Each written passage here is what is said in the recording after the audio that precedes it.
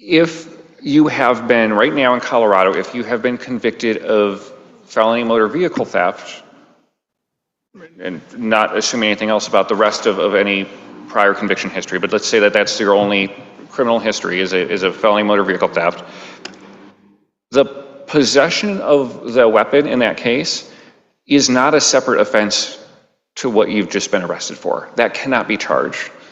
And even under this bill, it can't unless you have 3 prior convictions, or 2 prior convictions. Well, yeah, 3 prior convictions. So, the ability to legally purchase a firearm is separate from how the state comes in with penalties for those who possess a firearm, with a felony conviction. And that's what this addresses, is the possession piece. Senator Frizzell. Thank you. I'd like to follow up if I could. So this bill proposes, so if you are convicted of motor vehicle theft 3 times, there isn't going to be an effort by law enforcement to go search your home to see if you have a firearm or something like that. It's more accidental. Senator Heinrichsen. Thank you, Madam Chair. So, no, there is no surveillance element of that. If law enforcement were to search your home, they would require a warrant for that, and that would have to be a warrant associated with some other suspicious activity for which there's, pertinent, enough evidence to support a judge issuing a warrant for, right? But, examples that I have heard speaking to officers in the field when this policy was first brought to me, during my campaign and shortly after my vacancy committee appointment, I heard stories of being called to a domestic dispute, and there wasn't any evidence that violence had occurred. There was really no evidence that anything had occurred other than a shouting match. But there was a firearm on the coffee table that was clearly visible, but without palpo and a person that had when identified and the identification history is there, would be somebody that would legally not be allowed to purchase a firearm, but they don't have any legal authority to remove the individual from that situation. So in this case, if you get called to the home in this example, and they're there and you run this individual's identification and there's 3 prior, you have first degree motor vehicle theft that happens on the 3rd conviction. Following that, this is somebody who isn't legally allowed to possess a firearm, but they do. We now have this state statute of a palpable offense where that would be cause for arrest eligibility. And so that's how you would arrest somebody and be able to charge them there.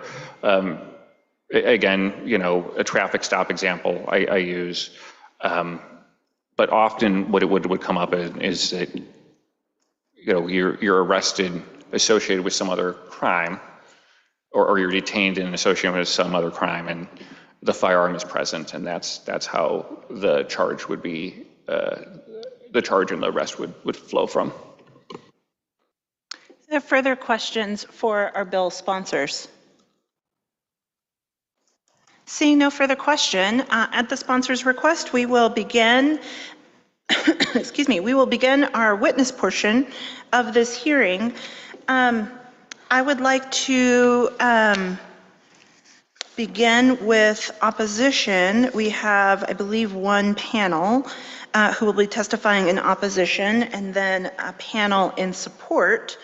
I'd like to welcome Mike. So before we begin our witness portion of this hearing, I'd just like to, invite everybody, welcome to Senate Judiciary. It's a lot of fun over here. We will invite you all to share your perspectives for 3 minutes, and If you're testifying in person, you will see there is a little black box with lights on it. Green means go, yellow means you have 30 seconds left, red is an invitation to conclude your remarks. If you are testifying remotely, you will also see the same clock. We will call up a panel, invite each of the witnesses to share their perspectives, and then we'll take questions from the members of the committee for the panel. With that, I'd like to welcome Michael Vance, Missy Espinoza, Catching Valentinas, and Dean Friedline.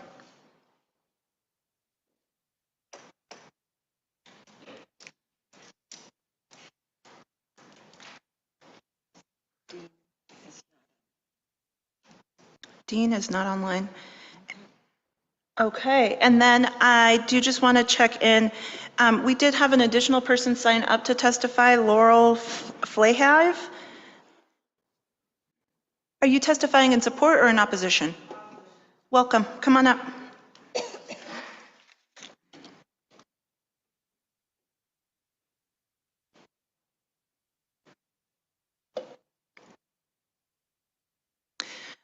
All right, welcome to the Senate Judiciary Committee. If you can please state your name, any organization you may represent, and then proceed to testimony. You'll have 3 minutes. We'll start with you, Mr. Valentinas.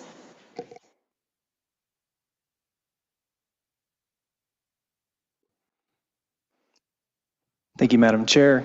My name is Catching Valentinas of Rocky Mountain Gun Owners. This crime that we're discussing, motor vehicle theft, has been cited as a known nexus of a variety of crimes. Drug dealing, violent car theft, and the shootings of police officers. These activities have no place in our society, plain and simple. Let's look at each of these crimes real quick. So most drug-related felonies are punishable by imprisonment for a term exceeding 1 year. Aggravated robbery, where a criminal has used a weapon in their car theft, is a felony. Assault in the first degree, in the event that a deadly weapon has been used to even threaten a police officer, is a felony. The last two are explicitly on the PALPO list, and committing a drug offense under the first description places you on the federal list where you are not allowed to purchase a firearm. Commit first degree motor vehicle theft, that means that you've made a mistake 3 times. You've been a criminal 3 times. But that can include being a victim of domestic violence and seeking a place to sleep after you've fled your home and you've found an unlocked car and maybe someone left the keys in the console or not. You've taken control of that vehicle and you knew that it was not your vehicle. That's not inciting a riot. That's not a hate crime. That's someone who made a mistake and made a poor decision. That would include joyriding a vehicle. People can make mistakes and can become reformed. That's why we have prison sentences. If the goal was to stop individuals from disrupting others' lives, we would raise mandatory minimums. We wouldn't take away their ability to defend their families. Whether or not someone's carrying a firearm isn't really going to affect their recidivism when it comes to committing another motor vehicle theft. The type of person that would commit this crime could very well be some not so smart frat or sorority student in college, victim of domestic violence, who served their time and deserve to have their gun rights when they're released. Thank you for your testimony, Mr. Valentinas. Welcome to the Senate Judiciary Committee. If you can please state your name, any organization you represent, and proceed. My name is Missy Espinoza, and I'm representing myself. So this bill, I just want to make, I guess, my statement. Self-defense, we all have an inherent right to it. Even nature provides the mechanisms for nature to protect itself. Jaguar is born with teeth and claws, right? And you're not going to take those. Good luck. I've heard both sides, and I've seen the discussions. I've read them, processed them. I appreciate the work to tackle crime. I really do. We obviously have pro-criminal legislation that this body has passed, making the situation in Colorado worse and worse every week. But as far as this bill goes, I worry that forcing someone who has already fulfilled their sentence to be defenseless for a decade is something I can't get behind that. And I think we've made a habit out of that. We're sentencing some people to life without access to, or legal access to, the best weapon technology, compact weapon technology available for your everyday person. Even a disabled person could use that for self-defense. So me personally, I'm in opposition to this, even after hearing both sides. I can't get behind that, so I'd ask you to vote no. Thank you very much. Welcome. Thank you. My name is Laurel Ann Flayhive. I'm a constituent in Colorado, and I come before you today in opposition of this bill 1171. I'm urging a no vote on this bill as well. I agree with the panelist today that sentencing someone that was really well put to a life sentence by preventing them from being able to protect themselves does not adhere to the value of restitution and reconciliation.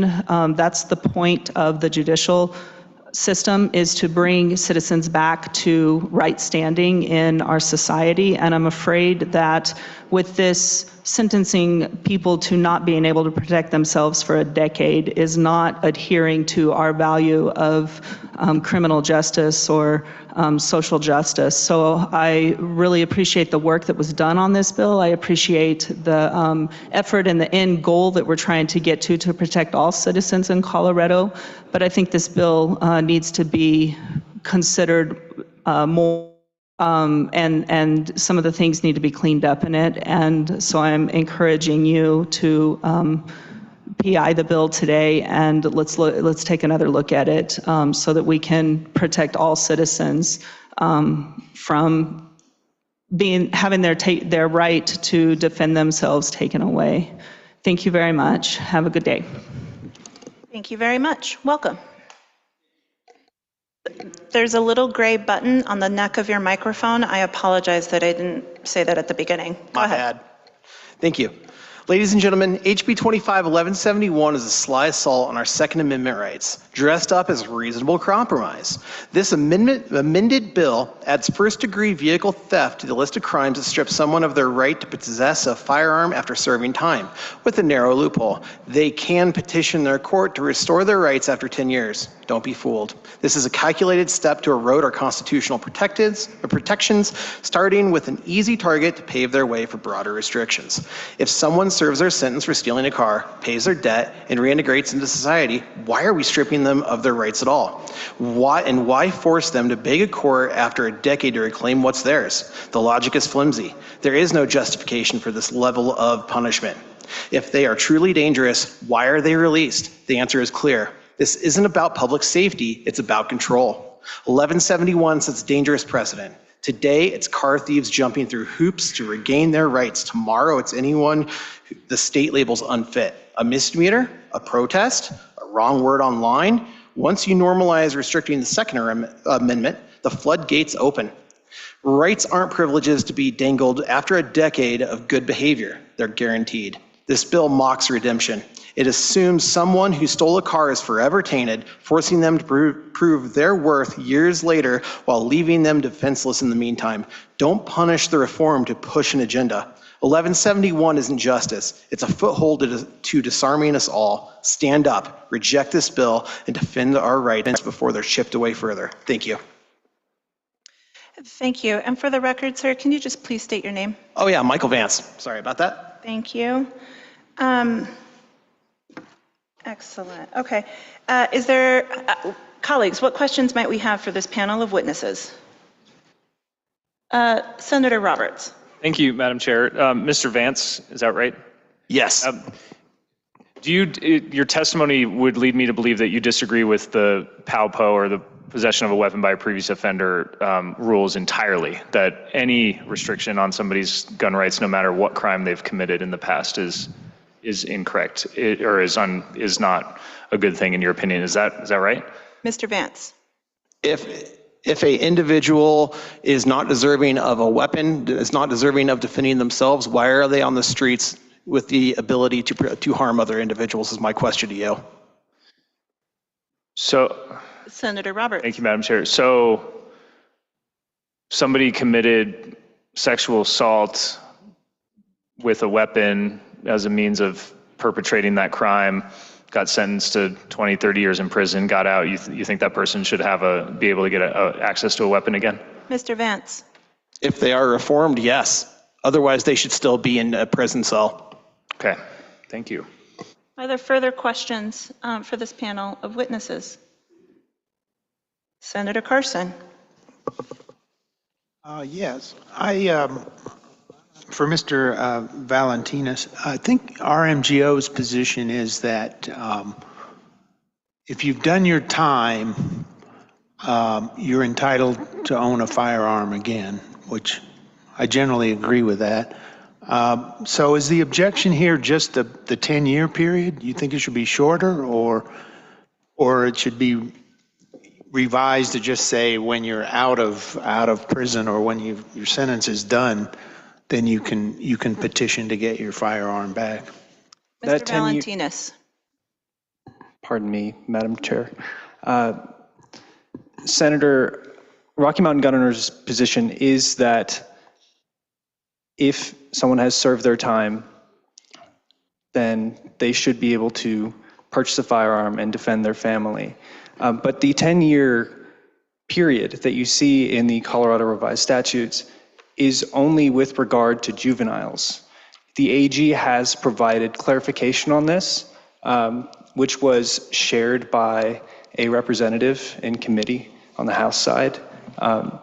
So currently, if you are to be, let's say, put on the PALPO list, your only option is to seek clemency. The Clemency Board requires that you wait 7 years after the completion of your sentence to submit a packet.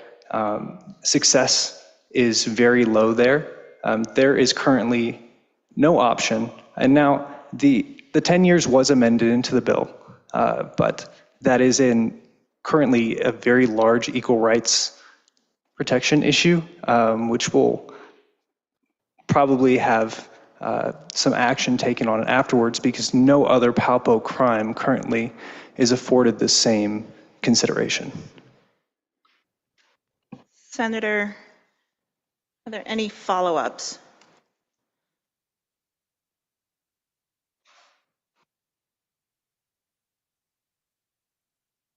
Seeing none, thank you all for sharing your perspectives with us as we consider this policy. That concludes the list of individuals who had signed up to testify in opposition to House Bill 1171. I'd like to welcome Brian Lonnie, Grant Feverly, and Marla Fernandez to testify in an amend position.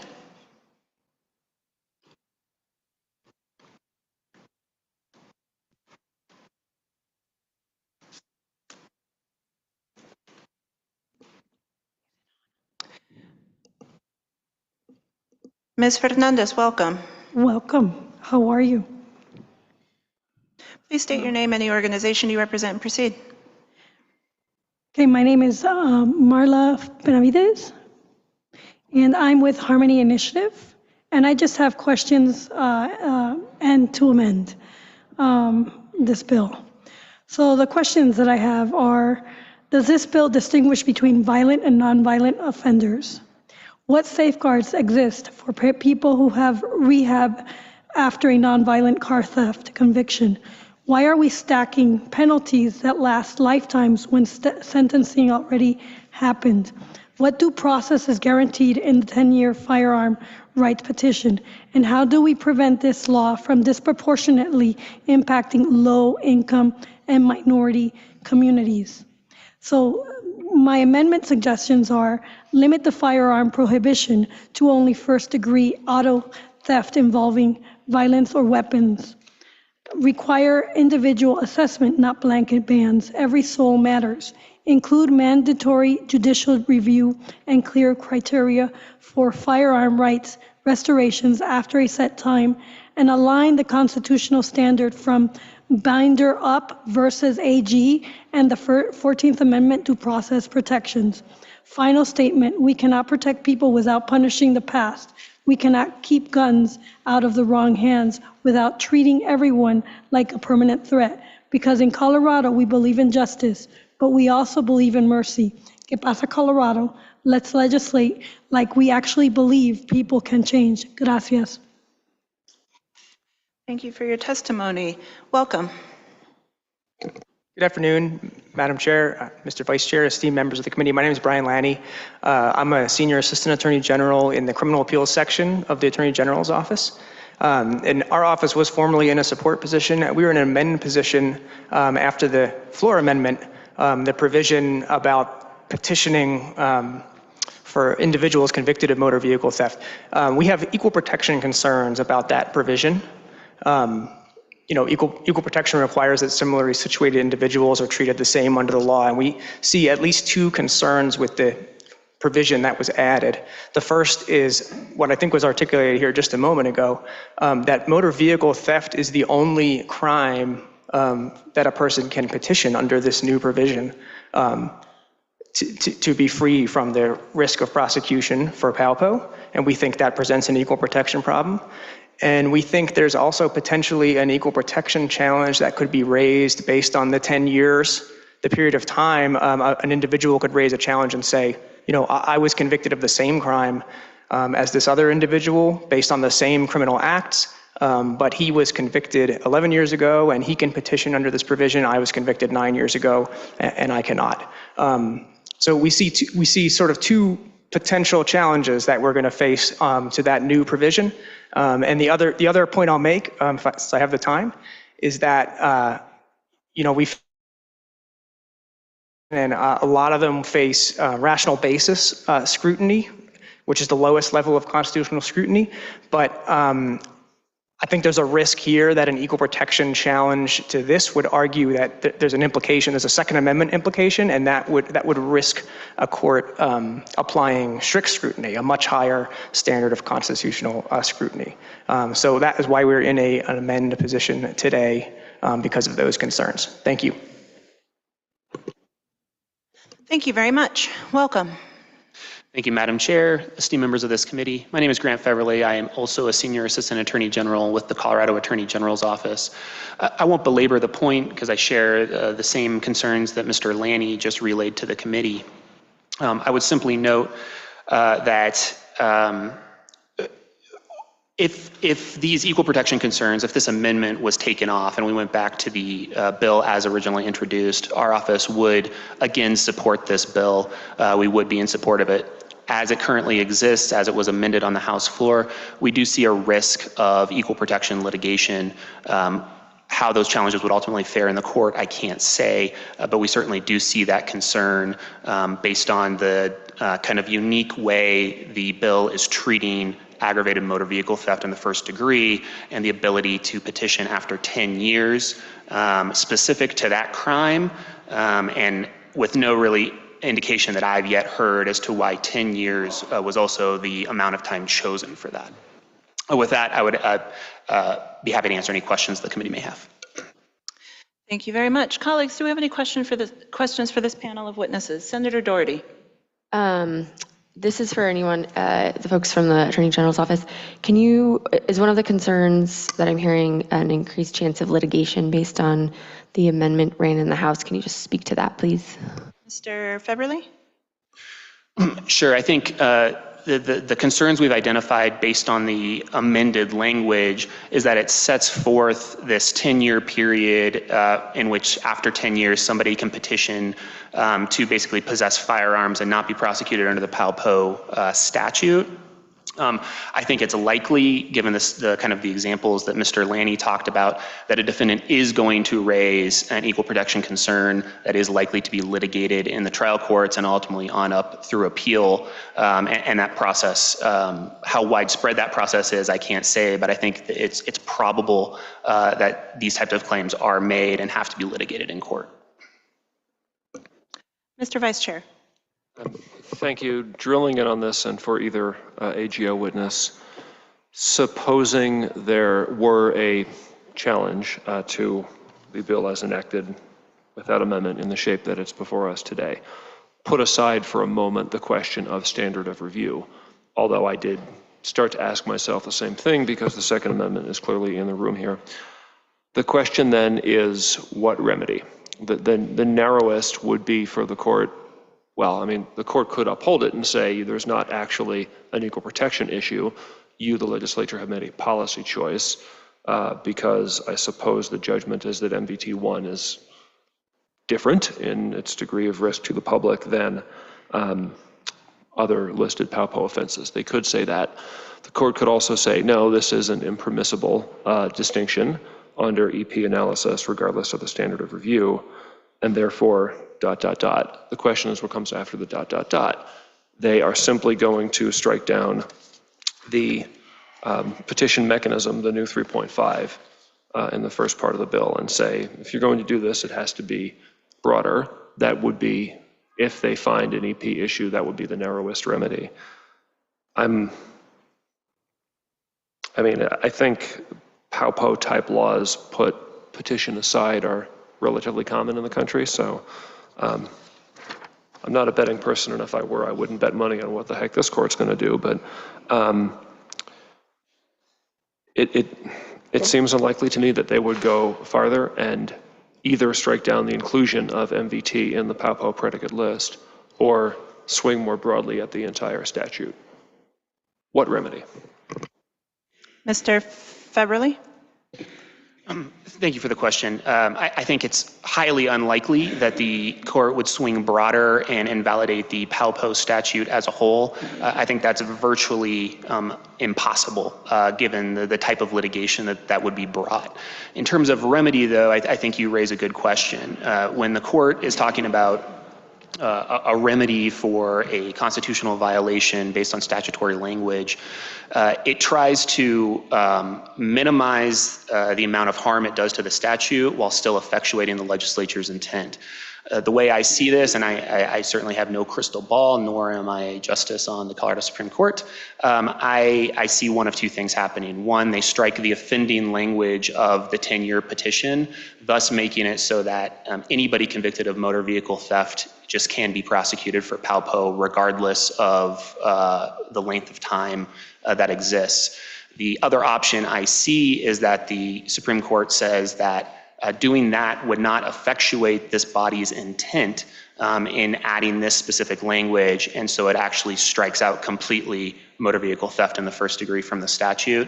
I would need more time to consider that question, but I think those are probably two possible options for a remedy were an equal protection violation to be found. Mr. Vice Chair? Are there further questions from members of the committee? Seeing none, thank you very much. I'm going to next call up proponents.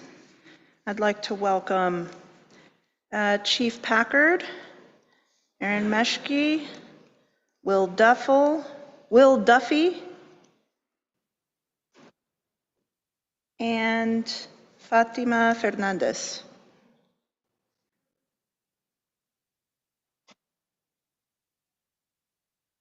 And anyone else who wishes to testify in a support position? Welcome. Chief Packard. Thank you very much, Madam Chair. Members of the committee, good afternoon. It's good to see you. My name is Colonel Matthew Packard. I have the privilege of serving as the Chief of the Colorado State Patrol, and today I represent both the Patrol and the Colorado Department of Public Safety in support of House Bill 25-1171. I want to provide a little bit of data, try to respond a little bit to some of the questions that have been asked, but I'll start first by reminding the committee what we're talking about here is making first-degree motor vehicle theft a PALPO offense, which means this is a person that has been convicted of motor vehicle theft 3 times. Equating this to sleeping in a car or a mistake is just not accurate. This is someone that has stolen a car 3 times. And when we talk about how we work auto theft from a policing profession, certainly the Colorado State Patrol, this is a crime that we spend a lot of time working, we specifically target what we would refer to as prolific thieves. So I think there was a question before about who is the person that this violation would involve or affect, and I would describe that person as a prolific auto thief. That is someone that has a bit of a habit of stealing cars. So I think this bill is about prevention. There's a lot of conversation that happens around this legislation about the other crimes that happen downstream that would also be a prohibiting offense, but what we're trying to do is prevent those from occurring. So yes, first-degree assault would be a PALPO offense, but what we find when we're recovering stolen cars, when we're arresting auto thieves, quite frankly, before they commit those crimes, we're also finding a high prevalence of firearms in the vehicles. And so what we're trying to do is take this firearm out of the equation. We know, based on our experience and over time, that people are stealing cars to commit other crime. It is a crime that provides access to commit more crime, conceal, I should say, other crime downstream. So this is trying to take the firearm out of the equation. That's where this is about prevention. Just a couple of quick things from a data perspective. One of the other things that comes up a lot is a conversation about how many people does this affect. I can share with you in 2024, there were 557 instances where first-degree motor vehicle theft was charged. 99 of those times, it was the only charge. So there would not have been another crime associated with this that would result in a PALPO. So this is a person that, again, that is a prolific auto thief that is more likely than not to be concealing another crime, and we're trying to take the firearm out of that equation. The other thing that I'd just like to remind the committee that when the legislature passed Senate Bill 3, it added to the list of PALPO offenses the unlawful transfer of a firearm. So, for example, an unlawful gift of a firearm that does not in crime, that's not violent, that's someone that just transfers a gun, that is now a PALPO offense. So the legislature in this session has also set a little bit of precedence in that context. So again, members of the committee, thank you for the time. This bill is about prevention and making Colorado safer, and we ask for an aye vote. Thank you, Colonel. Ms. Meschke, welcome. Oh, and before you, I apologize. Before you come up and testify, I apologize. There are, I missed a couple of proponents in the first panel. When I initially called up proponents, I'd like to also welcome Carl Ham. Sir, are you Will Duffy? Okay, and Chief Knoller, who I believe is remote. Ms. Meschke, welcome. Madam Chair, members of the committee, thank you for the opportunity to speak. My name is Erin Meschke. I live in Boulder and represent myself. We're going to have a long day, so I will keep my comments short. In general, I oppose Second Amendment restrictions, but I support these limitations, especially in the case of motor vehicle theft and the unique disruption Senator Henriksen spoke about in his opening comments and Chief Packard just addressed. I wish the penalties kicked in before a third offense, but more stringent firearm restrictions and repercussions for convicted criminals are necessary. While I believe in redemption, there are some choices that lead to long-term or even permanent consequences. I routinely oppose the use of the safety clause, but it is appropriate on this legislation. So for these reasons, I ask for your yes vote on HB 25-1171. Thank you. Thank you very much. Mr. Duffy. Okay. I am in support of this bill, although I actually personally don't think it goes far enough. So I would actually suggest that it possibly be amended. Here's why. There is a complete disregard for human life in the world right now. And people are just taking lives without any regard for the value of their lives. And someone who steals a vehicle should not only be prevented from owning a gun, they should be prevented from owning a vehicle. There are people, you can look in the news, it just happened this last week, they are taking vehicles and they are using them to kill a lot of people. They'll just drive into a large group of people, killing many of them. And I should add that when I was growing up, there was a ton of stick shift cars, which helped because people like me didn't know how to drive them. But now, practically everybody owns a fully automatic vehicle. And we know and understand that you shouldn't have a fully automatic weapon. And so we need to take this further, and we need to get rid of fully automatic vehicles because of what they're being used for. And so I strongly recommend, Colorado is a pioneer state at taking away rights from people that don't deserve them. And so we need to be the first to ban not only fully automatic weapons and all guns, but then also fully automatic vehicles. We can see the amount of lives that are being taken I'm on right now with these cars. And if somebody has the gall to steal a vehicle, then that's going to be their weapon. Making them so that they can't own a firearm is not enough. They've already shown they'll steal a car. So then if we say you can't buy a gun because you've stolen a car, they're just going to steal a car, a fully automatic car, I might add, and they're going to then go kill that way.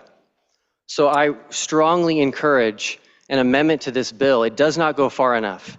Someone that steals a car should not be allowed to own a firearm, and they should not be allowed to own a vehicle, especially a fully automatic vehicle. Thank you. Thank you. Thank you for your testimony. Mr. Ham. Thank you, Please state Madam your Chair. name, any organization you represent, and proceed to testimony. Yes, thank you, Madam Chair. My name is Carl Ham. I represent Colorado Ceasefire, and I rise in support of House Bill 1171, which adds certain levels of auto theft as reason to prohibit a person from possessing a firearm. Historically, until 2022, persons with any felony were prohibited from possessing a firearm. Felons doing so were subject to arrest for possession of a weapon by a previous offender, a Class 5 felony. As part of the criminal justice reform in 2021, Colorado enacted a law that limited the PALPO eligible felonies to only those enumerated in the Victims' Rights Act. The problem with auto theft is often looked at as just a property crime, but a lot of times that car is then used in commission of other crimes, whether that be drive-by shootings, robberies, or any number of offenses that are significantly more violent than just the theft itself. Thus entail crimes of violence. Insights from the Colorado court's data for 2022 reveal that related to the motor vehicle theft, almost 550 cases out of nearly 4,300 filed carry charges associated with violent crimes tied to motor vehicle theft, aligning with the definition of crimes of violence as per the Colorado Revised Statute. Thus, I urge approval of this bill. Let's help our law officers do their job. Now, if I'm not mistaken, this is the third time this bill or similar has been presented to the legislature. I sincerely hope that 3 will be a charm and it will finally be voted on and sent to the governor for signature. Thank you. Chief Noller, welcome. Thank you, ma'am. Chairman, members of the committee, thank you for the opportunity to speak today. My name is Chris Noller, and I'm here representing the Colorado Association of Chiefs of Police in strong support of House Bill 25-1171. Adding motor vehicle theft to the PALPO statute has been a priority for the chiefs over several sessions, as highlighted in Senator Gardner's letter to many of you. I encourage the committee to review that letter, and I can provide a copy upon request. This bill addresses a serious public safety threat in our state by recognizing what law enforcement sees every day. Auto theft is not just a property crime. It is frequently tied to dangerous, escalating, and violent behavior. In 2023, Colorado reported more than 32,000 stolen vehicles, continuing a trend that has impacted every region in our state. Behind these numbers is a pattern of criminal behavior that poses significant risk to the public and to law enforcement officers. Offenders involved in motor vehicle thefts are often found to be armed. In fact, law enforcement task forces recovered 177 firearms during auto theft investigations in 2023. In numerous cases, these individuals demonstrated a willingness to engage in dangerous behavior, fleeing from police, driving recklessly, and resisting arrest. I'd be happy to share specific examples from Pueblo's recent experiences if that would be helpful. Those committing first-degree motor vehicle theft are often repeat offenders operating across jurisdictional boundaries. They pose a higher risk of violence, and their access to firearms makes their crimes even more threatening to the safety of Colorado residents. By including first-degree auto theft under PALPO, this bill ensures that individuals who engage in this serious criminal conduct cannot legally possess firearms. This is not about increasing penalties. It is about closing a dangerous gap in our existing law and preventing armed offenders from further endangering the public. Communities like Denver, Colorado Springs, Aurora, and Pueblo have been hit particularly hard by motor vehicle theft, much of it driven by organized criminal networks. Law enforcement agencies across the state are working tirelessly to reduce these crimes, but we need legislative tools that match the severity of the threat. House Bill 25-1171 is one of those tools. It builds on the work done in Senate Bill 2397 and provides a targeted, common-sense solution to help prevent violent individuals from gaining access to firearms. On behalf of the Colorado Association of Chiefs of Police, I urge your support for House Bill 25-1171. This bill reflects the reality on the ground and the growing danger posed by armed auto theft offenders. It is a responsible step forward in our shared effort to protect Colorado's communities. Thank you for your time and your commitment to public safety. Thank you all for your testimony. Colleagues, what questions might we have for this panel of witnesses? Senator Ball. Thank you, Madam Chair, and thank you all for being here. Colonel Packard, thanks so much for your testimony. I really appreciate those numbers. Follow-up question on the numbers. So you said 557 convictions for first-degree auto theft last year, 99 where that was the sole conviction. Of those 99, do you know how many of those individuals already had a conviction for a separate PALPO eligible offense, maybe in another case? Colonel Packard. Thank you, Madam Chair, and thank you, Senator Ball. I just want to clarify, it's not convictions, they're charges, so cases that were filed. And I'm sorry, I do not have the conviction data or who would have otherwise been already prohibited from possessing. Senator Ball. That's all right. I appreciate the numbers that you brought today. Separate question. So you testify, and I appreciate this, that we're talking about prolific auto thieves. And one thing I've heard when talking about this bill is the problem of gang violence, organized crime. When you say prolific auto thieves, what's the intersection between those two things? Is it the same thing, or is this mostly individuals who just steal a lot of cars? Chief Packard. Thank you very much, Madam Chair. And again, Senator Ball, and I would encourage an extension to Chief Noller as well, who has, I think, some really good responses to that from his experience in Pueblo. But I will tell you that, so the Colorado State Patrol is involved in several auto theft task forces that move around, that work in the state. And a bulk of those efforts are specifically looking at organized groups. And so a frequent consideration as we're making these investigations is looking at an organized crime type of a situation. Recent experiences here in the Denver metro area where auto theft rings, our investigation showed that they were involved in other like cartel related activity and other like organized retail theft, burglary, a bunch of other crimes. And I think that's what we're seeing most frequently. And as I talk to my peers and local chiefs around the state is we're finding that people are stealing cars, and even if it's just a small crew of a handful of people, they're stealing the car and then going into a community and burglarizing homes, doing other motor vehicle trespass, those types of things. So it's a way to conceal those other crimes. But the ones that we're most interested in, of course, is it's violent crime. It's going in to do more aggravated robberies and do those types of things. And again, it's easier to get away when you're driving a stolen car. And so that's why we're trying to, this is one of the tools we're trying to do to get the firearm out of those more serious crimes. But frequently what we find is auto theft is part of a more organized criminal effort. And I've said this in the past, but any notion that the work specifically that we're working on through CatPaw and our auto theft work, that we're looking for high school kids or frat boys that are going on joyrides to go to the other side of town, it's just false. What we're doing is working on the prolific thieves that are taking away from the quality of life of the communities in Colorado. Senator Ball. Further questions from members of the committee? Senator Carson. Thank you, Madam Chair. Senator Ball's question was pretty much what I was going to ask the chief, but kind of build on my original question, which was that third-time offender is typically not just an individual going out stealing cars.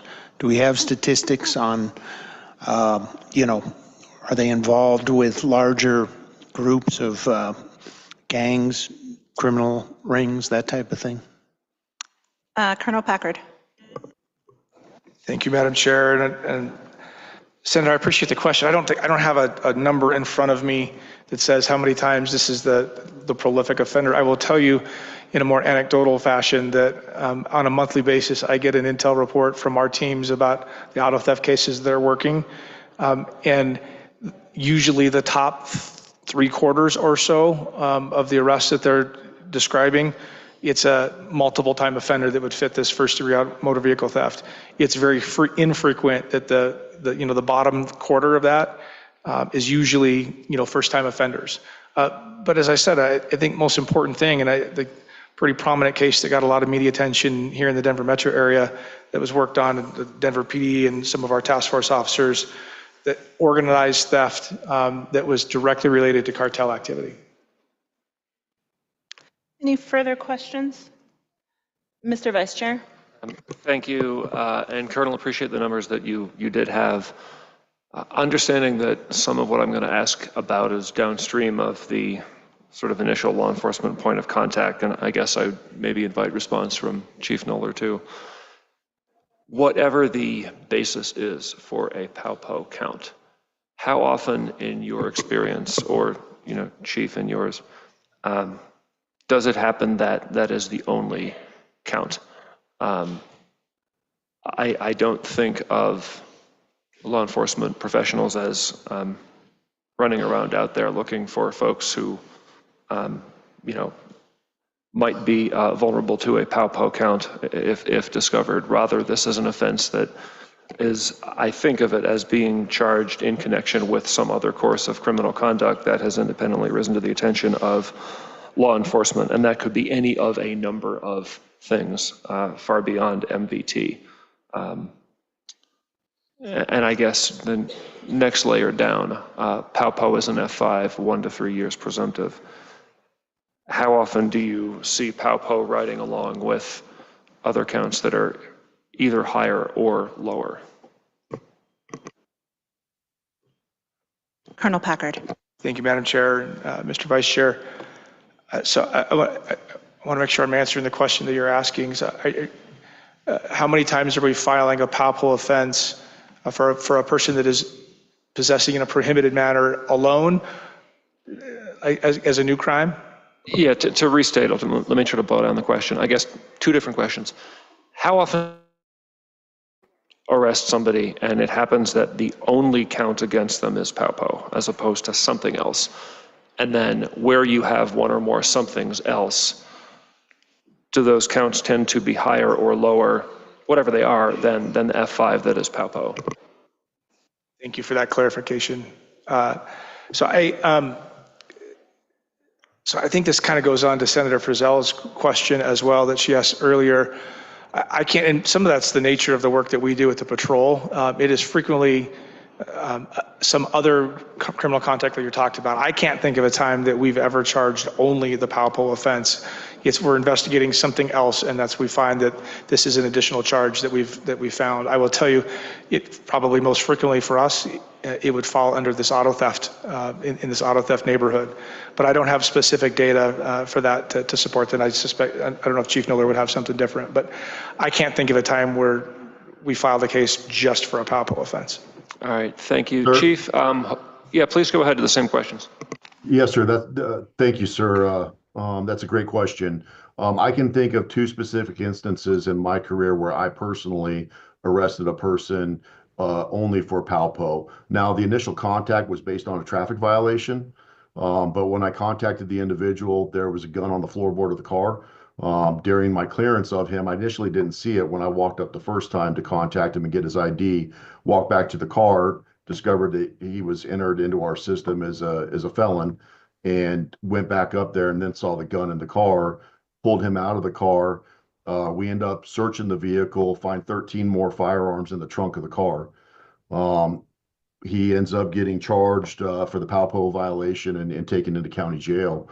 Um, Another instance, believe it or not, it was the same individual after he got released from jail a few years later, because his first offense, he went to prison. The second offense, we found him on another traffic stop inside of a trailer park. I didn't conduct that traffic stop. I was the captain on duty. I had been promoted to captain at the time and walked up on the car to contact the individual. I immediately recognized him, and in the seat tucked next to him, with the gun pushed down, was a revolver. We got him out of the car safely, took him into custody, and ended up charging him with the palpo. We also charged the traffic offense, but he's not going to go to jail for that traffic offense. So there's two examples, and that's my response to that initial question would be one of the things that I want my officers doing, especially with the crime that we're facing in our community, is to be proactive. And a lot of times we're going to be contacting people through legal means, whether that's traffic stop, a walker stop, a suspicious person, things like that, that may lead to a search of an individual, either a pat search or an actual search of the individual based on probable cause, and find a gun. And in those cases, with a person that has a motor vehicle theft conviction at this point, whether it's one or whether it's 80, we're not able to charge the person with palpo and get them off of our streets. And where that's important goes to a question that you raised earlier about or somebody raised earlier about the type of person that's stealing multiple cars. Now, clearly, I can't speak to every individual that's stolen multiple cars. I guess I could see how you could accidentally steal one car. I'm not sure how you could do that 3 times and not be a prolific criminal.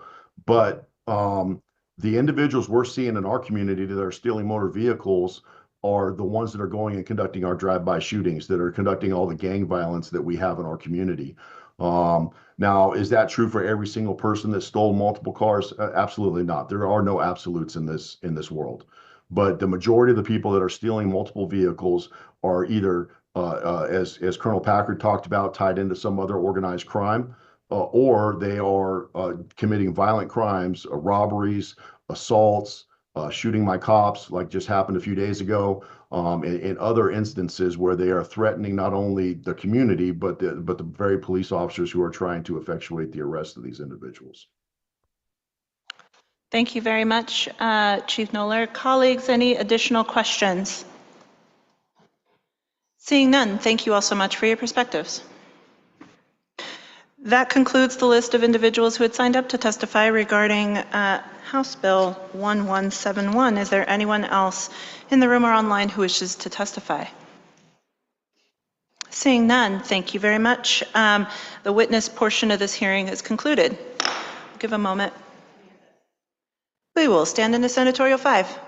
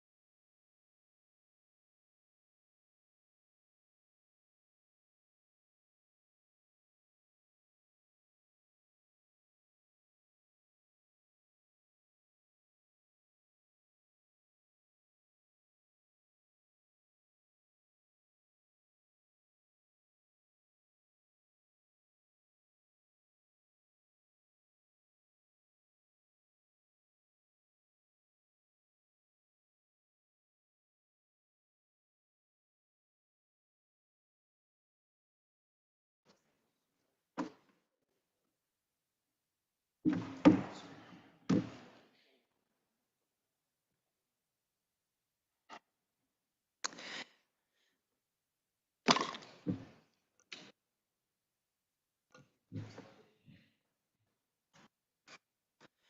are back, and we will now begin the amendment phase. Sponsors, do you have any amendments for our consideration at this time?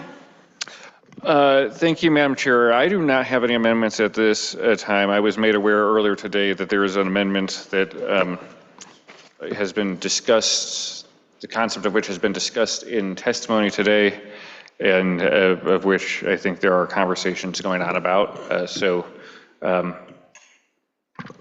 I think your committee might have an amendment, Madam Chair. Thank you very much. No amendments from the sponsors. Committee members, any amendments? Senator Doherty. I do have an amendment. I have amendment L4. Would you like to move your amendment? I will move it. I move amendment L4 to House Bill 1171. That is a proper motion. Amendments on the table. Can you please describe the amendment? Yes, based on the constitutional concerns regarding the amendment added on in the House, this amendment strikes the section where we heard testimony pertaining to those issues. I urge an aye vote. Sponsors. Senator Heinrichsen. Thank you, Madam Chair. I appreciate where this amendment is coming from. As aforementioned, I learned about this amendment earlier today. I listened with intent to the testimony from the AG's office, and certainly open to the concerns of the legal gray area that they're discussing. I also think that there's a broader discussion about to be had about restitution policy generally pertaining to PALPO and what that looks like. I think that would be complex, and I would have more questions than answers. I certainly do hear the concerns of the Attorney General's office, and am personally ambivalent to the amendments. Okay. Discussion from members of the committee. Mr. Vice Chair. Thank you. You know, Senator Henriksen, like you, I've only sort of just earlier today become aware of this this concern. You know, I understand where the witnesses from the AGO are coming from. Sometimes the line between an equal protection issue and a legislative policy choice is pretty clear cut, and sometimes I think it's a very thin line. This feels to me like a thinner line. I appreciate the distinction of the substantive differentiation of MVT versus other PALPO elements in terms of eligibility for restoration or not. I also appreciate the note about the time parameter that you know, legislation is assumed to be prospective unless stated otherwise. So you might have a universe of folks who are under this legislation eligible for restoration on MVT, and at some point, you know, not for older folks who previously committed those offenses. As to the latter, you know, carried out in a reductio way, I think that sort of thing shreds through a number of ameliorative type laws that we do around here, and I'm not sure I see a court following that all the way out. As to the former, you know, it was a policy choice made in the House. As you noted, there is a broader conversation to be had about restoration of rights, in this case, Second Amendment rights, which conversation does not begin to fit under the title of this bill. All of which is to say, and I appreciate the attention from the representatives from the AGO. I personally don't perceive there to be an equal protection issue here.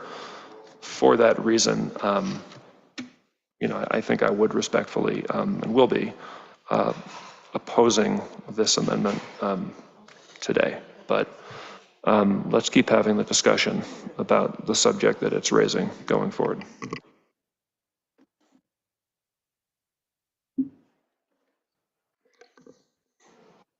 Is there further discussion?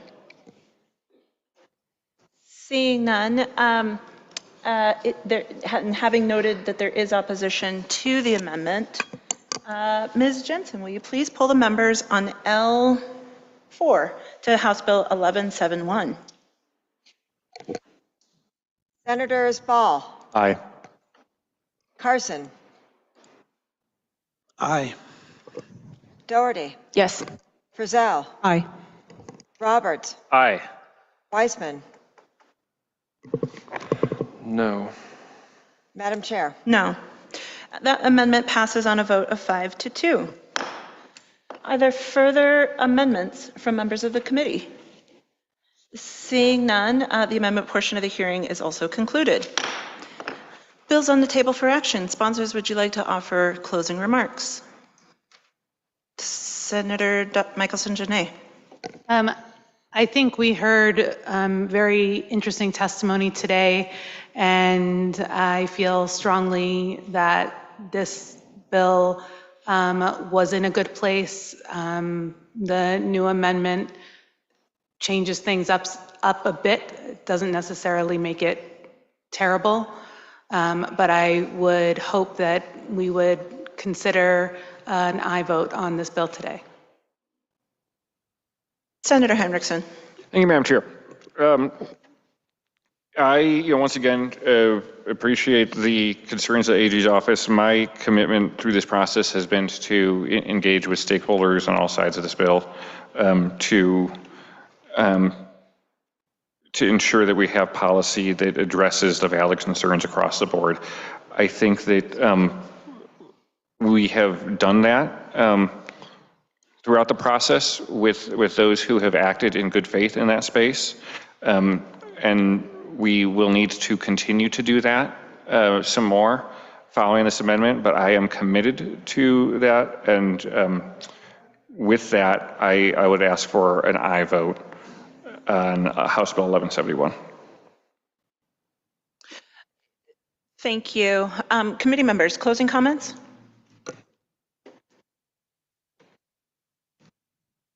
Senator Ball. Thank you, Madam Chair. This is a tough bill. I will be a yes today, but not without some reservations.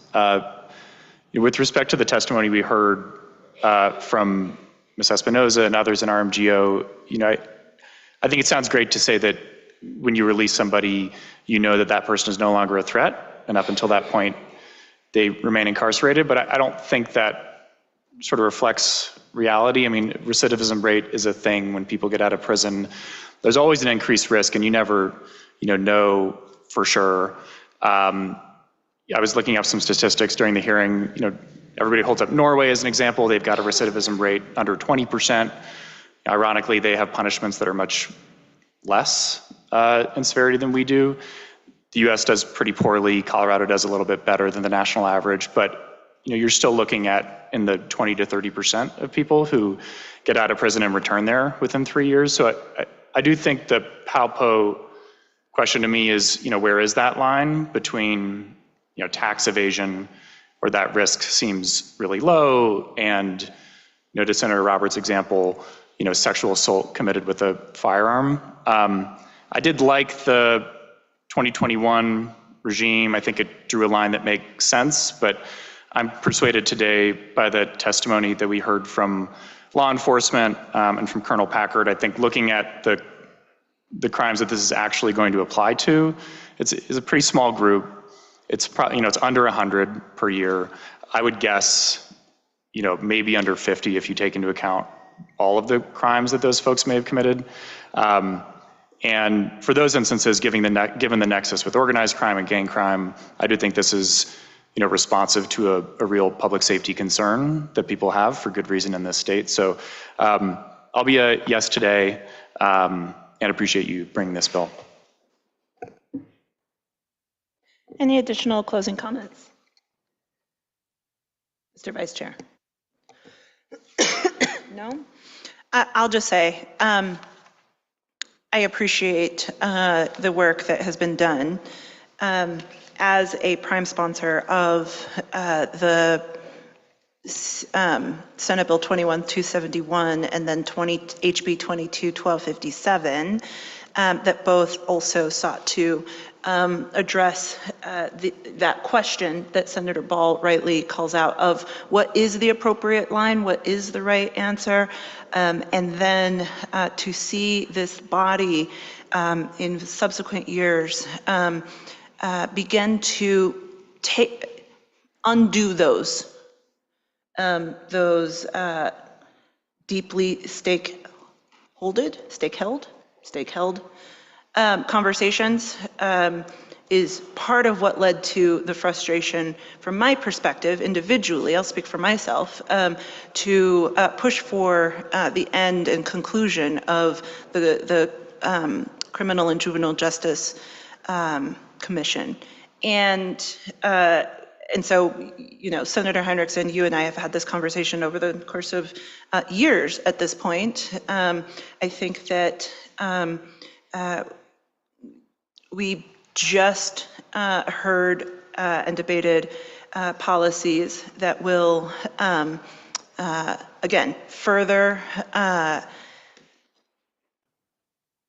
the prisons. The Department of Corrections is already full, and we're going to, for the first time in Colorado state history, potentially put inmates into CSP 2, the facility that was built for solitary confinement.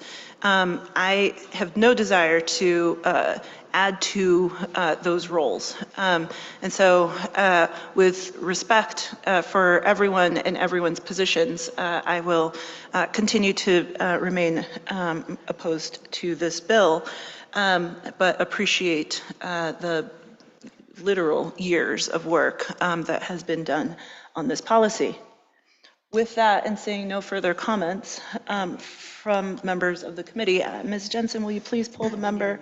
Oh, need a motion. Mr. Vice Chair. Sure. I move 1171 as amended to the Committee of the Whole with a. I move it to the, just to restate. I move 1171 as amended to the Committee of the Whole. That is a proper motion. Ms. Jensen, will you please pull the members? Senators Ball. Aye. Carson. Yes. Doherty. Yes. Frizzell. Aye. Roberts. Aye. Weissman. Yeah. Madam Chair. No. That bill passes on a vote of 6-1. You're on your way to the cow. The Senate will stand in a very brief senatorial 5.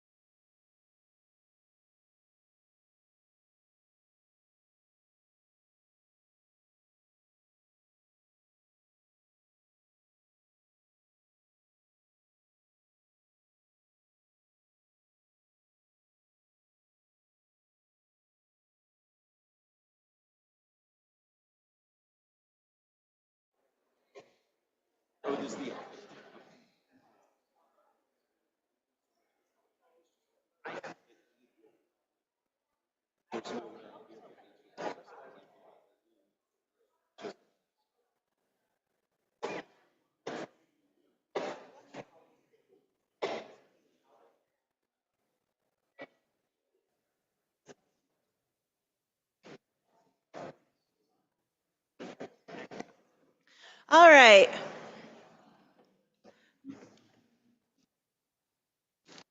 Our next bill for consideration this afternoon is House Bill 1312, and we are joined by our Senate sponsors who'd like to begin. Senator Kolker.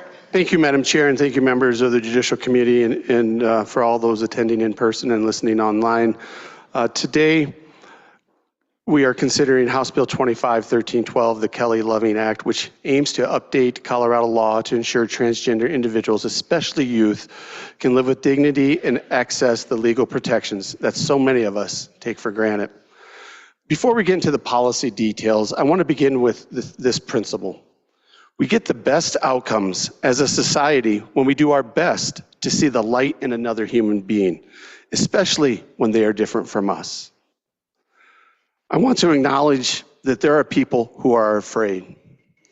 Expressions of gender identity are new to some, and when people don't understand, they feel like society is losing order.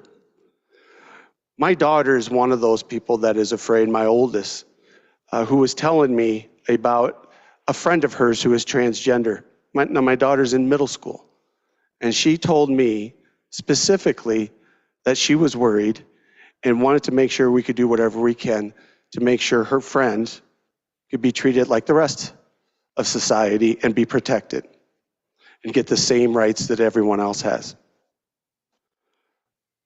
We want to make sure that when we do bills like this, that this isn't a zero-sum game, that we're not taking rights away from other people. We're ensuring rights for everyone. I also believe that, excuse me, when the state protects the dignity of my neighbor, especially one who's been targeted, harmed, or erased, that doesn't diminish my rights. It strengthens our collective freedom. This bill ensures that transgender Coloradans, like all Coloradans, are protected from discrimination, can be recognized legally as who they are, that no parent should lose custody of their child for affirming that child's identity. I know there are questions about how far this goes, and I welcome them, but I ask us not to get lost in the fog of fear.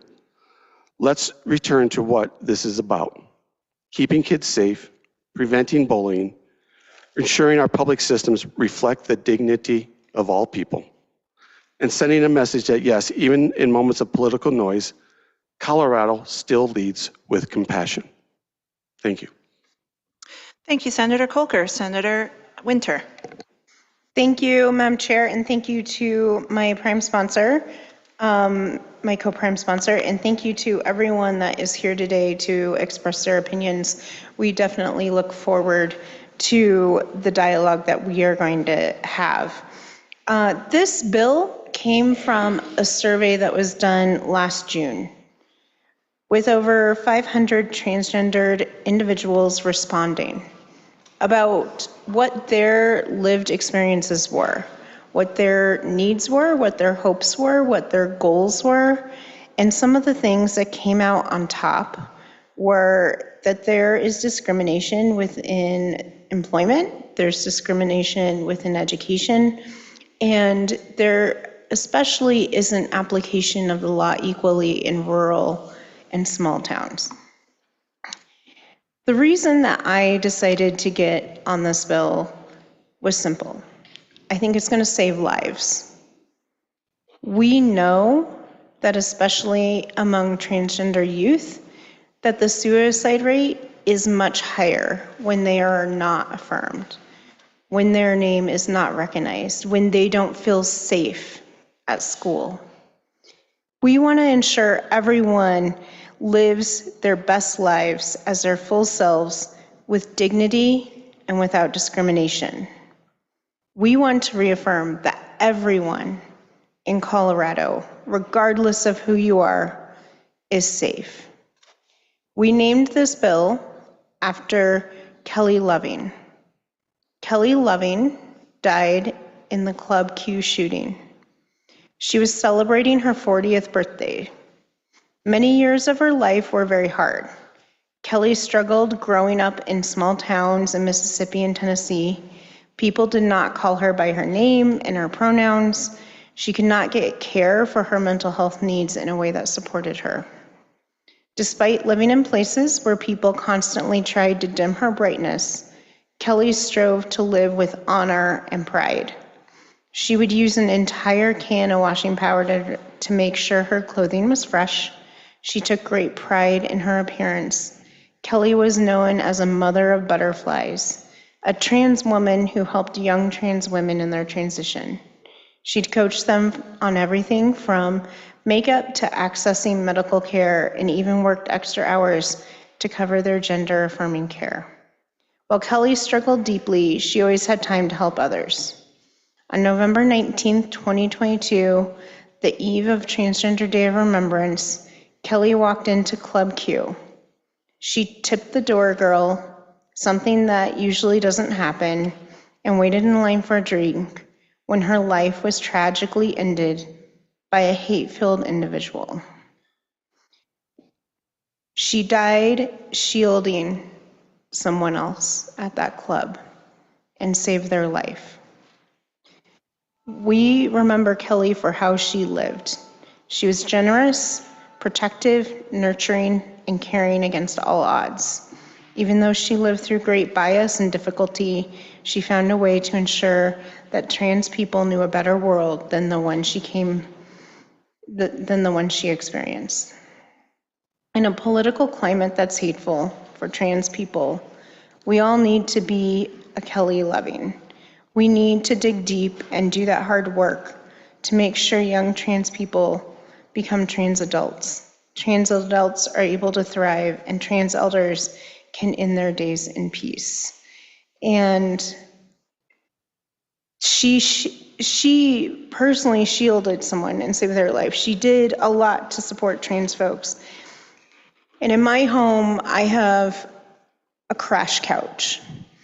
And this is something that my now teenage children know I have.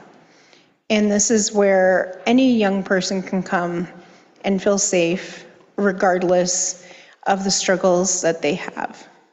And I've had numerous young people that are coming out as trans or gay who felt unsafe in their home or didn't know how to have that original conversation come and stay with me because it's safe. Because they know that someone's going to affirm them, someone's going to support them. And this bill, to me, is my crash couch for the state of Colorado. Thank you both for bringing forward this policy for our consideration. I'd like to see what questions members of the committee may have for our bill sponsors. Senator Winter. Sorry, Madam Chair. I was so excited in my introduction. I'd like to actually take a moment and walk through the sections and the amendments we're bringing, because I think it's incredibly important to introduce and talk about the amendments that are coming. Thank you very much. Proceed. Thank you. Sorry, Madam Chair. Section 1 is the name of the bill, the Kelly Loving Act, in honor of Kelly Loving, which I just went over. This is a very, very important piece that I hope everyone here that is here to testify and listening online understands. Section 2, which defines coercive control to include dead naming, misgendering, and publishing material related to gender affirming care. We have an amendment to completely strike this section. Section 2, I believe, will be gone by the end of the evening. But a lot of the emails we've been getting, a lot of the calls we have been getting have been focused on Section 2. Section 2 is going to be struck. Section 3 is a shield law language that prohibits a Colorado state agency from enforcing an out-of-state order to remove children from the care of their parents based solely on the fact that their parent assisted the child in receiving gender affirming care in Colorado.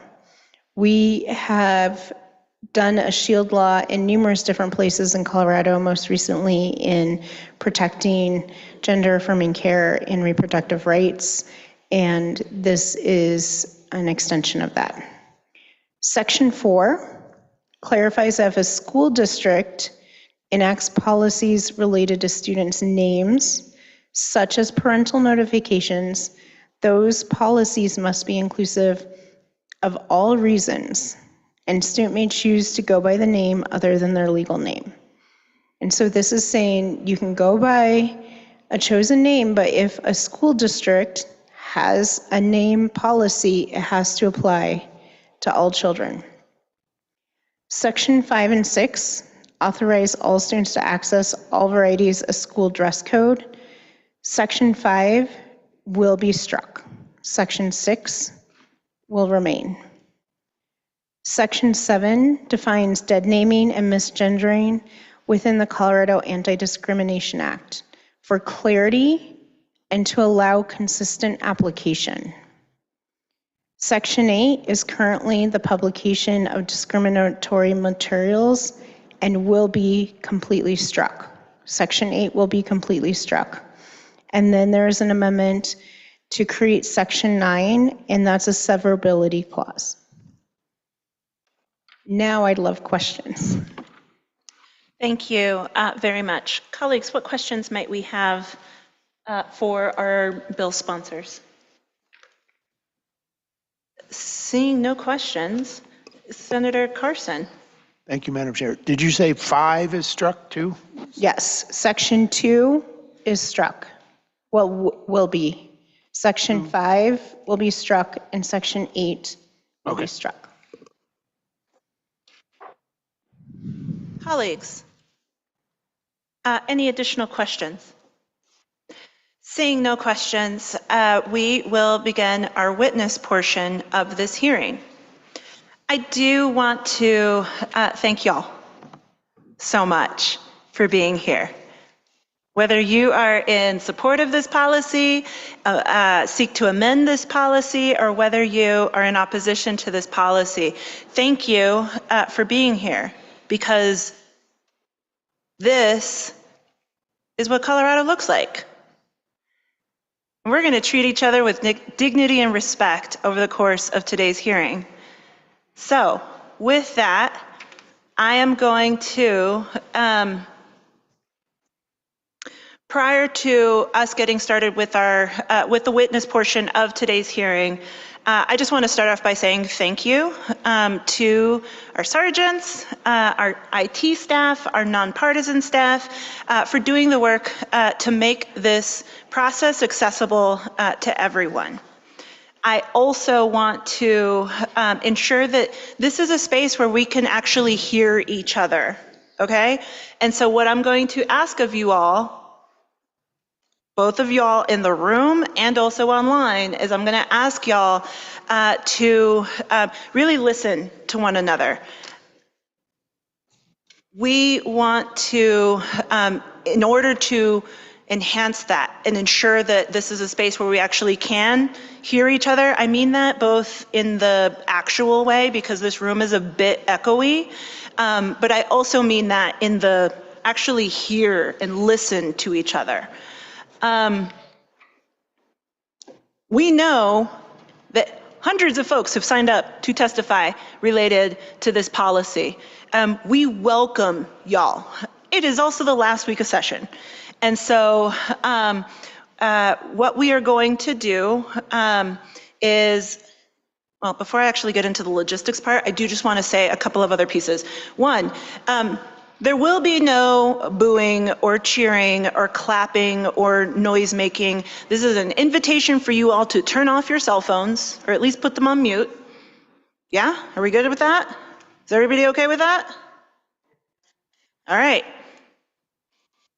This is now, and if you are in an overflow room, this is your invitation to also silence your cell phone.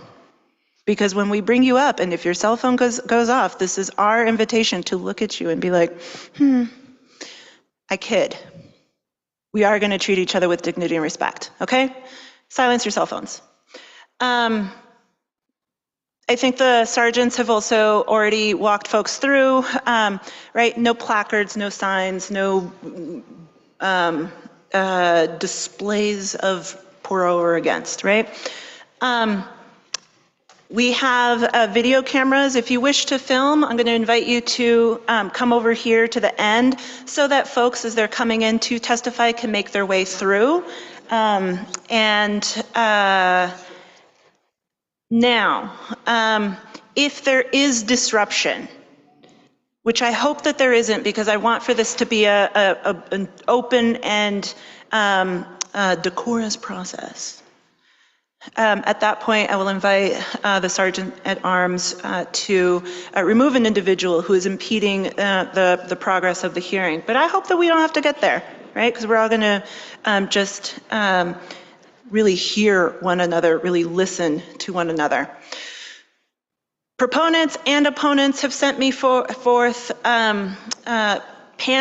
I'm going to call up panels in alternating proponents, amend, opponents, proponents, amend, opponents, and so on and so forth. When we finish with one group, we will then toggle back and forth, and we will proceed forward in that manner. I had previously stated on Monday that we will hear 4 hours of proponent testimony and 4 hours of opponent testimony. What I'm going to do is, when we begin the witness portion of the hearing, I am going to start the clock, and then 8 hours after that, we are going to end the clock, okay? So if there are questions from panels, 4 panels from members of the committee, we are going to hear that. We're not going to limit questions, but we want to also, I think everybody here has heard from lots and lots of Coloradans over the past several days and weeks and hours.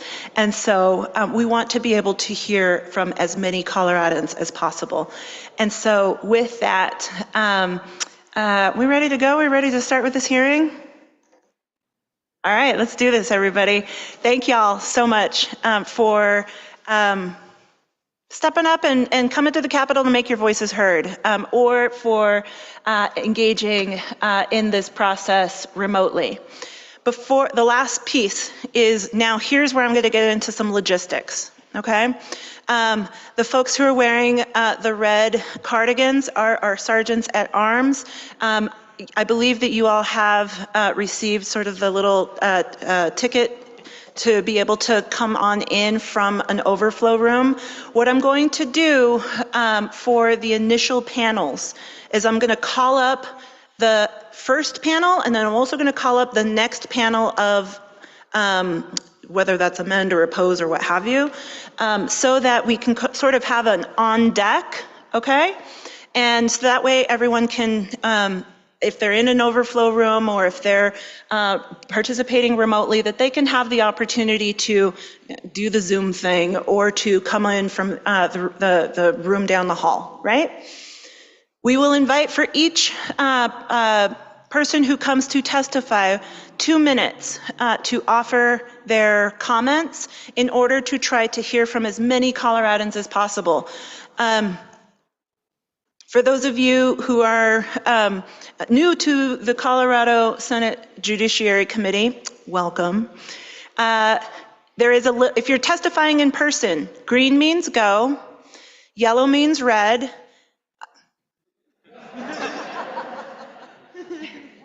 Just kidding.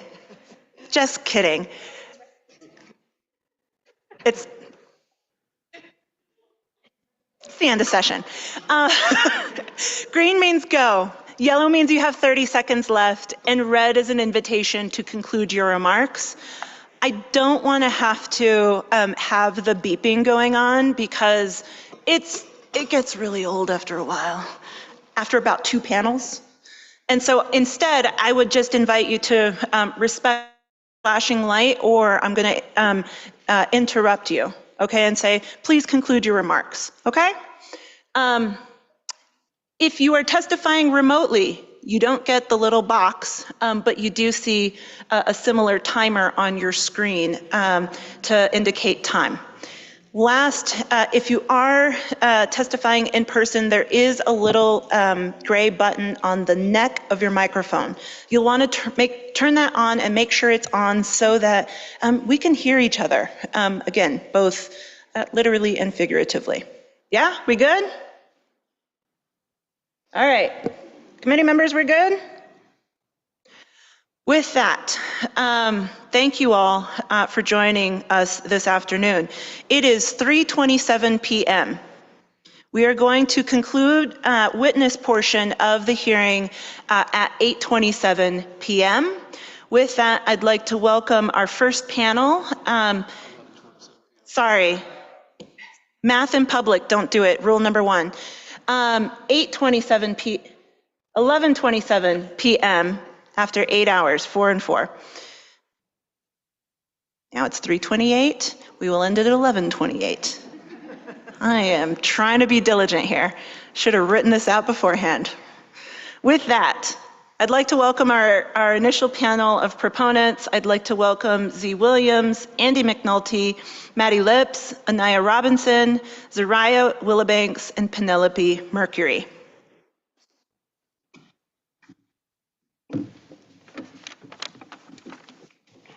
Welcome to the Senate Judiciary Committee. If you can please state your name, any organization you represent, and proceed. Thank you, committee. My name is Z. Williams. My pronouns are they and them. I'm the co-director and co-founder of Bread and Roses Legal Center. I have the joy and heartbreak of talking to trans people across the state about their lives and their needs. This is deeply personal to me because I'm a 39-year-old trans person, a 5th generation born and raised here in Inglewood, Colorado. I was bullied relentlessly in high school and in work. In times of my life, I've been unable to access medical care from a provider who will call me by my name and pronouns. I feared for the safety of my trans children. And when I talk to trans people now, especially outside of the Denver metro area, life doesn't sound much different than it did for me before CAUTA was passed and amended to include gender identity and expression. Trans people in Colorado are struggling with the most basic aspects of life: housing, healthcare, employment, education. They describe feeling helpless, hopeless, and unseen. While expanded protections in CAUTA have benefited some, they have left others to struggle. The bill in front of you presents solutions, tangible solutions to the pain of Coloradans. It is informed and powered entirely by trans people for trans people. These are folks asking for a simple thing. They want to live. My community is in a crisis right now. Our federal government has stated that we are an enemy that must be ended. The number of people I know in despair who have gone missing or who have died since January has skyrocketed. As a trans person and a parent of trans kids, I also feel that ache. Colorado has issued a promise to our people, and it's one that we cannot keep if we are not listening to the most vulnerable among us. People are not safe now, and we can change that. Help us make history. Tell the world that anti-trans hate has no home here in Colorado. Vote yes on the Kelly Loving Act. Thank you very much. Welcome.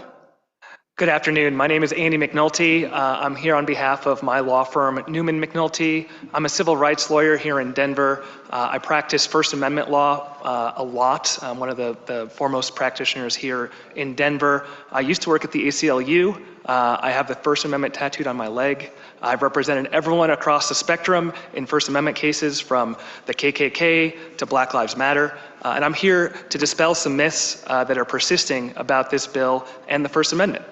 So the first myth I'd like to bust is that this bill in some way constitutes compelled speech.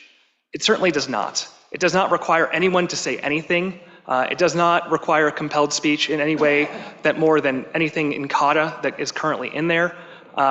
If an individual does not want to use another person's name or pronouns, they can simply choose not to speak, and maybe they should choose not to speak. Each person is free to refer to a trans individual by their correct name, and if they want to do that, they can.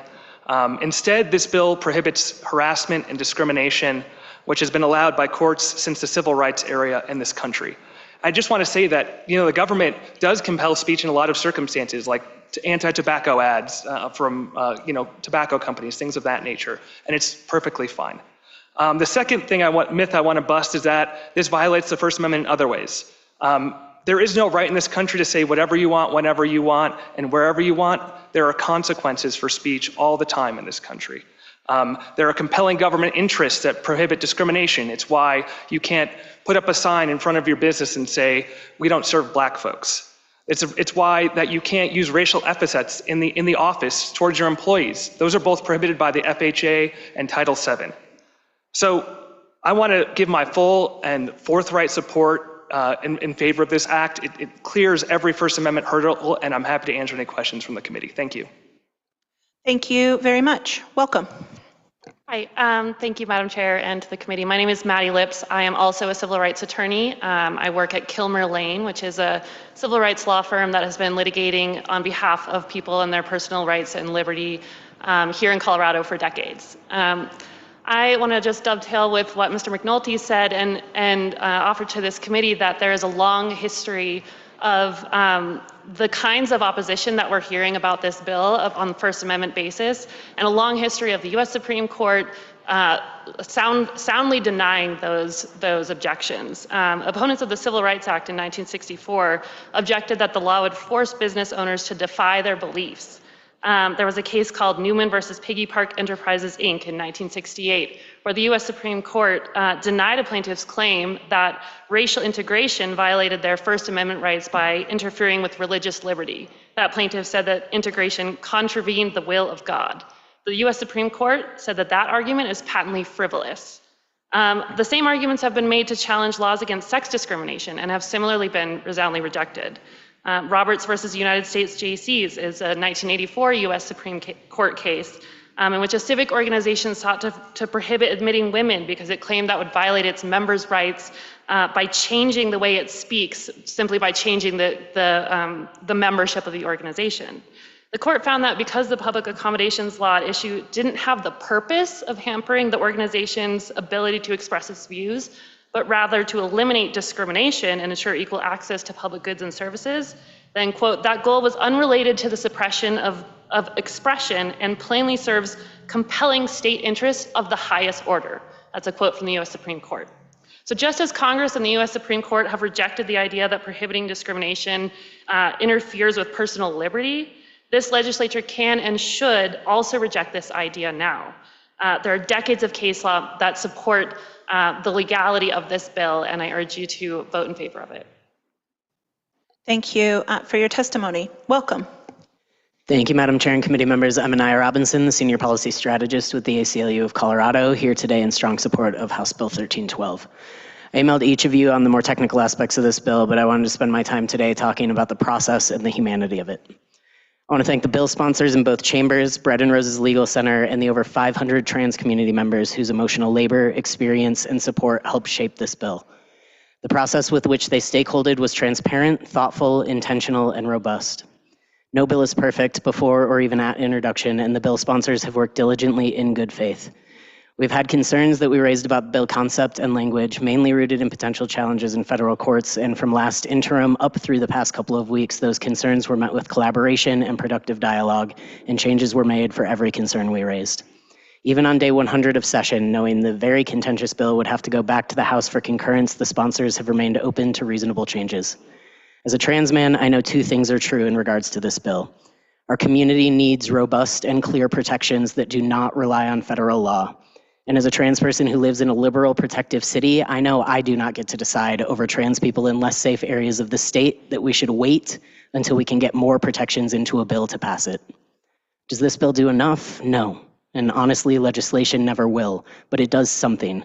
It gives trans folks harmed across the state more access to legal protections than we have today. And in a time where our literal existence is being questioned, our history being erased, the legality of our bodies and our autonomy is being decided by people who do not believe we have a right to live, we need our elected officials and our community organizations to step up and do something. The sponsors of House Bill 1312, Bread and Roses, and trans Coloradans across the state are doing just that. Adding additional protections would be great, and I know as a trans person and a professional who works in this building every day that anything with a fiscal note would not make it through. This bill has been slimmed down to ensure the passage of protection when trans people across the state need to know we are not alone in this and need and deserve clarity. The ACLU of Colorado asks you to vote yes on amendments L008 through L13 and vote yes on House Bill 1312. Thank you. Thank you for your testimony. Next, we'll go to Zorian Wilbanks. Good afternoon, Senators. Sigolisigwe, Wilbanks, Nyong'yet, Sonia Tiaga, Ni'i. My name is Zorian Wilbanks. I am part of the One Colorado Changemaker cohort, but I'm actually here on behalf of the Four Corners Rainbow Youth Center in Durango, Colorado. I'm here to encourage you all to vote yes on House Bill 1312, the Kelly-Loving Act, to affirm the rights of all people, but especially trans youth. At Four Corners Rainbow Youth Center, I'm the mental health outreach specialist. In my first year, I've engaged with well over hundreds of LGBT Two-Spirit youth in our community. Many who are under 18 and cannot vote for you yet, but they voice their concerns to us as adults, and it's our responsibility to show up for them. And I'm here to share our stories and our work. I have a BA also in political science, and I know well that our state, federal, and local policies have direct impact on the well-being of our queer community. Most recently, the Trevor Project in last year in 2024 found that when politicians pass anti-trans legislation, attempts of suicide amongst our trans and gender diverse youth go up as much as 72%. Now imagine what that could do when you all, as Colorado politicians, do something to affirm their rights instead of working to kill this bill, because killing this bill will kill our youth. I work with trans youth from Bayfield School District who have had to transfer out and come to Durango because they were being consistently bullied by their peers, faculty, and staff for being out as a trans person. We have youth in our Durango community now who have come from Aztec, New Mexico, just 45 minutes south of us, so they don't have to go to a school where people are consistently bullying, harassing, and abusing him for his identity. I'm told stories where parents have excused the abuse of our children that they faced, and were victim blamed for it. Some of these youth have even submitted testimony, so I hope you treat their words with respect, because they're not young and dumb. Our youth are hyper aware of the way the world treats trans people, and they will not stand for this systemic abuse. I will not stand for this systemic abuse, and I hope that you all will not either. Thank It's you your very jobs much. as public servants to work for the people, and passing this bill is how you can show up for all people, especially the ones who can't vote for you yet, who are in the Durango community that I serve. Again, I encourage you all to Thank you. vote yes on the Kelly-Loving Act. Thank you for your testimony. Penelope Mercury. Hi, my name is Penelope Mercury. My pronouns are they, them. It's that simple. Those are my name and pronouns. Please use them. You don't need to know what they were a year ago, 2 years ago, 20 years ago. What's important is what I tell you they are, and that you respect that. And this bill would help ensure that.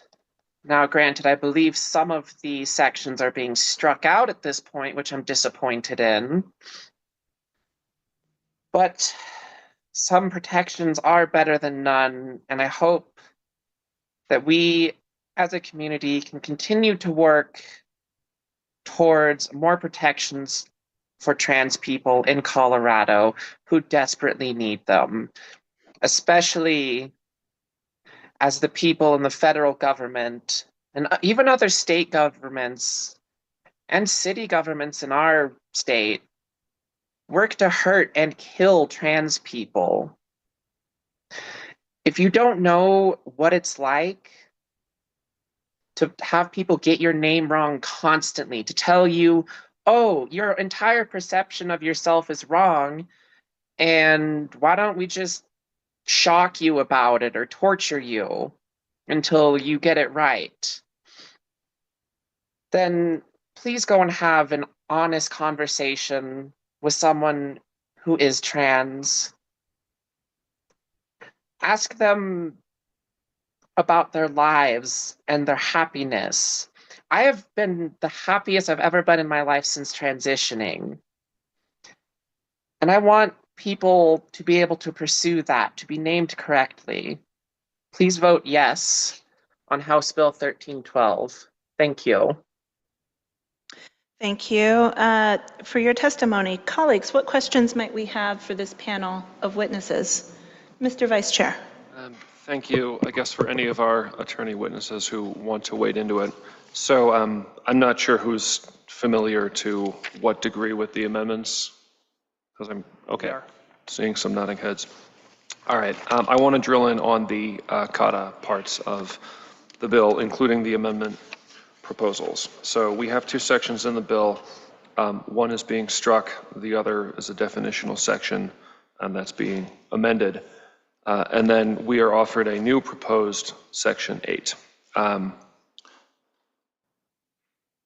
I guess just to sort of frame this, a lot of quite smart lawyers are having slightly different opinions about the ability of proposed additions to CADA to withstand First Amendment challenge, should there be any.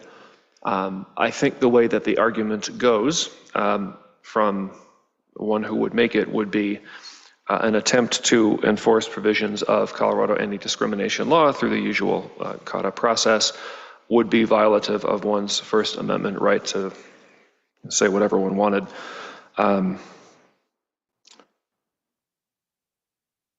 So I want to try to map that onto the specific language in front of us in a few ways.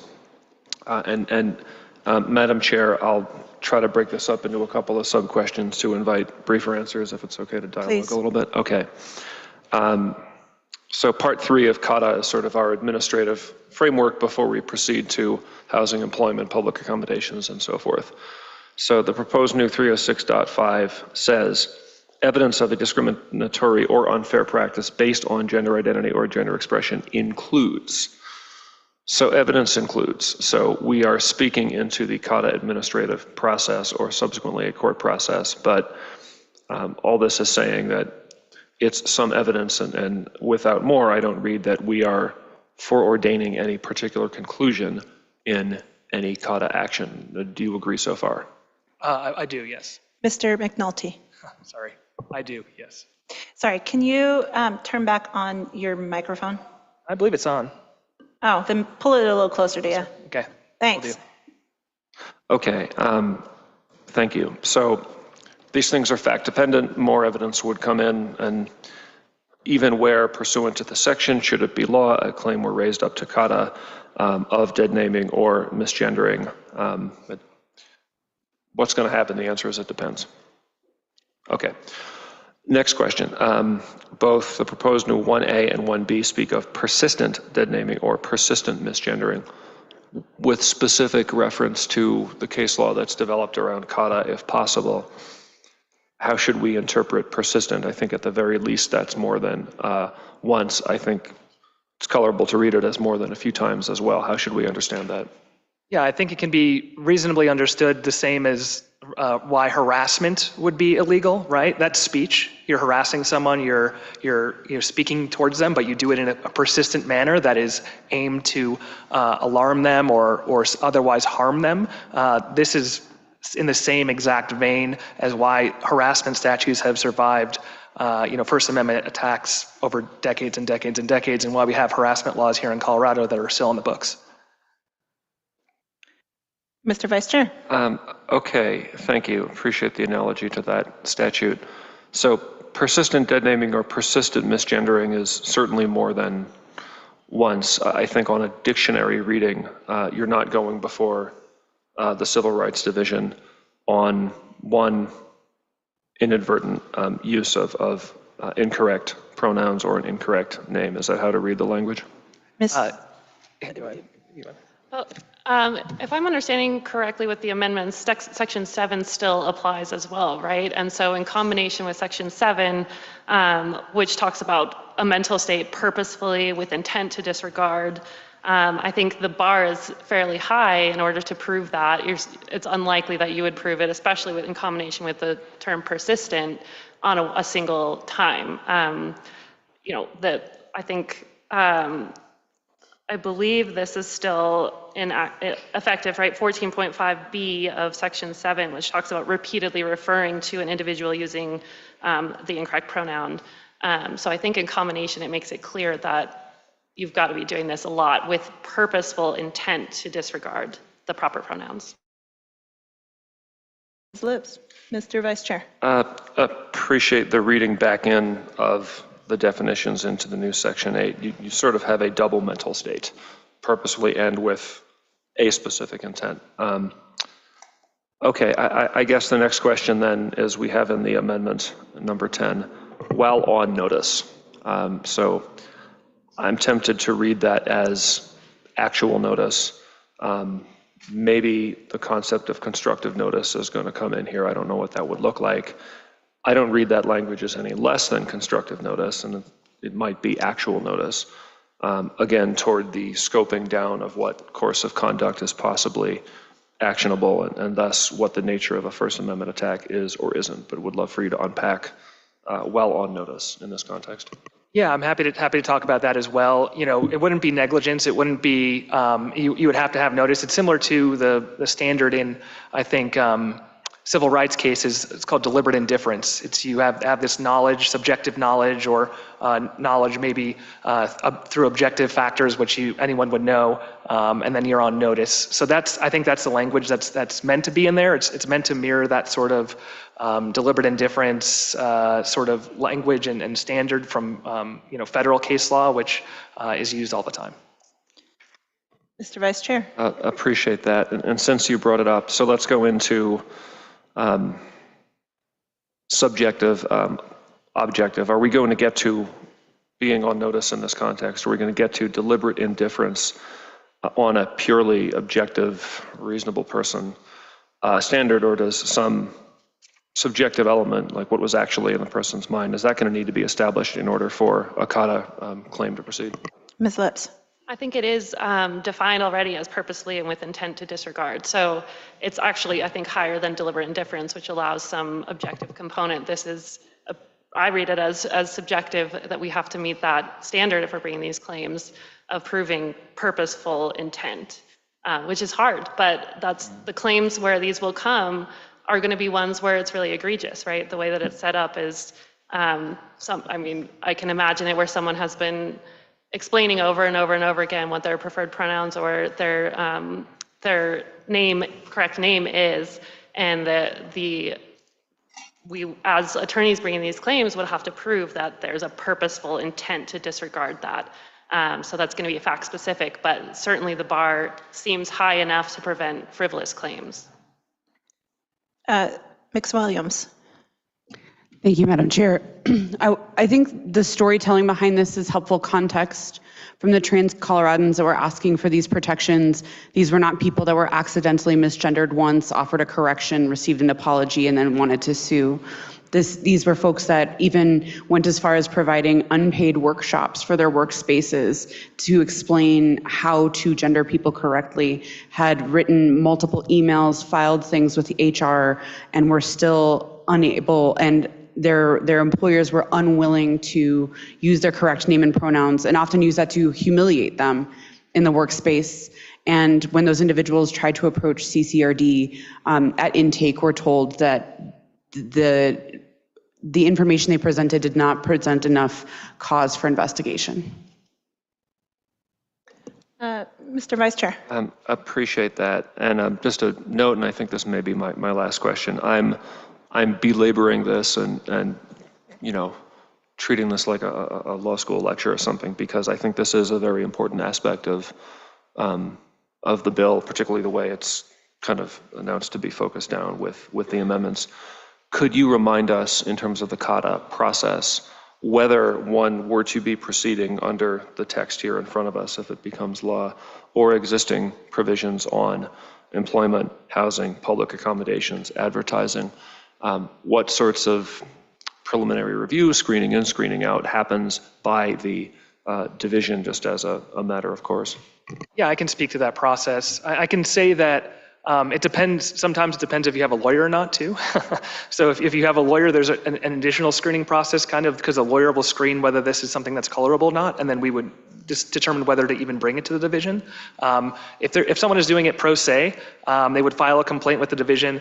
The division would then go to the party that is being complained about. They would get their side of the story. Then they would engage in a long investigation that would take months and months and months. They would interview a bunch of folks. They would get any documents that they could, and then they would make a decision about whether to have a hearing and find cause or not, or issue what's like a notice of right to sue, essentially, and allow that person to pursue their claims privately. So that's kind of how the process works. Colleagues, further questions? Senator Carson. Yes, I have a question for, we have two First Amendment experts for our experts here. This is for you.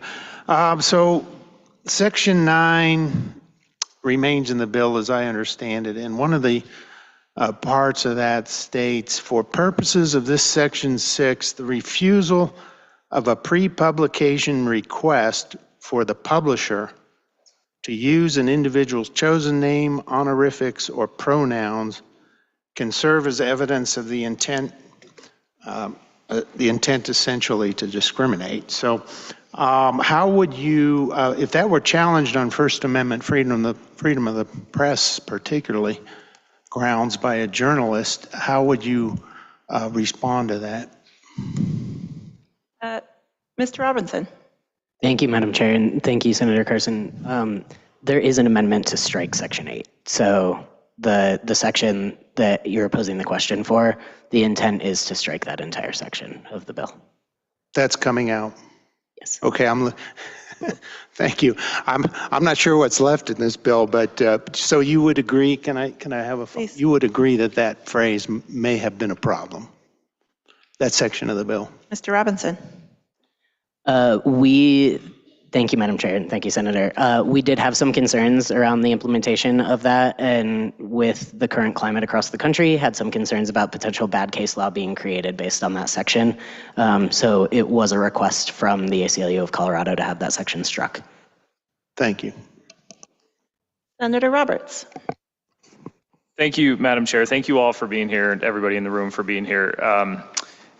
I'll start my questions with the preface of I appreciate the intent and all the work that's being done to make sure people feel safe and protected and respected in our state. But I guess I'll just bring up the elephant in the room here. There are many organizations who traditionally are strong advocates for LGBTQ plus Coloradans, work tirelessly to advance policies within this building and elsewhere to protect those who are either not here today or not in full support of this bill and still have significant legal concerns with Sections 3 and Section 7, which my understanding are not going to be amended and would remain in the bill. Folks who my understanding, attorneys who have argued at the federal level, potentially all the way up to the US Supreme Court about bad case law, like you just mentioned, Mr. Robinson, and some of the ability for the existing Colorado Anti-Discrimination Act from remaining intact should legal challenges arise out of the passage of this bill. Would anybody like to address why we're not seeing full support from groups that traditionally support this type of legislation? So Mr. McNulty. So I can't necessarily speak to that because I'm not someone who's necessarily lobbying on this bill in that way. But I can address the idea that that this would endanger CADA as a whole. There's this constitutional type of interpretation. It's called severability. And it says that if you're going to strike down one portion of a law because it's unconstitutional, that doesn't mean you strike down the entire law. It means that you come in with a surgical knife and you strike that portion down, correct? And so the idea that this would endanger CADA as a whole or in any way is I think false. Also, this doesn't do much more. I mean, it does add protections for trans folks for certain, but it doesn't do anything above and beyond what historically civil rights laws have done across this country. It doesn't burden any more speech than traditionally civil rights laws have done across this country. Like I said, there are federal civil rights laws like Title VII, which we've learned in the Bostock decision, that prevent this type of denaming and misgendering and this type of discrimination. And if we're gonna bow down to a Supreme Court that has flouted precedent, I don't think that's something that we want to do in Colorado. We want to be a state that stands up and stands strong for members of our community and protects them. So that's my position, and that's I think why this law should be passed. Senator Roberts. Thank you, Madam. Sorry, Bix Williams. Thank you, Madam Chair, and thank you, Senator Roberts, for your question. As a trans person, I can speak to this larger piece that can feel like an elephant in the room, but is actually a LGBTQIA movement, which is that oftentimes trans people don't feel that their voices are included. And when you look at the dynamics of trans people and compare them to the progress of other groups under that rainbow umbrella, you'll see that trans folks are still over-incarcerated, are overwhelmingly underemployed, are overwhelmingly unhoused, and these numbers increase the more conservative and isolated those trans people are. And so I think the story that we're telling is one of trans people in Colorado that may not be plugged into some of these major organizations or know that they even exist. And though we may all get together at sometimes in June, it's okay for our community to have difference in ideas about what progress means. And it's also important to go and specifically to the communities most impacted by these disparities and ask them what safety means. And folks that may have more access or advantage may not agree with that. I also do want to say, Senator Roberts, that folks on this bill, especially our sponsors, have worked very hard to engage with those concerns. That you mentioned Section 3, that the subsection of that section that was the most concerning to national experts, there is an amendment to remove that. And there's been a lot of good faith negotiation. And also, just as folks in the queer and trans community won't all agree, people in the legal community, which I'm also unfortunately a part of, also will not all agree on these kinds of things. Fair enough. Mr. Robinson. Yeah, I just wanted to add, as an organization that shared some of those concerns that other state-based orgs and national orgs brought up, I would argue too late in the game as far as process goes. But we did share some of those concerns, and we did work with the bill sponsors and the lead org who is working on this bill. And the issues that we knew of throughout several meetings with those organizations are being taken care of in the amendments.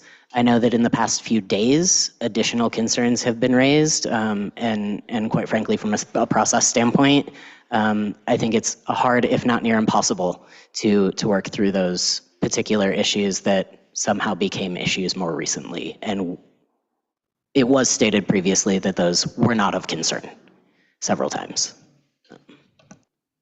Senator Roberts. Thank you, Madam Chair. I'm also, unfortunately, a member of the legal community. So, Mr. McNulty, thank you. I'm well aware of the severability principle, and I'm sure the attorneys that have expressed concerns and have litigated these types of cases before are also aware. They still seem to have significant concerns and fear that the protections that Colorado has put in place over many years prior to this bill could somehow be put at risk. And so that I just want to state, and I've heard from local organizations in my district that work day in and day out to protect LGBTQ plus members in the communities I represent who share those concerns. And so I do appreciate the work that's been going on and the amendments that are here today, but it does strike me that as unique, I would say, in my time here at the legislature, that we have a bill of such attention and potential large consequences to not have full agreement as we head into the final few steps of the process. So more of just a point, Madam Chair. Thank you. Thank you. Further questions for this panel of witnesses?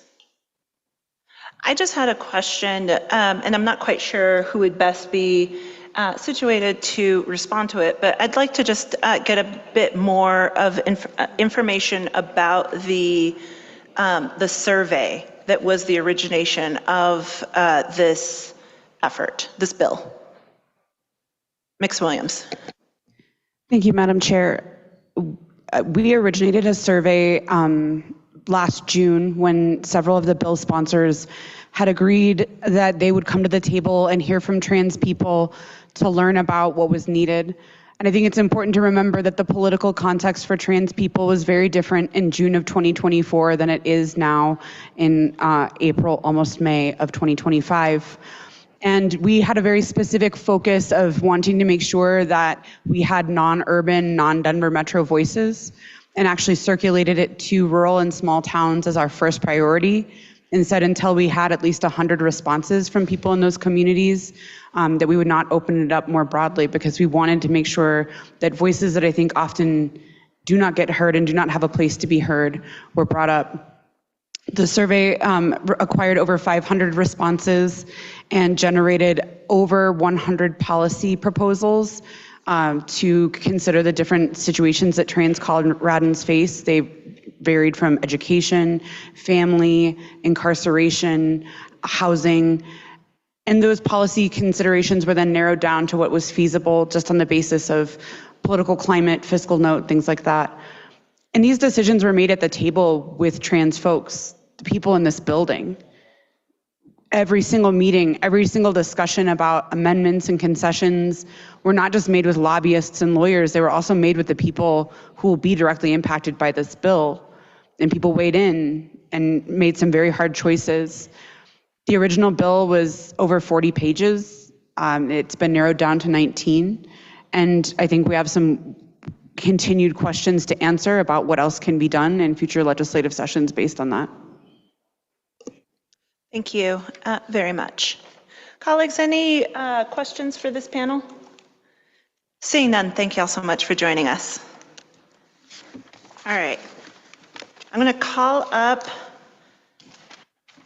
the panel of an amend position. Give me just a moment, please. I am going to welcome Fatima Fernandez, Jessica Campbell, Commissioner Campbell, Natalie Menton, and anyone else who wishes to testify in an amend position.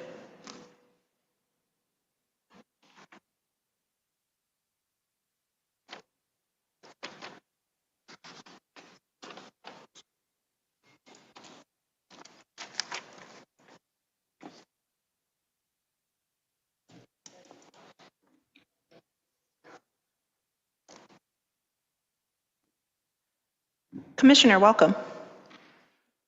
Thank you, Madam Chair. Is that my sign to go? Please state your name, any organization you represent, and proceed. Absolutely. Thank you, Madam Chair and members of the community, of the committee. I'm Arapahoe County Commissioner Jessica Campbell, she, her, here on behalf of the Board of County Commissioners. We are technically in an amend, but in a unanimous support for the purpose and intent of this bill, and ask for your yes vote on HB 25-1312. I am also proud to be before you today as the first openly LGBTQ+ commissioner in Arapahoe County. As fellow elected officials, we share the responsibility to our residents to advance a high quality of life, ensure domestic tranquility, promote the general welfare, to acknowledge, honor, and protect our residents' constitutional and human rights, and to ensure our people are free from religious oppression. LGBTQ+ youth and individuals are not inherently prone to suicide or mental health challenges because of their sexual orientation or gender identity, but rather are placed at higher risk because of mistreatment and stigmatization at home and in society. Children who identify as LGBTQ+ are at higher risk for being kicked out, abandoned, or to run away due to non-acceptance at home, and are overrepresented in our foster care system, unhoused populations, and with LGBTQ rights as victims of sexual assault, with trans individuals representing a higher disproportionate population within that population. Conversely, suicidality, anxiety, and depression amongst LGBTQ youth and adults reduces fourfold when they have an adult in their life that they know they can talk to. There is a direct causal relationship between the support an LGBTQ youth receives and their health outcomes. This is why the Arapahoe County Board of County Commissioners supported our Human Services Department and Child Protective Services in getting certified in the Human Rights Campaign Foundation's All Children, All Families program, why we support this bill, and because we recognize as the government, our role and responsibility in supporting the rights and health of our transgender residents. Thank you, and I'm happy to wait for questions on a variety of topics. Thank you for your testimony. Ms. Fernandez. Hi, how are you? Okay, so we're just amending. I cannot support this bill in its full course because I'm a paralegal by trade, I'm a mediator by calling, and I'm a mom by divine assignment. And I've seen crazy things happen, but this bill as written, it's like putting abuelita in charge of TikTok, confusion everywhere. Amendment that I call is Section 6, the dress code. The concern is violating parental rights, free speech, and administrative discretion in schools. So I would request that you require that choosing names be honored only after parental notification and agreement unless a safety concern is documented by the school counselor and there is express evidence of otherwise. Protect school employees from discipline for accidental misnaming when acting in good faith, and reinforce school discretion to balance identity support. But make sure so I'm really concerned about the parental rights in this issue. You need to tighten the definitions and put guardrails to protect kids, but don't break the bond between the parent and the child in due process, or that bond that they have to raise and train their kids, because it'll create more confusion, more division, and another generation raised by government drama instead of family healing. And I say that no to the novela. I say yes to truth, love, and some common sense. Thank you. Thank you for your testimony. Let's see. Online, Ms. Menton? Yes, thank you. Natalie Menton, representing myself. It sounds like there are some substantive amendments coming forward, which is great to hear. And first of all, brings attention, I guess, to the whole process where when amendments are presented in such a fashion where it's difficult to get the word out to the public, it does create a lot of confusion. And so some of my concerns appear to have been pushed aside for now with these amendments that are yet to be fully presented. But I think as a whole, because we're sitting here just days before the end of the session with a bill that has substantial implications with families and the government inserting itself into choices, this is such of great importance to the state of Colorado. Concerns, especially is what I've heard, that this bill should be tabled, postponed until there can be further stakeholding with the four corners of Colorado, and let people understand far in advance of what type of things are being put through the Capitol, and table it for now. There's obviously room full of people concerned and many more who could not take off work or testify remotely to speak in opposition to some of the problems that were presented in the original draft. Thank you. Thank you for your testimony. Colleagues, what questions might we have for this panel of witnesses? Seeing no questions, thank you all so much for joining us this afternoon.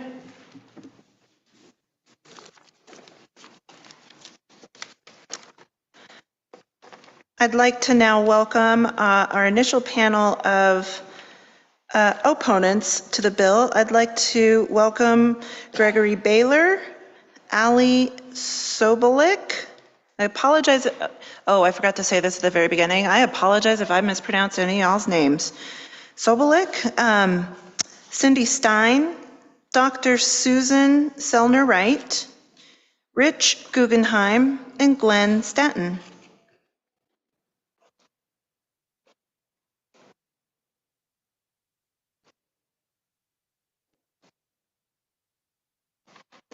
All right.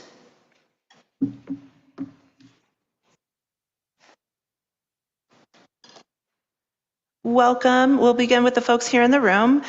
Welcome to the Senate Judiciary Committee. If you can please state your name, any organization you represent, and then proceed to testimony. You'll have 2 minutes.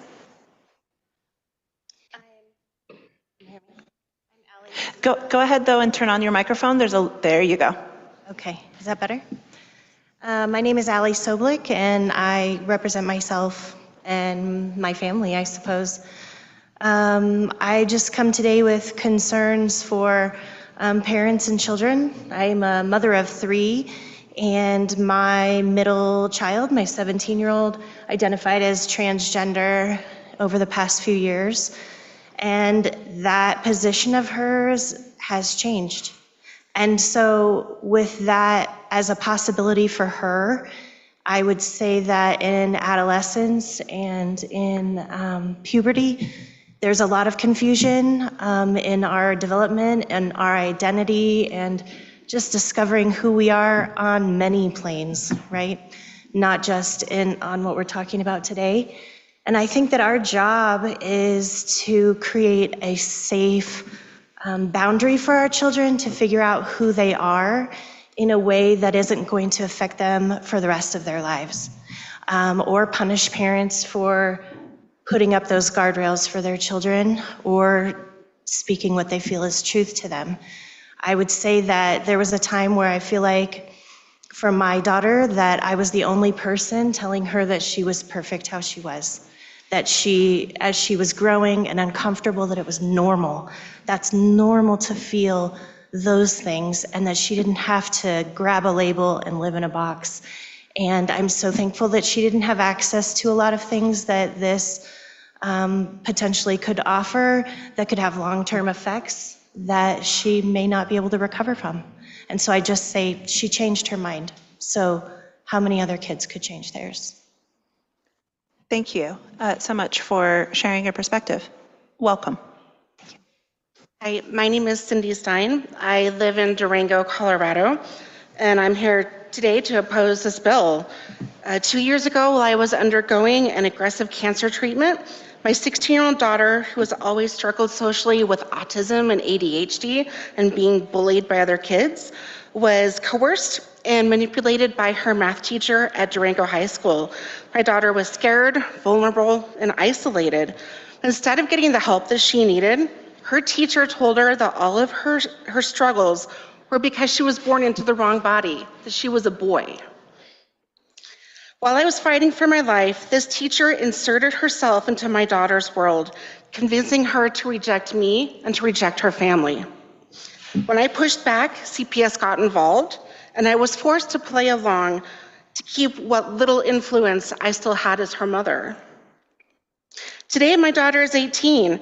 This predatory teacher who has been harboring my daughter on her crash couch is helping her to get cross-sex hormones that are already harming her body and is calling my daughter her son in public. Because I refused to affirm her as a boy, I was labeled as an abuser. I was even forced to stop contacting her by an attorney that this teacher helped my daughter hire. This bill would protect predatory adults like that teacher. It would silence caring and loving parents like me. It would punish any parent who dares to love their child enough to tell them the truth. So I'm here to fight for my daughter, for all of my children, and for all the future children of Colorado. Please vote no. Thank you, Ms. Stein. Welcome. Thank you, Madam Chair, members of the committee. My name is Dr. Rich Guggenheim. I'm here as the Director of Legislation for Gays Against Groomers to urge you to vote no on HB 1312. For the past 2 years, I have traveled across Colorado and the nation speaking with hundreds of Republican legislators and Republican members of Congress, and I can count the number of times on one hand that I have ever had one of them tell me they want to take my rights as a gay man away. Instead, almost universally, they say, we don't care what consenting adults do. Leave the children alone. I have tried to warn this body and the larger LGBTIQA+ community that pushing a radical trans queer agenda targeting children is causing public support for LGBT rights. Rights we fought hard to win to collapse. Rather than listen, many here chose to malign and in true fascist form silence me, labeling uncomfortable truths as disrespectful in the people's house. Now with HB 1312, my worst fears have come true. There are radical factions that have awakened who are here today to oppose 1312. And they do want to strip away my rights as a gay person, my right to marry, to serve openly, to be secure in employment and housing. Like radical trans queer activists, they also seek to impose their cult's values on everyone else.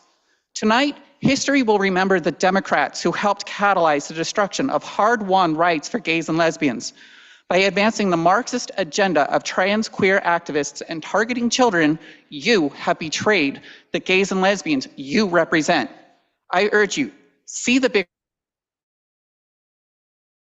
and vote no on HB 1312. Thank you for your testimony. Welcome. Thank you. Go ahead and sorry, Mr. Stanton. Can you please turn on your microphone, please?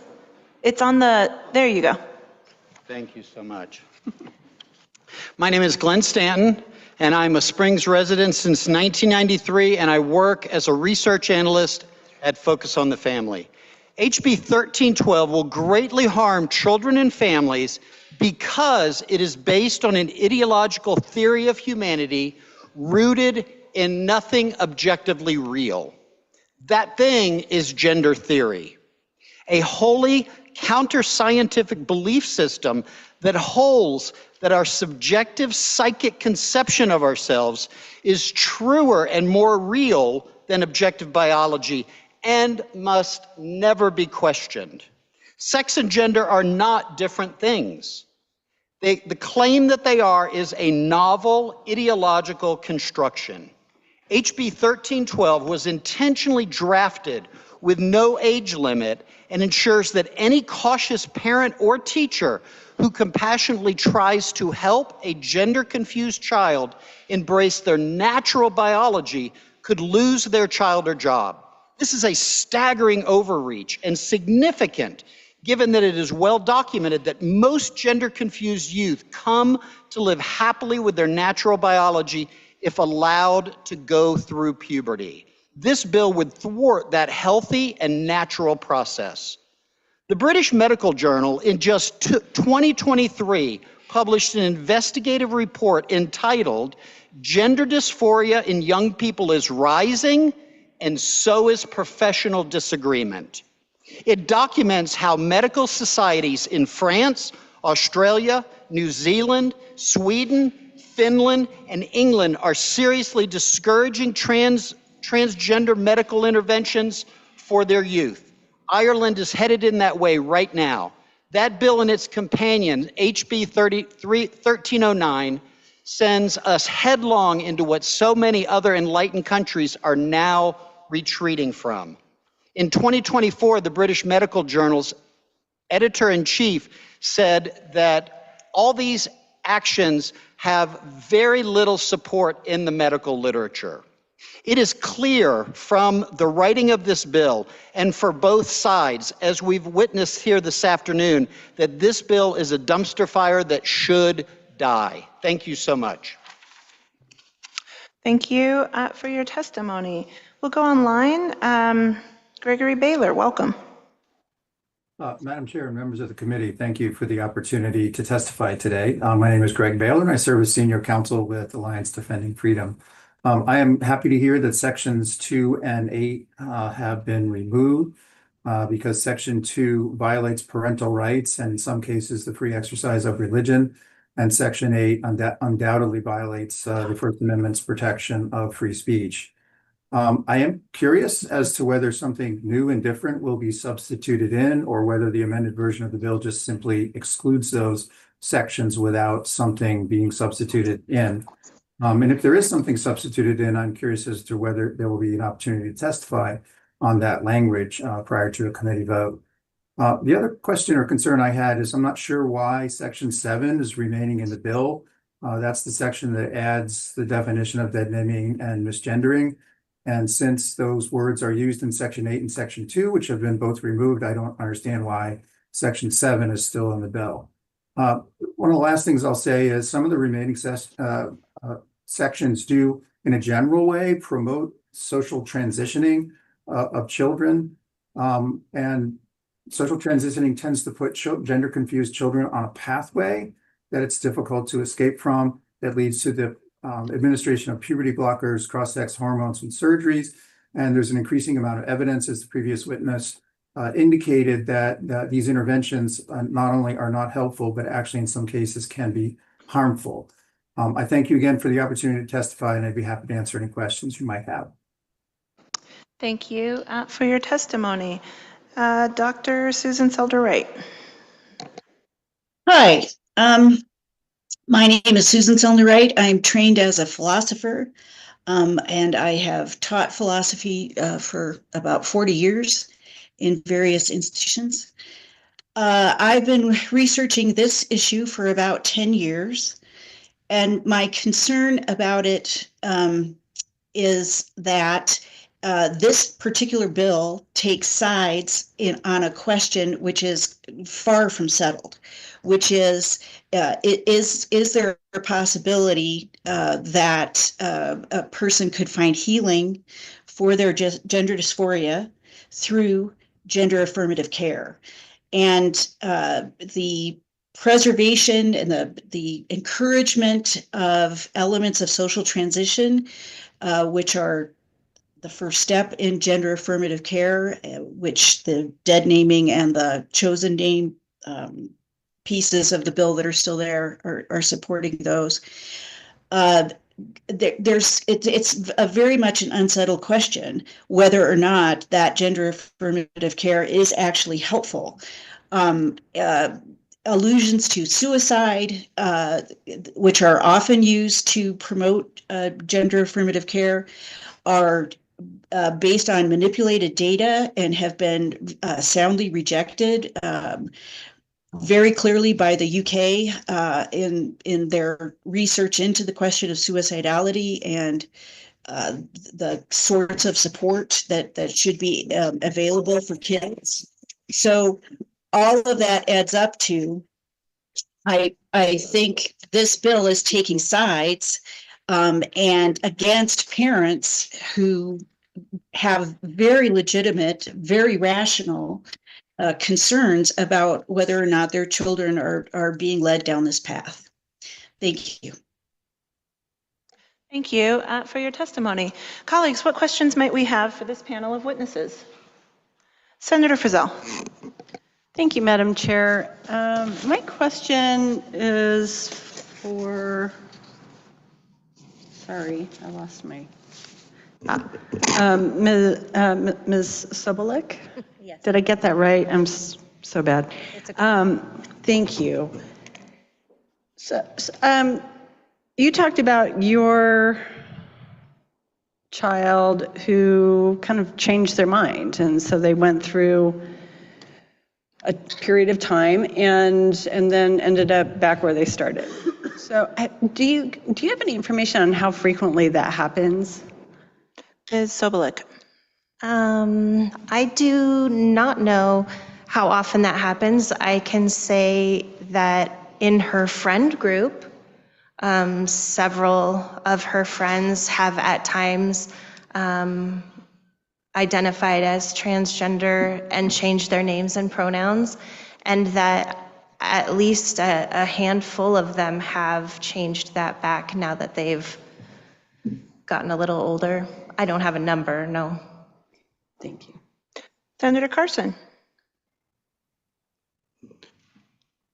Yeah, my question is to both parents, Ms. Stein and Ms. Sobolek. So You've talked about your children, what's your experience with your children changing their mind? And I think that hits upon a concern that a lot of us have out here is what if children do change their mind? And do you feel like there are forces out there that are really encouraging children to make these decisions too early in their lives? Ms. Stein? I absolutely believe there are influences that are fast tracking or trying to push these kids to make the decisions way too early. The human brain doesn't fully develop until the age of 25. If a child really believes that this is their course in life, why not wait? The option's always going to be there. Give it time. Ms. Sobolik? Yes, I completely agree. There's actually tons of, I don't know if I would say organizations, but resources online for our kids, matter of fact, that create a division saying if your parents don't call you by your new name or by your gender identity, that they don't love you and they don't support you. And so that lie that is kind of perpetuated also maybe in the medical community, and I'm not speaking across the board, I'm speaking for myself and my family, right? They definitely push and encourage them to say, well, you know, because these things, maybe you're that. Oh, well, maybe you are that. And it was like a ball that I could watch rolling. You know, I could just watch her begin to, I could take these ideas and try them on. And I think that that's okay. I mean, it's confusing. They're on the table, you know, but there definitely was encouragement to get medication, to, you know, go around me, to pursue that on their own. And they definitely couldn't run with it already without full parental consent. And I just am thankful that she didn't have one adult that really pushed her toward that. But yeah, influences online and in school really push that. You know, if you're not being supported, it just adds to this identity crisis in a way for saying that, yeah, you must not be who you are. You must be something else. Thank you. Thank you both. Senator Frizzell. Thank you, Madam Chair. So my next question is for Dr. Guggenheim, and you know, we've known each other for a while, and I've always appreciated how direct and outspoken you are. And in your testimony, you were very direct about the agenda that is driving this. Could you maybe elaborate a little bit more than the 2 minutes you were provided? Dr. Guggenheim. Thank you, Senator Frizzell. Yes, this agenda, when you look at the bigger picture of it, you have bill sponsors in the lower chamber who intentionally left out key voices of stakeholders and then referred to those who oppose this piece of legislation as, quote, Nazis, KKK, and bigots. And they labeled parents, myself, and organizations like Gays Against Groomers as hate groups. And they malign us because they know that the agenda of mutilating and sterilizing children is purely indefensible. And so they seek to defame and discredit us because they know that that's the only way they have to advance this agenda, is to silence people like the very leadership of this committee has done.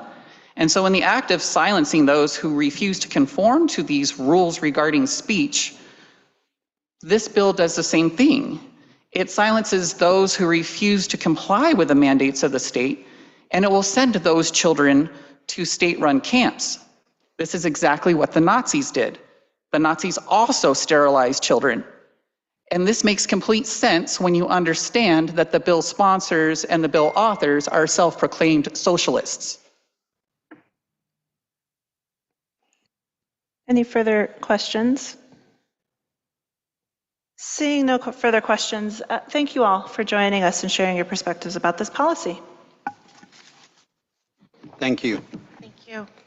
Our next, I apologize, I was remiss in not calling the folks on deck to get here. So what I'm going to do is I'm going to call, I believe that we have now concluded with the list of individuals who had signed up in an amend position. So for the remainder of the hearing, we will be toggling back and forth between proponents and opponents. With that, I'm going to call up our next panel of proponents, Elizabeth, oh wait, I'm sorry, hold on. Sybil Vane, Hayden DePorter, Alice Sainier, Richard Wagner, and Carolyn Hone. And I'm also just going to call up for on deck, I'm going to call Mia Hughes, Dr. Norina Grove, Dustin Gonzalez, Deacon AJ Miss City, and Jeff Johnston. But to our next panel of proponents. Welcome to the Senate Judiciary Committee. Please state your name, any organization you may represent, and proceed to testimony. Thanks for being here. Members of the committee. Whoops, go ahead and turn on. There you go. I guess I didn't press it well enough the first time. Members of the committee, Madam Chair, thank you. My name is Sybil Vane, representing myself, and I am a transgender woman who lives in Brighton, Colorado. I am honored to sit before you today. I am not an extraordinary person. My transness does not make me special. I am treated the same as any other woman in my daily life. I have had no surgeries and do not plan on having any. The medications I am prescribed to treat my dysphoria are not new, nor are they exotic. In fact, they are much more commonly prescribed to other women as either birth control or to alleviate the effects of menopause.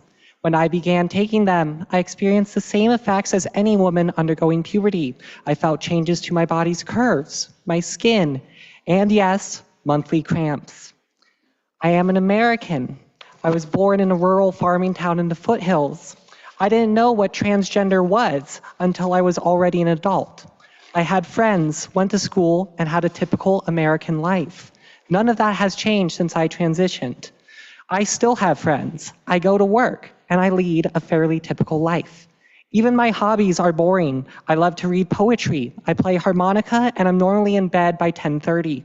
I have a dog, a house, and a partner who I love. There's nothing extraordinary about any of that. I say all this to you because I know what the attacks on transgender people look like. We are histrionically described as mentally ill, as child predators, and abominations against God.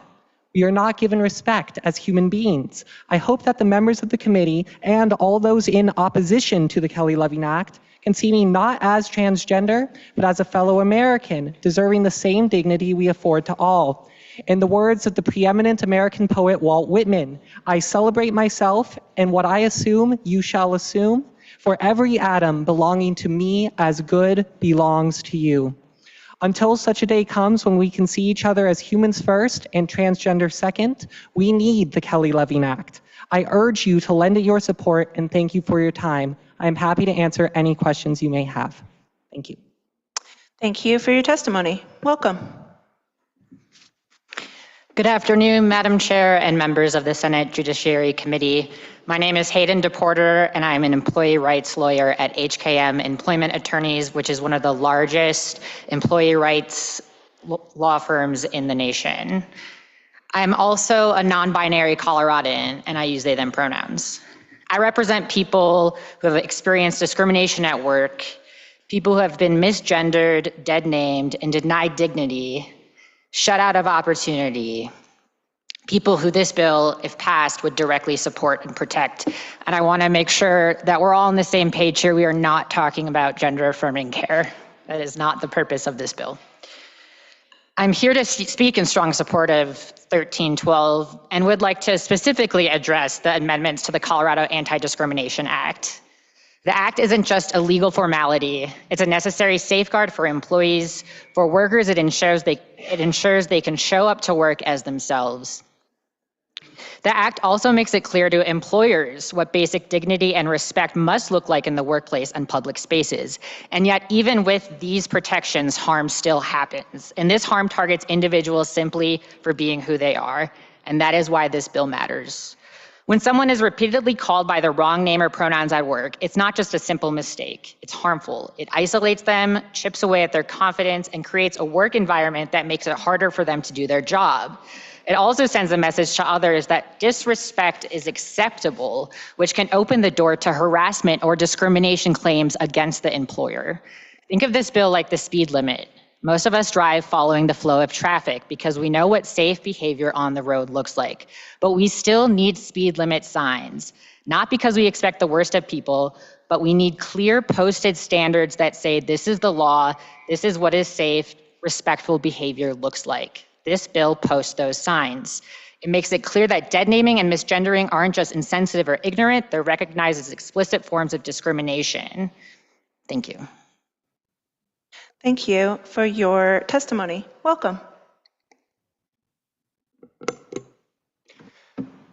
Hi, I'm Salem Chadwick, a local trans woman and warehouse worker. My name is Salem. This isn't the name I chose for myself, and it is more powerful because of that. When I was young and in school, I had a different name, a name I hated and didn't want to use. Yet every year, I had to endure correcting teachers and substitutes for the name that I actually used in my day-to-day life.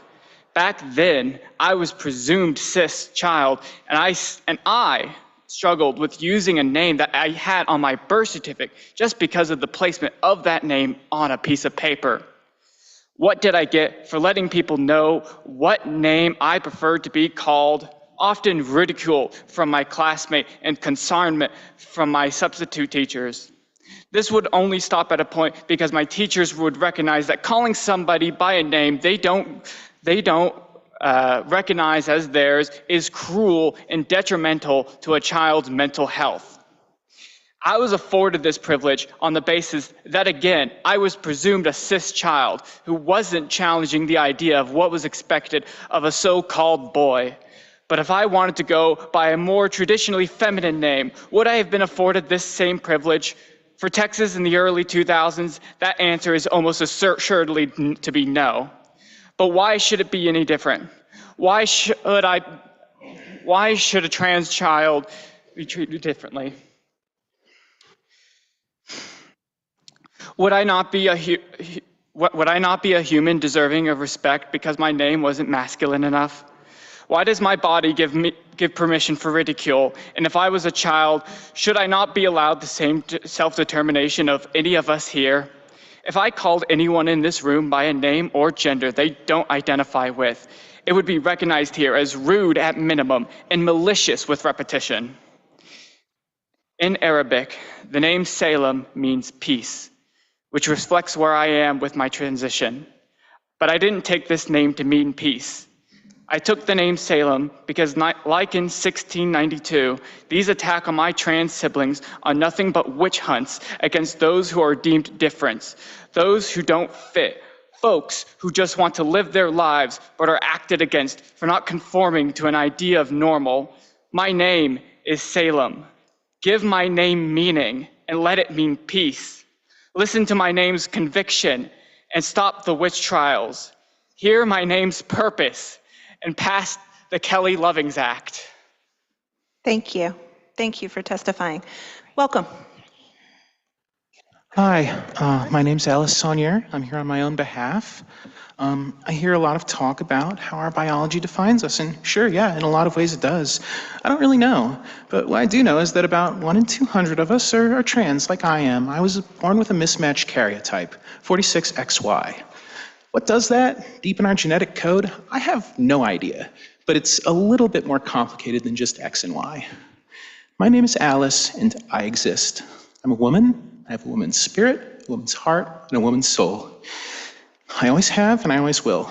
I was trans on the day I was born, and even so, it took me 4 decades of my life to decide to transition. It is an incredibly difficult thing to come to terms with, and it is an awkward, painful, and inconvenient experience, and a deeply, deeply personal one. Choosing a name and insisting upon the right pronouns is one of the most amazing and wonderful things that I've ever done for myself. And it's also a continuing process of educating the entire world about my existence. I know that it's a lot, but please, I'm Alice, she, her. And for me, or for anyone who's trans, to have my dead name hurled at me as a slur, or to be deliberately misgendered over and over and over by someone with hate in their hearts, this is not okay. It hurts every single time. These acts are done with discriminatory intent, and the law should treat them as such. I deserve the basic protections that the Kelly Loving Act affords against dead naming and misgendering. Thank you very much for your time. Thank you for your testimony. We'll next go online to Richard Wagner. Thank you, Chair, sponsors, and committee. I'm representing the Metropolitan State Faculty Federation. We're a local of the American Federation of Teachers in support of House Bill 1312, affirming the dignity and rights of transgender Coloradans. I speak in support of freedom of self-identity for our university students without threat of harassment from mean-spirited bullies. Silent disapproval of another's life choices is one thing. Intentional targeting is not okay. Our students need to feel safe to learn. I'll share a short story. A dozen years ago, my daughter decided to stay for the summer at the Midwest College where she was pursuing a math undergraduate degree. But she had a friend, let's call her Dakota, from Western Colorado, who had an offer of an internship in Denver. We invited her in the unoccupied bedroom. A few years later, I was remarking to my wife that I hadn't really known any trans person. My wife looked puzzled. What about Dakota? The point of the story is not about how clueless I was at the time, but that her being trans didn't matter to me as much as her character. In the intervening years, I have used the wrong pronoun inadvertently myself, but never had more than a polite correction from classmates. Our campus community lives by the values of respect and generosity. I'll close with the proposition that it is easy to avoid intentionally misgendering people. Thank you. Thank you for your testimony. Carolyn Hone, welcome. Hi, my name is Carolyn Hone. I live in St. Mary's Glacier above Idaho Springs, and I came here today to support the Kelly Loving Act. I'm a lifelong active Christian and the mom of a bisexual adult daughter. My definition of freedom is to be able to do whatever you want within the law without harming others. Trans kids and trans adults want the freedom to be who they are. Calling a trans person by their dead name is harming them. Forcing them to dress in a non-gender conforming way is harming them. This bill will give freedom to our trans members of society. It causes no harm to others. Studies show that when transgender people are affirmed and loved, their well-being also benefits. It's time for Colorado to take an important stand and provide freedom to our trans residents. Let's set the example for the rest of the nation and pass House Bill 1312. Thank you. Thank you for your testimony. Colleagues, do we have questions for this panel of witnesses? Seeing no questions, thank you all so much for joining us and sharing your perspectives on this policy. Next up, I'd like to welcome Mia Hughes, Dr. Narina Grove, Dustin Gonzalez, Deacon AJ Masidi, and Jeff Johnston. And on deck, I'd like to invite Elizabeth Burciaga, Jamie Frederick, Milo Schwab, Don Fritz, Emma Pinter, and Jesse Prophet. We'll start with the folks here in the room. Welcome to the Senate Judiciary Committee. Please state your name, any organization you may represent, and proceed. Yeah. Oh, yeah, you know, no, please go. All right. Hi, my name is Dustin Gonzalez. I'm representing myself. Good afternoon. I'm a father. I'm a follower of Christ, saved by grace, standing on truth. And I'm here to tell you plainly, it is harmful to lie to children. It is harmful to lie to them and tell them that they need affirmation from strangers, people they don't know, even people that they do know, in order to be accepted or cared for or valued. Before HB 25-1312 could even become law, this poison was already used against me. I did not abuse my daughter. I did not abandon her. I loved her enough to say no to a lie. I told her she was made perfectly by a creator who does not make mistakes. And for that help, with the help of a school counselor who was emailing my ex back and forth for 8 months without my inclusion at any point, she was empowered to remove my voice and now my parenting time. Not because of harm, because of disagreement, because I would not bow to a radical ideology. Senators Faith Winter and Senators Chris Kolkel, they've already betrayed their oath. They're architects of this assault on parents, and their political careers are finished. But to you as here today, hear me clearly. If you vote to pass this bill, if you stay silent and let it pass through this committee, you'll be next too. The same voices that have risen against this bill, the 32,000 signatures you received today, the marches you've seen outside, and the hundreds of people filling 3 overflow rooms here will rise against you too. Do not think you can hide behind your silence. Do not think you can wash your hands of this. If you do not kill this bill in committee right here, right now, you will face the same consequences. There is wisdom you would do well to remember. Woe to those who call evil good and good evil, who put darkness for light and light for darkness. Pass this bill and history will not remember you as heroes. It will remember you as cowards, who sold out the rights of the people for the approval of extremists. We will not surrender our children, and we will not forget who tried to take them. Please vote no on HB 25-1312. Thank you for your testimony. Welcome. Whoops, go ahead and turn on your microphone.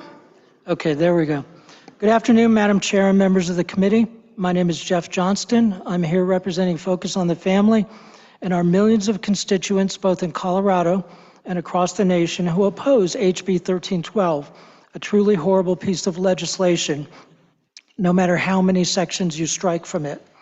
As a small child, about 4 or 5 years old, I was shy, smart, and anxious. There were times I wanted to be a girl, playing dress-up and dolls with my sisters. Somehow I thought life might be better if I were a girl. I have no doubt that if I were growing up today, some would push me, even without my parents' knowledge or consent, toward attempting to live as a female, with all the destructive and disfiguring drugs, hormones, and surgeries that go with those efforts to live in a false identity. Instead, I outgrew those thoughts and embraced the truth. I was male. My body was male. I would always be male. I'm a man made in the image of God. People of faith and common sense who believe what is evident in science know these truths. There are 2 types of humans, male and female. They're not an infinitude of genders, and no one can change into the opposite sex, even with clothing, makeup, drugs, hormones, and surgeries. Members of this legislature have shown deep contempt for those of us who embrace reality, calling us haters and likening us to the KKK. But we are not the ones irreparably harming children. We are not the ones suppressing free speech. We are not the ones assaulting parental rights and attacking religious freedom through totalitarian measures like HB 1312. We will continue to speak the truth. We will not live by lies. I urge you to vote against this bill. Thank you, Mr. Johnston. Online, we will next go to Mia Hughes.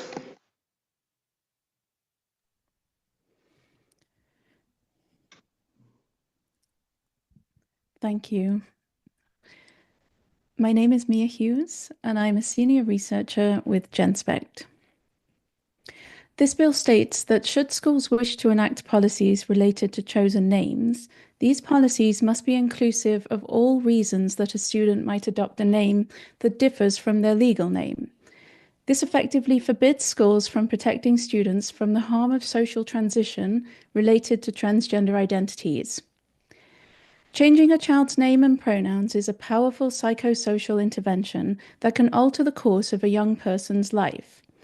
A trusted adult, such as a parent or teacher, colluding with the lie that the young person can be a member of the opposite sex causes enormous confusion and can set them on a path towards a lifetime of medical interventions, the consequences of which no child could ever understand.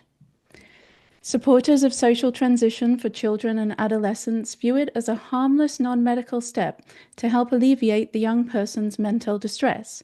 But this is short-sighted. We now know that social transition is the first step on a pathway towards medical interventions that have neither been proven to be safe nor beneficial. This intervention for young people is ill-advised even in a medical setting, but certainly should never take place in a school. Please consider the fact that forcing schools to unconditionally support the social transition of students risks steering those students towards a future involving cross-sex hormones, drastic irreversible surgeries, and significant health consequences. Therefore, policies that seek to protect students from the harm of social transition must not only be permitted, but they should also be actively encouraged. The number of detransitioners is clearly rising, and in the coming years, there are going to be many young people wanting to know why their governments and schools failed to protect them from an ideology that untethered them from the reality of their body while they were still in a crucial stage of identity development. Thank you. Thank you. Welcome.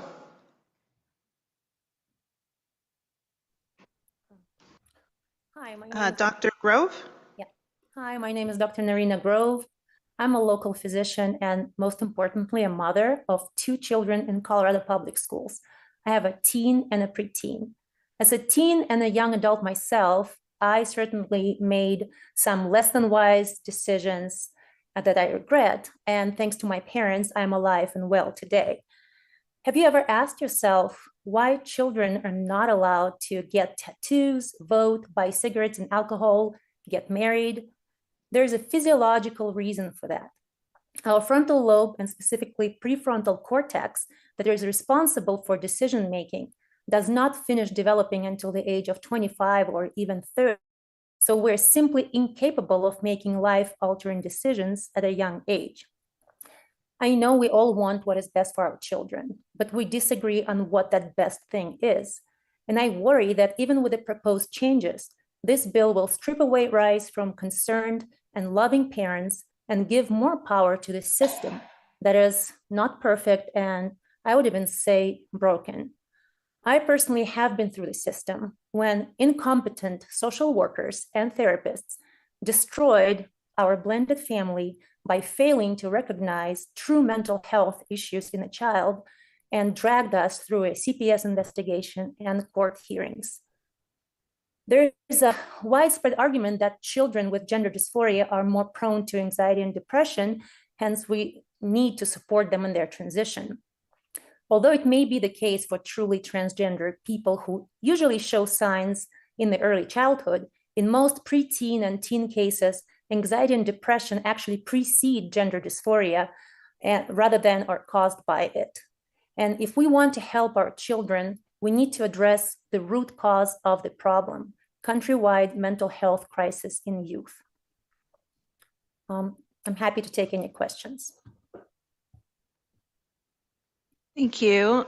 Colleagues, do we have any questions for this panel of witnesses? Senator Carson. Thank you, Madam Chair. I have a question for Mia Hughes on Zoom there. You've talked about social transitioning practice. You've done some work in that area.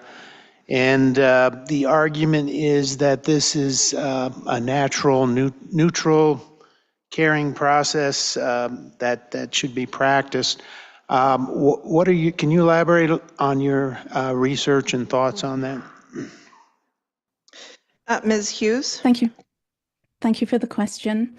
So social transition is very much not a neutral act. And when England, the NHS England, the National Health Service of England, conducted a 4-year review of its youth gender service, there was an interim report published midway through where Dr. Hilary Cass used that precise language. She said social transition is not a neutral act. It has a very powerful effect on the development of a young person's identity. And we can see this in the scientific literature. So all of the old literature from the time before we lied to children and told them that they were members of the opposite sex, before we socially transitioned them, most children would overcome their dysphoria and reconcile with their body during or after puberty, and most would end up homosexual adults. And then as social transition started to creep in, the literature shows that desistance rates started to drop, and the more and more children were progressing to medicalization. And then now we have a study from 2022 where it followed 380-something children 5 years after they were socially transitioned, and 95% of them, 97%, were still identifying as transgender. So you can see the pattern that lying to a child and telling them they're a member of the opposite sex prevents them from reconciling with the reality of their body.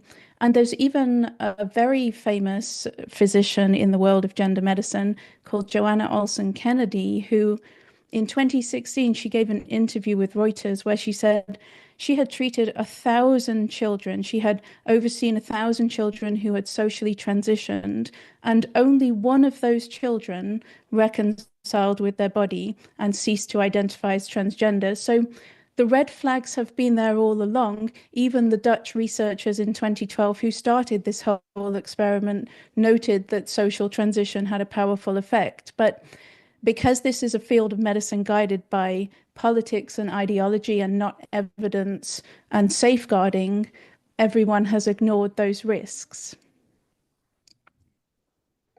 Further questions? Senator Carson? Yes, a quick question. Mr. Gonzalez, correct? I'm interested in the perspective of parents who have been through this with their children. So if it's suggested that your involvement is really just coercion and control of your child, what is your reaction to that? Mr. Gonzalez. Thank you, Madam Chair. Well, to start, one of the biggest issues with all of this is the counselor's involvement. My ex admitted in court that she was unaware of my daughter's exploration into this for at least 2 months. Then my daughter came out to my ex, and her and the counselor began talking and having a conversation about this. It was probably another 3 or 4 months after that my daughter decided to come out. She came out wearing completely different clothes. She changed her hair completely. We picked her up. It was a week on, week off situation for us. And my wife and I were not, blind. We understood what was going on. We asked her what's going on, and she said she wants to be identified this way and go by this name. Well, we asked questions, but as soon as we started asking questions, we were treated as villains. We were treated like, how can you not just accept this? Like, what do you mean? This makes perfect sense. Why doesn't it make sense to you? And the problem that you're running into, and the problem that I'm seeing, is the purpose of the parental relationship is to be there as the questions are coming up, as the questions are being explored. The idea that the child can already be pushed into this way and have a parent or both parents removed from the conversation before the decision's already made, there's no winning at that point. If you're not a part of the beginning conversation, giving honest feedback, giving truth, giving valued concern, there's no way you can win anymore. My voice is gone from my daughter. And I know she's listening today, and I want to let her to know, I love you more than you could ever know. And I wish that I wish I had been there with you when this first started, because I think this would have gone differently. But I love her dearly. And because this counselor and my ex kept me from this conversation, I was excluded completely, and I'm now the enemy. I'm now the villain, and I'm now abusive, and I treat her with coercive control. And that was used against me in court. That part of the bill that you guys struck, Section 2, the court used that against me on April 11th to strip my parenting time. So that thing that you struck, it's already been used. It's too late. So consider that when you guys are putting these bills out there. Consider for a minute that court cases are going on as these bills are coming up, as they gain publicity. The House, they didn't care. They didn't care that this bill was going through. They didn't take the time that you guys are taking doing due diligence. And the worst part about it is by the time I got to you, it was already too late, and there were already thousands of voices speaking against it. I think that's why you're doing your due diligence, and I would like to see evidence to the contrary. Thank you for letting me speak. Senator Frizzell. Thank you, Madam Chair. My question was for Dr. Grove. You spoke, well, one question that I had for a previous panel was with a parent whose daughter changed her mind about her. She had decided she was not the gender that she had been at birth, and then she changed her mind back. Do you have any information on how frequently that change of mind or happens, and is, you know, if a child is allowed to go through puberty and teenage years until they're an adult and can make decisions on their own, and perhaps with therapy, what does that look like?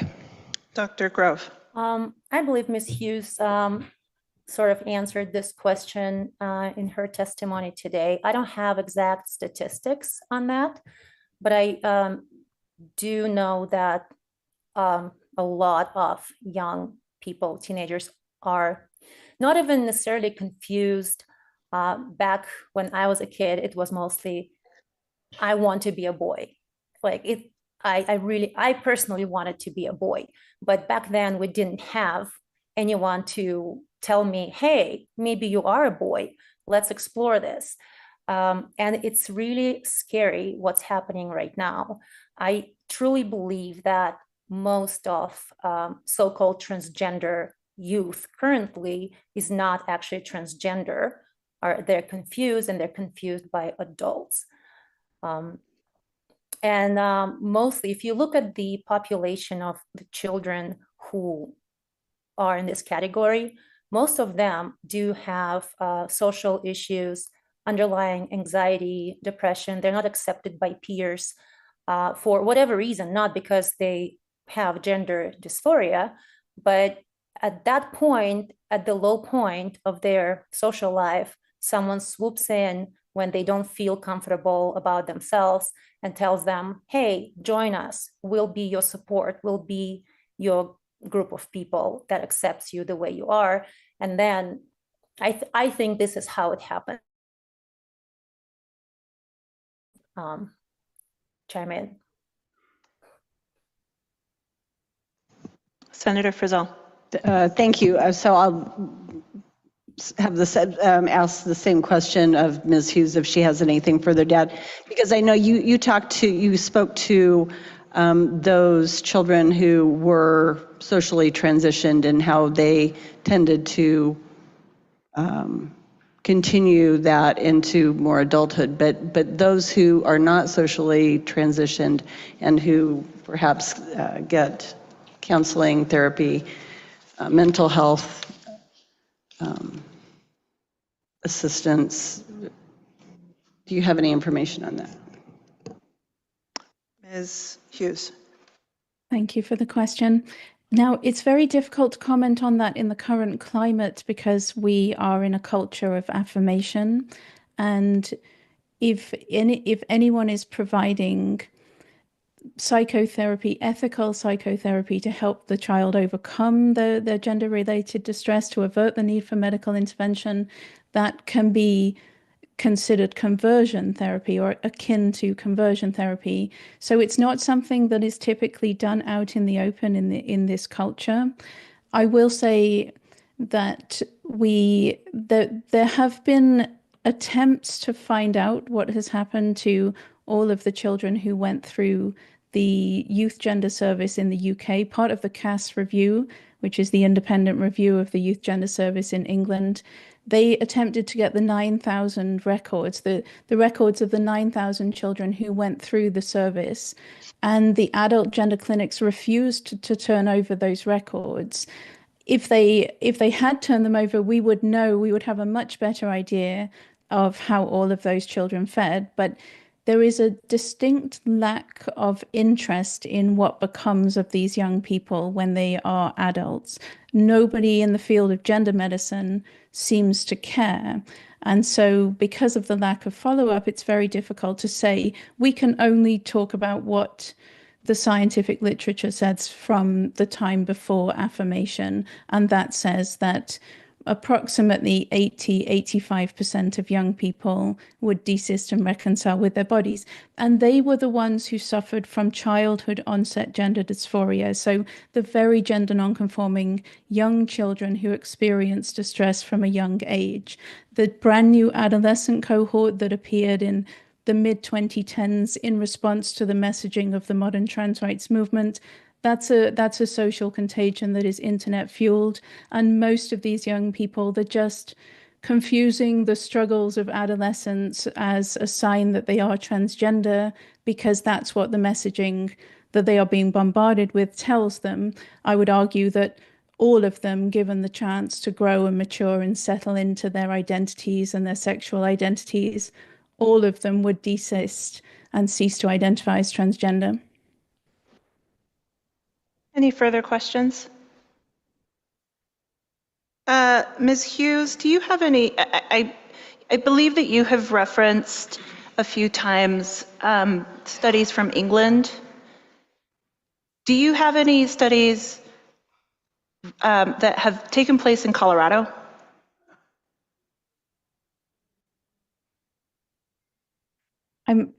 I have none specifically from Colorado. Okay. Thank you. The 2022 study that I talked about was an American study, the one that showed 97% of children continued to identify as transgender after 5 years, and most ended up medicalized. That's an American study, but I don't know of one specific to your state. Thank you. Dr. Grove, can I just better understand your area of practice? I'm a pathologist specializing in dermatopathology. Dermatopathology? Pathology of skin. Okay. So within your area of practice, do you study children, gender dysphoria, any of those issues? As a general pathologist, I don't necessarily work with patients or children, but I do get specimens after gender affirming surgeries. And that's a completely different topic, actually. And what I've noticed, we probably shouldn't talk about it, but I have noticed a lot of issues there with insurance fraud and things like that. Thank you very much. Any other questions for this panel? Seeing none, thank you all very much for joining us this afternoon. I'm gonna welcome back our next panel, Elizabeth Burciaga, Jamie Frederick, Milo Schwab, Don Fritz, Commissioner Emma Pinter, and Jesse Prophet. And on deck, I'm going to welcome Evan de la Cruz, Laura Hanford, Brad Bergford, Brittany Vesely, and Jean Main. Hi, welcome. Please state your name, any organization you may represent, and then proceed to testimony. Thank you, Madam Chair and members of the committee. My name is Elizabeth Burciaga, and I am a community organizer with the organization Movimiento Poder, an organization that has a intergenerational membership of first-generation immigrant women and queer Latina folk. We work day in and day out to create a safe space, to make sure we are pushing for healthy, safe, equitable communities for overall, for everyone, from our young people to our parents. And which is why we are in strong support of the Kelly Loving Act. So as I mentioned, we are an organization that is based in Southwest Denver, where we work directly with young people, with students, to strengthen their leadership development, their mental health, their cultural healing, and community organizing and civic engagement. As an organization that works directly with Latina youth who are part of the LGBTQI+ community and also within the immigrant community, we understand firsthand why the Kelly Loving Act is essential to protect students' rights and their dignity. We know that when students feel safe and when they feel welcome, they can focus on learning and growing as young people and young adults. The Kelly Loving Act is crucial in ensuring that young people can express themselves and be themselves freely. This is especially true for our trans youth of color who already face disparities in discipline and also live with the added fears of criminalization, violence, or deportation. The protections outlined in the Kelly Loving Act, such as those regarding to gender-inclusive dress codes, respecting chosen names, push for accountability among school staff and administrators in school. Not only does this create an environment for accountability, but actually create healthier environments for students to learn and to thrive. I urge that you please vote yes on HB 25-1312 to ensure protections for our trans youth, especially our trans youth of color. Thank you. Thank you for your testimony. Welcome.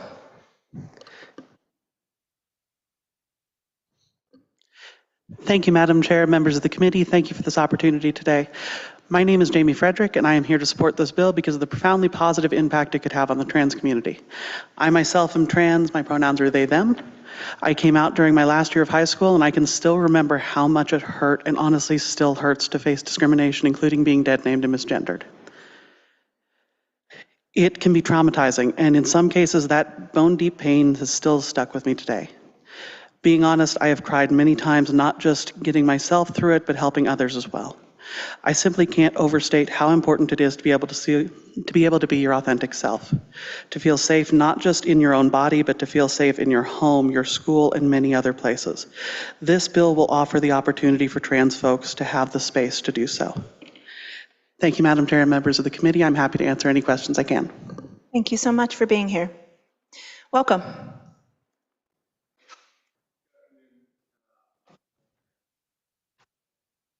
Go ahead and turn on your microphone.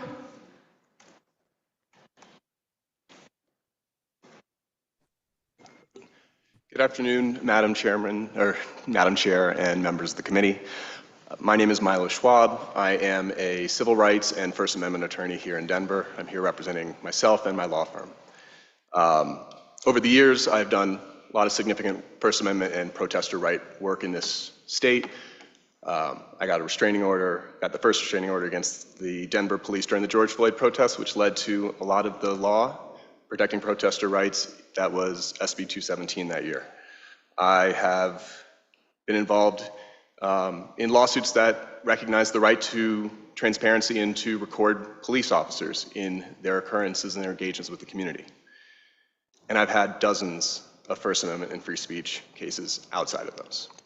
I've represented conservatives, I've represented liberals, I've represented Democrats, I've represented Republicans. I've represented across the spectrum on First Amendment issues because these issues matter to everyone. I'm here to support this bill out of decency. I recognize that this bill speaks to issues that are rapidly evolving in society, and the respect and dignity we confer on people through the use of their preferred names and pronouns is not undone by mistaken misgendering. In my own work, I've represented trans individuals and have used incorrect pronouns on occasion. But those were mistakes. And those mistakes have never been met with anything other than grace. This bill is not about mistakes. It's about intentional conduct. It's about cruelty and efforts to dehumanize. And for students who are compelled to be in school, it's appropriate to make sure that they are not subjected to cruelty as a condition of their education. I'm also here to speak as a First Amendment attorney. I've litigated many First Amendment cases, including free speech issues in schools. And I can tell you that nothing in this bill violates or is contrary to First Amendment or free speech rights. In that most fundamental place where students are compelled to be, where they must be to gain that education they need, to condition their appearance, their attendance on being subjected to hateful conduct, to intentional conduct. Conduct intended to make them feel less. That's just unacceptable. And the case law throughout the First Amendment recognizes that students and those First Amendment rights are balanced in that school. Thank you. I take any other questions you have. Thank you for your testimony. Welcome. Madam Chair, members of the committee, thank you for this opportunity to advocate for our children and youth. My name is Dawn Fritz, and I'm Colorado PTA's Director of Legislative Engagement, and I am proud to represent our nation's oldest and largest child advocacy association. Our mission is to make every child's potential a reality by engaging and empowering families and communities to advocate for all children.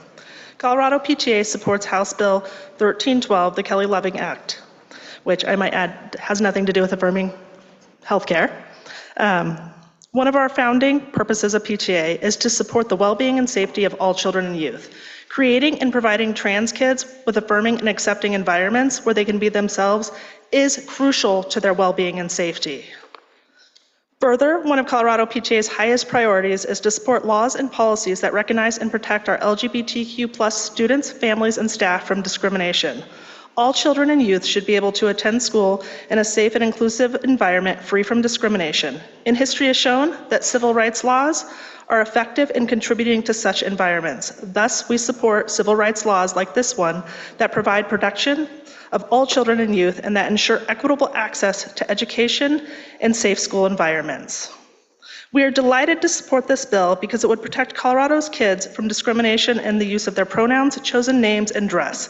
It is a great step towards creating safer and more inclusive environments at school and in public accommodations.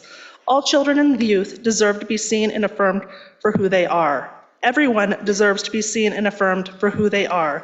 This bill is a step towards making that a reality. Thank you for your consideration of PTA's position. Thank you very much. And we will go online to Jesse Prophet.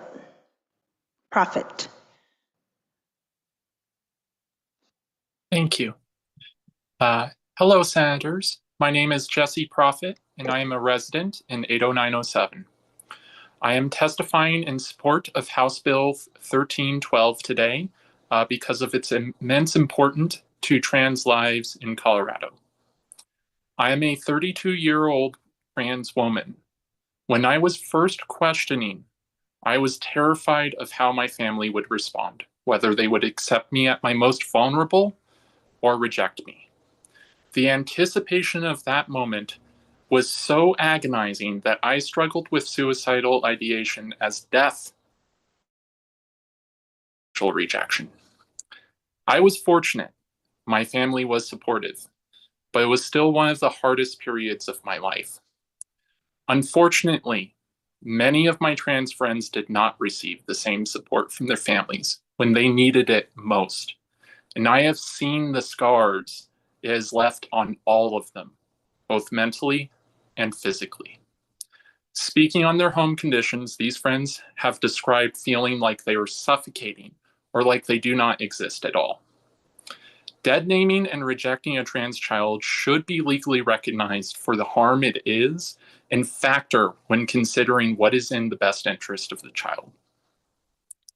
There are many people here today wringing their hands about parents' rights, but I have to ask, parents' rights to do what? Isolate their children? Reject them on a daily basis? To make them suffer until they too consider suicide? These children are people, Senators. People, not property. They can laugh, cry, hope, suffer, and die. And when their parents fail them, it is up to the people to step in and give them hope so they don't suffer and die. This is why I ask the Senate to vote yes on House Bill 1312. Thank you. Thank you very much for your testimony. Colleagues, what questions might we have for this panel of witnesses? I do have a question for Ms. Burciaga. You work often, Movimiento Poder works with a lot of young people in schools. And Mr. Schwab, also mentioned the importance of when we compel young people to attend school, that it is important to ensure that they are being respected in their classrooms, right? Can you tell me a little bit more about what you're seeing in your work when that's not happening? Thank you so much, Madam Chair, for your question. Yes, so we work with a lot of youth in Denver Public Schools, Denver area, metro area Denver, and essentially, you know, I wanted to include in my testimony just the intersection as well, working with youth of color. As we know, there's many layers of, you know, racism. You know, a lot of these students who are coming from working class families, you know, oftentimes these conversations are very difficult and non-accepting in their households. And, you know, having a student, we've had many students who've had chosen their name, and it's actually really empowering and beautiful to see how much, you know, a student's academia has increased, whether that's school participation, attendance, even the need to participate in their community. That's why, you know, our organization exists. And so I just want to really uplift, you know, not only just like acknowledging, you know, their identity, it's just beyond that, right? So in the work that we do, you know, earlier we've had young people testify the importance of this bill. And so I just really wanted to uplift organizations that exist to really hold those difficult conversations. We know these aren't just a black and white situation, right? When we're talking about, you know, trans youth of color. And so I just really wanted to uplift that of how beautiful it really is to see young people participate not only in their education, but civically in their community. So, thank you. Mix Frederick, I have a question because we've been having this conversation around the perspectives from the opponents, and there's been some questions around folks who changed their mind. I just welcome your perspective on that. So to most of my knowledge, it is very uncommon for people to change their mind on that. It is incredibly rare, and there's been a lot of really good research on that. I also know just in my own personal life, I know a lot of my own trans community members, and I know how much that specific phrase is used against them. I know on multiple occasions where I've had to sit with people where they have had their parents where they came out to them and their parents just kept telling them they've changed their mind, and they could not feel safe and accepted at home. Thank you. Ms. Prophet, I'd welcome your perspective on that same question. Yes, could you please repeat the question? Certainly. There's just been a lot of discussion and questions related to parents who I think are concerned of what happens if my child might change their mind. And I just welcome your perspective on that question. Absolutely.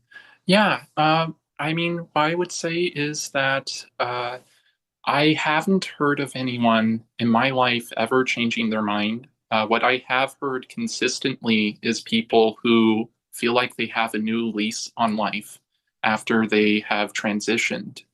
And I would also note that when a child is undergoing puberty, that is a decision too that has ramifications later. So I think that I have never heard of a case in person where a person was less happy for transitioning, except by discrimination. Thank you.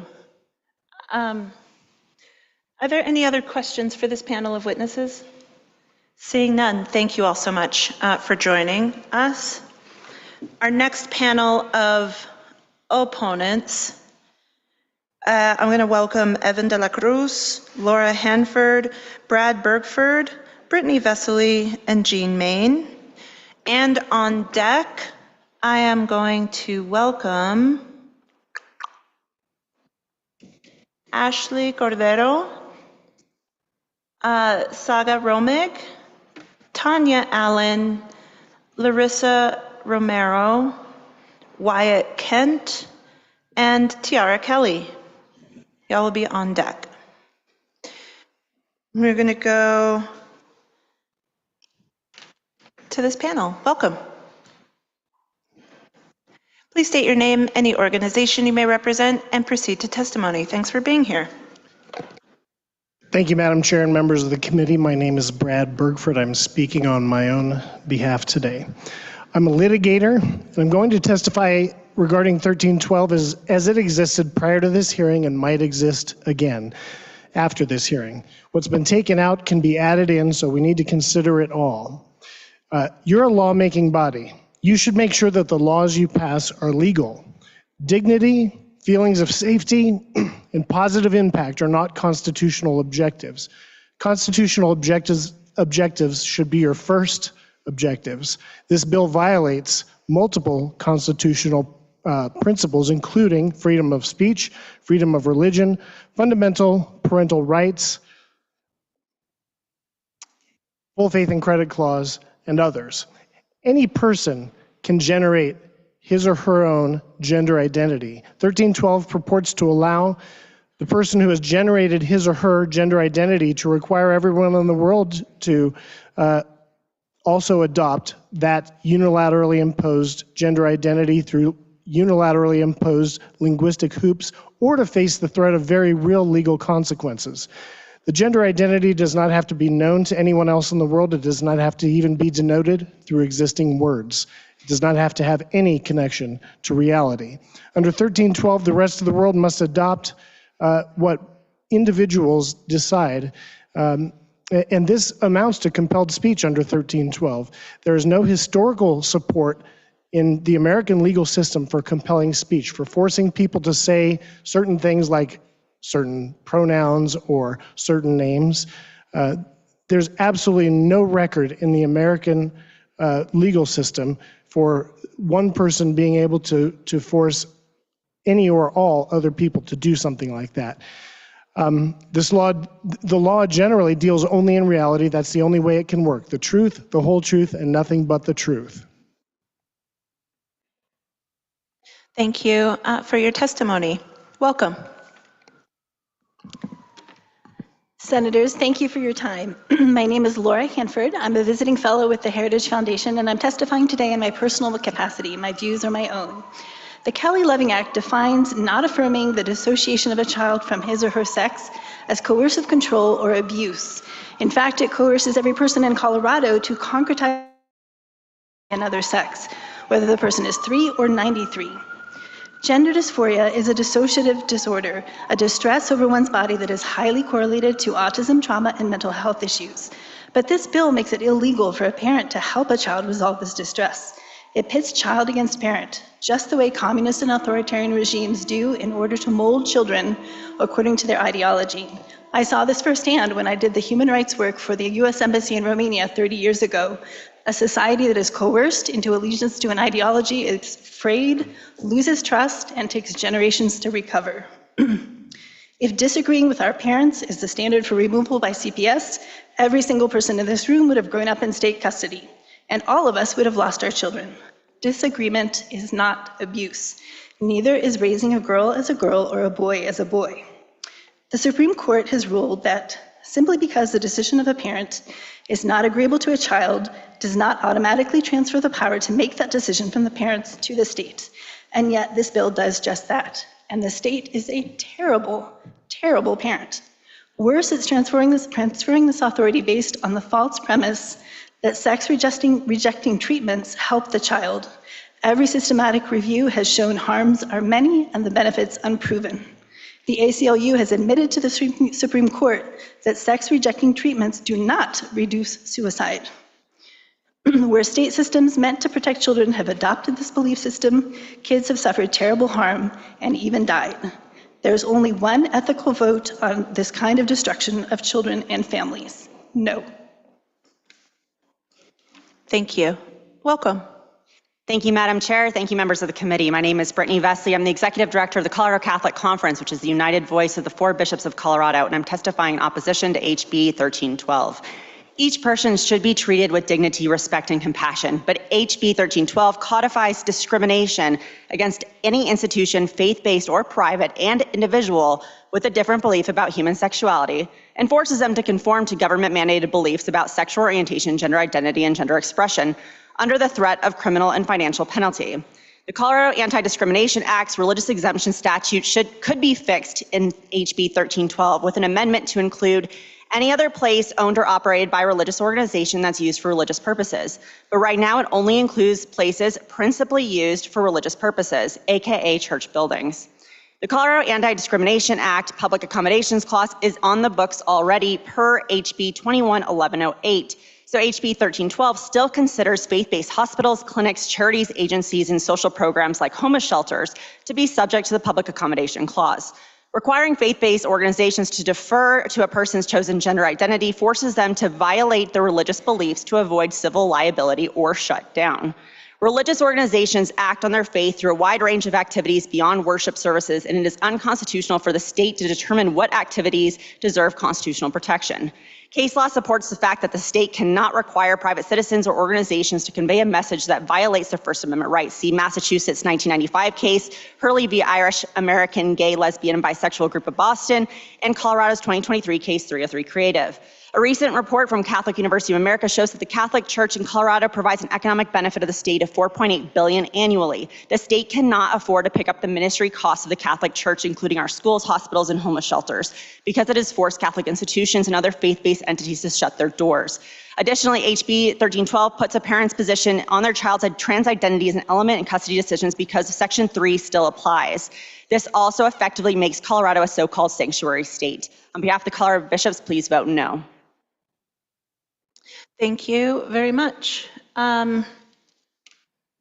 Next, I will welcome Evan de la Cruz. Thank you for this opportunity to testify against HB 25-1312. I am Evan de la Cruz. I shared my testimony of the harm I experienced in the name of gender medicine. 14 years of injections, 5 surgeries in 1.5 years, removal of my healthy organs and damaging of my bowel, and how these actions resulted in life-threatening complications and lifelong consequences. I transitioned at 21 and I'm 39 years old now. This illness took 2 decades of my life for me to truly comprehend that my gender identity disorder was actually a symptom and not the cause. Currently, I am having to process the regret of transitioning and the medical malpractices I suffered at the hands of those who promised to do no harm. I give intention and purpose to this pain every day so that the weight of my choices cannot crush me. I suffered severe mental distress over the past 2 decades, and gender-affirming medicine only exacerbated my illness, which aligns with the evidence. I'm still not okay, but I am a woman, and that means I am resilient. I consider myself a survivor of America's cultural psychosis, of its egregious medical malpractices, cognitive dissidence to the truth and evidence, and an alarming lack of interest in mental wellness. Under this bill, parents wouldn't be able to protect their children from this assault either. Why would our response as the adults here to a child's fleeting attention be met with such permanence? We know better than that. We must stop celebrating illness and prevent the legalization of dissociating the vulnerable and no longer promote the sterilization and mutilation of American children. This bill, if passed, will guarantee a place for every child in Colorado, including yours, to be placed directly in the path of harm's way. I'm pleading with you to please vote no on HB 2513. Protect Colorado's children and their families, protect our future. Thank you. Thank you for your testimony. Colleagues, do we have any questions for this panel of witnesses? Seeing none. Oh, I'm sorry. Senator Carson. Thank you, Madam Chair. Yes, I have a few questions for Ms. Vesely. So, freedom of religion, freedom to... All right, hold on. We're gonna just pause.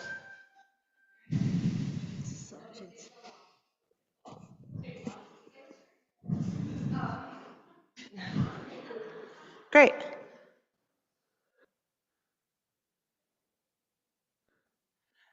Senator Carson. Thank you, Madam Chair. All right, back to the important topic of the freedom to practice your religion. So I appreciate you representing the Catholic community. I'm Catholic myself, and close to 1 million Coloradans are consider themselves Catholic. And you know, when we're looking at a new law like this, we have to think about what we've already got in place.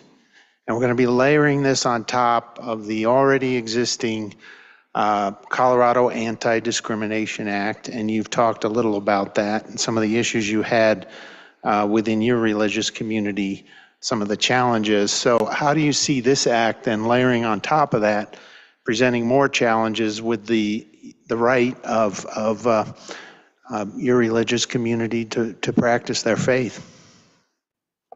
Ms. Vesely. Thank you, Senator. Thank you, Madam Chair. At the beginning of this hearing, the sponsors removed 2 sections, Section 2 and Section 8, that would have punished people for dead naming or misgendering. Oddly, that did not remove the provision of Section 7 that adds definitions to dead naming and misgendering to CADA's definition in that section. In 2021, as I mentioned, HB 21-1108 redefined Colorado's Anti-Discrimination Act to include sexual orientation, gender identity, and gender expression as protected classes. CADA's definition of place of public accommodation excludes a church, a synagogue, a mosque, or any other place principally used, and principally used is very important, for religious purposes.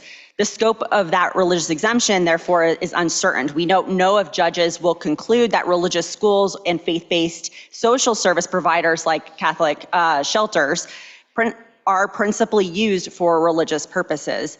Colorado precedent suggests they will not be considered, and the sponsor of HB 21-1108, former Senator Dominic Moreno, stated in this very room in 2021 that he wanted Catholic schools and hospitals to be included as part of public accommodation. So this places them at risk.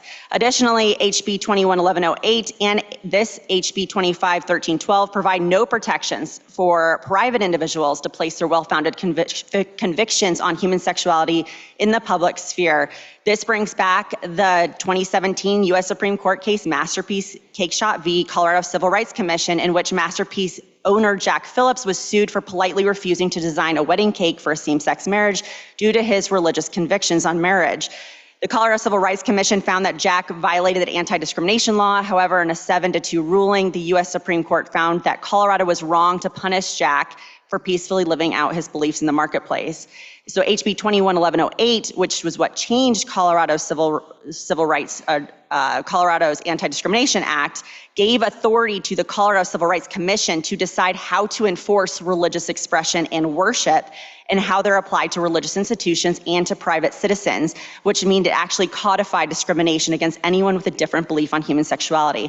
And the reason this bill is very important is HB 25-1312 amplifies the discrimination against faith-based institutions and violates the First Amendment rights of all Coloradans by adding new language, the language of misgendering, dead naming, and repeated offenses for misgendering, dead naming, which are still in this bill despite the sponsor's amendments, for Colorado Civil Rights Commission to then use against Coloradans with the threat of criminal and financial penalties.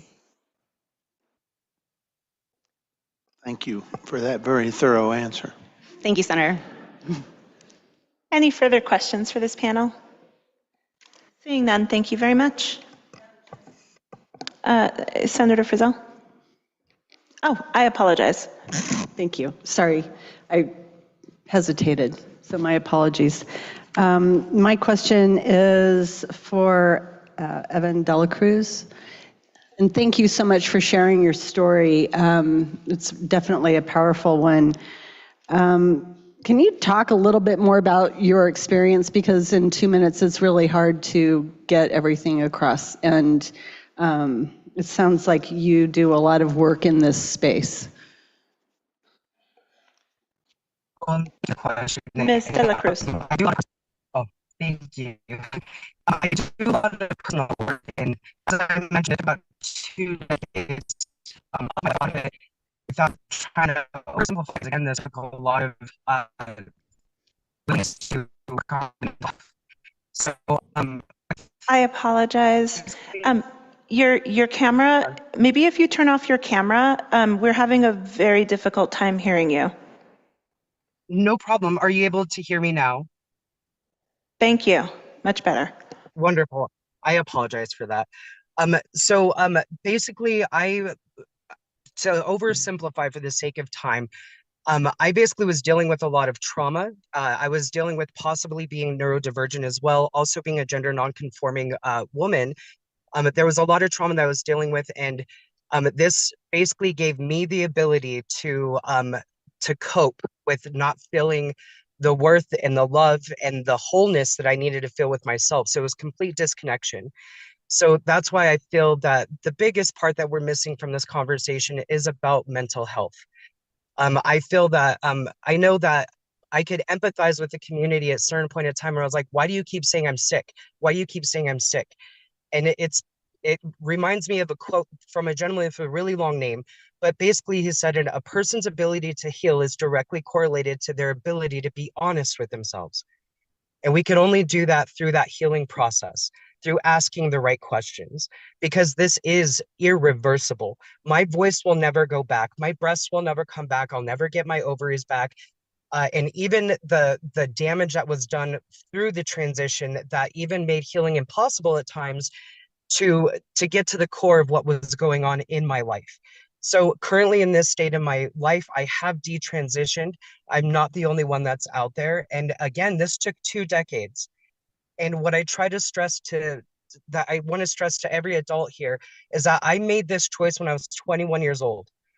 I was still short of that 25-year mark of when my brain was possibly fully developed.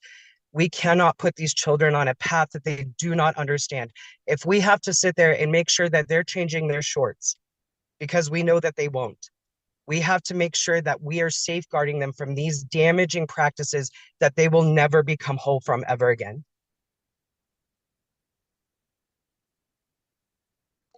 Thank you. Colleagues, any additional questions? Thank y'all so much. All right, next. Well, before I go to my next panel, I am just going to say, we did start at what time? 3:20. We started at 3:28. We are 2 hours down, 6 hours to go. So, next I'd like to welcome Ashley Cordero, Saga Romig, Jamie Hubbard, Larissa Romero, Wyatt Kent, and Tiara Kelly. Oh, and I think that there was an issue with Commissioner Pinter, and I believe she's now online. Welcome. Oh, and before we get started, on deck, I'm going to next call Dr. Travis Morrell, Dr. Steve Broman, Paul Serini, Nicole Hunt, and Aaron Lee on deck. All right, in person, welcome. Please state your name, any organization you may represent, and proceed to testimony. My name is Ashley Cordero. I am a cisgender queer woman here in Colorado. I'm an of the Defenders Union of Colorado. I'm also a mom. I'm here to testify on behalf of the Kelly Loving Act, and I want to talk about what this bill actually does. A bill is necessary when present Colorado law is insufficient to effectuate its intent. Senator Carson, I heard you ask a question about CADA and how this bill interplays with that. CADA already disallows discrimination on the basis of gender and gender expression. However, to ensure that the intent of CADA is effectuated, we need further definition. Definitions such as chosen name, dead naming, misgendering. What is the language in this bill? It provides definition such as repeatedly referring to an individual using their dead name while on notice. It defines misgendering as with the intent to disregard the individual's gender identity or gender expression. This is not in reference to a mistake. This is not in reference to, oh, I did not know, thank you for informing me. It is to ensure that the law that already exists in Colorado can be effectuated. An anecdote that I personally find persuasive. In my practice, I've represented many queer, non-binary, and transgender individuals. And I have observed members of the government, opposing counsel, and even members of the criminal defense bar misgender and dead name clients, witnesses, and opposing parties. I have challenged those instances of discrimination and have been told by courts in Colorado that they do not know if that is an act of discrimination because these definitions do not currently exist. I welcome questions into that specific experience, and thank you for your time. Thank you for your testimony. Welcome. Good morning, Madam Chair and members of the committee. Thank you for the opportunity to present to you today. My name is Saga Romig. I'm a resident of Colorado, a trans woman, and a political refugee from my home state of Kansas. I've lived here just over 2 years. My story isn't all that uncommon, and I have found community here with many others with stories like mine. I moved here for the anti-discrimination protections offered by the state of Colorado and to build a better life. I'm making strides in that direction with my acceptance to MSU Denver, where I am currently attending classes with a 4.0 GPA. I came here as an adult, spending the meager amount I had saved in my 401k for a chance at a better life. I can't imagine facing the same circumstances as a child. And as a parent myself, I can sympathize with the decision to uproot an entire family to protect one's children in the face of so much hate leveled at my community. In addition to protecting families, the amended sections 7 and 8 of the Kelly Loving Act apply directly to me. As someone who has experienced intentional misgendering at work, coworkers outing me, as well as the threat of workplace violence, I encourage you all to vote to protect against workplace discrimination. I know many in opposition to this bill come from faith communities. Being raised Christian and being a faith leader myself, I was taught to lead with love. I think those pushing hate towards the trans community are not acting in good faith. I had several good faith conversations before the proceedings today. I encourage opponents of this bill to work to see and meet members of my community with the same. I know many of you are afraid. So am I. Let's not allow that fear to intimidate us into inaction. Silence in the face of injustice is complicity. We need to protect the most vulnerable among us. We need to make decisions based on science and reason. Please vote yes on protecting children and families. Vote yes on the Kelly Loving Act. Thank you. Thank you. Ms. Romig, right? Correct. Okay, thank you. Welcome. Thank you, Madam Chair and Senators, for the opportunity to speak. My name is Reverend Larissa Romero. I use she, her pronouns, and I'm the Senior Minister at Park Hill Congregational UCC here in Denver. I am here to testify in support of HB 25-1312, the Kelly Loving Act. In January, clergy, colleagues, and I supported a trans individual fleeing Texas for the safety of Colorado after an episode of heightened violence they experienced. In the current climate, I hear far more from trans brothers, sisters, and siblings beyond the binary whose lives feel increasingly untenable. Families believe they can find protection from violence and discrimination here in Colorado as they flee other states. Speaking as a person of faith and an ordained minister of word and sacrament, once again, for people of Abrahamic faiths, we have a particular biblical question before us. In the book of Genesis, the first question that humanity asks of God is, am I my brother's keeper? Am I my sister's keeper, my sibling's keeper? And as a follower of Christ, in my community, we believe that God's answer to this question is not only a resounding yes, but that also everyone is our brother, sister, sibling, and that those who are most vulnerable are those who most deserve our keeping and our solidarity. The Kelly Loving Act offers protections that will continue to make us an illustration of faithful care, and we have a chance to be an example of loving well nationally. I'd like to end acknowledging how the trans community builds us up, how they offer mutual care and resilience, which we so need right now. And that is summed up in the words of a trans sister from Tennessee, who wrote to me, "We're looking carefully at what evacuation routes exist should it get worse in the ways we fear it could. But we have both time and resources, and most importantly, we have one another. The world may bring what it may to bear, but we still have joy." I urge you to vote for this act of care. Thank you. Thank you for your testimony. Welcome. Good afternoon. My name is Jamie Hubbard. I am here on my own behalf. I'm an attorney who practices in criminal defense and also civil rights with a particular emphasis in the First Amendment.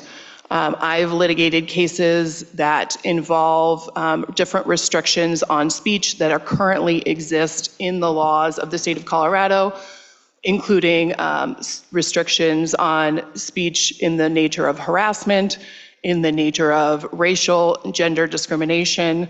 And I specifically have litigated First Amendment issues as it relates to our schools and was the attorney in the only published decision out of the 10th Circuit that governs the regulation of speech and how schools can regulate the speech our students engage in inside of school versus outside of school.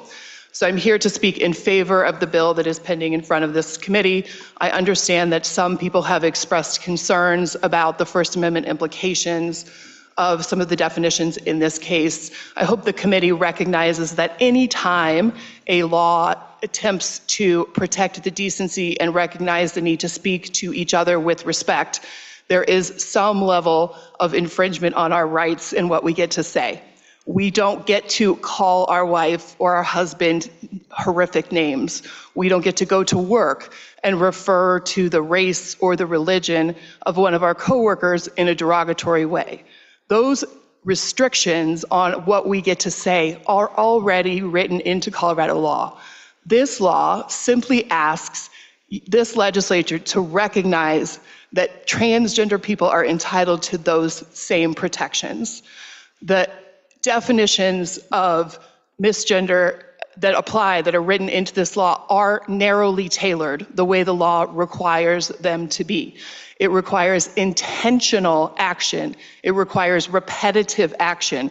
These are the kinds of definitions that our law says are necessary in order for a restriction to be constitutional, and I would urge you to vote in favor. Thank you very much. We will next go online, and I will start with Wyatt Kent. Thank you so much, Madam Chair. My name is Wyatt Kent. I'm a Club Q survivor, and I sit here before you as a direct result of Kelly Loving, the woman who took a bullet for me and saved my life. As a genderqueer person who works and lives in the trans community, I'd like to speak today directly on the impact and importance of a name. What we choose to be called is something that we form our identities around, and is an ideal that is not exclusive to the community I speak from, but demands respect and validation from the surrounding world to affirm and uphold that ideal. That is what this act, the Kelly Loving Act of Trans Rights, works to secure. The safeties and securities of being called the correct name with which you identify is the respect deserved by everyone and avoids direct confrontation with severe traumas faced by trans people everywhere. The pain of being misgendered or dead named is one that many in this room can relate to and can cause severe distress, dysphoria, and in some cases leading to the threat of assault or death. In securing the ability for chosen names to be protected at this level, trans kids and adults throughout the state are affirmed and allowed the right to exist without fear of outright discrimination or assault. These protections also secure their rights to further access to, which has been statistically shown to decrease suicide attempts and save lives. Trans and gender nonconforming people have the right to exist without fear, to live happy, healthy, and especially long lives. I urge a yes vote on this bill to remember the life and legacy of Kelly Loving. Thank you so much for your testimony. Next, we'll go to Tara Kelly. Welcome. Thank you, Madam Chair and Senators. It's a pleasure to be before you all. I just would like to say, there's so many things that I want to say just listening throughout the session, but the main thing that I want to touch on is when I went through schooling, I went to a Christian college, and I detransitioned because I started living trans as myself when I was 16 years old. But when I got to college, it was a Christian college, and I was under so much pressure to change who I was. And so I went along with it. And when I think back on that, I literally went along with it because of the pressure of religion. And so I regret now that I allowed that to happen, that I allowed myself to be caught up in that situation. So I want to say that because I've heard a couple times today about people who have detransitioned or who have changed their minds, and I respect anyone who feels that way. Our feelings are valid, but for me, when I went back to living as the person that I'm not, that was when I was in the wrong body. That was when I felt like I was wearing a costume. That was when I was uncomfortable to do anything or go anywhere, was when I felt like I had to lower who I was. And so I think that the Kelly Loving bill is important because it will allow the people in Colorado who are telling you through the survey exactly what it is that we need in order to feel like humans. So I urge you to vote yes. Thank you so much. Commissioner Pinter, welcome. Thank you, Senator. Thank you, Chair. Thank you for this time this evening to consider the Kelly Loving Act.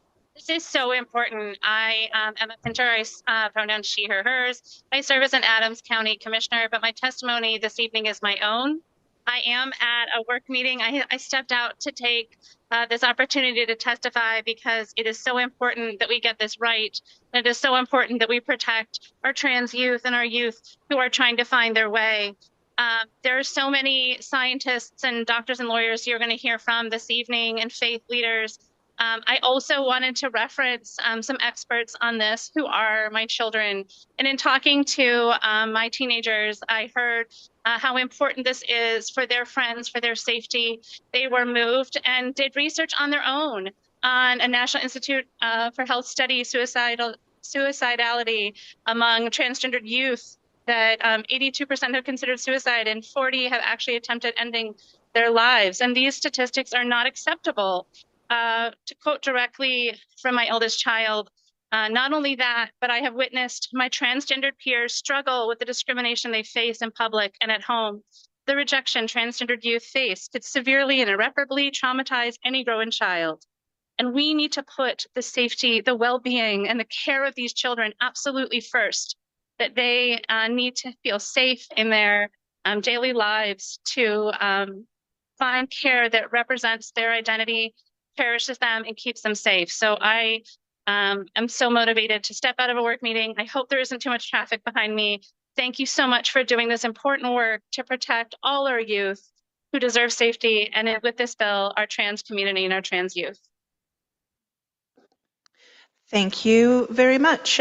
Colleagues, what questions might we have for this panel of witnesses? Senator Carson. Thank you, Madam Chair. I have a question for Ms. Hubbard, attorney. So I certainly respect anyone's views on their gender. But I think the concern that a lot of folks have is that a law like this could set up a system where other people are not free to think or speak as they choose on issues of gender. And I'm wondering how you think the 10th Circuit or the Supreme Court is going to view a law that is potentially arguably compelling people to think or speak on issues of gender. And now I heard an earlier panelist say, well, the solution to that is don't speak. Well, that's not an acceptable answer. So maybe you just don't view this as having that problem, but how would you respond to legal challenges on that? Sure, I would say that, it would be speculative for me to guess what the 10th Circuit or the Supreme Court might do. But what the 10th Circuit and the Supreme Court have done in the past is to recognize that there are characteristic traits associated with people that speech is restricted related to. For example, there are religions that exist in the world that do not believe in racial equality and that believe in the superiority of the white race. And the Supreme Court and the 10th Circuit have both upheld restrictions on speech that you don't get to go into work and call your coworker the N-word, right? And that is infringing on some people's sincerely held religious beliefs. Now, that religious belief may be less prominent than the religious beliefs that have strongly held opinions on gender, but the laws apply the same, right? The Aryan Brotherhood is entitled to the same respect under the religious liberty laws as the Christian faith. And the law routinely allows for restriction on the speech of Aryan Brotherhood members. And those restrictions are upheld regularly. The same is true on other gender-based restrictions, on other religious-based restrictions. There are countless laws on the books that are routinely upheld by the 10th Circuit and the Supreme Court that suppress speech in different ways, or, looking at it up from the other side, compel speech, right? You might view it as compelling speech when the law makes an Aryan Brotherhood person walk into work and say the word African American. That's not their chosen word. That is not what they would like to call their coworker. So it is compelled speech in a sense of it's asking and demanding that you act with respect. And I don't view this law as doing anything different. Further questions? Senator Roberts. Thank you, Madam Chair. Thank you all for your testimony. Ma'am, at this end, I forgot your last name. Ms. Burciaga. No, Cordero. Ms. Cordero. Could you expand a little bit on what you were talking about, how you have challenged in court dead naming and misgendering, and you said that judges have said that they don't see that within our current Anti-Discrimination Act. Has that been litigated? Did they do that in official ruling, or have they just sort of said that from the bench in a sort of a on-the-spot ruling? Ms. Cordero. Thank you. Before I answer your question, Senator, I have to say hearing my last name pronounced correctly is a rarity, and it has been a pleasure to have Senator Gonzalez do that today. Everyone deserves to be called their name and feel that euphoria. The specific example that I was referencing in my testimony is I was observing members of the bench repeatedly misgender and dead name my client and witnesses in a criminal proceeding. And so in that proceeding, I took several steps. I first provided notice of the correct name and pronouns. Those were disregarded. I then filed a motion for disqualification, citing CADA, citing the specific ordinance that municipality was from, citing current Colorado law. And the ruling that we received is that we just don't know. This doesn't fall under CADA. Because there is no definition, the court in that instance denied the motion to disqualify. That was the specific request I was making, because it could not be a form of discrimination under the current definitions that exist. And that is why I believe adding these definitions are essential, so that the bench has the boundaries to understand, did this behavior fall within that characterization. That was an example of where notice was given and it was repeatedly disregarded. Thank you. Senator Roberts. Thank you, Madam Chair. Did the court continue to misgender and dead name after the written ruling? Was the behavior corrected? I want to clarify, it was not the court that exhibited that behavior, it was opposing counsel in that example. That matter did not proceed to trial for other procedural reasons, but I was told that my request for my client and witnesses' name and pronouns to be used would be disregarded, and they could be called by the name that that person did not associate with. Okay, and then Senator Roberts. Thank you, Madam Chair. And then for Ms. Hubbard, what do you have any experience in your litigation or litigation that you know about that leads you to believe that the current CADA text is not sufficient for these types of protections? We heard a lot about in a previous panel about House Bill 21 1108, I think it was, that updated gender identity into CADA. Ms. Hubbard. I don't have specific experience with this because I don't practice much in the CADA realm. What I can say is that, you know, there is a trend in the law moving away from rules-based laws, right? There's the new Supreme Court case that came out in the last couple of years that essentially says we don't defer to anything that agencies think or anything that agencies do. And so my view of the trend in the law is that it's becoming ever more important to codify things like this, and relying on it being in agency guidance, relying on it being in agency rules is just insufficient. Okay, thank you. I have a question. First, I'd like to see if there's any other questions from the panel, from the committee members. I did have a question for Ms. Romig. One, you mentioned that you moved to Colorado from Kansas. Correct. Huge upgrade, I've just got to say. Welcome. I'm curious for your perspective. Section 7 of the bill is seeks to clarify and provide what does discrimination look like in the workplace. And there are references to persistent dead naming of an individual, persistent misgendering of an individual. Can you just help us understand what that has, whether you have faced that and experienced that here in Colorado, and sort of what process trying to navigate that with your employer has taken? And if not, that's okay. Please. Thank you, Madam Chair.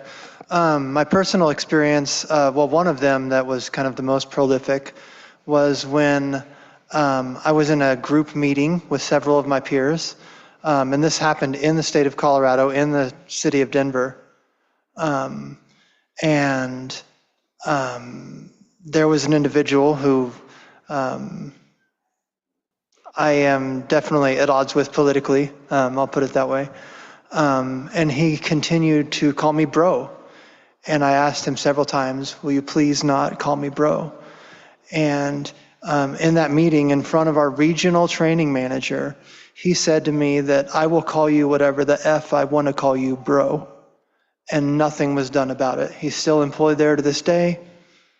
And I know that there is anti-discrimination protections, but I wasn't recording that meeting. The only evidence I have were the people present. And so I do feel like that codifying misgendering and dead naming will definitely give employers some kind of framework to determine what is discrimination based on sex and gender. Thank you for helping me understand what that experience has been for you. Ms. Kent, I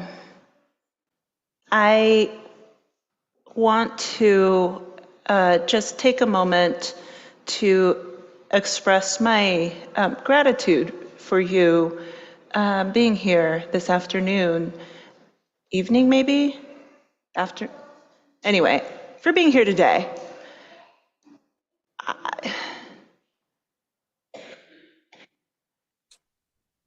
Thank you. I'd like to, I'm trying to figure out how best to pose this question, because I think that oftentimes, particularly here in the Judiciary Committee, we are, I don't know, I'll speak for myself. I feel like I often, as a member of the Judiciary Committee, am very used to having oppositional perspectives, right? You got proponents and opponents, you've got prosecutors and defenders, right? Like it's naturally adversarial because our judicial system is necessarily adversarial.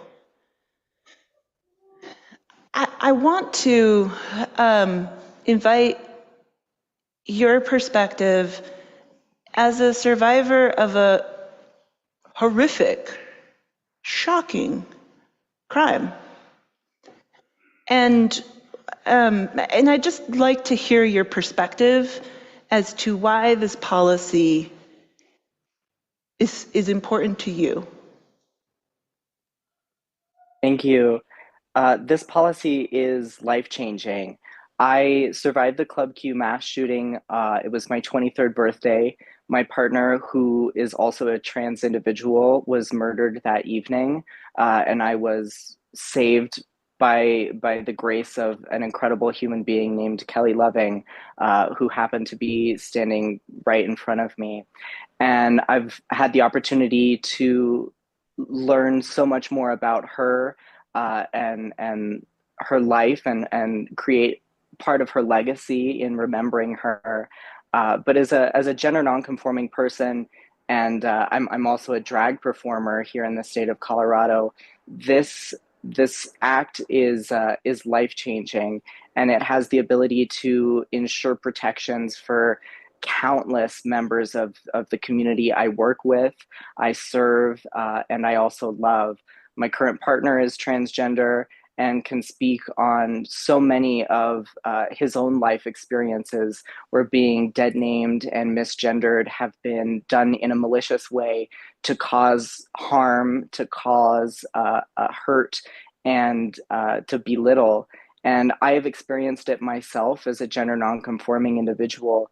And to enshrine these protections while not making, a huge, giant leap forward, these small steps are what have the ability to save lives of trans youth who don't see themselves as being worthy and don't see themselves as being accepted by the outside world because they're constantly told that they are wrong or that this is a phase or that they don't understand the ramifications of what they're doing. We as trans people know who we are. We as trans people know who we are from birth, and it takes a lot of courage and strength and against a lot of adversarial moments to carve out our identities and feel comfortable in our skin in the world. And having these protections to protect against being maliciously dead named or maliciously misgendered can create the small safe place to feel at ease in our skins, even when we're just going to the grocery store or walking to the mailbox just 2 doors down, to feel safe. Thank you so much for sharing that. And I'm so glad you're here. Thank you. Thank you. Seeing no further questions for this panel, thank you all for joining us this afternoon. Our next panel, I will welcome up Dr. Travis Morrell, you'll correct me, please. Dr. Steve Broman, Paul Serini, Nicole Hunt, and Aaron Lee. On deck, Tiffany Cowdell, B. Gonzalez, Ali Gonzalez, August Cowdell, and Joe Bays, and Cece Urquilla.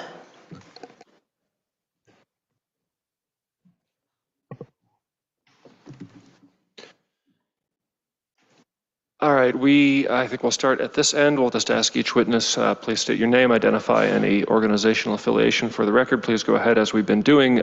We'll invite everyone to testify and then we'll open up for questions at the end of all the witnesses. Sir, on the end, please go ahead. Hello, testing.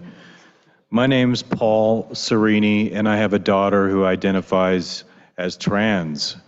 And it's been a harrowing story in my life. I lost custody of her about 2 years ago, and she was semi-normal then, in my opinion, and the standard of care, which I call a standard of abuse, has resulted in a precipitous decline in her well-being by every metric: her mental health, her spiritual health, her physical health because of binding even. I don't think that's good for kids.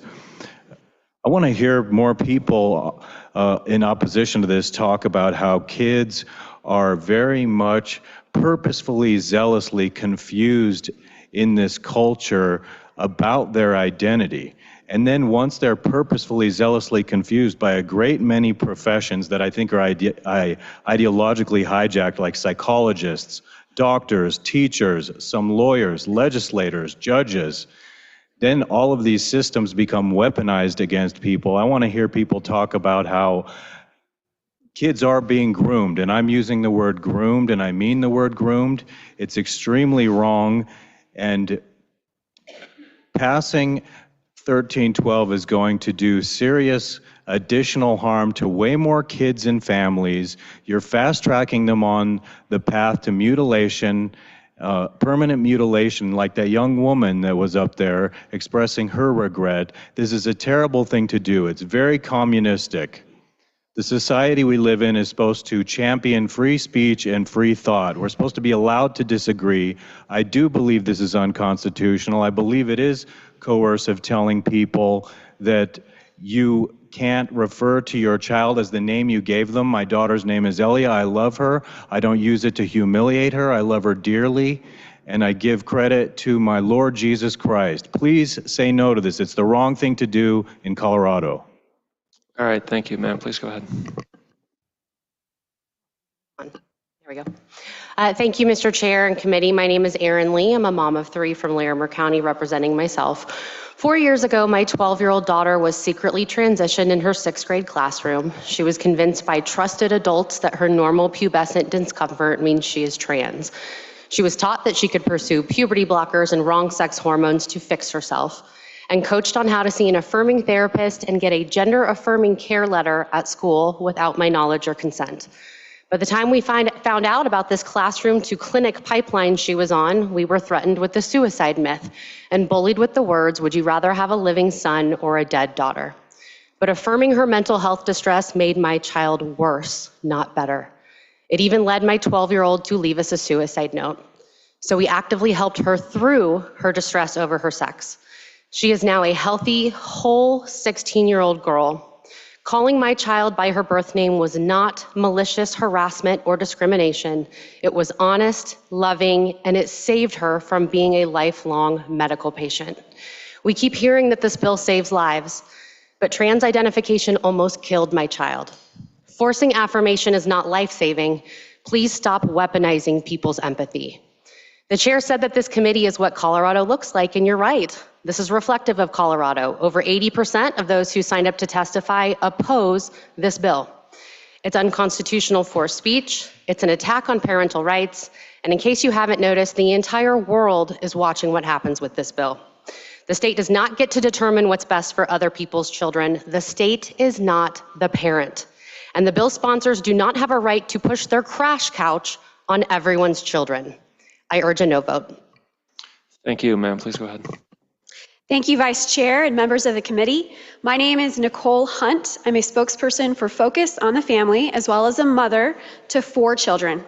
I'm here on behalf of myself and Focus on the Family to strongly oppose House Bill 1312 and respectfully request a no vote.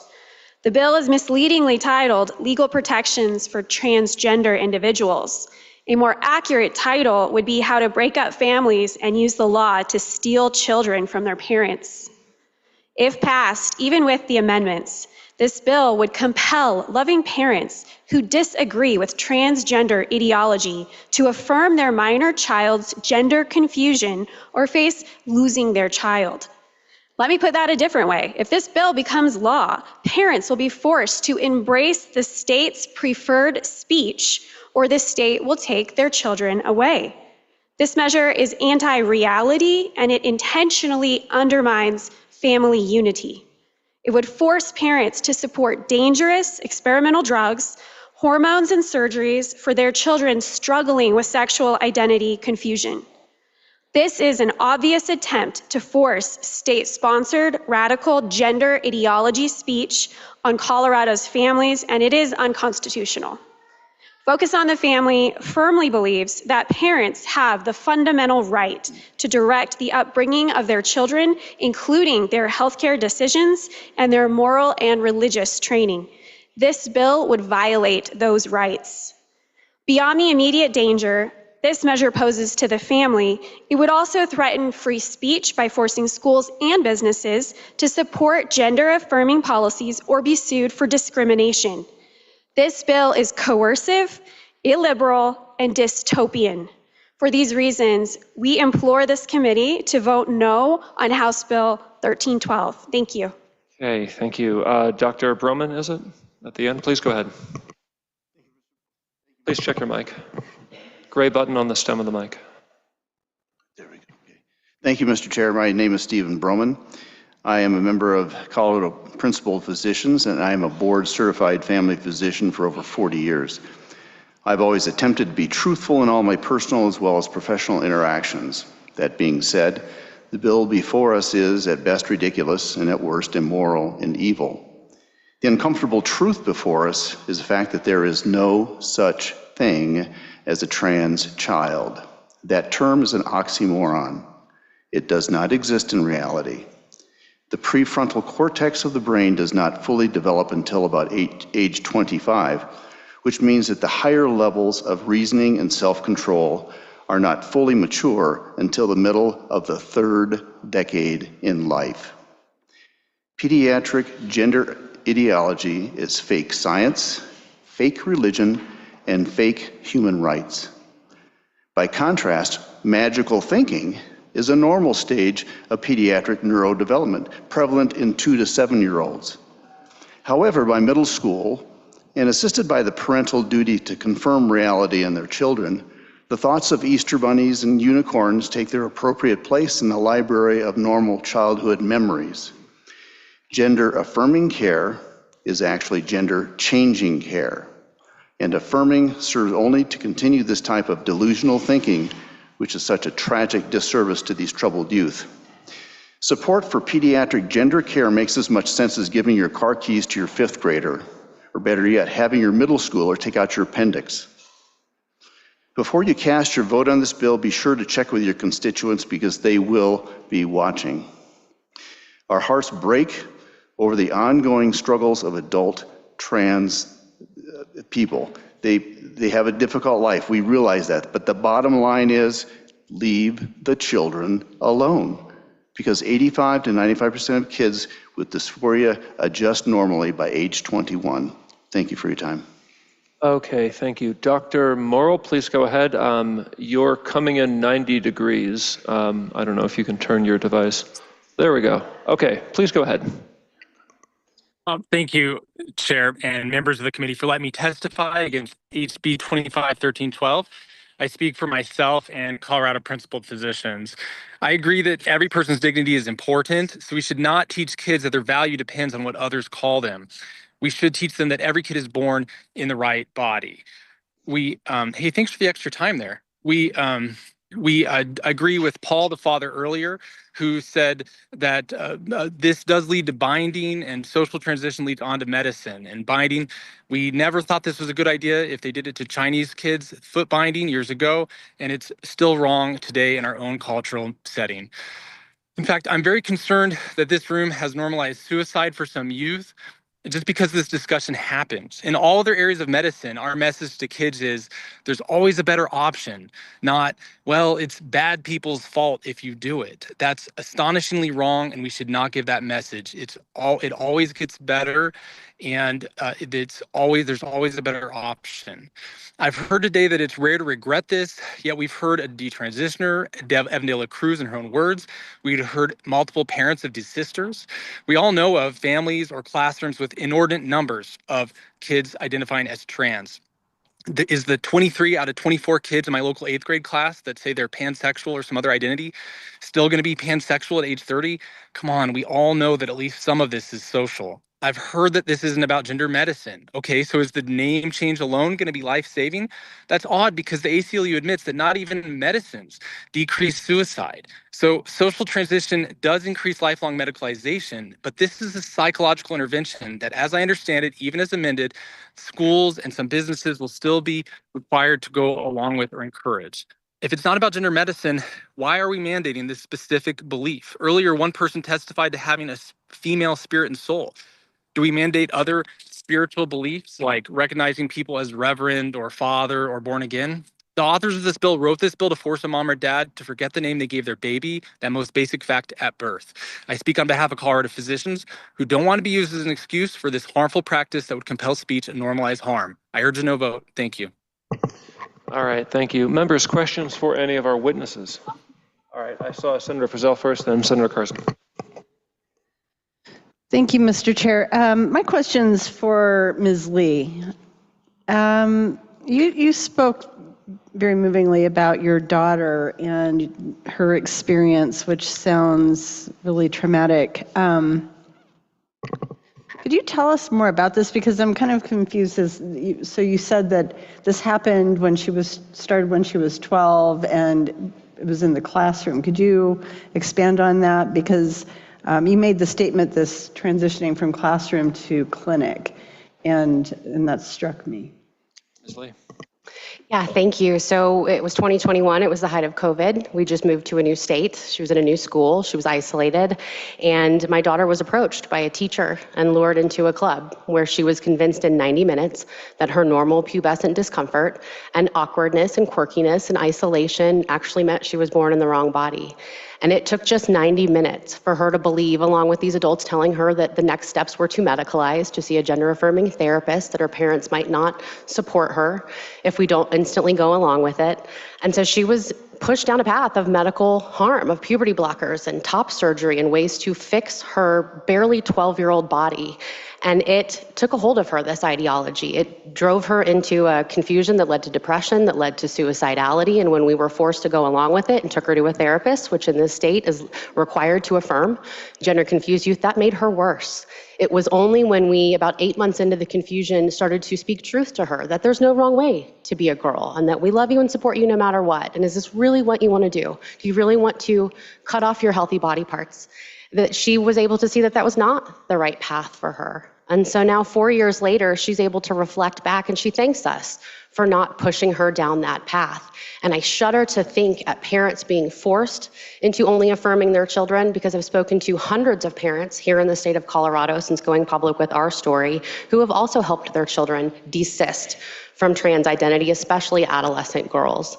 And so again, while I think this bill is so egregious, is that there are so many parents who just told the truth and did what they believed was best for their child, and now their child is on the other side, just like mine is.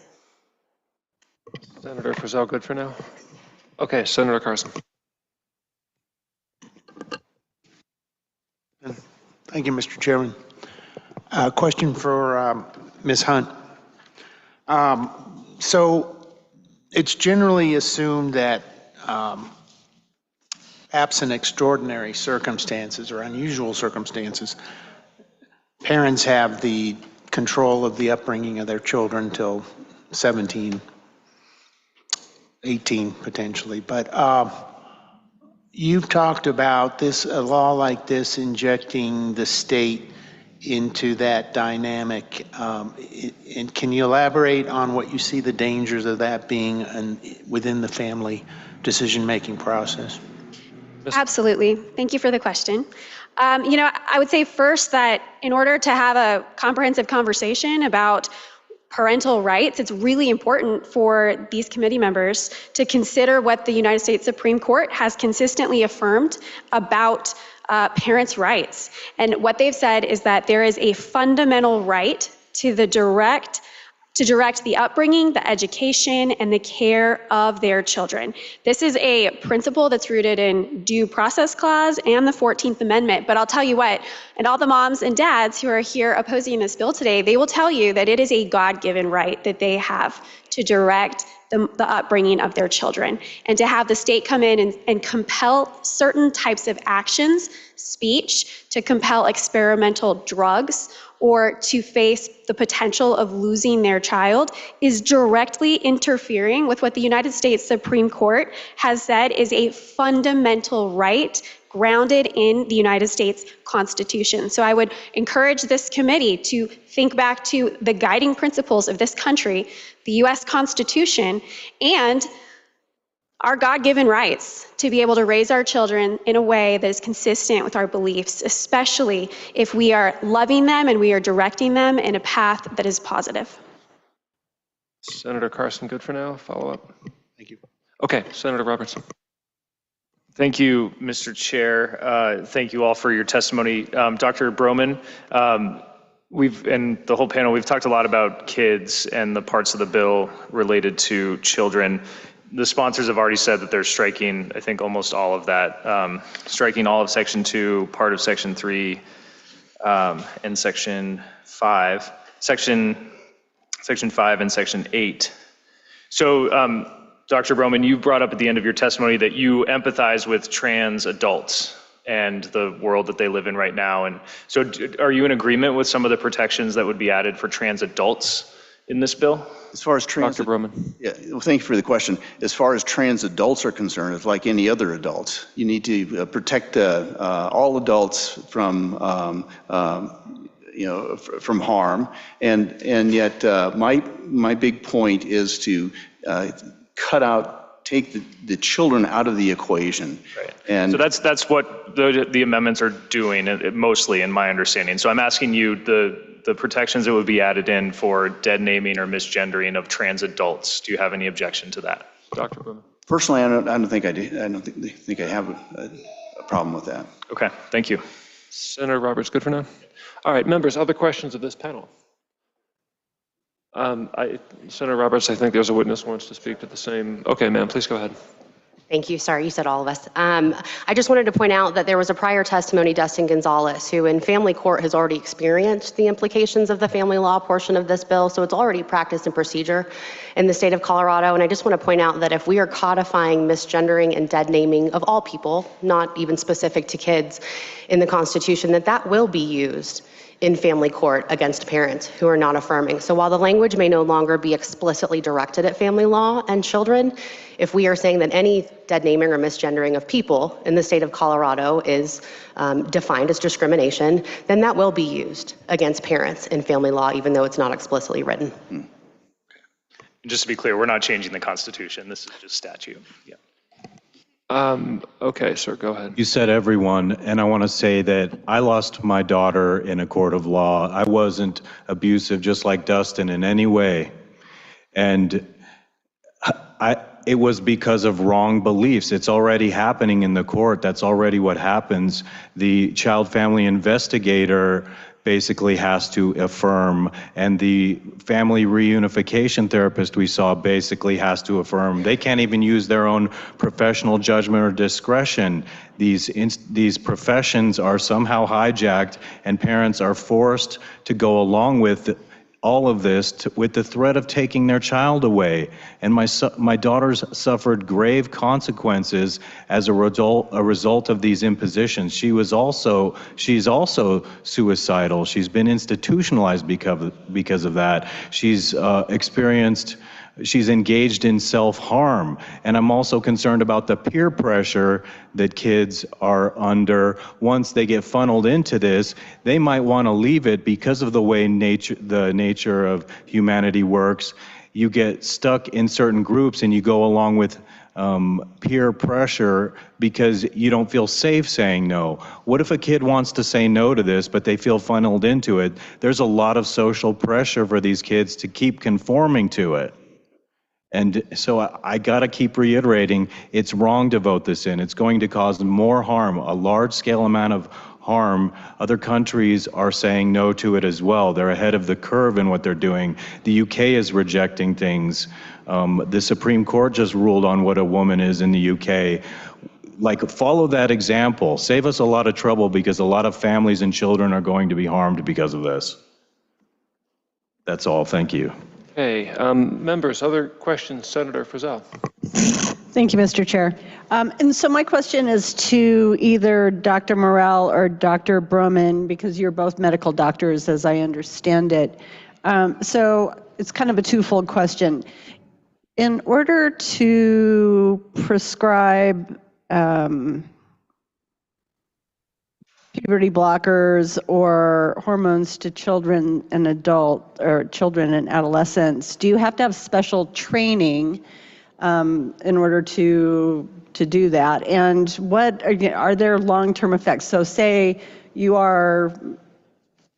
decide you're not going to go through with this or you stop. Are there long-term effects? Can it be undone? And what does that look like? Thank you for your question, but I'm going to defer to Dr. Morrell. Dr. Morrell is a little bit younger than I am. His training is a little bit newer than mine, and I think that his wealth of information will be sufficient for this answer. All right, Dr. Morrell, you're being voluntold. Please go ahead. Thank you, Chair, and thank you, Dr. Broman and Senator. So yeah, I do not prescribe this for kids, obviously, or probably wouldn't be here. You probably don't hear a lot of people on the against this when they do it. I have prescribed it for adults in the past, and I'll tell you that it's openly encouraged that non-specialists do this. Primary care physicians are told that they should do this. There is a CME question, which is required for family physicians, which are most primary care physicians, last January, that told them that on the first visit, with no referral, no workup, no therapy, that they should give a 13-year-old puberty blockers, Leuprolide, on the first visit. And that was part of their official certification. So primary care is doing it. I know that we get, and not only that, I know of patients that are going to specialty clinics and they're seeing physician's assistants and nurse practitioners, which are very skilled people, but they haven't completed specialized residency in this because there isn't really specialized residency in this.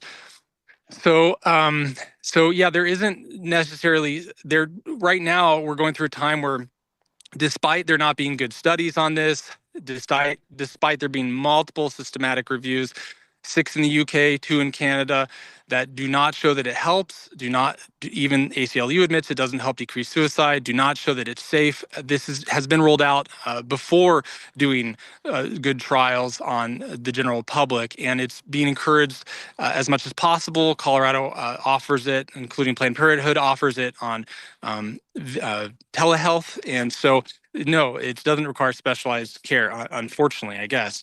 And as far as the long-term effects, so everyone agrees that cross-sex hormones have long-term care, long-term effects. So we know that there are studies that show boys have increased risk of testicular cancer on estrogen.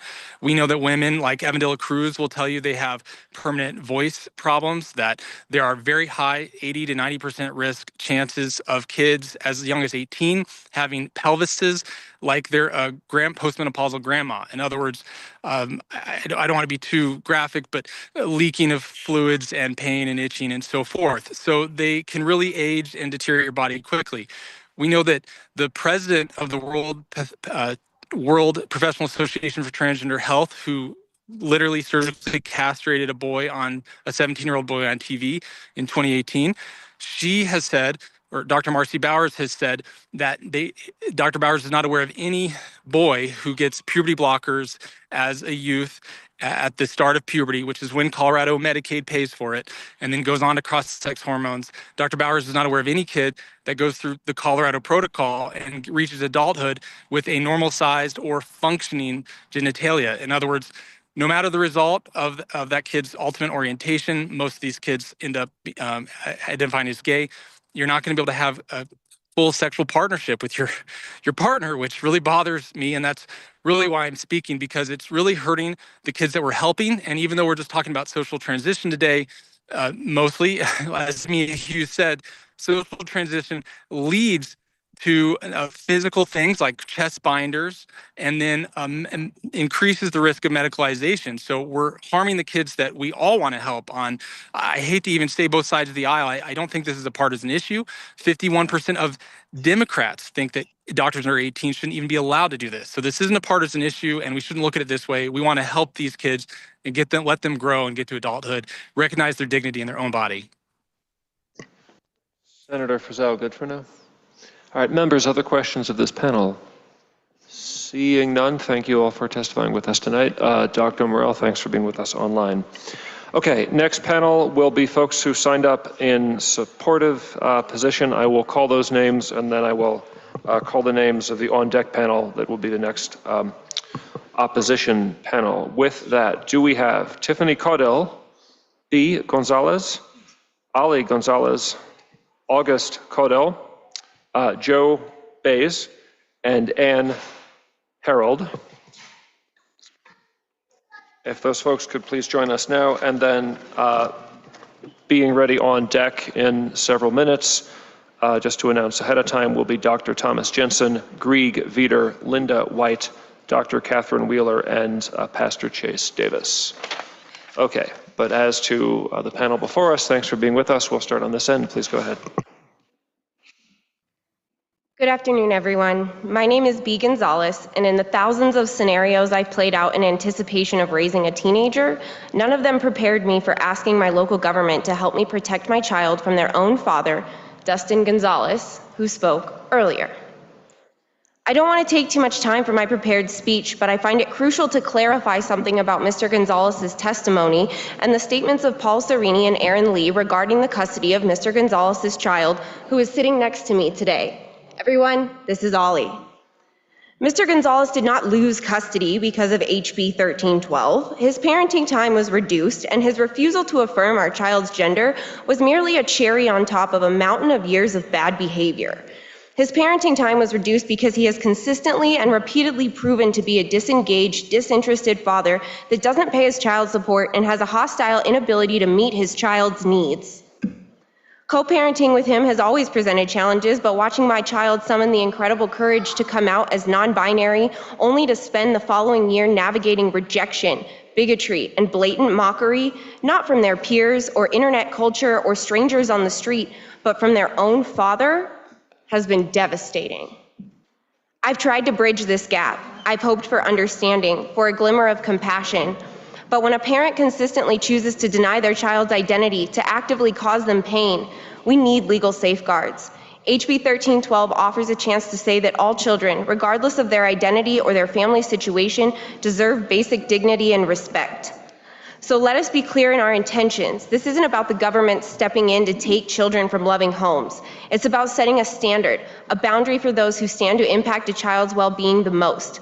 It's about saying that the intentional infliction of emotional harm through the denial of a child's preferred identity is not acceptable.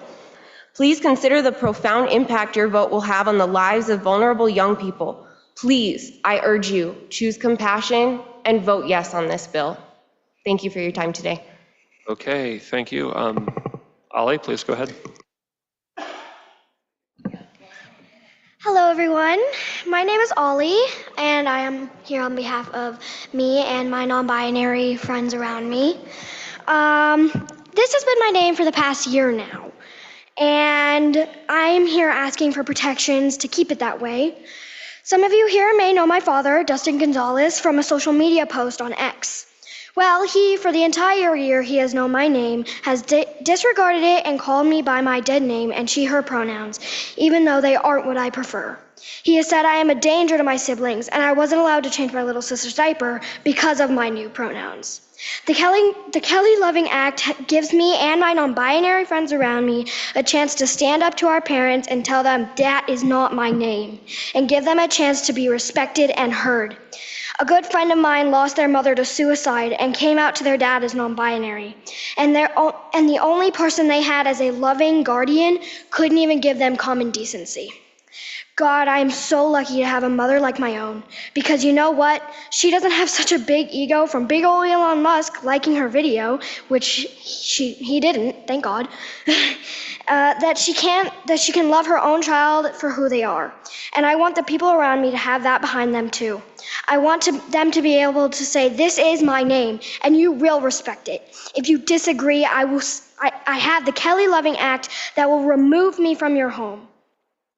We should have rights on our choices. We can be young, but I promise we are not stupid. Just because I don't fit into your box doesn't mean I don't fit into a community that supports me, a mother that loves me, and friends who care about me. If my dad doesn't want to join this loving and amazing community I have with me, then please allow the people in front of me to show him what happens when you disrespect your child. I love my dad, I always will, but when for years I have been mentally abused by him and my stepmother, who have told me who I am is invalid. I don't want to be there. Nobody wants that. I want to live my life as a kid and have my greatest of worries be what cake I want for my birthday, not if my dad will finally call me by my name. Thank you for listening to my story and my friend's story, but I promise this is just the beginning. All right. Thank you, Ollie, and please no outbursts here. Please go ahead. Hello, my name is August and I use they, them pronouns. I'm 17 and trans non-binary. And I have been out for almost 3.5 years. Had I not gotten the support and love I did from those around me, especially and specifically from my parents, I would not be here today. According to the Trevor Project, suicide is the second leading cause of death for 10 to 14-year-olds, and LGBTQ youth are 4 times as likely to attempt suicide than any of their peers. And with the uprise of anti-trans legislation being passed, there has been an increase in transgender and gender nonconforming teens attempting suicide by 72%. We teenagers are already at high risk. Many teens feel like outcasts. They feel like they don't fit in. And instead of our most at-risk youth, trans and queer teens, finding sanctuary in the place they are supposed to feel safest, they have become outcasts in their own home. This legislation will not strip you of your parental rights. This legislation will not force your kids to be trans. This legislation will force you to do the job you were supposed to do the whole time. Love and protect your children in a world where society is against them. If your love towards your child is conditional and depends on what you believe politically, then you are not doing your job correctly. Every child deserves unconditional love and respect from the people who are supposed to protect them the hardest. It is deeply saddening to see my peers hiding themselves from their family. If you are against protecting trans youth, queer youth, or literally any other kind of youth, you are against your own kids. And you are against the children you claim to be protecting through anti-trans legislation. Let me leave you with a question.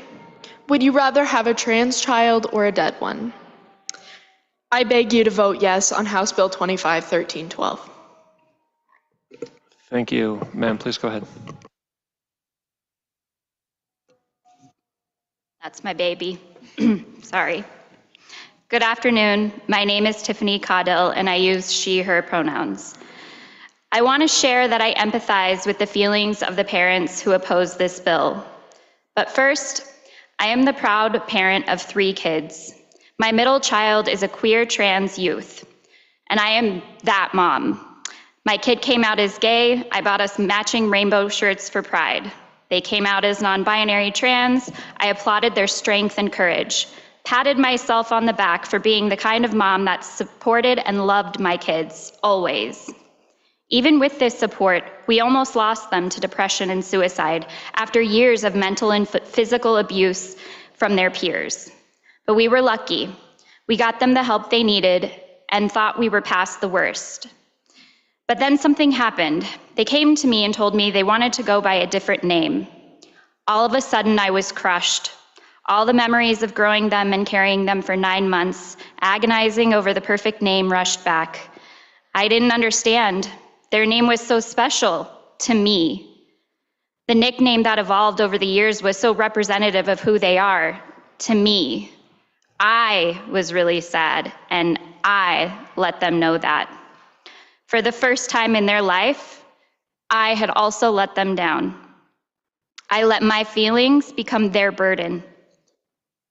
The distance that grew between us in the following days was crushing. I went from being their protector to someone who hurt them. I spoke to a fellow mom of a trans youth who told me something I'll never forget.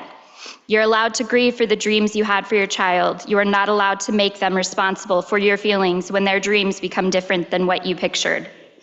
I had been agonizing over a name that I picked for my baby, but that baby was raised to celebrate and own their free will and to fight for what they believe in. That baby has grown to be the most incredible human and beyond my wildest dreams, and they are right in front of me. I remembered the day they came to me and said they wanted to die because being alive in a world where they feel misunderstood and hated for being who they are was too much to bear.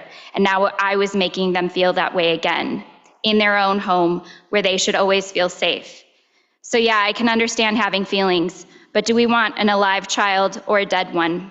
I chose my wonderful alive child over the sadness of a name they never asked for. I get to watch them walking across the graduation stage in a couple of weeks, something I wasn't sure they'd make it to, and I can't wait to display their diploma with their perfect name, August. Please vote yes on 1312. Okay, thank you. We'll go online. Joe Bays, please go ahead. Good evening, members of the committee. My name is Joe Bays. I use he and they pronouns. I reside here in Broomfield, Colorado, and I am honored to speak in support of the Kelly Loving Act. As a developing social worker and a member of the trans community and a proud military veteran, I am here to share both my professional and personal perspective on this bill. The political climate of this country has become increasingly gender critical. And by that, I mean it has become more and more acceptable to question a human's right to bodily autonomy, self-determination, personal freedom, and liberty. When a person intentionally misgenders and dead names another, they are asserting their will and opinions over another person's personality, their body, their identity, and their right to self-determination. For example, if a cisgender man was an employee at a workplace and was purposefully and repeatedly referred to by his employer as a woman, called Susan by his coworkers, and had his masculinity questioned on a daily basis, we would absolutely call that harassment and discrimination. The hard fact is, people in my community experience this every day, and it makes life really hard, and we don't really have a way to address that legally. As someone who served in the military during the first ban on transgender service members, I can personally attest to the psychological damage of daily and intentional dead naming and misgendering. I did not sacrifice 10 years of my life and my mental health only to watch the civilians and children I served to protect be treated with the same kind of cruelty. So far, I'm incredibly impressed by the protections that the Colorado General Assembly has codified to honor and protect the trans and gender diverse community. I am confident that you will hear and consider all of the perspectives shared by my fellow Coloradans today and ultimately make the right decision to pass the Kelly Loving Act into law. Thank you so much for your time and attention, and also thank you to everyone else who's here to testify. Okay, thank you. And we have been joined by Ann Harold. Please go ahead. Thank you, Madam Chair and members of the committee. My name is Ann Harold, and I am representing myself. I am a genderqueer person who uses these/your pronouns.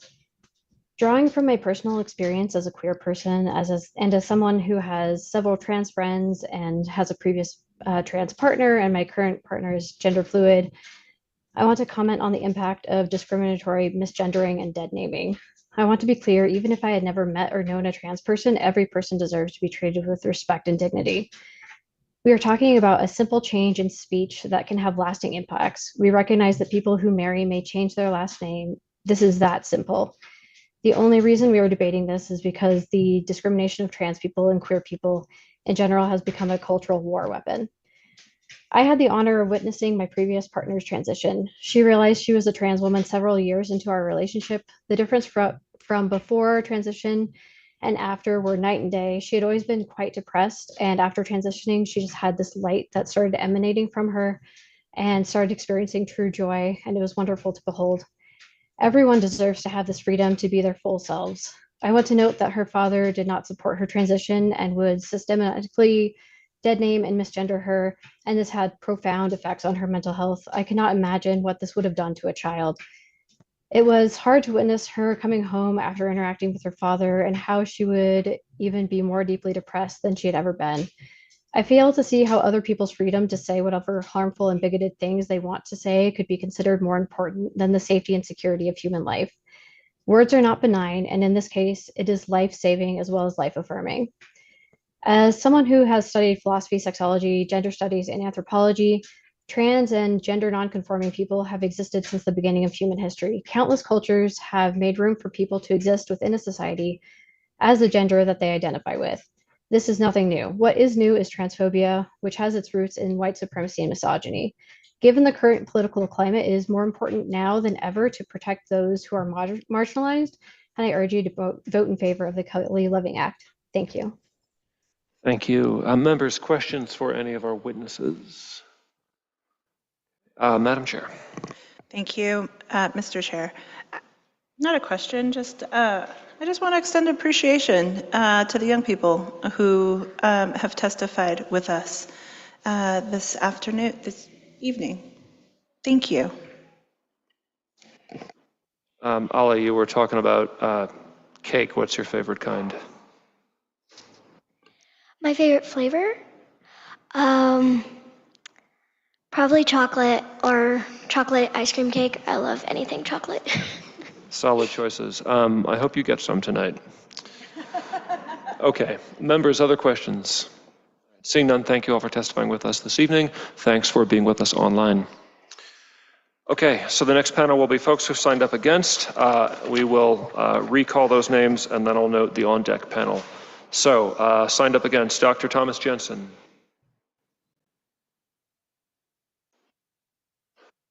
Grieg Veeder, V-E-E-D-E-R.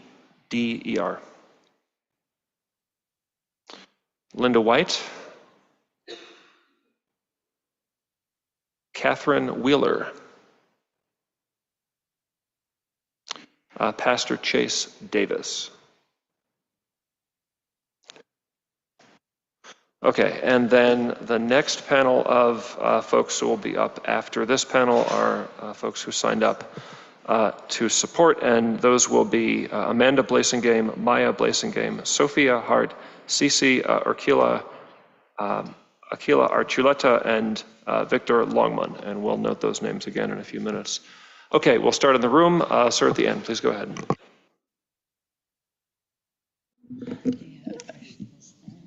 Is the mic on? Yeah, there we go. Thank you. I am Greg Veeder, representing FAIR for All in mental health and grandparents for kids. I've been a clinical social worker for over 40 years. I'm understanding the proposed amendments are still intentional. With that in mind, we are against 1312 because it greatly reduces the ability of parents and children to have difficult conversations around the subject of transgendering. Adolescents famously want what they want. Parents often must frustrate their children. It is part of child rearing. 1312 is a gun to the parent's head because all a child has to do is complain, and social services can remove the child from the home.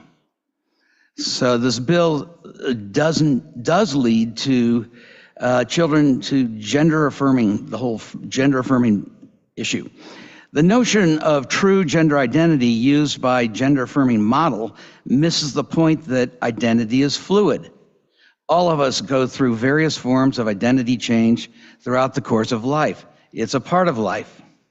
Later in adulthood, a person who wants to go through gender transition, at least that adult will have had her full childhood to consider it. Also, the evidence is that most children who consider sex change but do not do so in childhood no longer want to do so in adulthood. Once a child is removed from the home because the parents resist this radical step, it will be very hard for that child to go, oops, I don't really want to change. On top of that, what most people don't know is that it's now illegal for counselors who will be called in to talk with the child to do anything but affirming transition. So once a Colorado child is out of the home, he or she is effectively on a path of no return. So together, talking about the layering thing, 1129 and this 1312 are disastrous together. Thank you. Okay, thank you, ma'am. Please go ahead. My name is Linda. Check the mic. Is it on? Let me make sure mine's off. Is it on now? There we go. My name is Linda White. I am the founder of Grandparents for Kids. Once upon a time, in the enchanted land of Colorado, a bill called the Kelly Loving Act promised a world of fairness and protection.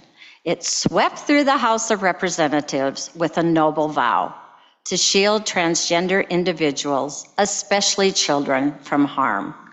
Courts would consider dead naming or misgendering as forceful control in custody battles. Schools would embrace chosen names, and no law would punish parents for seeking gender-affirming care for a child. This all sounded like a fairy tale where everyone lived happily ever after, wrapped in the warm glow of acceptance. But as the pages turned, the fairy tale grew into a dark and twisted nightmare. The bill's innocent-looking mask slipped off, revealing a far more insidious mask that aims to cut deep into parental rights. A parent who dares to speak out and ask questions could be branded an abuser. This unholy power could be wielded by the courts to rip a child from a loving parent's arms for just calling that child by his or birth name. Educational institutions bound by the bill might push children towards identities without parental consent. The enchanted land of Colorado has now become the land of deception. This is no fairy tale. The promises of HB 25-1312 may sound enchanting, but its consequences could unravel families forever. As a grandma of 10, I urge you to vote no on this bill. There can be no happily ever after if children are torn from the loving arms of their parents. Hey, thank you, sir. Please go ahead. My name is Chase Davis. I'm a member of the Fight 1312 Coalition, representing hundreds of evangelical churches and pastors in Colorado. I'm a contributing scholar at the Center for Baptist Leadership, a subject matter expert in theological anthropology, and a pastor at the Well Church in Boulder, Colorado. I come to you today in that final office. Senator Winter's admission clearly reveals that with the amendments added, she still intends this bill to operate as a crash couch to prey on young children in Colorado. The office of pastor, to which God has appointed me and the church has commissioned me to preach the gospel, puts on me the responsibility and duty to warn you, keepers of the sword of the state, of what you face in this critical moment. You have been put in place by the Most High God to punish the evildoer and reward those who do good. That is your duty before the Lord. This bill is an offense to God, and it is an offense to all mankind. It aims to destroy the body and the soul. Instead of fulfilling your duties before the Lord and to the citizens of Colorado, you seek to reward the evildoer and punish those who do good. You seek to not only pervert people, but justice itself, turning justice on its head. Make no mistake, this bill, if enacted, would criminalize Christianity itself. God's word is our standard, and we boldly affirm that God made us male and female. True love is revealed in his law and on the cross. Speaking truth about sin, sexual or otherwise, is neither unloving or abusive. It is what is required of Christians. So I exhort you in the strongest possible terms. I command those in here who are entertaining such wicked laws, rooted not in God's design for men and women, but in the doctrines of demons, to repent. Turn to the Lord and plead for mercy, and bear fruit in keeping with repentance by opposing this evil bill. God will not be mocked. In his providence and wisdom, God will establish justice. By seeking to pass this legislation, you are inviting judgment upon yourselves and upon all who reside in our beautiful state. God will not be mocked. He who sits in the heavens laughs. You think you can mock God and pervert justice and escape his power, but you will not. Jesus is sitting on his throne, and each one of you will have to give an account to him for what you decide here today. Vote no on 1312. Okay, thank you. We'll go to our witnesses online. Dr. Catherine Wheeler, please go ahead. Thank you, Mr. Members of the committee. My name is Catherine Wheeler, OBGYN physician with 24 years of experience. Can you hear me? Dr. Wheeler, your connection's a bit choppy. Try turning off your camera. That may make the sound better. Okay, I'm sorry. I'm on the side of a road in Montana. Is that better? It's a bit better. Go ahead. It may help the sound if you try to turn off the camera. Okay, I have. Okay, there we go. Is Please that go ahead. better? Please go ahead. Fantastic. Thank you so much. Mr. Chair, members of the committee, my name is Catherine Wheeler. I'm a board certified OBGYN physician with 24 years of practice experience. I also had a special focus in menopause medicine, midlife women's health, and as a surgeon. So I have a lot of experience with the hormones that we're talking about. I'm testifying on behalf of myself and urge a no vote. By far, most parents have their child's best interest at heart from before birth and certainly know their child's personality and needs far better than the state and government agencies. As I tell my 13-year-old granddaughter, you have parents and grandparents to keep you alive until your brain is fully functional. Parents are best suited and the ones responsible to make the decisions for their child they love and care for, not the state. Why is there such a public outcry against 1312? Well, we're not just talking about a name given at birth. No matter your moral beliefs, we're talking about hormones, major surgeries removing non-diseased reproductive organs, cosmetic surgeries with immediate and permanent significant risks. Of course, parents want to protect their children. What are these risks? Well, first, we're talking about off-label use of hormones that are used in 5 to 10 times the dose that are given postmenopause, in the smallest dose, shortest time postmenopause. But we're talking about lifetime use with no long-term studies of what the effects will be 10, 15, 20 years down the road. We know these risks postmenopause and limit their use. So this is an unprecedented experiment on our children, and given our experience with women later in life, we should be especially careful with our children. Of course, parents want to protect their children from experimental treatments where the unknown and potential risks far outweigh benefit, which is a basic tenet of ethical medical care. And I'd be happy to answer any questions about the risks of the treatment. Thank you. All right, thank you. Tom Jensen, please go ahead. Thank you, Madam Chair and Senate Judiciary Committee. My name is Dr. Tom Jensen. I'm an endocrinologist representing my spouse to speak out about the dangers of HB25-1312. Historically, youth experiencing gender dysphoria prior to the affirmation model is assisted at rates of 65 to 89% when not rushed to transition. And currently, there are no identifiable measures providers could use to predict who would desist. Yet, the push for social transition has shifted the trend towards many proceeding with medical and surgical transition. The current model, which quickly seeks to transition individuals, is not without medical risks or even as just a so-called pause, as discussed with puberty blockers. Studies have consistently shown drops in bone density due to puberty blockers that are not restored with cross-sex steroids. There's a recent Mayo study showing testicular atrophy in prepubescent boys, suggesting possible risk for fertility long-term, and emerging data in both animal models and human case reports of cognitive impairments due to puberty blockers.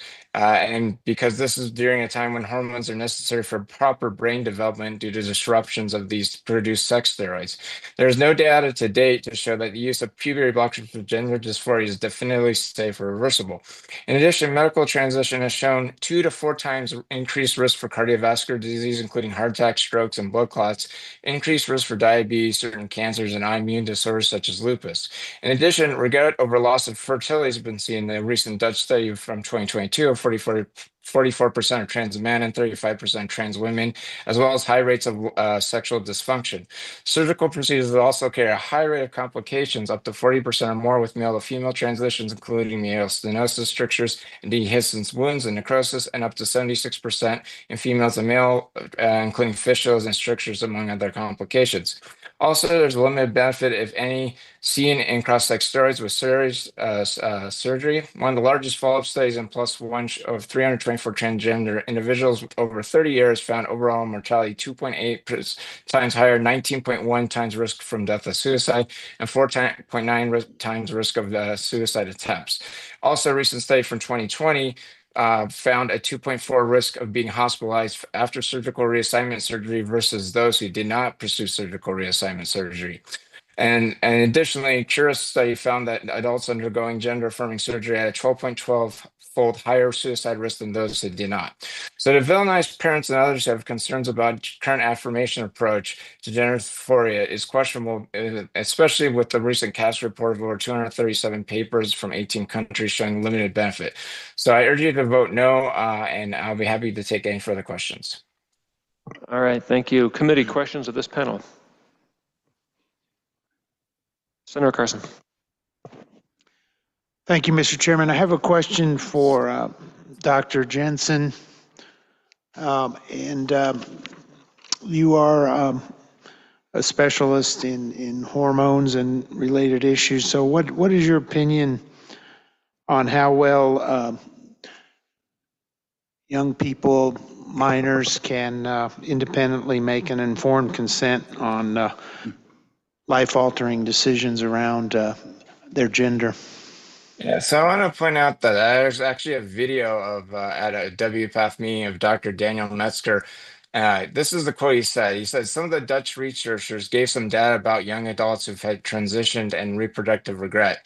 And I don't think any of that surprises us. Most of the kids are nowhere in any kind of a brain space to really talk about in a serious way. That's always bothered me. And it's just a reminder, this is, it's a very hard to, at a young age, when we've talked about this, the prefrontal cortex isn't developed to fully understand these decisions. And I think it's very important. We know that there's a lot of reasons, especially with the rapid onset gender dysphoria that we see, especially in adolescent girls. This has exploded way more in youth than in any other segment of the population. So it's not just the reason of this growth isn't just more of acceptance in some areas. It's probably due to some social type of thing going on. And therefore, we really need to help protect kids, let kids figure out these issues, know that a lot of times there could be things related to mental health or autism or destructive things in their life that they may be using gender dysphoria as a coping mechanism. And therefore, I think, safer to allow kids to have the chance to have these conversations with their parents, talk things out before being rapidly transitioned to a later stage, which is what we see in most countries now. Most countries now are very much limiting the use of this until kids are closer to adulthood. Senator Carson, good for now. Members, other questions of this panel? Senator Frizzell. Thank you, Mr. Chair. My question is also for Dr. Jensen. So you mentioned in your testimony that there are not really any long-term studies of the long-term effects of the hormone treatments and puberty blockers. Did I understand that correctly? Yeah, I mean, there are studies looking at various parts of the treatments. I mean, for instance, that Mayo study, they quote in their paper, to the best of our knowledge, no rigorous study has been reported on extended puberty blockade in pediatric population and its long-term consequences on reproductive fitness, for instance. So there's small case reports or studies looking at things like cognitive impairment. There's animal studies suggesting decreases in functioning and memory in the animals, and some case reports of people both using when in precocious puberty and then also in gender dysphoria that have shown drops in IQ scores. There's not large enough studies for people to convincingly say it's completely safe. And then there's a much more studies probably on the issues with bone density loss that's been seen with puberty blockers. Okay, thank you. Okay, members, other questions? We are seeing no further questions on this panel. Thank you all for testifying with us. Okay, next panel will be folks who signed up in support. Amanda Blasingame, Maya Blasingame, hope I'm pronouncing the last name correctly, Sophia Hart, Cece Urquilla, Alika Archuleta, I think, is online, and Victor Longman. And then the on-deck panel, so the panel that will be up after this one, will be Dr. Roy Epen, Christy Neely, Yancy Ringbinger, Vivian Ringenberg, and Lori Gemelston. Okay, we'll start at this end. Please go ahead. Hello, my name is Amanda Blassingame. I am an attorney, and I am the wife of a beautiful trans woman sitting right next to me. I'm here on behalf of myself, but also as someone who understands what the Constitution says. But I will start with a story. I once had a client, I work in legal aid, so I work with low-income folks. I once had a client that I was assisting with a name and gender petition. They had delayed filing that petition for a long time out of fear that they would experience discrimination, misgendering, and dead naming in that process. Unfortunately, they were correct. As I called a court clerk to ask for an update on their case where they're holding a name and gender petition change right in front of their face, they dead named and misgendered my client. If I hadn't been that barrier, they would have had to be subjected to that discrimination. Anti-discrimination laws regulate conduct, not speech. Nothing in this bill runs afoul of the First Amendment because it applies to all places of public accommodation, regardless of their beliefs. They're not targeting any specific speech or belief system, not imposing any kind of message. It really affects what you must do, which is not discriminate, rather than what you must say. There is a difference between regulating individual speech and messaging and regulating the conduct of businesses that are engaged in commercial transactions, selling goods or services to the public, or employing the public. As some other speakers have mentioned, the same arguments were used during the civil rights movement against desegregation. There were groups that said segregationism is part of my deeply held belief, and the court struck that down. There's nothing different about what's happening here. I'd also like to say that a lot of the opposition has argued in the name of religion. I would like to remind everyone that the First Amendment not only protects freedom of religion, but freedom from religion, and it also calls for separation of church and state. Religion has no place in this building, in government, and in policy, and in fact would violate my First Amendment rights if policy was made in the decisions of a religion that I do not subscribe to. Thank you for your time, and I'm open for questions. Okay, thank you. We'll just move down the table in this direction. Please go ahead. Hey, my name is Maya Blassingame. I'm here to speak in support of the Kelly Loving Act, House Bill 25-1312. I'm a community leader, advocate, and activist for my community. I am transgender, and I am a woman. I have worked with transgender youth and transgender adults for years as a facilitator with LGBTQIA+ community groups and organizations. I stand here today as a human being who deserves the same rights as every other human being in this room. When I see all these people who came out against this bill speaking bigotry and hate, fueled by misinformation, shielded by their religion, it becomes abundantly clear that many of them have not read the bill. It becomes clear that many of them do not know a transgender person. It becomes clear we who are sitting in this room on Zoom or even online after the opposition testimony has said today why this bill is needed.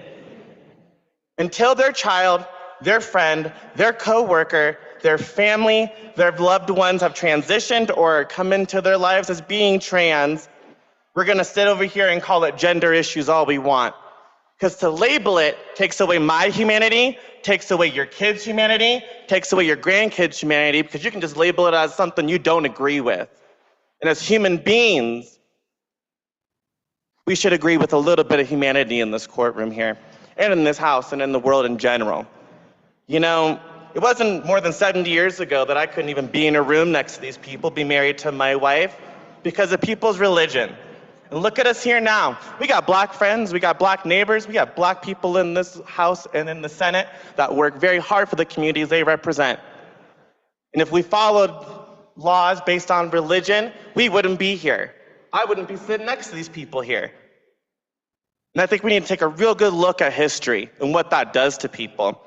The Kelly Loving Act is a vital piece of legislation that will codify protections for some of the most vulnerable young people and adults in this nation, in this state. We have an opportunity, you have an opportunity to do what people did in the past and stand up for what's right so that everybody, even the people who are against us in this room, when their kids come out as trans or genderqueer or queer in general, or want to be finding a community when their parents disown them, because we've heard a lot of opportunities where that's happened today, that they have a community to come back to that will accept them, that when they leave their states, they can come here to find hope. Because there's a lot of people who don't have access to that, who are losing their American rights for whatever reasons others have that isn't theirs, because I'm an American citizen like others. And I pay my taxes like everybody else in this room.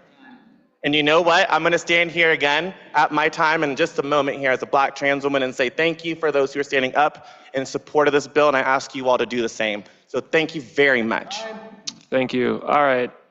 Look, I'm letting people on both sides go a little bit over 2 minutes. We're gonna try to not use the buzzer here. Please go ahead. Hello, Senators. My name is Sophia Hart. My pronouns are she, her. I am representing myself, and my mom used my name for the first time on Monday. When I was in middle school and realized I wasn't like the other kids, I didn't know the word transgender. I knew there were plenty of slurs for people like me, but back then, they hadn't rebranded to groomer. They just used pedophile. That year, there was a parent-led campaign to remove my social studies teacher for being a gay man. Colorado wouldn't recognize marriage equality for another decade. Because I grew up in a time of unrestrained hate, it took me 15 years to accept that I would never simply grow out of being a woman. But instead of beginning my transition, I tried to go back into hiding to survive the overwhelming bigotry in our society. I sought therapy, and when I suggested I was trans, I was told I had a host of issues that only a chemistry set of name-brand pharmaceuticals could cure. Senators, the only medicine I ever needed was acceptance and estrogen. What delayed me in living authentically was the same atmosphere of hatred and ignorance we are all being forced to breathe this evening. How can anyone expect a child in school to stand alone against the litany of abuse presented by the opposition here? I couldn't, and it has taken me decades to undo the effects of being berated into believing I was a problem to be suppressed. We have the opportunity to bring our laws in line with our fundamental value of self-determination, and I urge you to support the Kelly Loving Act. Thank you. Please go ahead.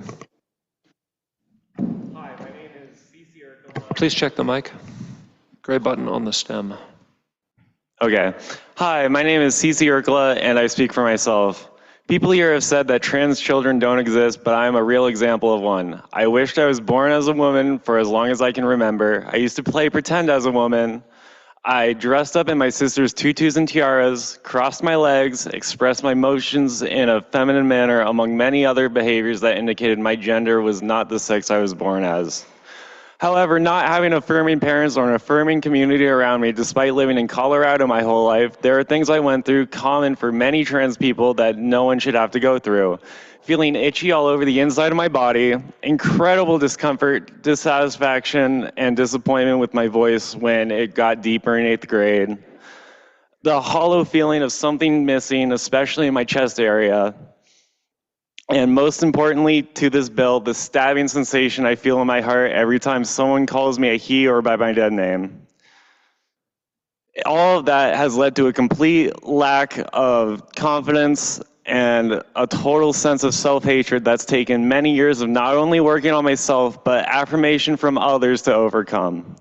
God sent me and all my trans brother and sisters on a journey where we started as mere caterpillars but came out as butterflies as a part of his plan.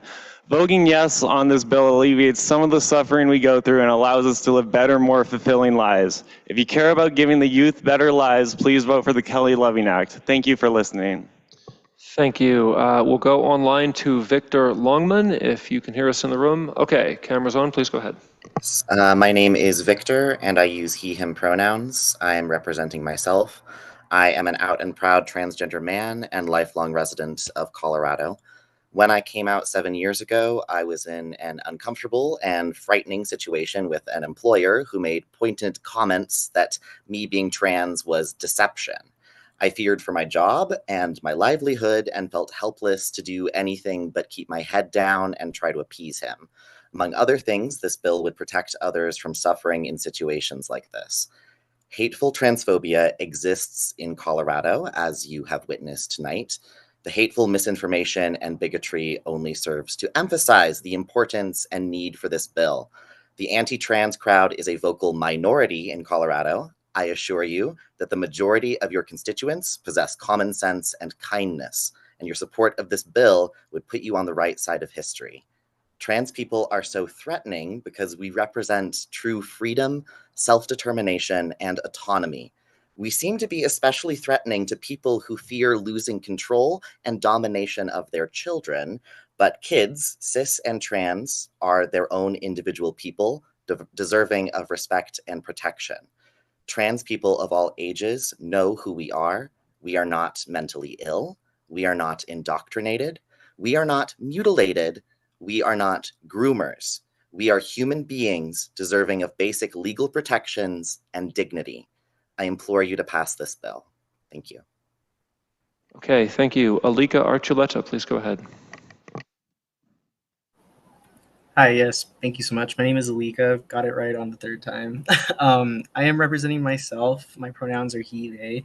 And as a proud trans, non-binary individual, Latinx and Native, I take pride in my culture and being. What my family made very clear growing up was to be true to you and take pride in who you are. I myself would have become a statistic like my fallen trans siblings if it were not for my friends, family, and job to acknowledge my right of existence. I started my transition in college in West Texas, of all places. I was actively misgendered by faculty and other students, and it was the power of the people that loved me to stand up for what was right whenever I felt alone. I knew that I was trans when I was 4 years old. I obviously didn't know what trans was, but I knew that I was in the wrong body.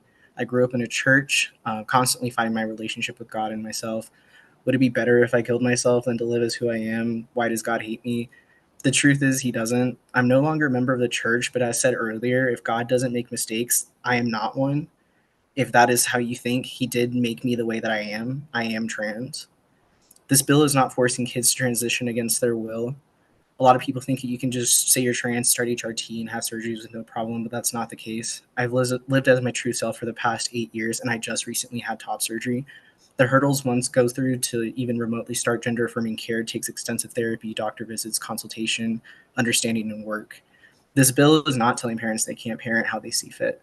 Thinking that this bill is getting rid of free speech is absolutely ridiculous, and the fact that individuals would rather ignore a simple pronoun and have dead kids is appalling and disgusting. This bill is ensuring that trans kids grow up. It's ensuring that trans kids see their graduations, job promotions, weddings, kids, grandkids, great-grandkids, and so on. Just simply acknowledging somebody's chosen name and pronouns can save their lives. I know it saved mine. I urge you to vote yes on this bill, and I'm happy to answer any questions you may have. Thank you. Okay, thank you. Members, questions of this panel? All right, seeing no questions, thank you for speaking with us all this evening. Okay, next panel will be folks who signed up indicating opposition. Online, we have Dr. Roy Eapen, E-A-P-P-E-N. Okay, also Christy Neely, Kinsey Ringenberg, Vivian Ringenberg or Ringenberg, and Lori Gemelstein.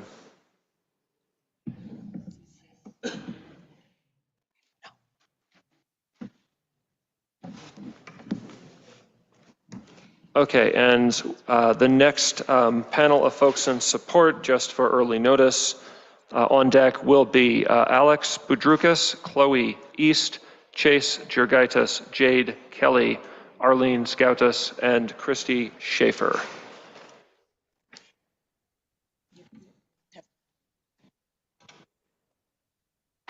Okay, and for the present panel, we'll start on this end. Please go ahead. Thank you. My name is Christy Neely, and I'm from Fort Collins. I just wanted to start with the fact that I appreciate everyone coming with their stories, and a belief that everyone's story and everyone's life is valuable. So the idea that everyone who's against this bill hates people who identify as transgender is completely false. My opposition to this bill isn't out of hate or with any discriminatory intent, but this bill wishes not just to promote the voices of people who are trans, but to silence the other side of the gender identity issue, which is far from clear. This is currently debated, therefore it makes sense that there will be people on both sides to create laws then that say parents must follow a certain line of reasoning or face having their children taken away that doesn't make sense to me as a Coloradan. For all the things that we say we have freedom for, this stands in direct opposition to that. It silences the guiding voices that have the legal and moral obligations as a parent to lead them, to guide them as they feel led. It pushes lifelong decisions about things that affect sexual preference, things that aren't even understood before puberty. This bill bullies and uses fear to silence parents and loving authorities with threats. We just want to allow all the voices to be able to speak, but this bill will bully any dissenting voices into silence. We've heard over and over, would you rather have a dead child or a child with a different name? That feels like fear-mongering. I used to babysit a sweet little boy who said he was Spider-Man. As children age, they become more aware of who they are, and their parents lovingly guide them. Like the fact that they're not, in fact, Spider-Man, and if they jump from a building, gravity will take hold. Truth is powerful. Science is powerful. The law of gravity does in fact come into play even when a child believes it does not. Thank you, Ms. Neely. All right, we'll go to you next. Go ahead. My name is Kinsey Ringenberg, and I've lived in this great state my entire life. I received my bachelor's in human development and family studies at CSU, and I went to CU to get my master's in physician assistant studies. Today I'm representing myself. Recently I stepped away from practicing medicine to help my daughter work through her diagnosis of autism. But before that, I had nearly 14 years of experience working as a primary care provider in pediatric medicine. In those years, I've had the privilege of walking alongside countless teens and their families, supporting them through challenges like anxiety, depression, and gender dysphoria. In my experience with teens, I'd often see a new look or new interests or a new attitude develop from visit to visit. Among teens experiencing gender dysphoria, I often observed changes in their identity, gender identity, and pronoun preferences from visit to visit. While these actions are not unusual in teens because their frontal lobe isn't fully developed, I find it troubling to watch the trend of rushing impulsive medical intervention rather than developing healthy identities and coping skills. Additionally, we are starting to treat the normal developmental tension between parents and teens as pathology, and in some cases, encouraging teens to see parental concern as harm. That's not a path towards healing or wellness. In my 14 years of working with parents and kids, many of whom identified as transgender, there was not a single case where I thought a kid would be better off without their parents, even if there was a disagreement about gender identity. I want to end by acknowledging there is real pain here in this room on all sides of this issue. I've seen it in my exam rooms, and I hear it here today. So I deeply appreciate the opportunity for everyone to speak from their heart, even if we disagree on certain things. But that said, I don't believe this bill, even with the proposed changes, fully reflects the complexity of what families are facing. Kids, teens, and even adults dealing with identity issues and their families deserve thoughtful, nuanced support, not a one-size-fits-all approach. So please vote no on this bill. Thank you. Thank you. Please go ahead when you're ready. Okay. Hello, my name is Vivian Ringenberg. Today is my birthday and I am 14 years old. Thank you. I would like you to know that I have high-functioning autism, which, as you know, is a common diagnosis for transgender people. Kids with autism struggle to find their identity in a world that makes no sense. We are trying to belong, but so often we feel uncomfortable in our bodies and our surroundings. My shirt is too scratchy, these jeans are too rough, the noise is too loud, and I hate how my body feels as I go through puberty. We are being told that our discomfort with our body and our identities is because we were born in the wrong one. There is a promise that if we just change our gender, we will find the belonging we seek, but this belonging is based on a false premise. As teenagers searching for meaning and significance, our strong emotions and fleeting ideas can be unreliable because our brains are not fully developed and we are experiencing hormonal changes. This is a breeding ground for capriciousness and reckless ideas. I change my mind on both minuscule and monumental topics on a weekly basis.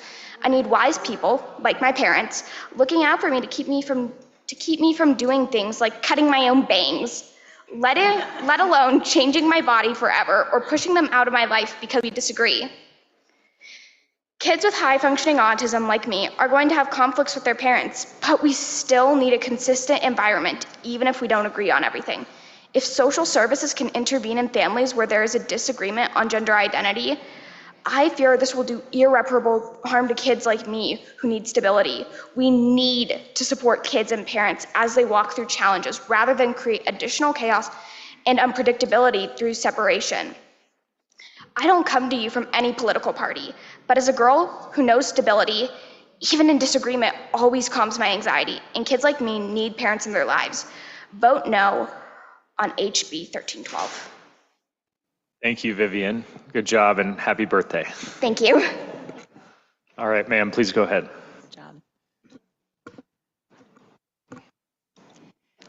Thank you, Chairwoman and Senate committee members. My name is Lori Gimmelstein, and I serve as the Executive Director of the Colorado Parent Advocacy Network. We are really encouraged to see some of the most troubling provisions of House Bill 25-1312, including the custody language in Section 8, are being reconsidered through proposed amendments.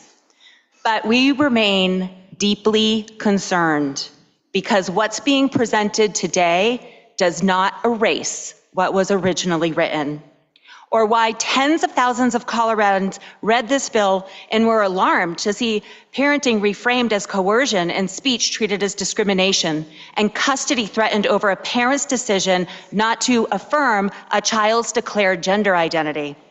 Now those sections may be amended, but will they stay out? It's hard not to wonder if these changes are being made simply to ease the path forward with all of the national attention on this bill, only to be added back later, either on the Senate floor or in the committee in the House if those amendments move forward, away from public testimony and accountability. That is not the transparency Coloradans deserve. We hope today marks a real shift, a sign that lawmakers are truly listening to the tens of thousands of families, educators, and community leaders who have spoken up. We will continue to follow the process closely. We are asking for integrity, clarity, and respect for the rights of parents to raise their children according to their values without fear of government overreach. Colorado parents are not here to pick a fight. We're here because we deeply care about our children, our freedoms, and our future. Please oppose House Bill 25-1312.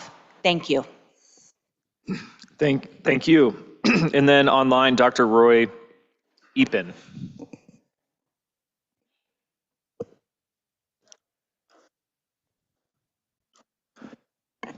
Sir, you're still muted. Sorry. My name is Dr. Roy Epen. I'm a senior fellow at Do No Harm and a member of the LGB Courage Coalition. I'm an endocrinologist. I'm a fellow of the Royal College of Physicians and a fellow of the American College of Physicians. I am strongly against this bill. It is basically the equivalent of a secular blasphemy law. In December of 2023, I wrote an op-ed in the Wall Street Journal equating so-called gender-affirming care with gay conversion therapy. I am gay, and as you can hear, I have a high-pitched voice and am somewhat effeminate. I have no doubt that if I was an adolescent today, I would be told I'm trans.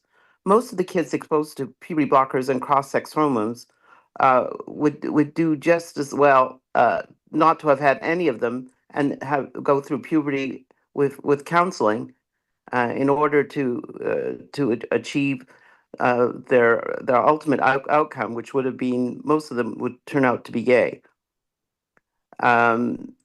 A comprehensive review of so-called gender-affirming care was performed in the UK by Baroness now Cass, and her report showed very little evidence for any of these procedures. The problem with one of the big problems with this bill is that it doesn't allow discussion of any of this because it now encourages therapists only to affirm. It doesn't allow doctors to discuss the merits of these procedures.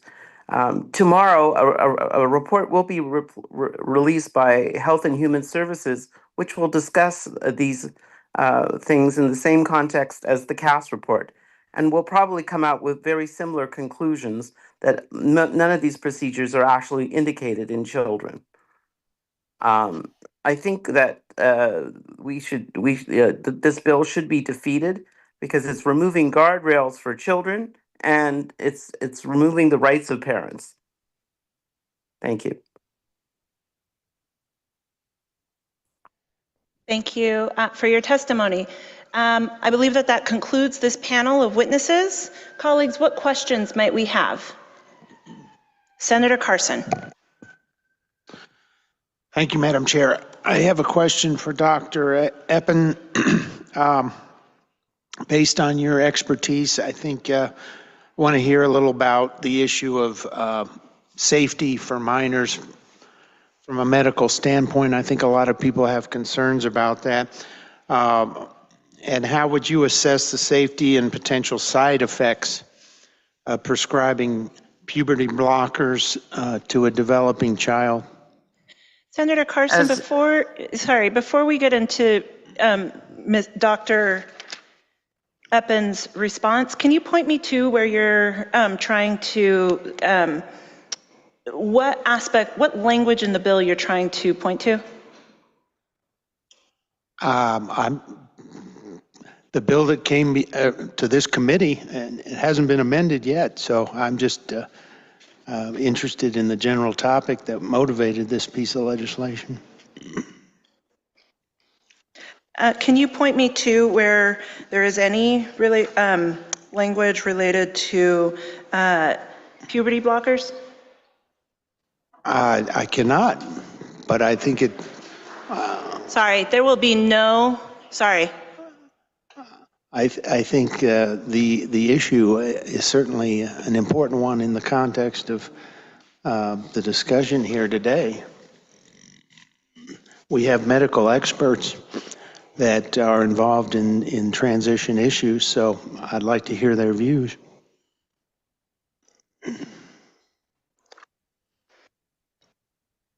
I'm hearing whispers about Section 2 and Section 3, which are being struck from the bill.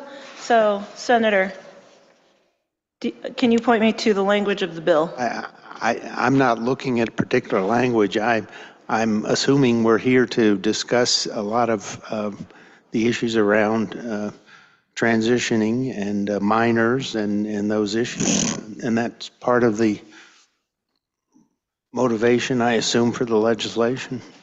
Thank you very much. Dr. Eppen.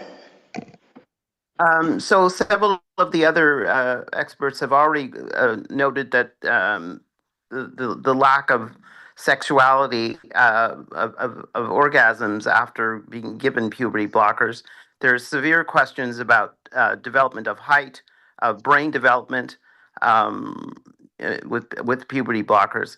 Puberty is a complex series of reactions which are not as simple as one or two hormones. We're affecting literally hundreds and hundreds of different systems in the body. And I don't think we actually have enough knowledge of what we're doing to do these things long term. The other thing is people say that puberty blockers are some kind of stop measure to make people decide what they're going to do next. But more than 90% of these kids who are put on puberty blockers go on to this so-called gender-affirming care with cross-sex hormones. So they're not really a pause, but a gateway to the other medications. And the other medications, a recent report has come out showing increased rates of cardiovascular disease with cross-sex hormones in the case of testosterone. And there are higher rates of cancer, there are problems with osteoporosis, and a myriad of other things. So when the harms seem to outweigh the benefits, you shouldn't do it. Senator Carson? Thank you. Thank you, Madam Chair. Senator Frizzell? Thank you, Madam Chair. I just wanted to perhaps address your question to my good colleague from Highlands Ranch, and that was Section 3 has not been struck as far as I know. And in fact, it was reinforced by the bill sponsor upon introduction. And that specifically addresses gender affirming healthcare, which is what we are exactly talking about. And so that's why I believe that this line of questioning is specifically germane. Thank you. Are there further questions? Seeing none, thank you very much for joining us this afternoon. Evening.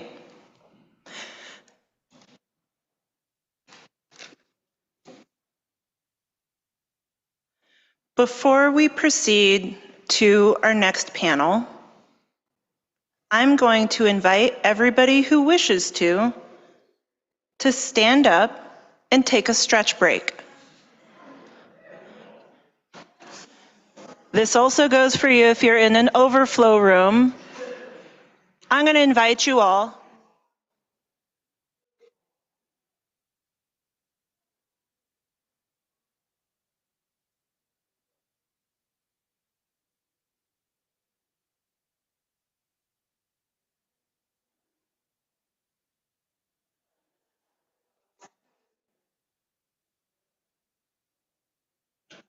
I have you on a list.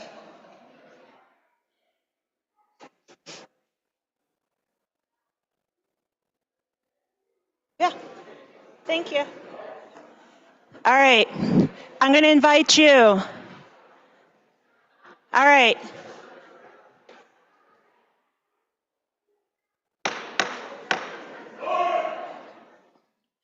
All right, I'm going to invite you all. Reach for your goals. Reach out to the base. Build coalitions. Reach out to the other side. Take care of yourself.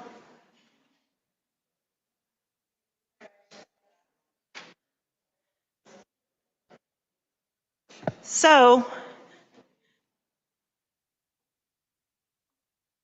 it is 7:46. We've been here together for a little while.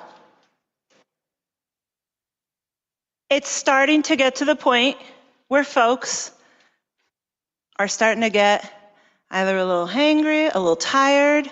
The rhetoric is starting to get rough. And I'm going to invite you, each and all, to recommit to the ask that we made at the beginning of this hearing, to treat each other with dignity and respect. I think that we've done mostly a fine job here of showing each other the dignity and respect that we all expect and expect in return.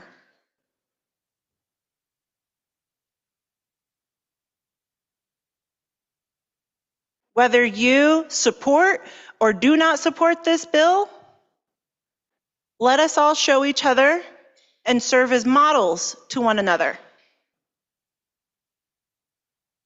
Just because it's getting dark outside doesn't mean that we are going to abandon those principles, right? Can we all recommit to that? Because it's starting to get a little loose outside. And that's why I'm inviting us each to take this moment to reset. We have been doing well, and we are going to continue to do well. So if you have a friend, colleague, loved one outside who is waiting to testify, I invite them to continue to be patient and to try to continue to exhibit the decorum that we ask of ourselves and each other. If you have a friend, family, loved one, colleague who has already testified, Send them the Zoom link. Because we also have nonpartisan staff here who are working late and who are working to try to make sure that this is an open, safe, and welcoming space for everybody.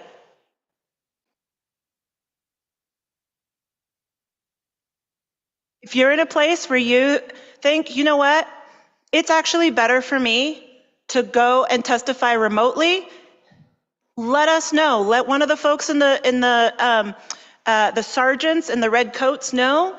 Happy to get y'all a Zoom link. But what we're not going to do is we are not going to falter from the level of professionalism and respect that this building, this chamber, and each of us as Coloradans deserve. Are we good with that? All right. Thank you.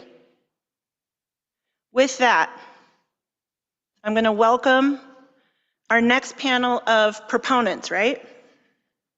Proponents. Welcome, Alex Boudroukas. If I've mispronounced your name, Dr. Boudroukas, you will come and correct me. Chloe East, Pasha Rippey, Jade Kelly, Arlene Scotus, and Christy Schaefer. On deck, I'm going to welcome Dr. Christine Riviera, Karen Pennington, Pastor Matt Johnson, Stacy Adair, and Kelly Notar Francesco, and you will tell me how to pronounce your name correctly. All right.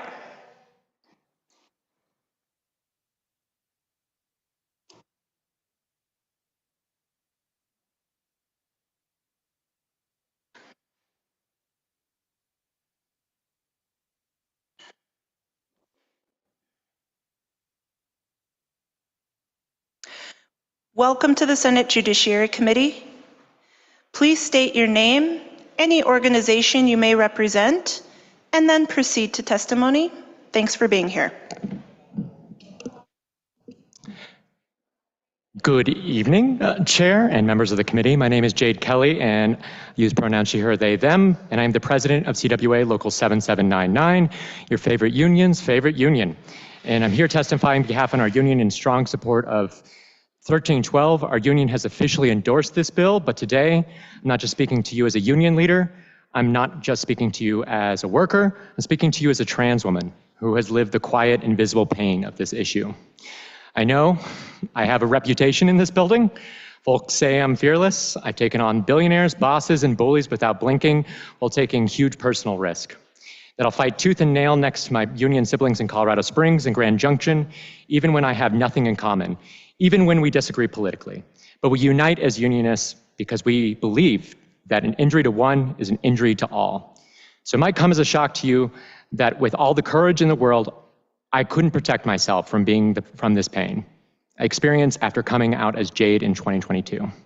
No organizing strategy could shield me, not putting my pronouns in my Zoom name, not updating my bio, not reaching out to allies who I fought alongside, not the careful, repetitive reintroduction in every single meeting. None of it stopped my coworkers, people I worked with for 6 years at the National Center for Women in Information Technology at CU Boulder, from dead naming me, from misgendering me, almost in every single meeting and interaction. I am not made out of glass, but 1,000 cuts will kill anyone. Even so-called fearless union leaders who have been described as a gorgeous mix of Jimmy Hoffa and Mother Jones. But after 6 months, I left.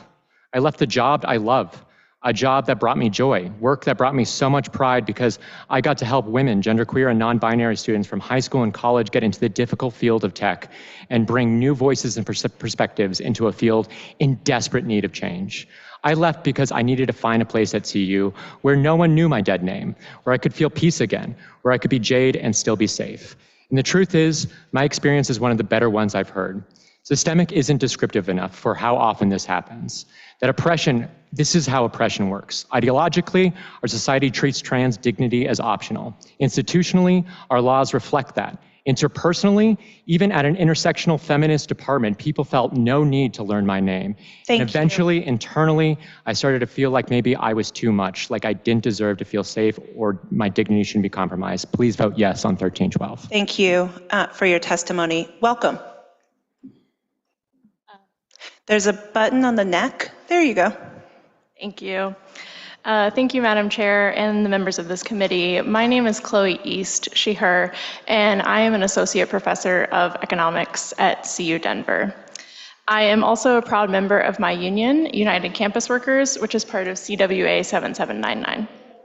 While I'm here testifying as an individual, I would like to tell you all that United Campus Workers, which represents students, staff, and faculty at all 4 University of Colorado campuses, as well as Colorado State University, have publicly endorsed this bill. I have worked as an educator for a decade, and 9 of those years have been here in Colorado. One of the most important lessons I have learned from my time as a teacher is that students need to feel safe and respected in order to learn. My students are under attack right now from all directions, but attacks on trans students and trans people is nothing new. This bill is named in honor of Kelly Loving, who was killed tragically at the Club Q shooting here in Colorado in 2022. This is only one of many instances of violence against trans people here in Colorado. Federal executive orders this spring attack trans rights in education, and right now the ACLU is tracking 575 anti-LGBTQ bills in state legislatures, including 4 here in Colorado. My job is to teach my students the truth and to help prepare them to be successful in the world. One of these truths is that trans rights are human rights. Another truth is that when a student comes to me to tell me what they need to be successful, I work as hard as I can to make that happen. This is especially true when that student is a subject of a state and federal dehumanization campaign against them. I have listened to my trans students who have told me how important this bill is for their lives and for the lives of the future generations of students. I have also listened to my trans colleagues who tell me this bill will allow them to be themselves at work and because of this make it easier for them to do their jobs. I urge you all to listen too. I urge you to vote yes on HB 25-1312. Thank you for your testimony. Welcome. Hello, my name is Alex Boudroukas. I teach history at MSU Denver. I'm here speaking on my own behalf, but my union, the MSU Denver Faculty Federation, which is AFT Local 6321, has also endorsed the Kelly Loving Act. This bill is essential to ensuring that our educational institutions are welcoming environments. Learning about oneself is a fundamental part of humanistic inquiry. It's also challenging. It requires interpersonal relationships built on trust and respect. Deliberately misnaming or misgendering a student is analogous to using a degrading or derogatory term in the classroom and should be treated as such. In addition to being discriminatory, it shatters the bonds of trust that are essential for learning and for personal growth. This bill simply enshrines in law what every decent and professional educator should already be doing. Our trans students are under intense pressure right now and often face barriers that prevent them from being full and equal members of the university community. Trans students can struggle to participate in study abroad programs when their travel documents don't accurately reflect their identity. Many trans students struggle with mental health issues and are significantly exacerbated by harassment or bullying. I have had numerous trans students who use names in my classroom that they are not comfortable using at home. These are university students, legal adults, who still fear the repercussions of coming out as trans to their families and communities. And in fact, in my experience, this is not unusual and underlines the extent to which transphobia saturates our society. The Kelly Loving Act is an important step in protecting their right to an education and giving them the freedom to grow as individuals. Thank you. Thank you for your testimony. And it's Dr. Boudroukas? Yes. Thank you. I just wanted to make sure I was pronouncing your name correctly. I'm impressed, thank you. I listened. I struggled the first time I heard you. Okay, here we go. Welcome. Chair, members of this committee, thank you for the opportunity to speak. First of all, I would like to state that I protest that my assistant for my disability was not allowed to be in this room with me. My name is Pasha Ripley. I'm the executive director of the Parasol Patrol, but I am here testifying as a private citizen. I work directly with transgender and gender diverse youth, children who are simply trying to exist in a world that too often tells them that they shouldn't. These young people live in fear, not because of who they are, but because of how adults choose to treat them. I've stood beside kids who've been screamed at by protesters, misgendered by teachers, erased in their own homes. And just moments ago, while waiting to testify, I got a message from my doctor. I have breast cancer. I'll need radiation as soon as possible, but I stayed because this is a life or death, because this life or death for the kids, it's not right. Protecting them is not a side issue, it's an emergency. HB 25-1312 is urgent. It says clearly dead naming and misgendering used in control is not parenting. They are harm, they are abuse. It ensures that courts value a child's emotional and psychological safety in custody decisions. It protects families from being punished for doing what good parents do. I'm loving their kids just exactly the way they are. Let me be clear, affirmation is not abuse, it's parenting. On April 15th, a trans woman went missing, someone who once found refuge in Rainbow Alley, which is a program here at the center. She was one of the very kids this bill was meant to protect, and now she's missing. This isn't abstract. This is life or death. This bill gives kids what they are begging us for: safety, stability, thank you, and the right to exist. Please vote yes. Thank you for your testimony. Next, I'm going to go to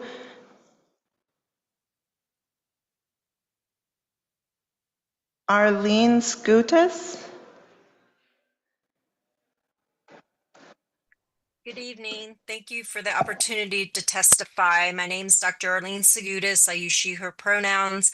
I am here as a parent. I'm also a member of the MSFF Faculty Union, as well as a professor of gender, women, and sexuality studies. I'm honored to be here on this panel with my fellow educators and colleagues. To echo what they have stated on behalf of our transgender students fighting for basic protections. When I think of the world that we struggle for, it's not one of fear or misinformation or misgendering. It's a place where people can be seen for who they are and be granted the necessary and timely necessary protections to live their rights, to live their life. And I've had to go back to the bill several times during the hearing to remind myself what the bill is actually about. And that's what I encourage you all to think about as you cast your vote, to protect the right of transgender individuals, respect their individual identity, and make the necessary step that we need to take in Colorado. Thank you. Thank you very much. Next, Christy Schaefer, welcome. Hi, thank you so much. Just want to confirm you can hear me? Yes, we can. Okay, thank you so much, Madam Chair and members of the committee. My name is Christy. I usually use they, them pronouns, but she, her, or he, him is fine. I live in Lakewood, Colorado. I was born and raised in the Denver metro area and am deeply rooted in Colorado, unlike many who spoke out against this law today. I'm a social worker, a working single parent, and a proud union member of SEI 105, who also supports this bill enthusiastically. I'm here to share my story and why I support the Kelly Loving Act, HB 25-1312. First, I must say, trans people have always existed throughout history, geography, and culture. Attacks on transgender youth and adults protect no one. It only harms people who already endure so many hardships. Trans people deserve the world, but at the very least, we're going to fight to protect our right to exist and participate in public life. Picture this: a high school cafeteria in the suburbs of Denver in the late 1990s. I'm old. I'm wearing a plaid skirt and fishnets. A peer in my class says, "What are you supposed to be for Halloween, a girl?" This is when I identified as a girl and thought I was doing girl very well, but apparently I was wrong. I graduated high school in 2001, so trans, queer, and gender expansive people are not a new fad. I tried so hard for so long to do girl right. It always felt like a performance, and I was always doing it wrong. I'm truly so blessed to have so many trans people in my life as friends, family, and coworkers. None of them were forced to be trans. It's fully the opposite. Their authentic selves had to persevere through so many unnecessary barriers to survive and thrive. I have found joy and peace like never before in my community, where I don't have to perform gender in any way that doesn't feel like my authentic self. I'm a member of a union that bargained for protections against discrimination, but these protections have to be extended to all Coloradans. I wish this law existed when I was younger. Please vote yes. Thank you. Thank you for your testimony. Colleagues, what questions might we have for this panel of witnesses? Seeing no questions, I just want to say before we move forward, Ms. Rippey, I know that there was a lot of confusion that was taking place outside. I just want to say I was walking in right immediately behind you. I was walking in right behind you. I apologize. Just on my behalf, we want to make sure that for everybody that this place is accessible, and so I apologize for any confusion that may have happened. I know that there is a lot going on, and everybody is doing their best. So thank you for being here, and thank you for naming it so we can address it. Okay. With that, thank y'all. We will let y'all go. I'm going to bring up next our next opposition panel, Dr. Christine Riviera, Karen Pennington, Pastor Matt Johnson, Stacy Adair, and Kelly Notar Francesco. On deck, I'm going to welcome Sol Swain, Rowan East, Chase Jurgaitis, Faye Berry, Trenny Birch, and Michael Concannon. Welcome, and thank y'all so much for being here. Please state your name, any organization you represent, and proceed. Good evening, Senators. I'm Matt Johnson. I'm a pastor with the Fight 1312 Coalition, representing hundreds of pastors and churches across the state and millions of Christians in the state of Colorado as well. I open with the word of God. And he cried out with a mighty voice, saying, "Fallen, fallen is Babylon the Great. She has become a dwelling place of demons and a prison of every unclean spirit and a prison of every unclean and hateful bird. For all the nations have drunk of the wine and the passions of her immorality, and the kings of the earth have committed acts of immorality with her. And the merchants of the earth have become rich by the wealth of her sensuality. I heard another voice from heaven saying, 'Come out of her, my people, so that you will not participate in her sins and receive her plagues. For her sins have piled up as high as heaven, and God has remembered her iniquities.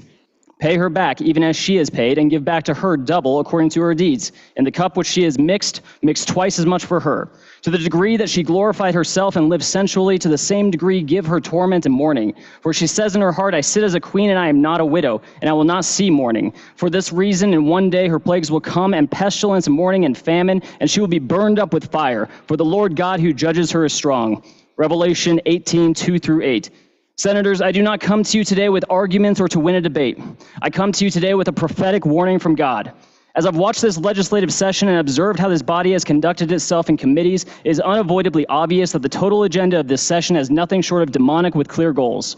Disarm citizens, sanction abortions, enable groomings in schools, silence dissent, prioritize illegal aliens, and make the taxpayers pay for it all. This entire legislative session deserves nothing less than to be struck down judicially and to be declared null and void for its unabashed assault upon the citizens of this great state and their families. Here is the warning. Like the woman of Babylon, you are bringing divine judgment and calamity upon yourselves, your children, their children, and every family in the state of Colorado. God will not be mocked, and you will have to stand in front of Almighty God in eternity to account for these heinous wickedness. So I plead with you, senators, repent.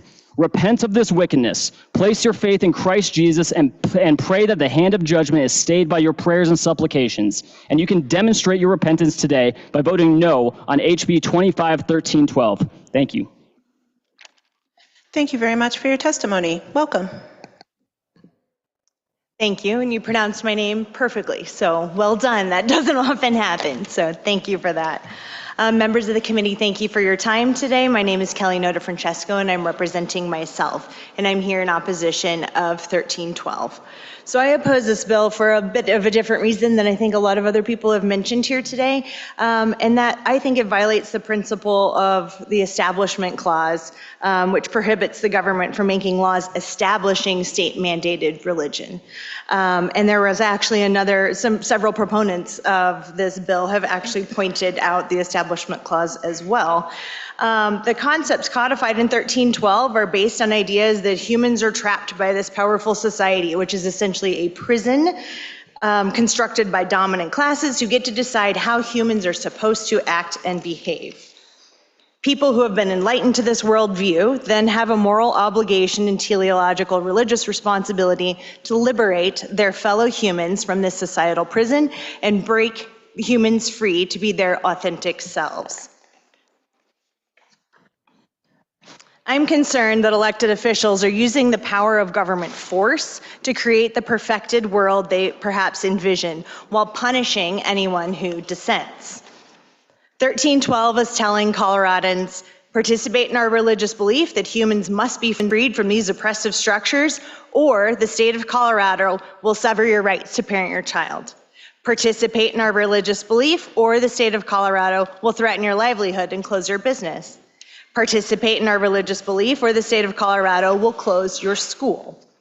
The foundational problem with 1312 and many of its predecessors is that they defy the US Constitution, which rests on the understanding that government force cannot compel an individual's conscience. Colorado is using the threat of government force to compel US citizens to participate in a particular religious worldview. Regardless of any pieces of 1312 which may be removed, the foundational defect remains the same. In the United States, government force may not be used to impose religious beliefs. All legislators swore an oath to preserve the US Constitution, and I urge you to uphold those oaths and vote no on 1312. Thank you. Thank you so much. Welcome. Good evening now. Can you hear me? Go ahead and turn on the mic. There you go. Okay. All right. Good evening. My name is Stacey Adair. I'm a public school teacher. I am here to ask, what are Democrats doing to students, families, and our schools? Are families safe in this state? Are teachers safe in this state? This bill divides families, undermines parents, and puts teachers like me in a tough spot. These are not traditional Democrat positions. They usually are not this type of division of the family. I grew up in a less than healthy family. My Democrat teachers and counselors did not try to divide me from my family. As a teacher, I care about my students, but I also know parents are the ones who should guide their kids through big decisions, like questions about identity. Not the school, not the counselors, not the teachers, and not the state. HB 25-1312 is not helping kids. It's cutting parents out and breaking the trust that holds families together. Yesterday, I asked my third grade students who they considered the most important person in their life. They all answered, my family. Not their teacher, not their counselor, not their best friend, not the state of Colorado. This bill puts me as a teacher who respects the role and rights of the parents in a no-win situation. If I accidentally use the wrong name or pronoun, I could be accused of discrimination. That's not fair. Not only is it not fair, I worry that this will make classrooms tense when they need to be focused on learning. Our students are very behind, and the teachers' focus should be on teaching. Another problem with this bill is that it turns family disagreements into legal battles. It penalizes parents in custody battles, as we've heard here today, and could draw teachers into family matters. This bill will cause division within families and stress in the classroom, in my classroom, in all teachers' classrooms. I'm asking our leaders to vote no on HB 25-1312. Let's keep parents in charge, families together, and classrooms focused on education, not conflict.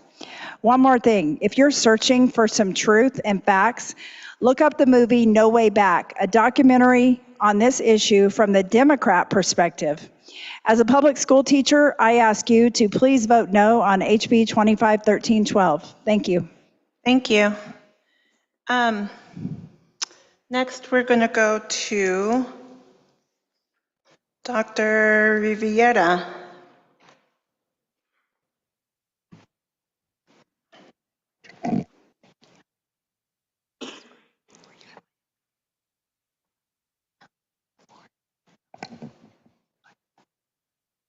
Christine Riviera? You are muted.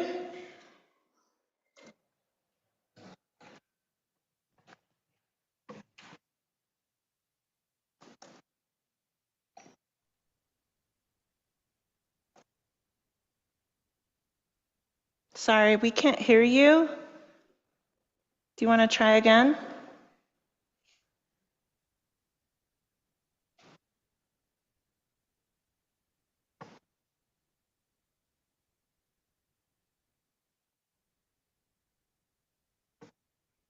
In the meantime, we're going to go next to Karen Pennington. Can you hear me? Yes, we can. Okay. Madam Chair, members of the committee, I'm Dr. Karen Pennington. I'm a professor of nursing at 2 local universities and state director of Concerned Women for America of Colorado. I'm testifying for our Legislative Action Committee in opposition to 1312. Thank you for striking sections of this bill related to the constitutional rights of parents to make decisions for their children. But concerns remain as bills can be changed or used as precedent in future bills. Children are in a period of maturation that require being taken care of. We've heard this. We've also heard that the upbringing, care, and education of a child is the parent's responsibility due to cognitive ability and executive functioning skills for decision-making that isn't fully developed. As stated in the 1925 Supreme Court case, Pierce versus Society of Sisters, and Wisconsin versus Yoder, the primary role of parenting belongs to parents or guardians and not the state. With that said, I'm going to move to my concern for this.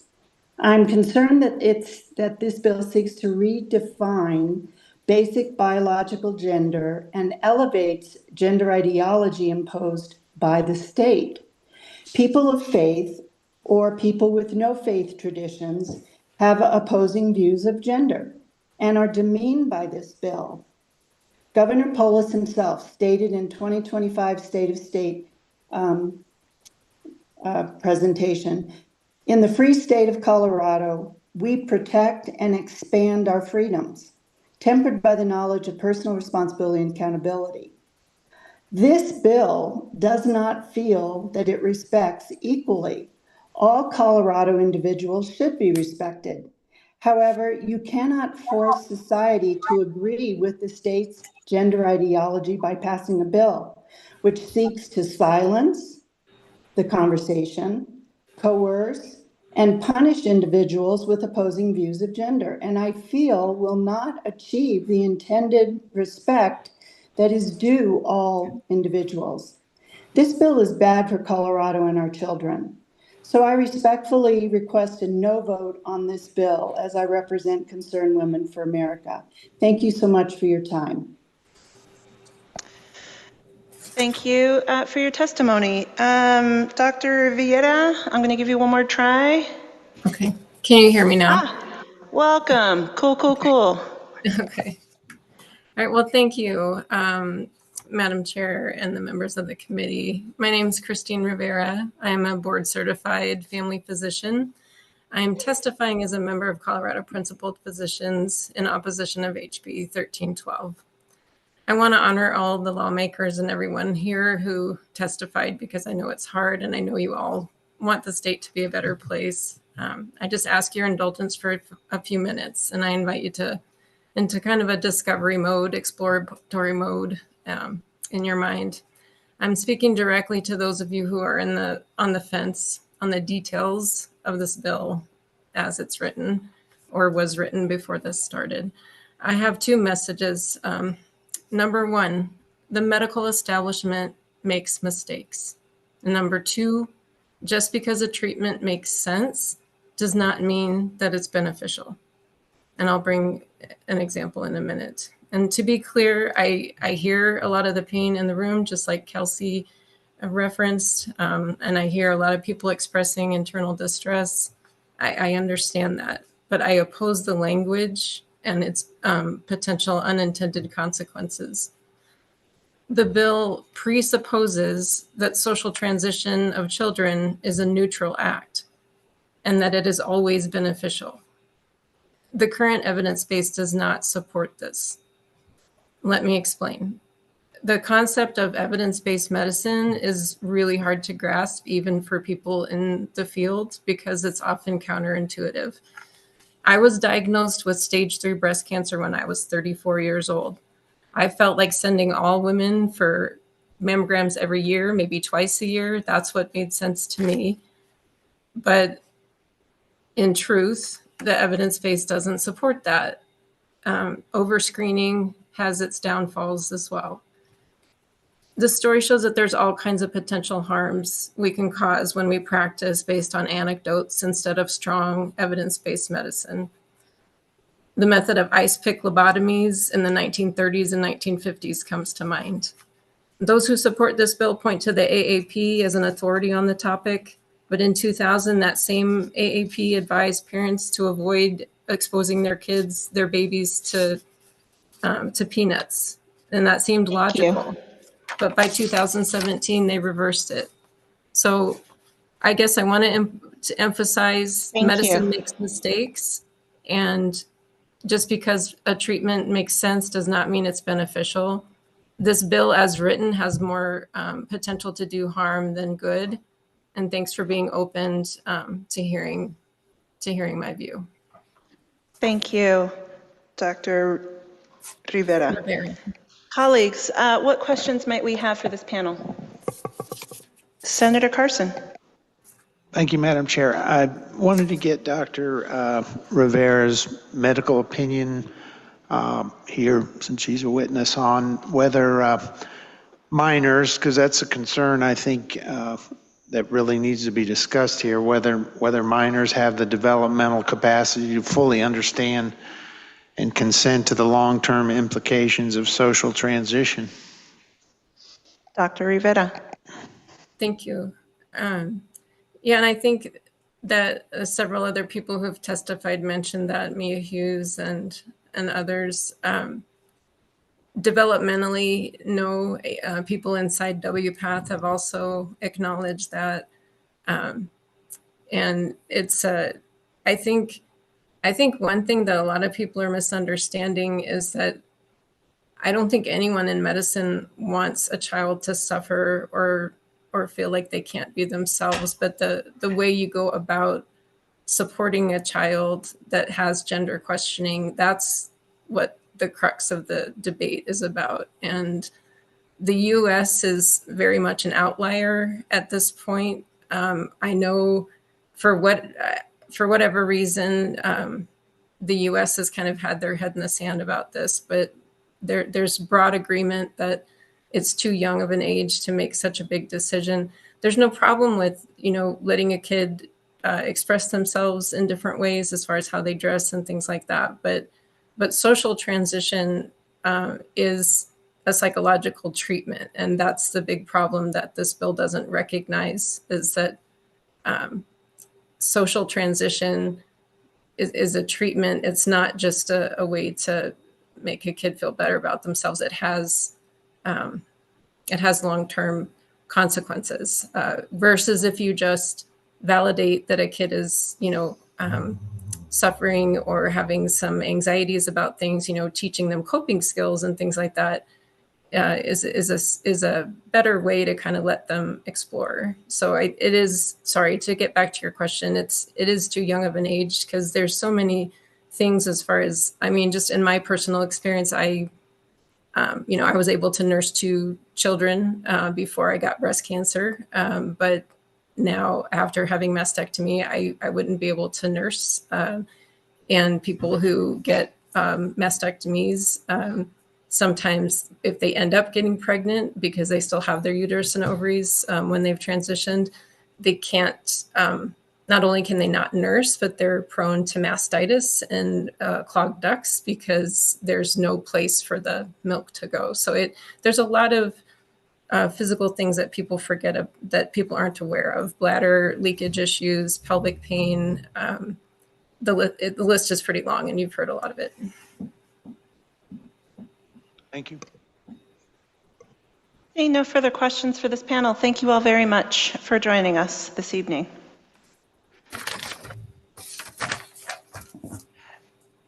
I know that this room is standing room, or like actually seating room only. And I know and appreciate that we are being joined by a member from the House. And welcome, but also, doesn't the House have to have House things to go House about? Can you please send over our bills? Thank you. Bye. With that, I'm going to invite our next panel. I'd like to welcome Sol Swain, Rowan East, Chase Jurgaitis, Faye Berry, Trini Birch, and Michael Concannon. On deck, I'd like to welcome Eddie Waldrop, Deborah Flora, Melissa Ogburn, Patty McKernan, and Valerie Leal.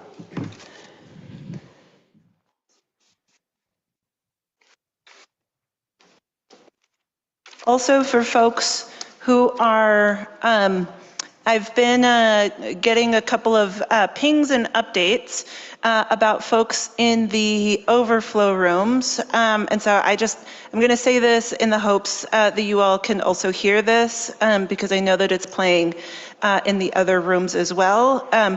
Please treat each other with the same dignity, respect, and courtesy that we would expect of one another here in the hearing room. Also, that extends to the chats in on the Zoom and elsewhere. With that, welcome to the Senate Judiciary Committee. Please state your name, any organization you represent, if any, and proceed to testimony. You are going to want to click on the little button. There you go.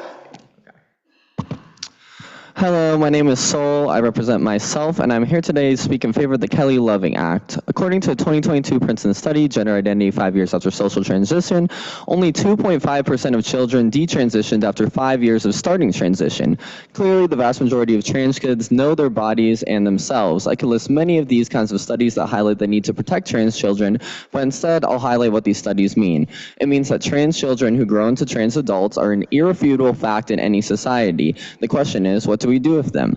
Myself and others who support this bill want to love these kids. We want to give them the health care that they so desperately need. We want to give them the social support that they need. We want to protect them from abusive households where trans kids are often tossed onto the street, leading to massively disproportionate levels of trans homelessness, both in adolescence and adulthood. Even though I transitioned at age 22, I was once a trans kid. If I had a better support system, both at home and at school, I would have come out much sooner. If I had known I've been trans since I was 8. However, because of that lack of support, I went through the absolute torture of going through the wrong puberty. This led to me attempting suicide in 2019, something that I would never do now that I've transitioned. I say that because these are the stakes. Refusing to protect trans kids will lead to dead kids, either by suicide or by violence imposed upon them by others. Next Benedict was a 16-year-old trans trans kid who was brutally beaten by their classmates and died shortly thereafter. This was a murder, and this is what happens when you don't protect trans kids. I can guarantee the detractors of this bill have had nothing to say about Nex or other trans kids who have been the targets of extreme transphobic violence. That's because cruelty is the point. They never wanted to, quote, protect the children or anything like that. Transphobia kills, but these detractors of the bill do not care. In fact, they see trans people as enemies to be eliminated and often celebrate violence and death when the victim is transgender. On the contrary, I want trans kids to grow into happy adults and live happy, full lives. To do this, the foundation of a joyful, accepting childhood into an adulthood where they experience respect for their identity goes an extremely long way. That is why I support this bill. We need more protections for trans people than this bill, but this is a great starting point. This will save lives. This will improve the quality of life for those most vulnerable in our society. In this era of intense repression where many politicians have turned their backs on us, I urge you all to do the right thing and ensure this bill becomes law. Your children and grandchildren will appreciate you for standing up for what is right. Thank you. Thank you for your testimony. Welcome.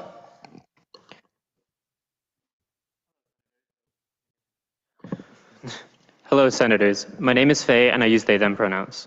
I'm here today as a student and a worker. I am lucky enough to work at a place and be in a department that is affirming of who I am. I am lucky to work in a space by and for trans people. I don't have to worry that when I go into work or class that I will be disrespected, dead named, and misgendered. Most trans people are not so lucky. Most trans people are exposed to much higher risk and harm than I am, especially outside of our city. Trans people across Colorado deserve the same security and happiness that I am lucky enough to have in my classes and at work.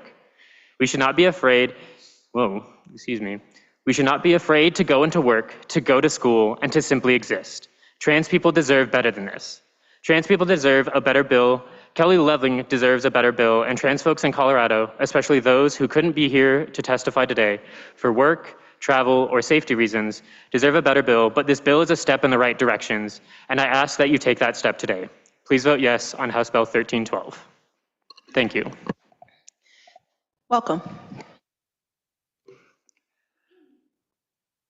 Hi, my name is Chase Dragatis. I use he, him pronouns, and I'm here today to speak on behalf of Metropolitan State University of Denver Student Government, the Student Advocacy Council. We stand in unwavering support of House Bill 25-1312, the Kelly Loving Act. This critical legislation demands equity, dignity, and safety for transgender and gender nonconforming individuals in Colorado, including the many students we represent who rely on being protected to thrive in their education and live happy lives. This bill provides essential safeguards, such as ensuring inclusive educational environments by requiring schools to respect chosen names, and combating discrimination by explicitly defining dead naming and misgendering as discriminatory practices. For our trans students, this bill is a lifeline. It ensures they can't be dead named in courtrooms, classrooms, or places of employment, and it protects parents who support their children's health care. These are not abstract rights, they are survival. In addition to supporting our trans kids, this bill supports all of our community stakeholders working in education and government by clarifying exactly what dead naming is and how to avoid it, so unintentional harm by good-hearted folks can be avoided. We urge you to pass the Kelly Loving Act, not just as a stand against transphobia, but as a declaration that Colorado will resist the federal government's campaign to strip rights from marginalized people. Our students are watching, and history is watching.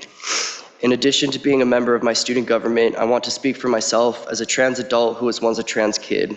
I fully support the Kelly Loving Act. This bill carries not only legislative significance, but the power to save lives and protect our children. As a transgender man, I've faced dead naming and misgendering throughout my academic career.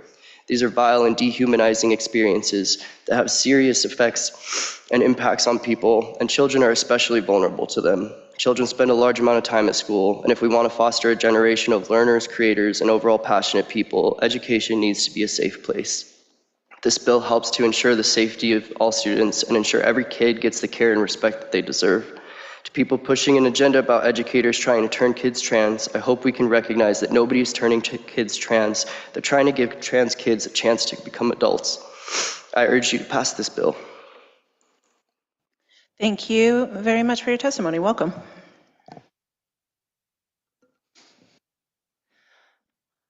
My name is Rowan. I'm 27 years old, and I've lived in Colorado for over a decade. I'm a student, a queer person, an autistic person, and I strongly urge you to support House Bill 25-1312. I began my transition when I was 16, and I've never once regretted it. The authenticity that comes with being who I am is something I wish for everyone to experience. And while I have been lucky to have supportive medical providers, friends, and family members, not everyone has been so kind. My loved ones have saved my life on many occasions, including when I was outed without my consent. On the first day of my senior year of high school, after transferring schools, a teacher deliberately misgendered and dead-named me in front of the class. She knew my real name, she just refused to use it, and she outed me, exposing me to harassment and bullying. She continued to use the wrong name and pronouns to refer to me throughout the school year, and by outing me as trans without my consent, she not only put me in danger, she knowingly discriminated against me for my gender identity. After that, school became a nightmare. Students mocked me in the halls, called me slurs, intimidated, and excluded me. No one should have to wonder if they are safe at school, and no one should ever be put in this situation. It wasn't just a mistake, it was discrimination, and it was a failure of policy. This is why we need clear protections for transgender students, because studies have shown that trans youth with supportive environments have significantly lower suicide rates. And when some organizations claim to speak for all of us while ignoring our voices when we share why these protections are so desperately needed, the consequences are life-threatening. I don't want anyone to feel the way I did, and that's why I strongly urge you to vote yes on 1312. Thank you. Thank you very much. Next, we're going to go to our online witness, and I realized that I called the incorrect person. I'm calling Nathan Lee, but first we're going to go to Michael Concanon. Welcome. Thank you. I just want to confirm that you can hear me. Yes, we can. Yeah, my name is Michael Concanon. I use he, him pronouns. I was born and raised in Colorado, and I'm still proud to call it home. Throughout my life, I've had the honor of becoming friends with many trans, non-binary, and genderqueer people, both in my adulthood and as a child. I know that the same is true for many people in that room, and I know we're all better for that experience. I'm constantly made better by the joy and courage displayed by my trans friends, and their authenticity in their identity is self-evident. Growing up, I had very supportive parents. They made clear to me that I would be loved by my family and my community, no matter of my sexual or gender identity. I was lucky in that regard, as I know that many people don't have that. As it turns out, I'm cisgendered, I'm heterosexual, but despite the allegations by many who've spoken in opposition, my parents' openness and support did not groom me or any other such absurdity. It allowed me the freedom and ability to grow into my identity with every opportunity to let it be whatever I felt authentic to myself. Every kid should have that opportunity. It is a human right. This bill clearly would protect that right for trans kids. And I urge everyone to please listen to your Coloradan LGBTQ community and vote yes to protect their rights and the rights of every child in this state. Thank you very much. Thank you for your testimony. Nathan Lee? Thank you all. Colleagues, do we have any questions for this panel of witnesses? Seeing no questions, I just want to thank you for joining us. Our next panel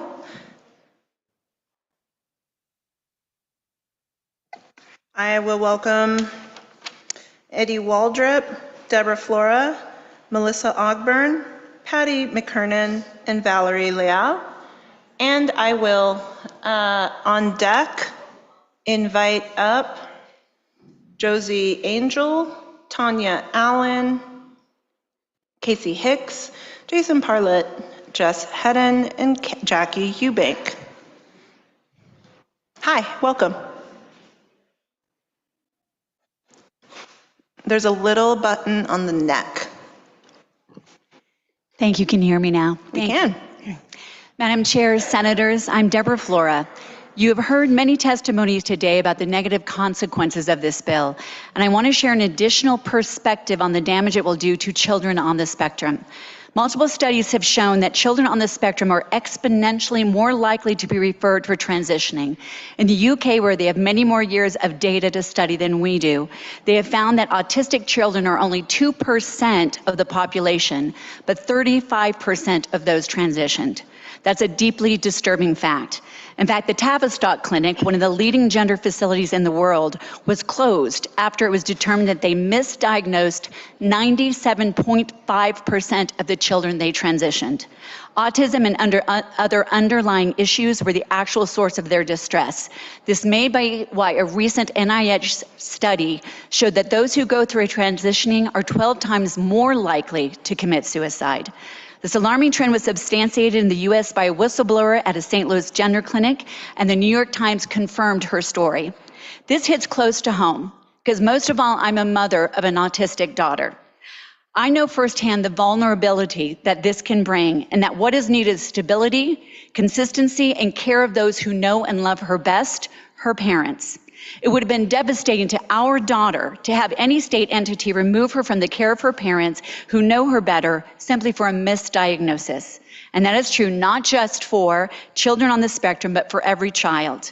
There are already laws to protect children from true abuse, but to declare misgendering as coercive control and allow a state to take a child away from their parents is real abuse. And even if these sections are removed, it remains a fundamentally flawed bill that is true coercion of state-mandated speech and belief. I urge every single one of you to vote no on this bill. Thank you. Welcome. My name is Patty McKernan, and I am here as a mother and a grandmother and a Catholic and a lover of God's Word and His children. I see a lot of broken hearts that need to be healed here today. And it's really, truly hard to listen to all of the pain that I've heard here today. I sympathize with the desire to go to any extent to heal these wounds. I think we all try to find a way to heal our wounds.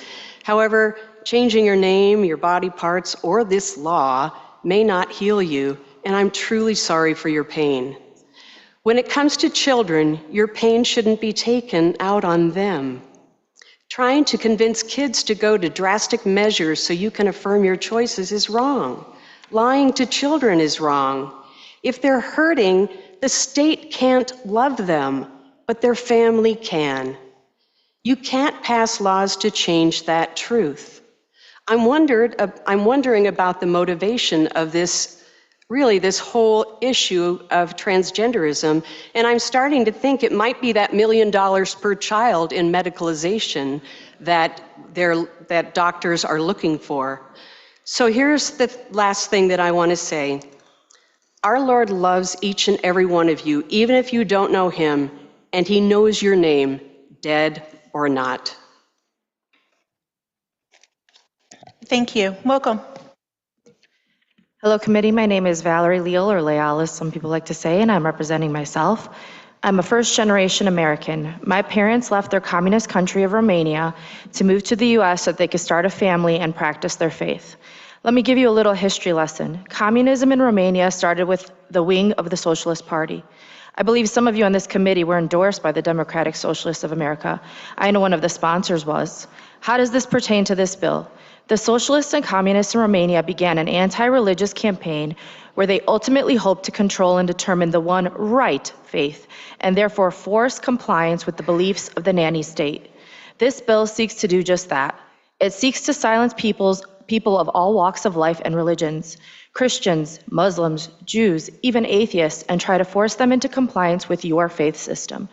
Your faith system abhors that we will not comply with your desire to separate children from families that dare to resist and reject harming children. Your faith system demands utter and total fealty to trans ideology. This bill seeks to force families, schools, businesses, and the courts to lie and accept delusions as truth. We will not comply. We will not stop fighting. We will not let you take away our freedom of speech and freedom of religion. I will fight to make sure my children live in a free country, not one run by socialists and communists that wish to control us. Noi suntem poporul is what my people said when they stood in Victory Square as communism fell. Noi suntem poporul. We are the people, and we the people will not comply. Vote no on HB 25-1312. Thank you for your testimony. We'll go online to, let's see, Melissa Ogburn, welcome. Thank you. Good evening, Madam Chair and committee members. My name is Melissa Ogburn, and I am testifying today on behalf of United Community Leaders of Colorado, a Colorado nonprofit corporation. I'm also an attorney and a mom of 3. Even with the amendments proposed to this bill, there are grave concerns with HB 25-1312, and I'm here today to ask you to vote no on this bill. This bill is far too extreme and harms families, and I fear that it is unconstitutional. Justice Ruth Bader Ginsburg herself was a champion of parental rights, recognizing the fundamental right of parents to direct the upbringing of their own children. In Troxel versus Granville, the Supreme Court cited now over 100 years of jurisprudence recognizing that the liberty protected by the Due Process Clause includes the right of parents to direct the upbringing of their own children. In Parrish versus Society of Sisters, the Supreme Court held that the liberty of parents and guardians includes the rights to direct the upbringing and education of children under their control. And the court explained in Pierce that the child is not the mere creature of the state. Those who nurture him and direct his destiny have the right, coupled with the high duty, to recognize and prepare him for additional obligations. In Prince v. Massachusetts, the Supreme Court held, it is cardinal with us that the custody, care, and nurture of the child resides first in the parents, whose primary function and freedom include preparation for obligations the state can neither supply nor hinder. The Supreme Court in Troxel concluded, in light of this extensive precedent, it cannot now be doubted that the Due Process Clause of the 14th Amendment protects the fundamental right of parents to make decisions concerning the care, custody, and control of their children. HB 25-1312 defies the very fundamental nature of our country. Every legislator should be fighting to protect, support, nurture, and promote parental rights in Colorado, which are also intertwined with the education of children in our state. By my testimony, I ask each of you to vote no on HB 25-1312. Thank you. Welcome, Mr. Waldrop. Thank you, Senators, for hearing my testimony in opposition to House Bill 1312. My name is Dr. Eddie Waldrop. I'm a clinical psychologist, and I'm with Foundation Against Intolerance and Racism, and my comments are not associated with the VA. Are you able to hear me? Yes. Oh, okay. I just didn't see the clock run, so I just want to make sure. This bill is focused on concerns regarding gender-affirming care and has listed it as coercive control in the earlier version. First thing to state is that gender-affirming care for minors has never been evidence-based. It is completely activist-driven. One needs to look no further than the Diagnostic and Statistical Manual for Mental Disorders, or DSM-5. For DSM-5, the desistance rate for youth with gender dysphoria is 50 to 98%. I will say that again, the prevalence of gender dysphoria is less than 1%, and of that less than 1%, 50 to 98% will not have the disorder persist into adulthood. Gender-affirming care for minors has never been evidence-based. It's completely activist-driven. This is confirmed with the release of the WPATH files, the CAS report, and the European countries halting the non-evidence-based practice. There can be many factors that influence the distress that may manifest in the form of gender dysphoria, such as anxiety, depression, traumatic stress, and autism spectrum disorder. There have been activists and unfortunately some healthcare providers that claim that not socially or medically transitioning youth will result in suicide. This is not supported by the evidence and is clearly emotional manipulation to coerce compliance rather than to genuinely focusing on the well-being of the individual. The state threatening to take a child away for using their given name is the epitome of coercive control. Many factors influence suicidal ideation, and it is concerning not to engage in adequate comprehensive psychological assessment free of political influence to inform a good case conceptualization. There has been an explosion in the incidence rates of gender dysphoria in a demographic atypical for gender dysphoria, which is adolescent females.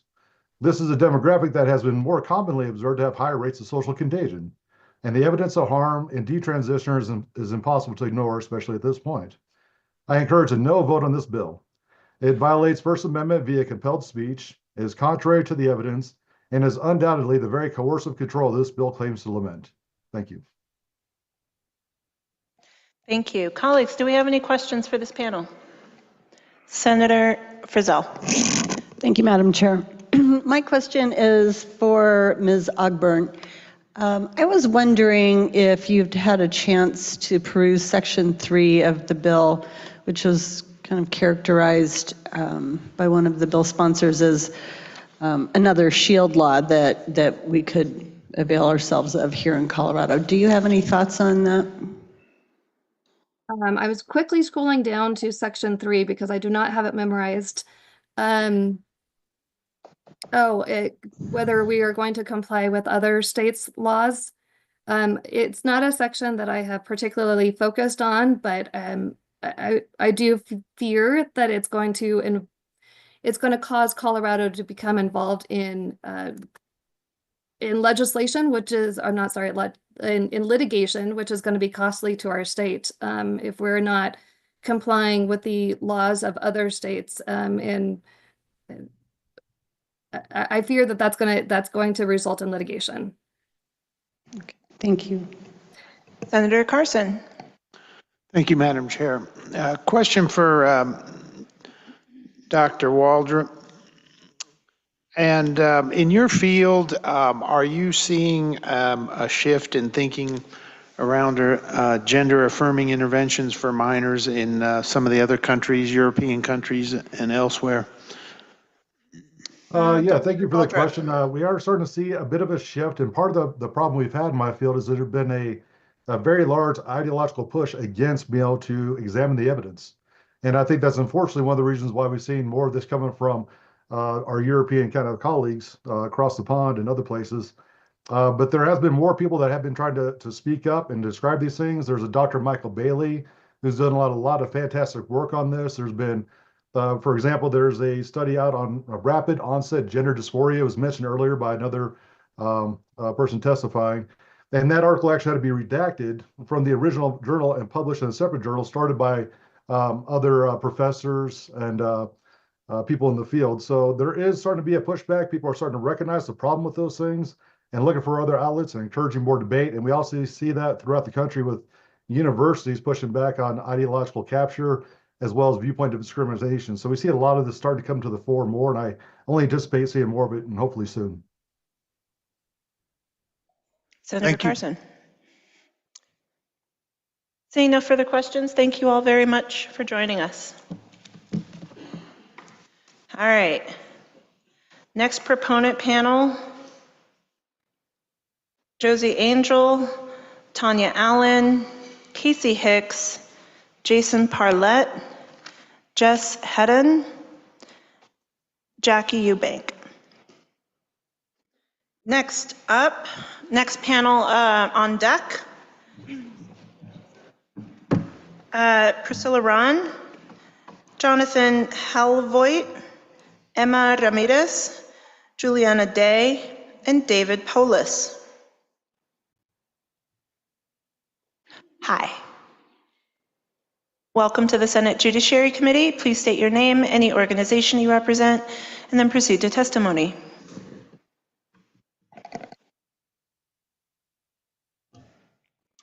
Hi, my name is Josie Angel. I use they, them pronouns. I'm here today representing myself. I'm a job coach at North High School's 18 to 21 transition program for people with disabilities. I am requiring your attention and implore you to ask questions, as questions have only been asked to the opposition this evening. As an educator and a trans person, this bill, the Kelly Loving Act, is incredibly important to me. One of the students I am closest with in our program is trans. We have a close relationship in part because of our shared identity and partly because he is highly uncomfortable around other staff members who are constantly misgendering him. As an educator, part of our role is to listen to our students and provide support when it is needed. This is not a burden, but a privilege. The burden is having to hear your student express disappointment, shame, and anger over and over again because the same staff members are intentionally misgendering him. Intentionally being you have corrected said staff members and they have stated they will not be doing that. The student is not the burden. The staff refusing to show dignity, respect, and support are. It is our job as educators, regardless of your beliefs, to support and foster growth for all students. How is my student supposed to fully engage and make the most of his education when he doesn't even feel comfortable around most of the staff in the building? when his own educators are impacting his mental health by refusing to see him as an individual worth acknowledgement and respect. I want to clarify there's a difference in accidental misgendering and intentional misgendering. My student has great relationships with staff members who occasionally misgender him by accident, quick to correct their mistake and carry on. Then there are others who flat out refuse to even try. That is intentional. There should be accountability for intentionally misgendering and dead naming our students through a violation of civil protections to take the burden off the student constantly struggling to be recognized for who they are as a person, because that's what it boils down to, something as simple as who a person is. My students deserve to be respected and acknowledged. My students deserve to be treated as human beings. That is what we are asking for trans people to be treated as human beings. That is not a burden, it's the bare minimum. What lesson are we teaching our students when our own educators cannot treat students with dignity and respect? When our own educators are refusing to learn? This bill will save countless lives of Colorado youth. That is worth fighting for. Every day I come to work, I am making a difference in my queer and trans students' lives simply by showing up and providing a safe space for them to be themselves. Every day I'm not there, it is noticed by them too because that safe space is absent. Fostering a safe environment in a school should not depend on the handful of staff members who have enough decency to show respect to the students. Thank you. Thank you, and please vote yes on this bill. Thank you. Welcome. Thank you. Good evening. My name is Tanya Allen. I'm from Jeffco, and I'm representing myself in support of the Kelly Loving Act. As the proud mom of a transgender son, let me be transparent with you. Here's what keeps up a mom of a trans child up in Colorado up at night right now. Praying that my son survives a day at school without hateful people attacking him, misgendering him, or dead naming him. Worrying about my son and his girlfriend when they go to work and get called horrible names and terrible slurs. Terrified when the phone rings and his car breaks down on the side of the road that if someone stops to help him and realizes he's trans, they could cause harm to him. And worried day to day about what new attack will come on him from this administration. We are one of the lucky families. God gave us a second chance after a failed suicide attempt to walk alongside our son in his journey. And now he's thriving and in college and working. And I'm here advocating to make it better for families like mine in the future. So this bill matters to me because it's a step in the right direction to keep my son from discrimination. It's a step towards my child safely walking tall and proud in his school hallway with his teachers calling him by his chosen name and pronouns. It's a step towards my child existing safely in public spaces and not being discriminated against just for who he is. And it's a step towards my child being able to dress in a way that makes him feel good inside and not being forced to wear a uniform at school that outs him or discriminates him against his will. It doesn't seem like we should even have to be putting this stuff in a Colorado law because he's a citizen and he's entitled to equal rights. It should just be basic human dignity. But here we are. Please vote yes on this bill. Thank you. Welcome. Hello, my name is Casey Hicks. I am here representing myself. My pronouns are she, they, and I am proudly a Black transgender woman, once again testifying in favor of the Kelly Loving Act. Like my peers in this room, I am tired. I am exhausted, feeling like I and those like me need to justify who we are to receive basic rights in our community. I am tired from feeling like I need to beg those who are supposed to fulfill their responsibility as representatives in order to obtain the bare minimum rights and protections for transgender children in Colorado. Despite the transgender, queer, and allied community members of Denver and Colorado showing up on April 1st, we are here again fighting for our basic rights. We already explained what we expect from our representatives and elaborated thoroughly on our experiences as transgender people and the struggle that we face in our communities. But still, here we are asking for those who represent us, and I'll say it again, for the bare minimum in protecting trans children, a group of people who cannot represent themselves in any capacity.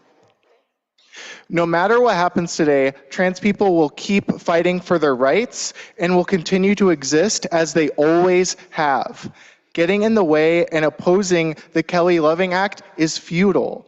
Regardless, the opposition to this bill continues to look away from the most pertinent problems in Denverites' lives, like suffering from high cost of living, soaring grocery prices, and more, to instead focus on denying the rights of the few. Thank you. Thank you. Welcome. What's up? What's up? My name's Jason Parlett. A lot of you know me on TikTok as Punks. So today is about testimony from people who this bill will impact, correct? Well, I'm here to tell you I'm a proud stepfather of a non-binary child with parents on the other side that do not support them. So I am the epitome of this bill. Let me give you a brief version of what my life's been like for the past year. The father disliked the gender-affirming care so much at my house, he decided to ask for a CFI investigation along with 80-20 custody of that child. We agreed, and 5 days before Christmas, we paid $1,800 for the CFI investigation. Guess who did not? Dustin Gonzalez, the father of Ollie, did not pay his until the first of the year when the mother forced him so that the child would not fall through the cracks of the system. Well, the first thing I want to tell you is the first thing I told the CFI under any kind of problems I was having. As a father, I was tired of watching that kid leave my house to go to dad's in tears every single day, saying, I don't want to go, and it's like living two separate lives. This isn't fair. Well, that father would like to blame the Jeffco Public Schools, and I'm here to tell him to his face, because I know he's listening. You can blame me. I was the man that you couldn't be. I was the man that allowed that child to be who they needed to be and wanted to be. And ever since we have gotten 80-20 custody, after the CFI decided we got 80-20 custody, I've never seen that child so happy in my life. I am here to beg you, please pass the Kelly Loving Act. Thank you. Thank you for joining us today. We'll go online to Jess Hedden. Hi, committee. My name is Jess Hedden. I use they, them pronouns, and I'm speaking today representing myself in support of HB 1312 from the perspective of a queer non-binary parent living in rural Western Colorado, calling in from Garfield County. So believe it or not, out here, our trans community doesn't always receive the overwhelming support from the broader community and institutions. In fact, our state senator failed to vote in support of the Trans Day of Visibility resolution that the Senate passed earlier this session and actively avoids having conversations with our invaluable local LGBTQ+ organizations. So these actions alienate the queer people, community, and allies across our district who simply want to be seen. We've seen antagonistic policies enacted at the school board level against trans students and anticipate more to come. And this bill has the potential to set a state precedent and standard for ways in which we support and acknowledge the supports needed for our queer kids and students at a time when this incredibly small and valuable portion of our community is being actively targeted and receiving an inordinate amount of hate and discriminatory policies enacted against them. The people spewing hate against trans people today are targeting our children and feel emboldened to do so when legislation like HB 1312 doesn't pass. And in lieu of protections for trans kids and adults, hate groups across the state are actively pursuing ways in which they can strip the rights of these students away. So needless to say, the Kelly Loving Act would provide much needed support for communities like mine in rural Western Colorado. I also want to speak as a parent. My kids are painfully straight, which is fine. I love them for who they are, and no matter who they choose to be. But part of my role is supporting them. And I think that for queer kids, it's legislation like this that allows them the freedom and stability to survive long enough to figure out who they want to be in the world. And I want that for all kids, no matter who they are. So thank you so much. And I urge you to pass this bill. Thank you. Thank you. And next, Jackie Eubank. Hi. Thank you for allowing me the opportunity to speak in favor of the Kelly Loving Act tonight. My name is Jackie Eubank. My pronouns are she, her, and I am representing myself today. As a local advocate for LGBTQIA+ folks in my community in Johnstown and Milliken, I spent hours listening to testimony when this bill was in front of the House Judiciary Committee. One theme among those opposed to the bill continually bothered me, and it drove me to speak in front of you tonight. That troublesome narrative was that autistic individuals were identifying as trans, and that was proof that children are being coerced into trans identities. Respectfully, that notion is insulting, ableist, and comes from a deep misunderstanding of autistic individuals. As an autist myself, who is also queer, I take great issue with the idea that autistic individuals are not capable of knowing their personal identities. Not only are autistic folks fully capable of understanding and acknowledging our own gender and sexuality, we are significantly more likely to identify as LGBTQ+ than allistic individuals. Some surveys have shown that up to 70% of autistic youth identify as part of the queer and trans community. Therefore, it is not only believable, but it is probable that autistic youth are also trans. I urge the committee to recognize this reality and reject the notion that autistic folks are being harmed by simply learning about identities that they themselves share. I ask for a yes vote on House Bill 25-1312, as it provides protections for some of the most vulnerable youth and adults in our society. Thank you. Thank you all for your testimonies. Colleagues, do we have any questions for this panel of witnesses? Seeing no questions, I want to thank you all for joining us this evening, totally fully evening now. And thank you all. Next, I'm going to welcome Priscilla Rahn, Jonathan Helvoit, Emma Ramirez, Juliana Day, and David Paulus. Next, on deck, Lynette DeJean, Elliot Enox, Amy Bryant, Sister Dee Dee Bale, Jasper Peters, and Jay Olivares. Welcome. Thank you, Senator and members of the committee. I'm Priscilla Rahn. I'm a Black teacher in Denver Public Schools, and I won't keep secrets from parents. Rachel Dolezal went around calling herself a Black woman. If you had passed a law that said I had to call her a Black woman, I would call you a racist. There was a biological man, who testified earlier that he was having menstrual cramps. You want me to believe that a man can have menstrual cramps that doesn't have a uterus? That's insane.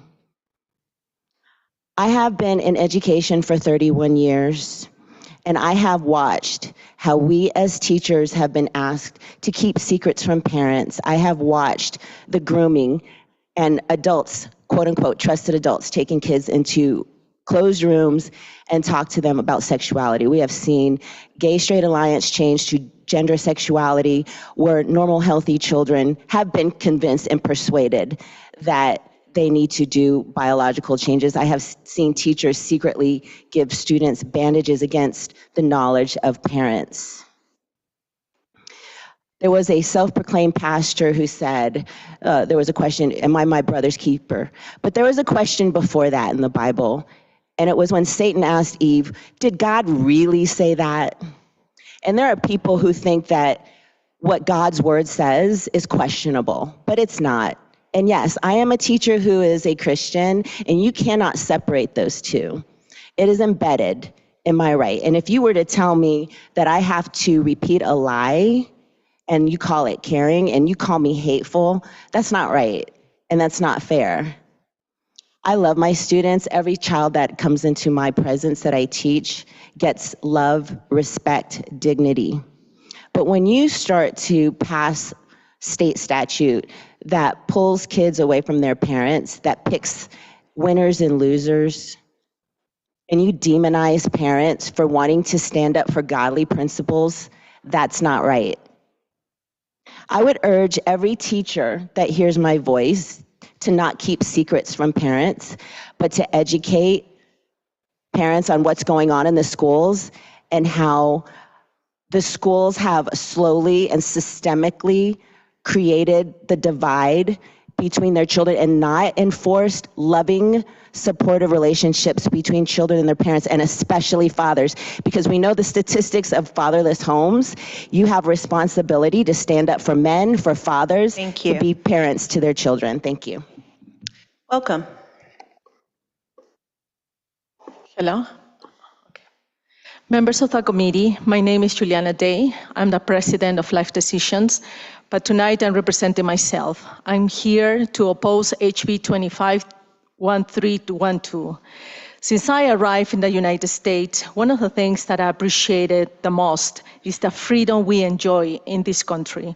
I remember growing up in Peru and witnessing how some politicians campaign on platforms that promoted social justice, care for the poor, marginalized minorities, when in reality they only care about themselves, their radical ideologies, and their thirst for power, money, and control. What we see in the halls of this state capitol is a group of legislators whose main priority is not ensuring safety for our communities, good roads, or the strong economy. Instead, is their passion to introduce bills against freedom, take away parental rights, and the absolute obsession to impose their radical ideologies, especially in children. Similarities? Deep down, these legislators know they are wrong and that their positions don't represent Coloradans. That's the reason why their bills are introduced surreptitiously, scheduled for hearings and debates quickly, so people don't have time to do anything. They even include clauses like the safety clause, which prevents public opinion from challenging the law and silencing the opposition by invoking rules like 16 and 14. The question is, what do they have to hide? Also, some legislators build relationships with the Latino community, recruit mainly moms in need to support their causes, only to later stab them on the back with atrocious bills that seem to destroy their values. Since I'm taking the time to translate those bills, do you know that many of the members of the community have no idea what misgendering or daydreaming is? The reaction when I'm telling them is of horror and disbelief when I explain that some of the legislators are spending their time with bills that will force them to pay for abortions performed until birth, or redefining coercive control, making it possible for parents to lose custody of their children, of their child in family court or by child protective services because of misgendering or dead naming their child. Thank you. I urge you to vote no on this horrific bill. Thank you. Mr. Helvoet. And I'm going to make one more call for Emma Ramirez and David Paulus. Mr. Helvoet. Thank you. My name is Jonathan Helvoet, and I represent New Covenant Church in Lakewood, Colorado as her pastor. We fully intend to continue to use language which truthfully aligns with God's good design of each person we encounter. We will do so on purpose and not accidentally. The devil is the father of lies. Lying lips are an abomination to the Lord, and the truth will set you free. May no untrue word ever come out of my mouth. Lies always, always, always have ramifications. No surgeon before a few years ago could possibly have cut the breasts of a perfectly healthy child while saying they've done no harm without pervasive and novel lies. God made man in his image. Male and female created he them. This is good, and forcing Colorado to deny this by law will destroy us. This bill is put together because its drafters know without a doubt that language has power. This is why they want the language going one way, under threat of incarceration, financial ruin, and loss of children. Maybe its drafters have disregarded all legitimate research and rational thought and believe they're helping children avoid suicide. Much more likely, based on the comprehensiveness of the bill, the drafters are capitalizing on the fragility of children to splinter families and eradicate Christian institutions, the very institutions that speak against the bills they propose. Eradicating these ensures them future voters and fuller pockets. The tears you have seen in here today can be continually used to garner sympathy votes while more and more children go under an expensive knife. God knows. He is not fooled. He loves children. He designed them. He knows that your lies lead to the oppression of his people and the dismemberment of little ones. We, God's people, will not lie and are not afraid of your threats. God will make all things right, and part of this will be the downfall of every senator who affirms this abominable bill. Flee from his wrath, repent of this, and be forgiven of your sins through faith in Jesus Christ. On behalf of the Helvoet family, New Covenant Church, the hundreds of voices that have been silenced this evening, who outnumber those in favor by well over 2-1, and the reigning King Jesus Christ himself, I charge you to vote no on 1312. Thank you. Thank you for your testimony. Colleagues, do we have any questions for this panel? Senator Frizzell. Thank you, Madam Chair. My question is for Ms. Ron. You, I think, spoke quite a bit about the environment in which you teach. It seems a little surreal because I always, when I was sending my kids off to school, I always I trusted the system and made sure that, well, I believed that they were going to be safe at school. Can you maybe elaborate a little bit on your experience, and are you encouraged to keep secrets? I am a current teacher in Denver Public Schools, and I have one thing I didn't have time to talk about is that I am seeing an alarming trend of targeting towards undocumented children whose parents don't speak English, who are now saying, I want to be called a boy, I want to be called by a boy's name when they're a biological girl. I'm seeing a trend toward, and we have 300,000 children missing, children being sex trafficked. We have a problem with this, and now I'm seeing those same children being targeted in our public schools. It is absolutely it's happening. I get the emails, I have the receipts where I have asked to do this, the professional development that we are told that we have to go through that do this. I mean, children are being put in one-on-one, private rooms with the blinds down, and they come out. What 12-year-old girl going through puberty feels good in their body? Not a single one, okay? It is really, really critical that I have seen in over 3 decades this social trend of targeting minor children and then weaponizing that against parents. It is the most ungodly, most demonic behavior I have seen as a public educator. And so anybody who says it's not happening, I have watched it. I have the emails, I have the training, I have the documentation of how this has systemically happened. And if we don't turn this around, more families are going to be split up and divided. More children are going to grow up to hate their fathers. More families are going to be split, and there's going to be more mental health problems with this. And you can say all day long, well, you hate Christianity and all of this. Well, we believe very deeply in our faith, and that is a part, what we believe in. And if this law passes, it is a direct assault on religious freedom. And when you ask a teacher to go into that public setting to say, you have to comply with something that is spiritually and religiously in opposition, you're opening yourself up to a lawsuit. I think this is the worst idea. There are other ways of helping young children go through their puberty and adolescent phase than to pass a law that says that you can or cannot do something that the government is totally overreaching. It is not your place as elected officials to tell parents how to raise their children or to compel speech. Senator Carson. Thank you, Madam Chair. To Ms. Ron, is there a protocol within the school district around, when discussions with students come up around gender transition issues to include parents in those discussions? Or is there an age where that's done or cut off? No, thank you, Senator. The advice is for us, we are not required to contact parents if it's not even the child that comes to, it's another colleague who says, please call this child by a different name or a different pronoun. It's not even coming from the child, it's not coming from the parents. So why should I listen to someone who has persuaded another child, a minor child?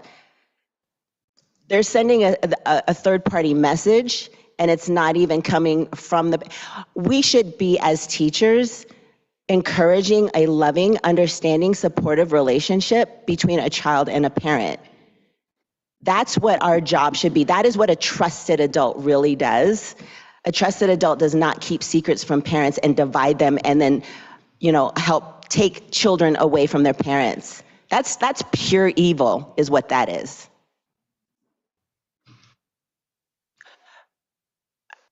I'm going to invite the folks who are waving hands to stop waving hands, or else I'm going to ask that the sergeants escort you out of the room.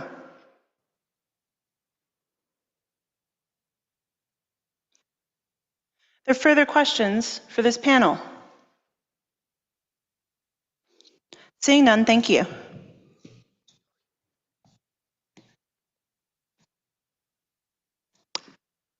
Our next panel of proponents, I'm going to welcome Lynette DeJean, Elliot Enox, Amy Bryant, Sister Dee Dee Bayal, Jasper Peters, and Jay Olivares.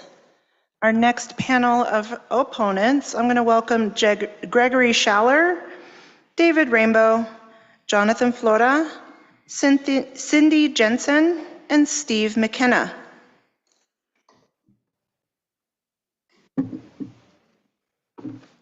Welcome to the Senate Judiciary Committee. Good afternoon. There is a little gray button on the neck of your microphone. There you go. Good afternoon, Madam Chair and the committee. I guess it's evening, never mind. My name is Lynette DeJean and I live in Highlands Ranch. As the mother of a 21-year-old trans daughter, I'm here in support of the Kelly Loving Act. My daughter Bryn came out as transgender 4 years ago as a high school junior. For me, the most difficult part of this change in our family has been contending with how others would see my child and accept or deny her new identity. Transgender lives have been so politicized and trans people so vilified in parts of our culture that, like millions of parents of trans people, I live with both sadness and fear, knowing there's a significant faction of people who would deny my child's very right to exist, and some who would even visit cruelty and harm on her. So first, I was very careful to share the news of Bryn's transition only with like-minded friends and family. I dreaded the reaction of more conservative folks, so true to my nature. As one who generally avoids conflict, I not only avoided telling my conservative friends, but also unfairly asked Bryn to keep her new gender identity from my conservative parents until we found the right time. Then in January 2022, our world turned upside down when my 85-year-old dad was hospitalized with COVID. Unable to visit him thanks to COVID regulations, we all called him regularly to help keep his spirits up. After calls reminiscing with my dad about time spent together, my brave and self-assured daughter decided, against my own worst instinct, that it was time to be honest with her beloved papa about who she is. She opened up and told him everything. Without skipping a beat, my dad told her, "I love you, I'll always support you, whoever you are, and I thank you for sharing your life with me." I should have known that the kindest man I've ever known, despite our divergent political views, would respond to my daughter's news with acceptance and grace. Bryn has told me that she considers that experience of her grandfather's unequivocal acceptance a turning point for her. She also was fortunate to find support from compassionate teachers at school who referred to her by her chosen name and pronouns, offered refuge from bullying and exclusion, and even called out her chosen name at graduation when she received her diploma, despite her dead name being on the roster. What the Kelly Loving Act asks of us. Thank you. I'm sorry, I went on too long, but we're just being asked to acknowledge the right to their authentic selves, call them by their chosen names and pronouns, and to support the parents who support their trans children. Thank you. Please support this bill. Thank you. Welcome. Thank you. My name is Elliot Enox, and I use they, them pronouns, and I am representing myself today. What I am sharing is honestly incredibly embarrassing in front of so many people, but it feels like a story that emphasizes the importance of this bill. A couple of years ago, I was scammed. Someone called pretending to be my bank and told me that someone else had my information. They kept me on the phone for hours, wearing down my patience, all while misgendering me every step of the way over multiple days. It's incredibly embarrassing to admit that this happened because I know the rules of how to avoid being scammed.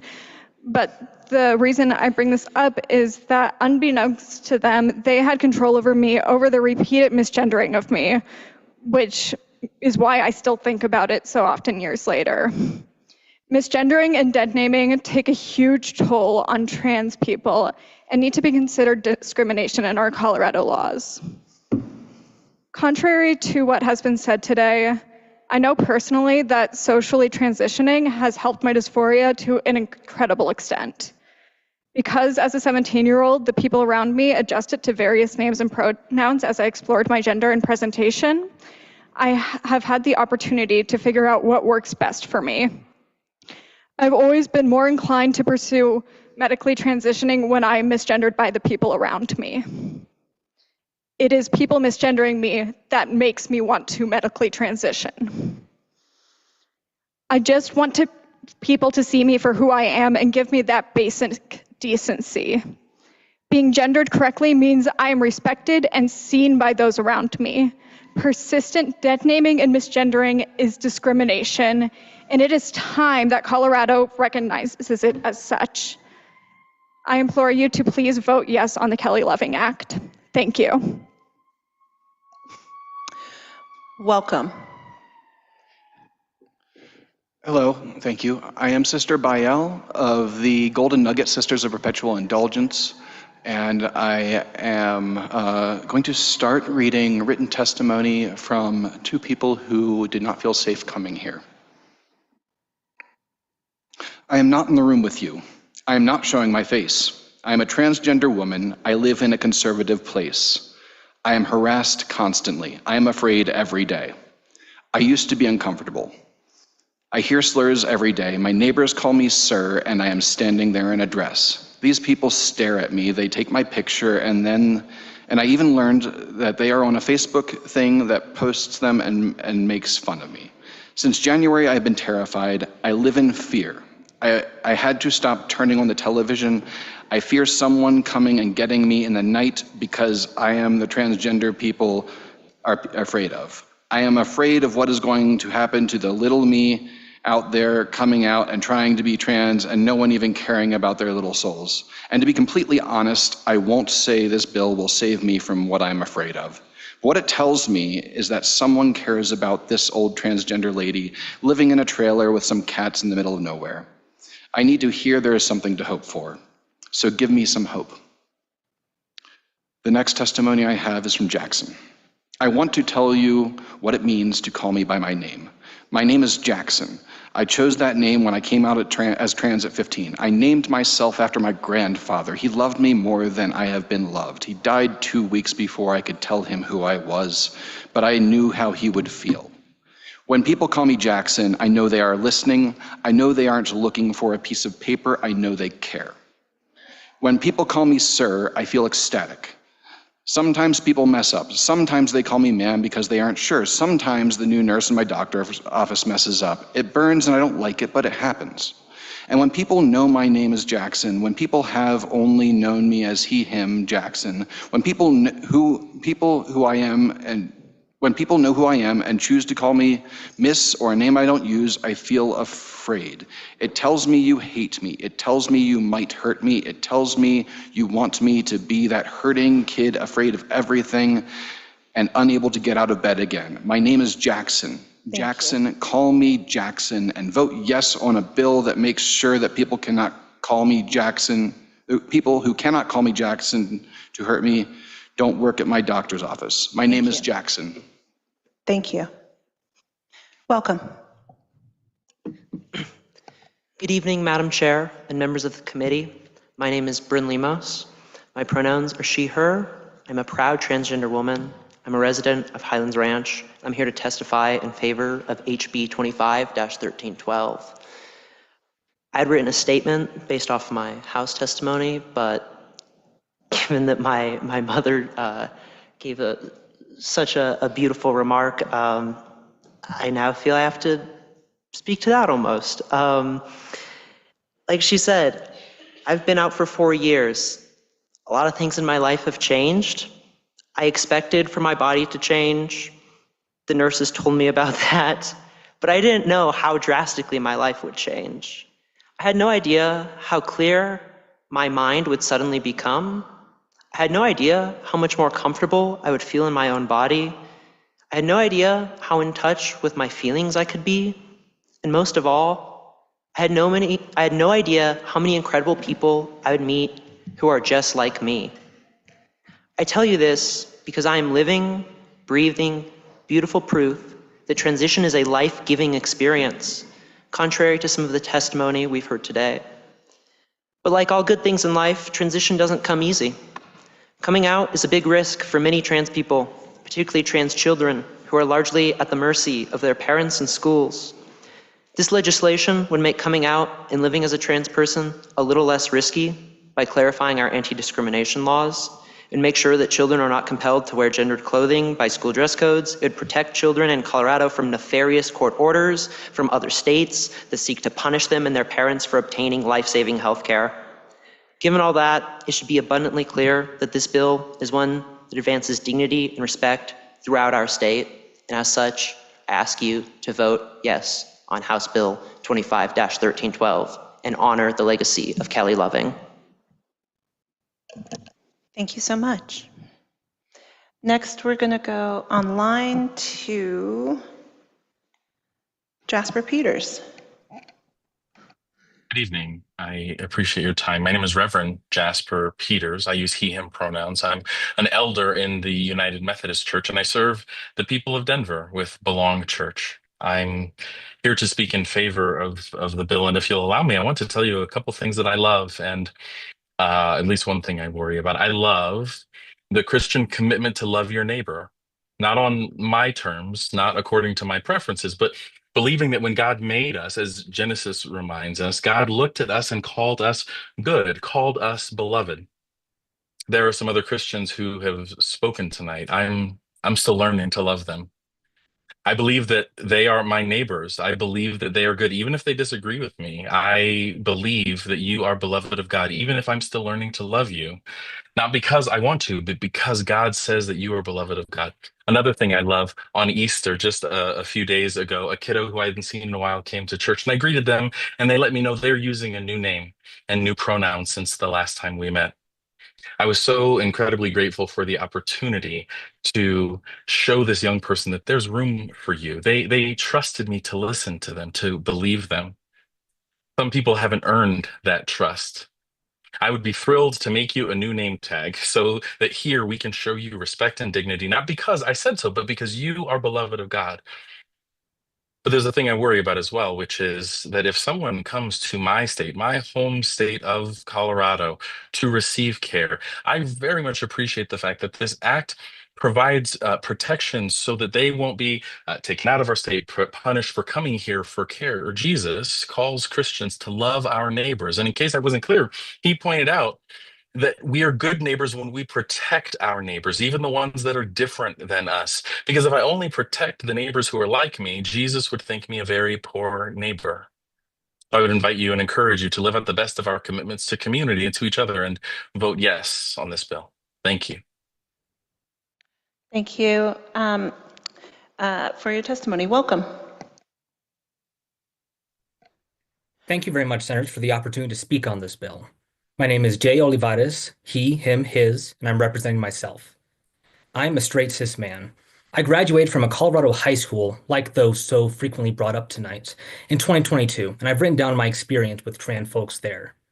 Whenever conversations regarding trans rights occur, trans people are characterized as family-destroying boogeymen and fantastical demonic conspiracies, but I knew them just as people. Kids trying to get through high school just like I was. Attending the dances, struggling through classes, worrying about grades. I knew them as buddies who just happened to be trans. They didn't try and convert me, and as an aside, neither did any teachers or counselors. They respected everyone else, and I respected them back, though not as much as I should have. Despite this, they routinely had a much harder time than I. High school kids have stressful nights, all of them. But while they and I both worried about grades, they also kept themselves up through the night, wondering if having their preferred name acknowledged by our school would have them kicked out on the streets by unsupportive parents. We all had tough jobs, but they also had to worry about their managers and coworkers harassing them until they quit because they wanted to be known by a different name and pronouns. I'm so thankful that I didn't lose any of them. But all of them knew someone else who was trans, who was pushed to suicide because they didn't have the basic human respect society grants to you and I. This bill will help to change that, to help them feel like they aren't going to be labeled freaks by their classmates and teachers or even the current federal government, and that they can be granted the same protection against discriminatory acts given to the rest of the Coloradan population. Despite the cuts, I plead with you, senators, to pass the Kelly Loving Act, named after a sorely missed woman who just wanted to bring love into the world, so that some other kid in high school doesn't need to rely on luck for their trans kids to make it, for their trans friends to make it through with them. Thank you for your testimony.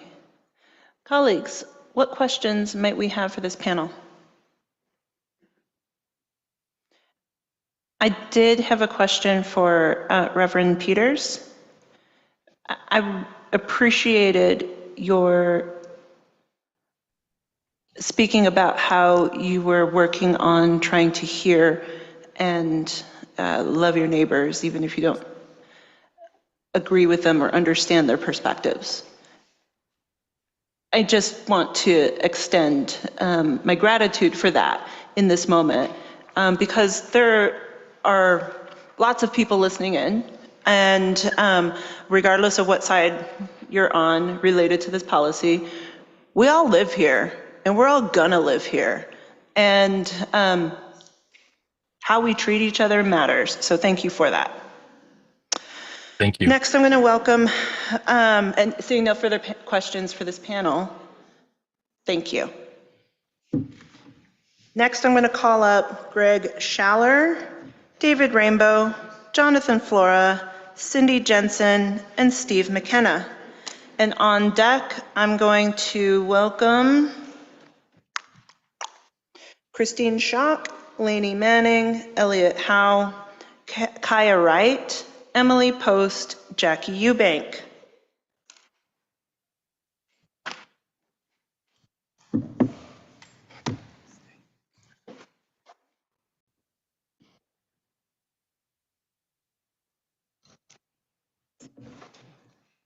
Did you want to go first?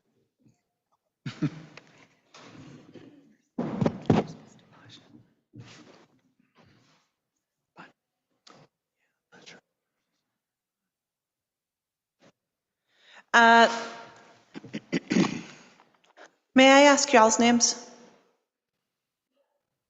May I ask your names, please? I'm Cindy Jensen. Jonathan Flora. Cindy Jensen, Jonathan Flora. Is it Gregory Schaller here? David Rainbow? Steve McKenna? Okay. What I'm going to do, that concludes the list of individuals who had been provided to me from Republican legislative staff, Senate staff. I'm going to now start to call up folks in an opposed position in the who are signed up as being here. We're going to go down the list, and I'm going to call folks in the order that they signed up. So until we get either 5 or 6 folks, mix of in the room and online. Casey Sprenger, Matt Bowen, Dr. Stephen Broman.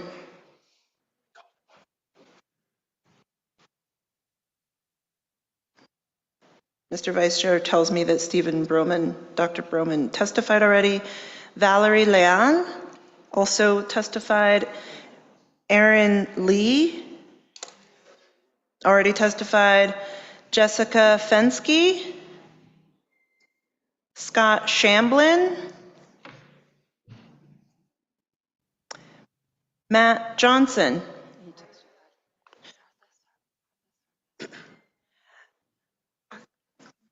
Okay.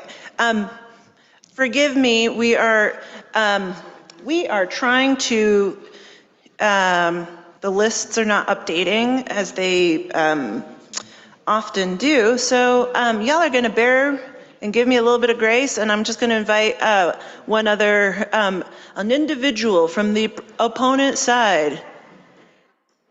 And we're just gonna roll with it. Y'all are gonna tell me your name, and then we're going to treat each other with a little bit of grace here, because we're just trying to navigate all of the things.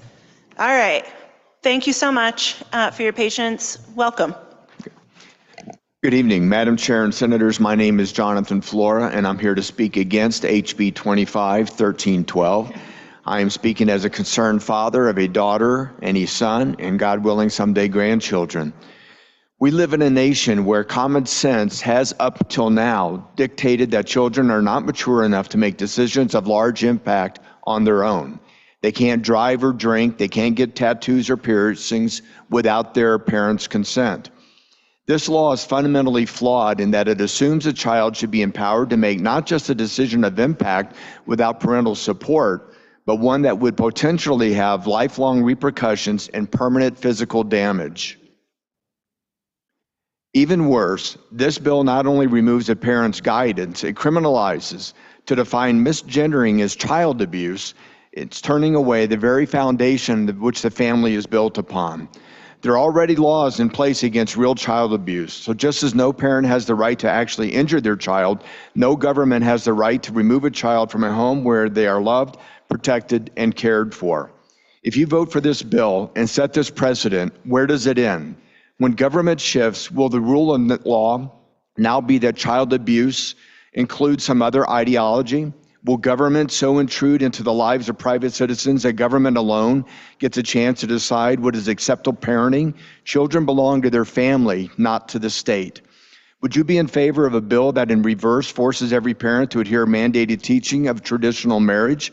It simply isn't the role of the government, and once this line is crossed, there is no turning back. One of the principles our nation was built upon is freedom over force. To protect individual freedom, religious liberty, parental rights, and freedom from coerced speech. And this bill violates all of those rights, not just for parents, but for every Coloradan. Even though it is encouraging to see that certain sections of the bill may be removed, trust has not been built that this will remain the case, and it is clear that it was written with this incredible overreach at its heart. That is one of the many reasons I urge you to vote against this bill. Thank you so much. Welcome. Hi, I'm Cindy Jensen, and I'm a parent and a grandparent. I have worked with children most of my life. This is not about hate or rejection of any children. It's about loving all children and their families. There are many reasons to vote against this bill, and I will focus on just one.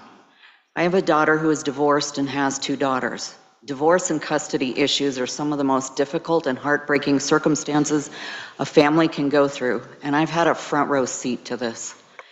This bill allows families already dealing with these difficult situations to experience even more trauma when a parent can be considered abusive for questioning their child's chosen gender, calling them by the name they gave them, or misgendering their child and have their custody or legal consequences be a risk. Good parents question, discuss, disagree, and work through many matters during a child's childhood. Would we consider a parent abusive who questions, discusses, and disagrees with their child's drug use, their child's desire not to go to school, to vandalize their neighbor's house, or speed through the neighborhood going 95 miles per hour? Of course not. Any good parent would disagree and would work through those issues with their child.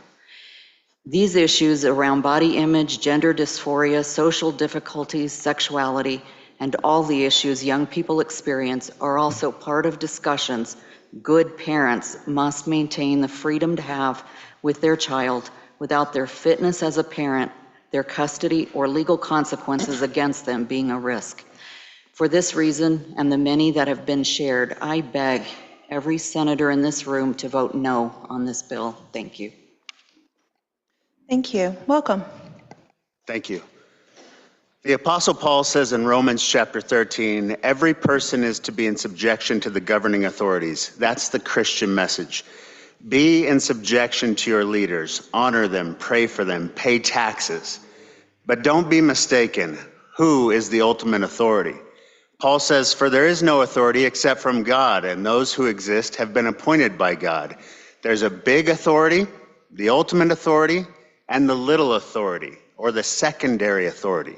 The big authority instituted the little authority. Therefore, the little authority is in subjection and accountable to the big authority, meaning They will have to give an account to the ultimate authority the moment they take their final breath on this earth.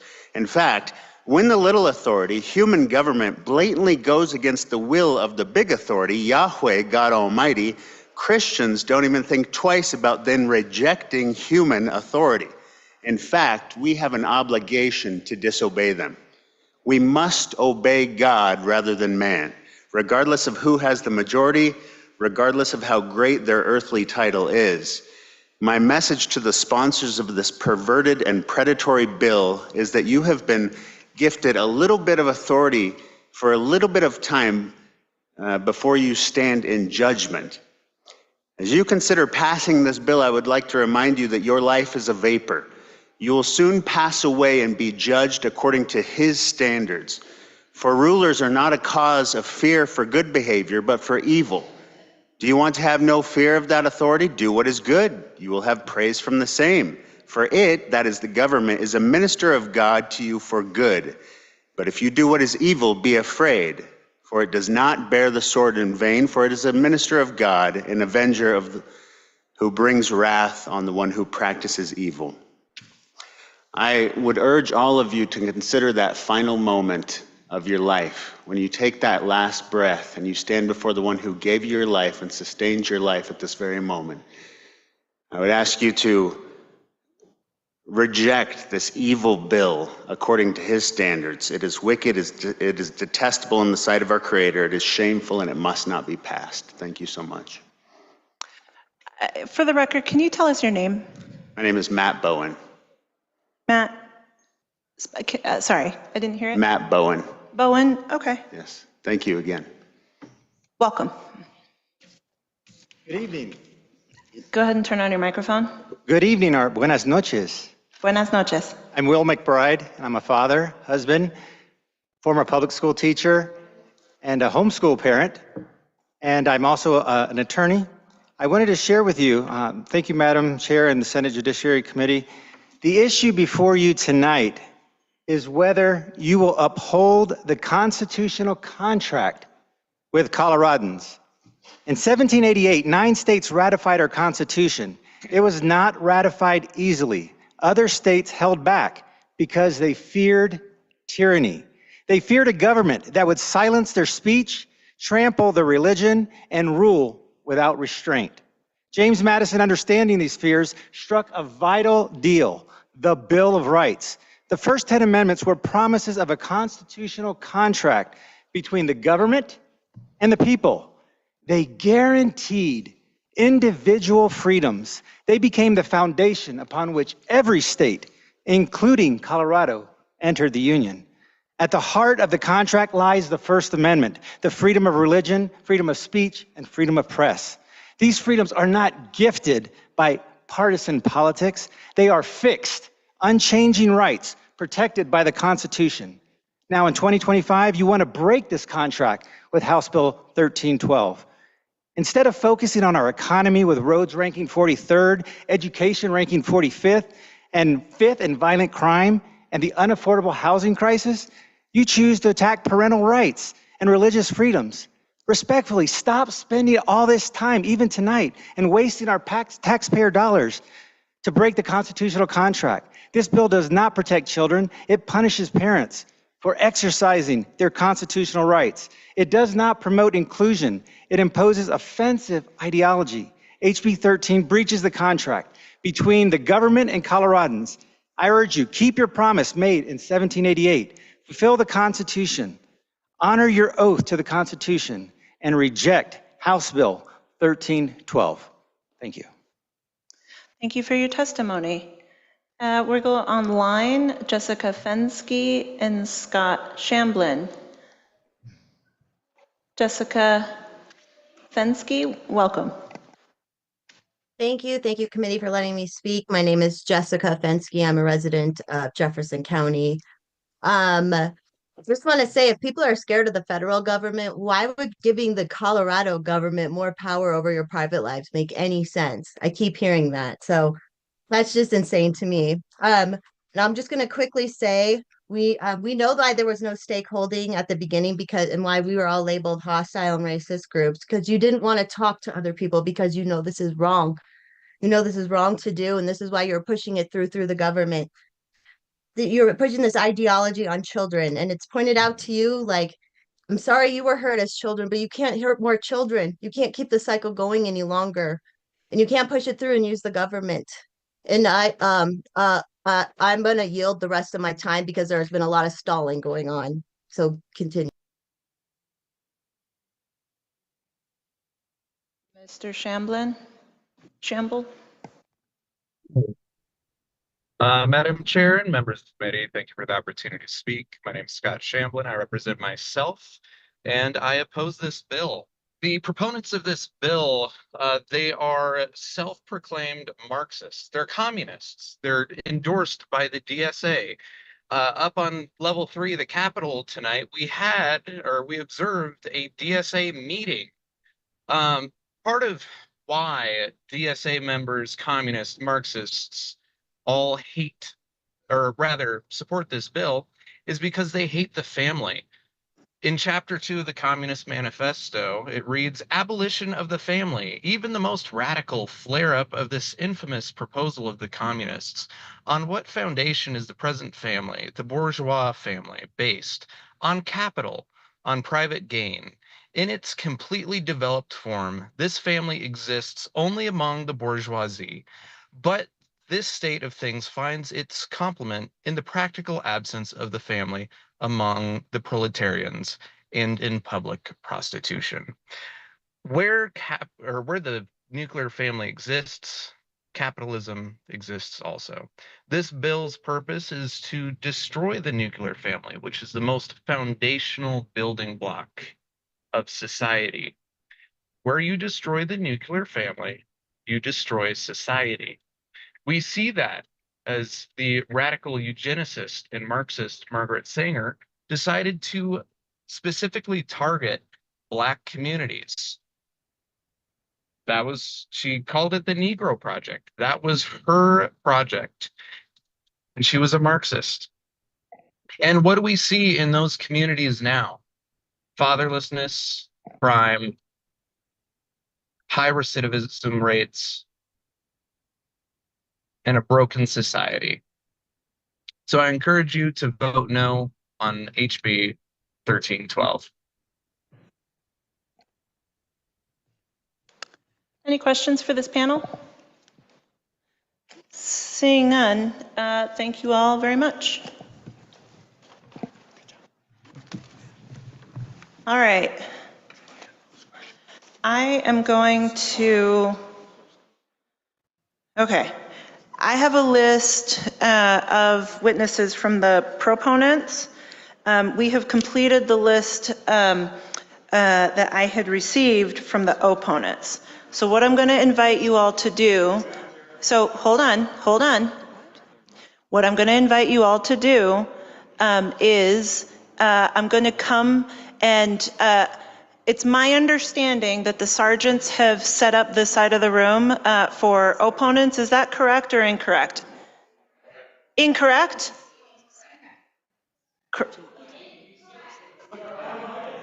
Proponents? It's mixed. It's mixed.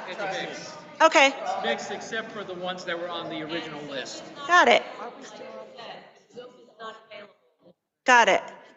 So what I'm going to invite folks to do who will be testifying in an opponent perspective, because I can see the full list of all several, however many hundred people who've signed up to testify in opposition and in support. I cannot see right now who is online versus who is in person. So what I'm going to invite folks to do, this row here, if you are here to sign up in opposition, I'm going to invite you to come forward and be ready to come on deck. We are going to bring up 6 folks at a time. I am going to invite the sergeants to bring up 2 chairs to this to the witness table. Thank you so much Also, shout out to the sergeants who are doing all of the work to make sure that this room is available for everybody. In the meantime, hold on though, not yet. Because we just heard an opponent panel. And so I'm going to come back and welcome a proponent panel. And then we're going to toggle back and forth. Yeah? We're all good?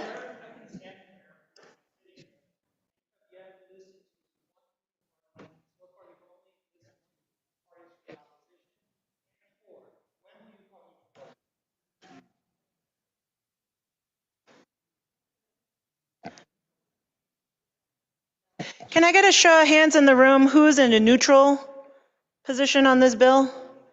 All right, we're gonna pause everything, come on down. Anybody else in a neutral position outside in the waiting room? Also, if you are in a neutral position online, I'm gonna invite you to share your neutral testimony.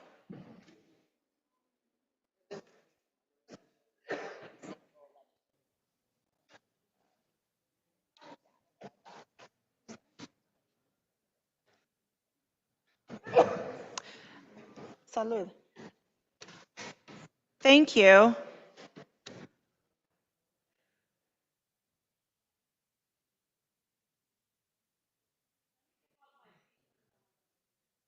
right. Welcome to the Senate Judiciary Committee. Please state your name. And so, sorry, I'm going to just say this again because now that I have exhausted the list that we had received, I'm going to invite you again to at the very beginning of your testimony for everybody, proponents and opponents. I'm going to invite you and neutral folks as well. I'm going to invite you to state your name, any organization you may represent, and then proceed to your testimony, okay? With that, welcome. Thank you. My name is Deanna Giles. I am representing myself. I'm here because I understand that this bill is presented based on a survey of 100 rural trans people, a survey that was distributed by trans people. I'm just a little concerned that the basis of this bill is maybe not got a great foundation of study and evidence, and that would be maybe cause for concern and consideration. I think that there could probably be a better way to gather the information, maybe not just rural Colorado, especially if it's going to impact the entire state of Colorado. Madam Chair, I also truly appreciated that you were asking questions and were so concerned about understanding studies that might be behind children wanting to transition. And I think we found repeatedly that there is a lack of information. In the UK, I believe Mia Hughes explained that they tried to get that information from the gender clinics and were refused, which I find alarming. I also find it alarming that we don't have studies in Colorado. I don't understand how we can move forward if we don't have information. I think it's important to gather that information. So, Madam Chair, I'm glad that you asked that question. I'm also alarmed that we don't know how many detransitioners that there are. I can look on Reddit and see that there are 60,000 detransitioners on Reddit. But I think it's alarming that we don't have gender clinics following up with their patients and asking them how they're doing. We just simply don't know that. I also believe that maybe some people that have transitions that are struggling, their doctors, I don't think, want to continue treating them when they find out that maybe they're having problems because of the fear of lawsuits. I think there are a lot of enormous questions here that beg answers before we move forward. Thank you. Welcome. My speech starts out tonight with, good afternoon. How naive. Madam Chair and esteemed members of the Senate, I speak to you today first as a resident of Colorado and a citizen in the United States. Can you say your name, please? My name is Eric Ferris. Thank you. We all follow laws, and those laws are established to protect those who cannot protect themselves, to provide help for those who cannot help themselves, and to speak for those who have no voice. There is a much higher law which I want to invoke today, and that is the law of love. And as this act itself should be called the very act of love, I ask you now to consider carefully what's before you and to act in love from your heart and to vote 100% from your heart with love. I want to speak to those here who have been sitting as long or longer than I have myself, who are here representing themselves, who are here representing those that did not wish to be here today, and say, every single one of you are loved. Thank you for coming out here today and for making your voice heard. There are very few things which I could say to convince you one way or another, but I want to say this thing. This bill, as presented right now, or in its eviscerated and dissected form which is being presented, is neither the bill which the trans people of Colorado deserve, nor the one which they should receive, because this bill will vilify every single one of them and make them the poster child for communism and for socialism.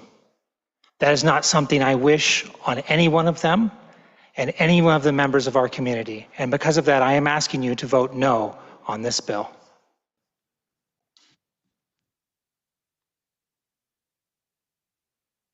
Thank you. Is there more? I'm sorry, I'm checking in to see if there is any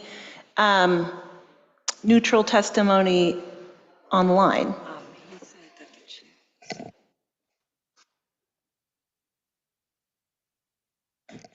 Got it. We are going to stand in the senatorial 5.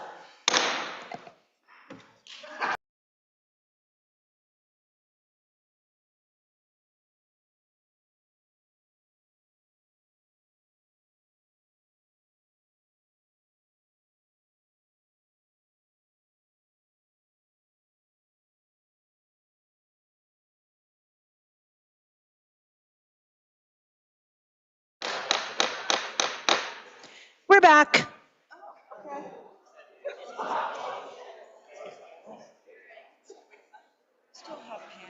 Yeah, I do. All right, we're back.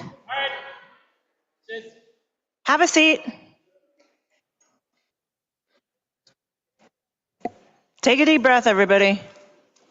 Seriously.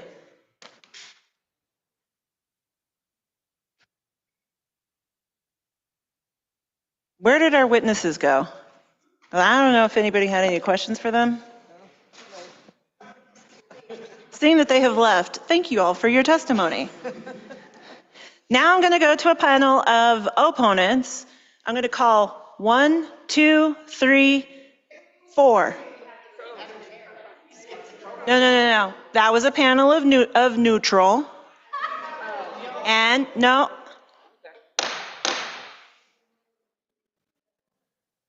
Y'all, thank you for your zeal. Thank you for your energy. I appreciate y'all being here. As I mentioned, we are going to treat each other with dignity and grace. Yeah? I mentioned I have panels listed for proponents. We have exhausted the list that I received from opponents. That's cool. I see that there are more folks. We are going to go down the line. So, I am going to call, that was a neutral panel that we heard from. Now I'm going to call a panel of opponents. I'm going to start 1, 2, 3, 4. Are you all in opposition? Welcome. 5-6, welcome. You don't have to move up into the next chair. We're going to call you up. 5-6. 5-6. Ma'am, are you in opposition? You're not speaking? 6. Oh, sorry, sir. 6. Welcome.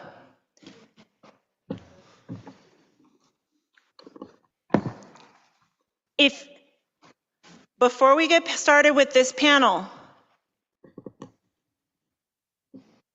is everyone who's in this room right now signed up to testify? Sweet. Has anybody in the room who's here in the room already testified? Already testified. If you have already testified, I'm going to invite you to go into an overflow room so that we can welcome more folks and hear as many folks as we can. It is now 10 o'clock. We got a couple more hours together here, y'all, and I want to try to hear as many as we can, and I am going to invite you all to help me make sure that that happens. Yeah? We're going to go back to the days before the internet for a second because the click system is down. 28. We good?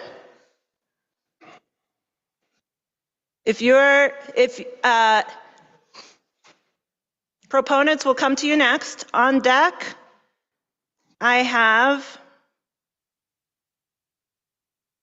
deck for the next proponent panel, I have Christine Schock, Lainey Manning, Elliot Howe, Kaya Wright, Allie Hawkins. Sorry.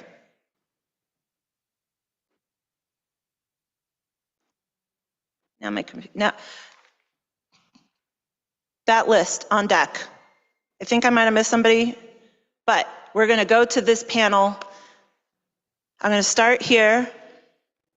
Your left, my right. State your name, any organization you may represent, and proceed to testimony. My name's Wendy Hellman, and I represent myself and some friends who are not able to be here along with my family. I want to say I understand the heart behind the bill is concern for equality, but unfortunately it's inherently flawed. My friend had a daughter who identifies, I should say, as a male and changed their preferred name multiple times, currently using a masculine name. The mother is a nurse and very accepting. At age 8, the child was sexually abused. Despite the mother's sole custody now and living in a safe home, the child's gender identity crisis is unintentionally a means of disassociation to avoid dealing with past trauma, according to their therapists. The teen has attempted suicide multiple times, been in and out of residential care. They're there right now, actually, and are currently upset at mom for not allowing them to kill themselves. As a mom of 4, this breaks my heart. Just being accepting has not worked. Giving up parental and religious rights to force acceptance or preferred names isn't going to solve the problem for these kids. Children are not old enough for legal name changes, therefore there should not be legal ramifications for changing their preferred names. Criminalizing dead naming in this bill allows for immature children to kill off their birth self and for parents to become legal criminals for needing to bring up those names that were originally given in love to address trauma. Without identifying the root cause of their change in gender identity, they cannot heal. This bill says regulating the individual's everyday behavior, quote, is equal to coercive control.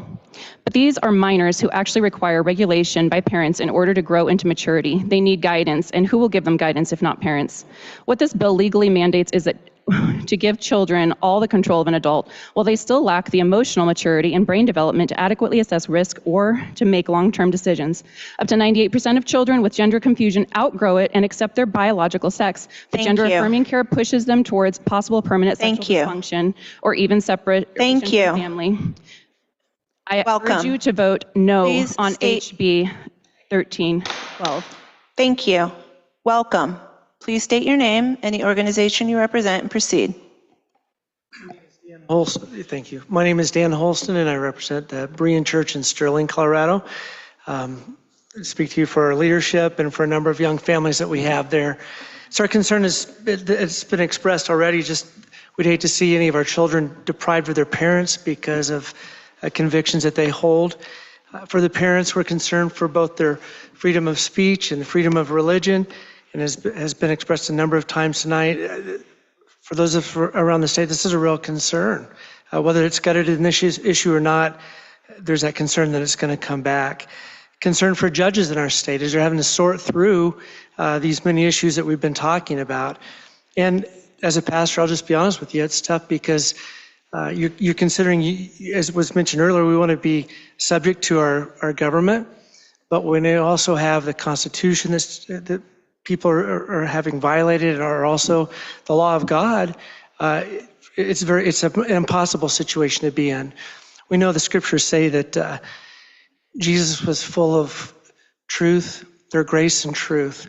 That grace was evidenced by what he did for dying for my sin on the cross.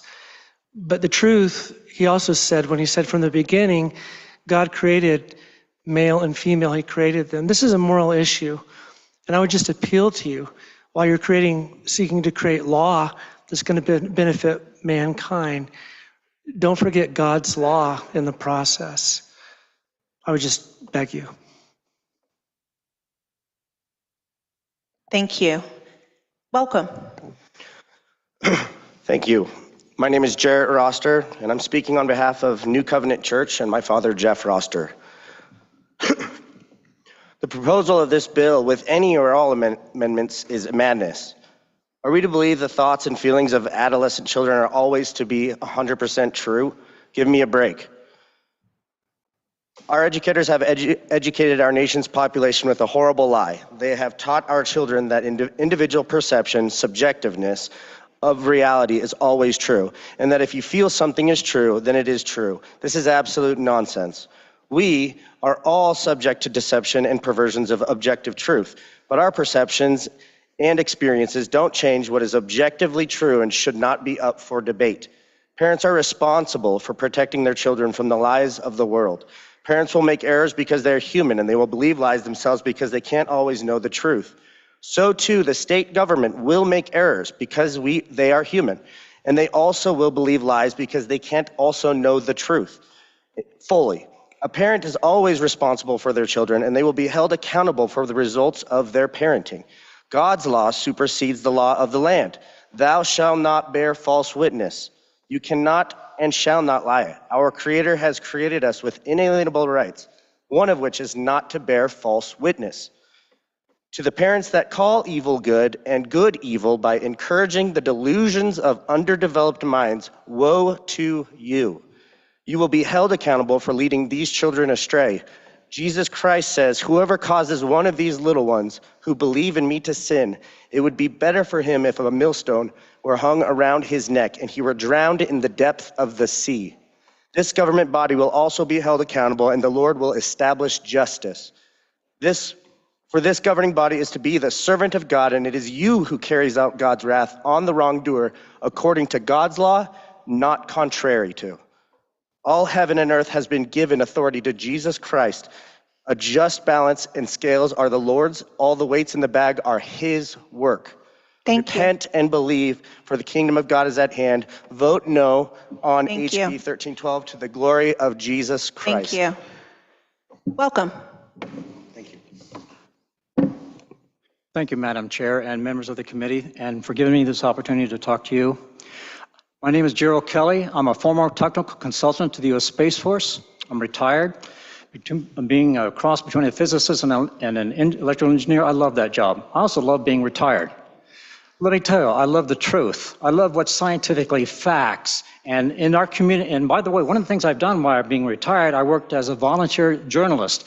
And I know journalists that are afraid to speak the truth because it's not politically correct. Please go to my website, censoredevidence.org, select the Categories 2 tab, and go down to the gender confusion box.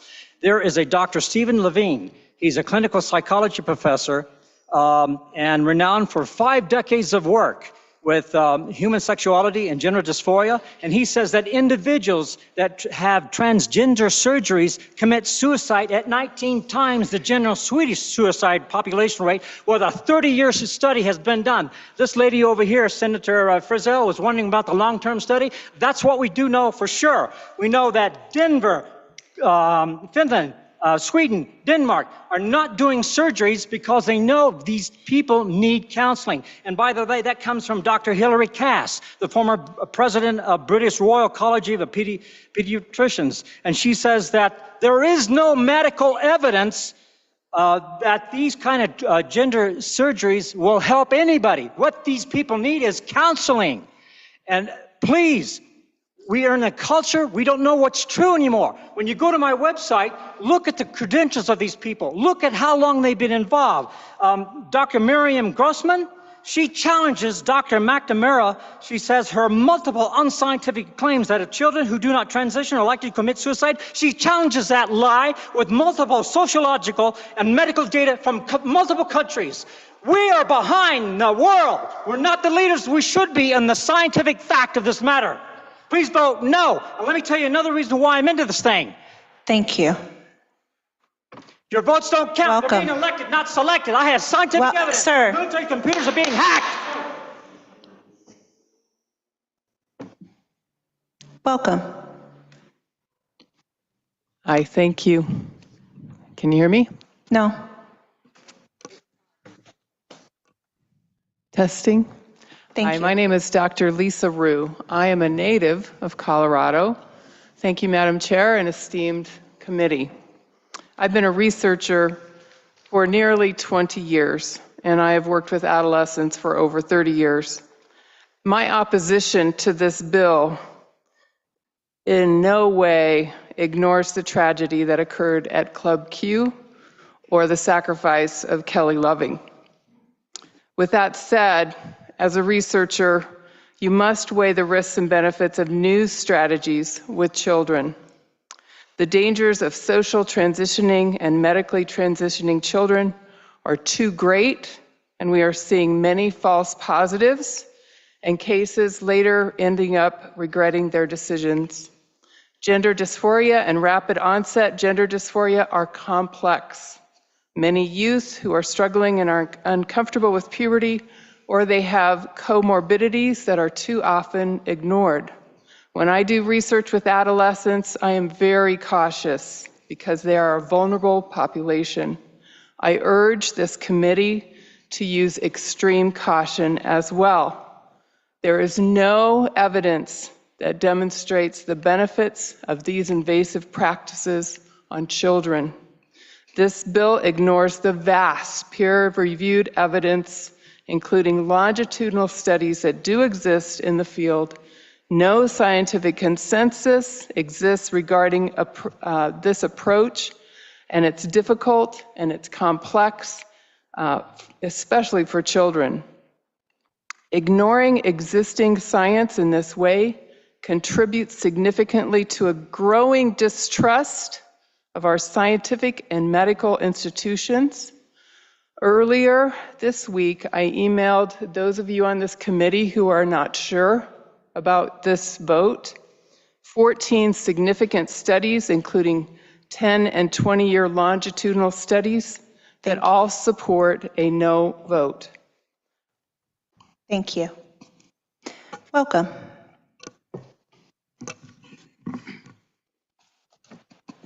Good evening. My name is Thomas Harris. I'm a concerned citizen of the state of Colorado. Madam Chair, members of the committee, thank you for the opportunity to provide this testimony.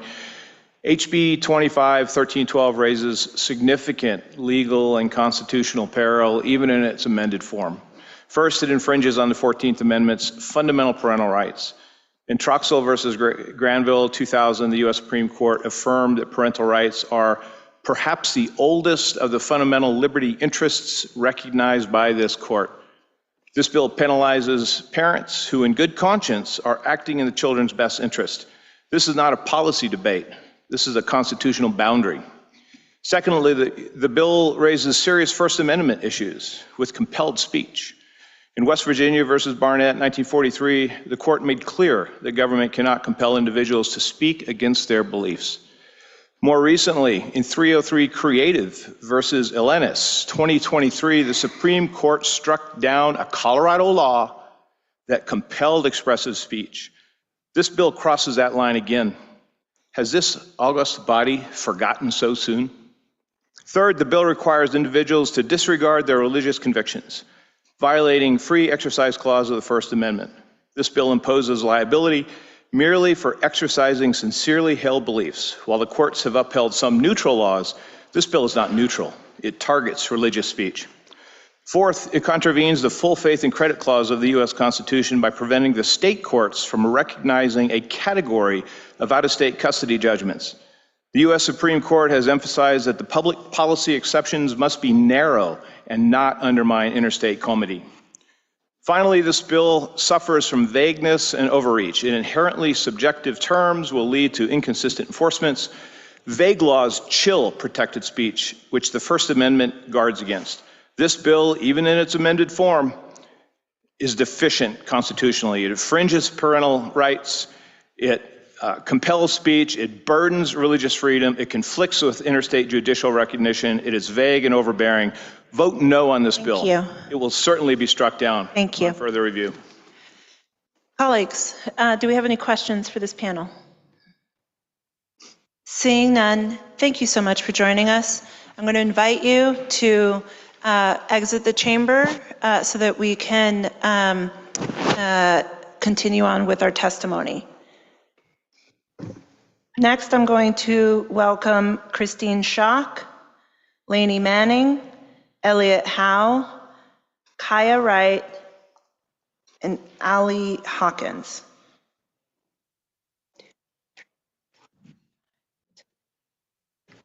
Christine Schock, Lainey Manning, Elliot Howe, Kaya Wright, Ali Hawkins, Kaya Hughes.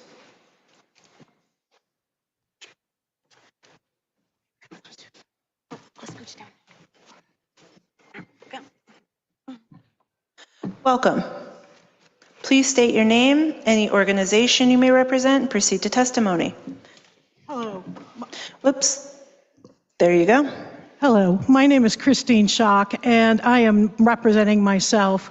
I have taught in Colorado for 20 years, and the last 10 years I taught in both Brighton 27J and in DPS. One of the things they tell you when you start out teaching is that you have to meet students where they are. And one of the places you find out with high school students is that meeting them where they are helps them to engage, helps them to trust you as a teacher, and helps them feel confident that you are somebody that they can trust and they can believe in. If you look at Infinite Campus every day, like I did for 10 years, what was funny is how many of my students were not using the information in Infinite Campus. Many students did not use their first name. I had gentlemen students who were called Trey because they were proud of being the third member of their family, being named after a grandfather and then their father and themselves. I had one girl who basically told me she didn't use her first name because she doesn't use her first name, she only uses it for inheritance purposes. So meeting kids where they're at means that you respect what they have decided to call themselves. Even if Infinite Campus tells you one thing, you have to believe in that student and what they tell you and what they want to be called. That's the beginning of building trust. A speaker earlier talked about DPS and DPS requiring teachers to lie to parents. I have never in my lifetime as a teacher lied to a parent. Parents had my cell phone number. I went through all the DPS trainings, and I can certainly tell you that Denver Public Schools does not tell us to lie to parents. I think this bill is critically important for letting students be who they are and letting teachers meet students where they are at. I ask you to please pass the Kelly-Loving bill. All right, thank you. We'll just move down the table in this direction. Please go ahead. Elliot Howe, they, them, can you hear me? Please check the mic. Testing, testing. Elliot Howe, they, them.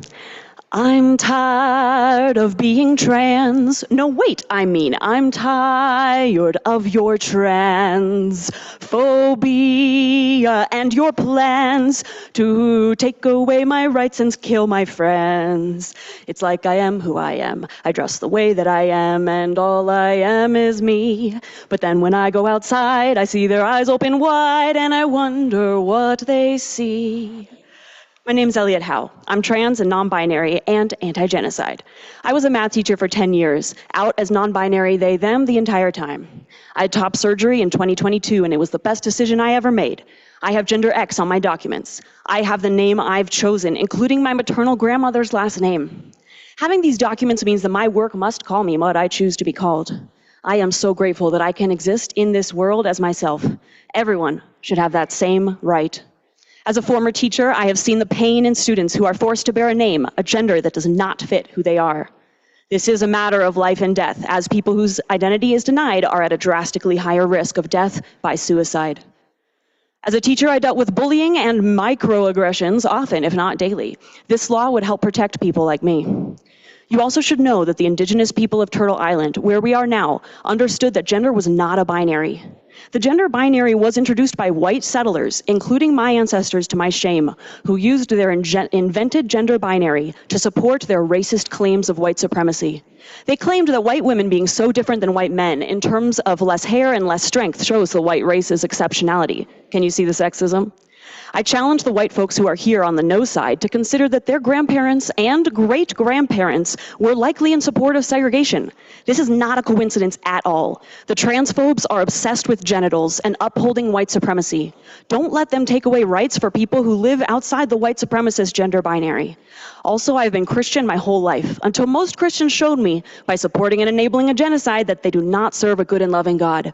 For all the Christians who say we're going to hell, you are if you support the genocide. You'll burn as surely as you think we will. Thank you. Welcome. Can you hear me? Testing, testing. My name is Allie Hawkins, and I'm representing Iliff School of Theology. I'm also a middle school teacher in Denver and a mother of 4. This bill is about protecting trans children.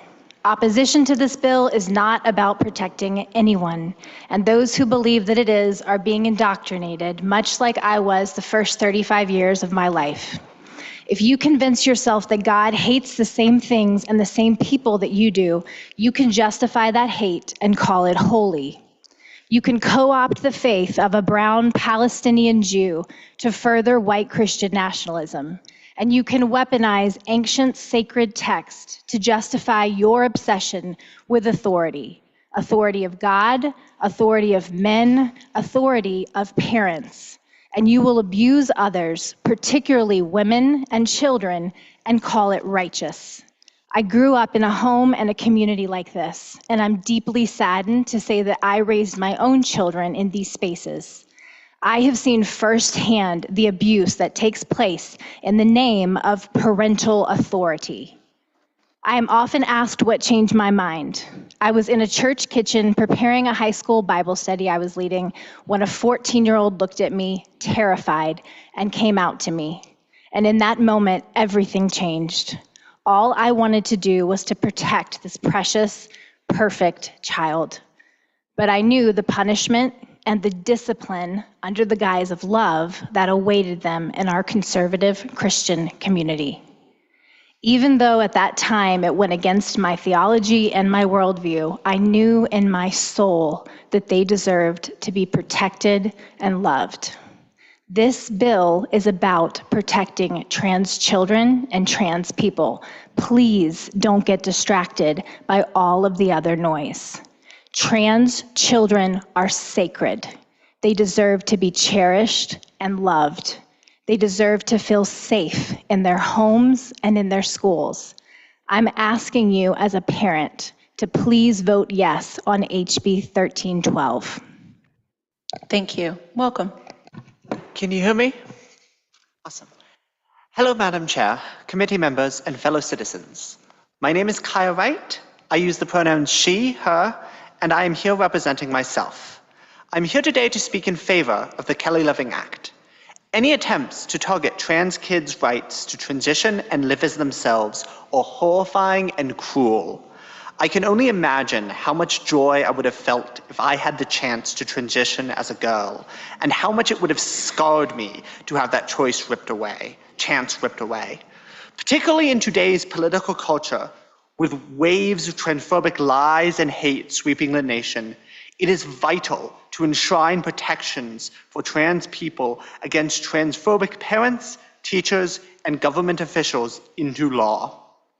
So many of my fellow trans people have had to survive transphobic authority figures.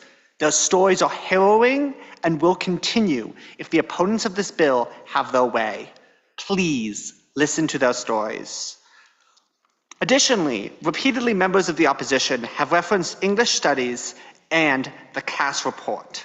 The Cass report itself is a deeply biased review criticized by countless medical experts in transgender care and goes against the medical consensus on the best care for trans people. Some have also referenced trans children changing their minds and ceasing to be trans, a few with specific references to 80% desistance rates. This too is a reference to a flawed study, one which is very old, and looked not at trans kids, but simply at children who defied gender norms. It has been unsupported by more recent research and isn't particularly relevant to today's topic as a result. Thus, I urge you all to vote for HB 1312. Thank you. Thank you. Welcome. Hello, Madam Chair, members of the committee. My name is Kaya Hughes. I'm here to testify in support of HB 25-1312, the Kelly Loving Act. I'm a trans woman who lives in Denver and who transitioned while employed in Denver. My experience transitioning as a worker was not great. Facing misgendering, dead naming, and refusal to use my chosen name until it was legally changed. During this period, coworkers would refuse to use my chosen name, and I was forced to sign documents using the legal name. They encouraged them that they were okay to do that. Having the bill, Kelly Loving Act, would help support workers who are in that situation, especially during the time period between receiving a court-ordered legal name change and receiving new documents. Further, friends of mine, both who have moved to Colorado and who live in other states such as Utah, where I'm from, look to Colorado as a potential place to come to have a safer living situation, to have safer employment and housing, and the Kelly Loving Act would allow them to feel more secure in making the life decision to move to this state, to work here, to live here, and to contribute to our state and our culture. Trans people deserve to live their life with dignity and respect, whether that's at their workplace, in their communities, and they shouldn't have to fear for their jobs and their housing because they're being targeted with harassment, misgendering, dead naming, and refusal to see us for who we are. For these reasons, I urge you to vote yes on the Kelly Loving Act. Thank you. Thank you. Welcome. Hello, my name is Lainey Manning. I am speaking for myself, and I am a transgender woman. I first want to mention, I found this really touching. In Florida, there was a trans woman who went into the women's bathroom at the Florida Capitol, and she stated that, and she said that she was going to wash her hands and pray the rosary and leave, and she was arrested. She was on an interview recently where she said that all of the people who are against her and say horrible things about her online and the trans community are people that she loves, and that she loves everyone. And I want to say to all the people who are opposing this bill and who are here in the room and everywhere that I found that inspiring, and I want to say I love you too. When I was in the closet in high school, I could not love myself. I hated myself.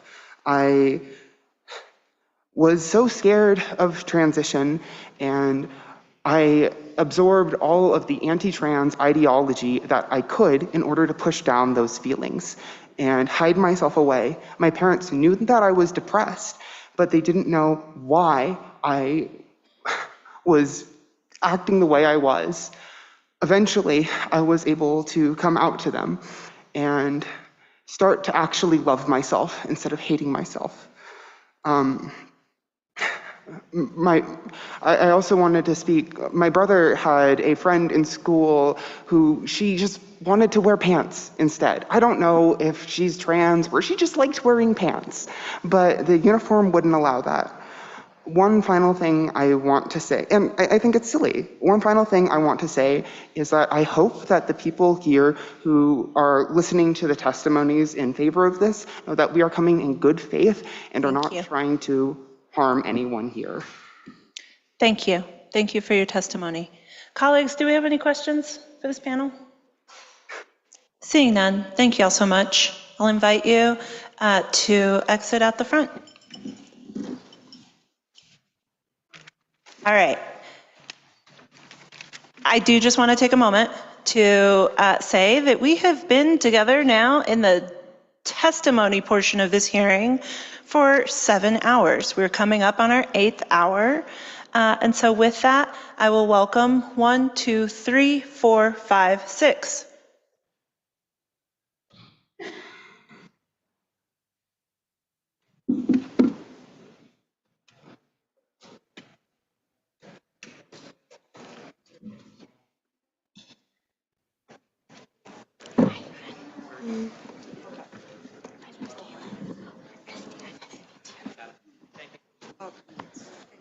Oh. To be clear, y'all don't need to keep moving chairs because I'll just keep going down the row just to make it easier, but whatever. Welcome to the Senate Judiciary Committee.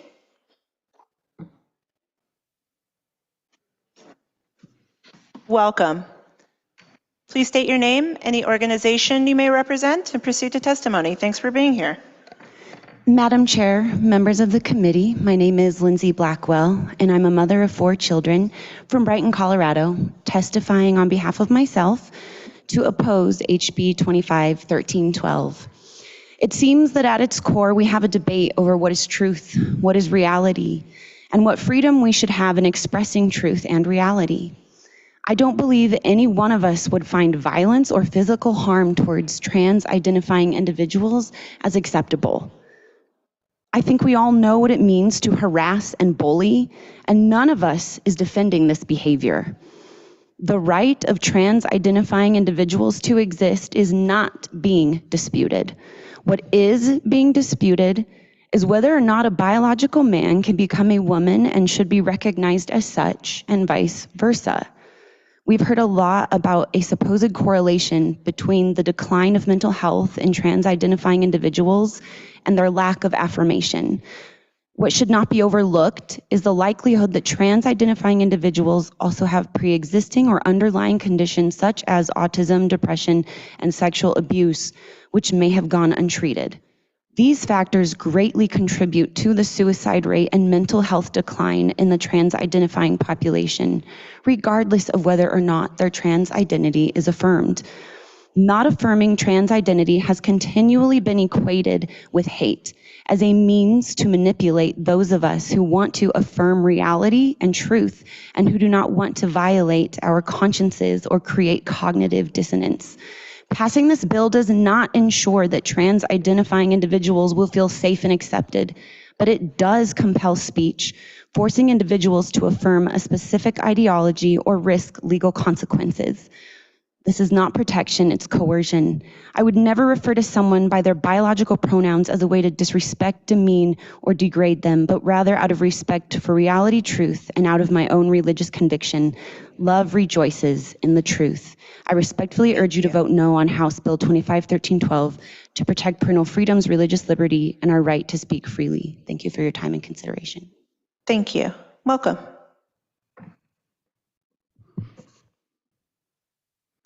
Chair and members of the committee. My name is Christopher Hannes. I am a Christian and a Colorado native. I am here representing myself. I rise in strong opposition to HB 25-1312. The Lord, our Yahweh, exists. Life comes from the Lord. God has a specific design for us and for the family. This bill is an abomination. This bill is disgusting. God created us in His image. We are created in His perfection and in His perfect love. To change His design is sin. Genesis 1:27. So God so created man in His own image. In the image of God He created him, male and female He created them. This bill threatens the God-given responsibility of parents to guide and raise their children. As Proverbs 22:6 says, train up a child in the way he should go, and when he is old, he will not depart from it. This bill places ideology above truth, policy above conscience, and government above the family. This bill, which proponents claim protects rights, actually infringes on free speech, undermines parental authority and religious freedom. We are all accountable to obeying the Lord. We all will someday stand before a white throne of judgment before the Lord. Romans 14:11-12, for it is written, as I live, says the Lord, every knee shall bow to me and every tongue shall confess to God. So then each of us will give an account to himself, to God. End this bill, turn to Jesus. Please vote no on HB 25-1312. Thank you. Thank you. Welcome. Thank you, Madam Chair and members of the Judiciary Committee. My name is Stephen Ferrante. I represent myself, my wife, my 4 children, and my 9 grandchildren. We live in a time when societal norms are experiencing tremendous pressure from within and without. The governing party senses the urgent need to exert influence over every aspect of society. Institutions which do not conform to the views of the governing party are looked at with at best suspicion, or more likely with contempt, and are marked for elimination at the behest of the governing party. We live in a time when school teachers who do not conform to the views of the party are pressured to change or are fired. Curricula that is not complementary to the views of the party is altered or outright eliminated. Lessons that conform to the views of the party, even if not historically accurate, are implemented.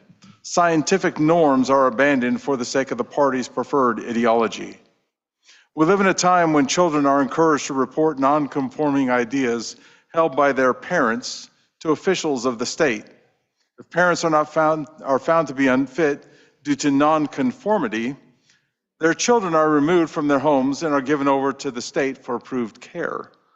We live in a time when opposition to the state on any level is unacceptable.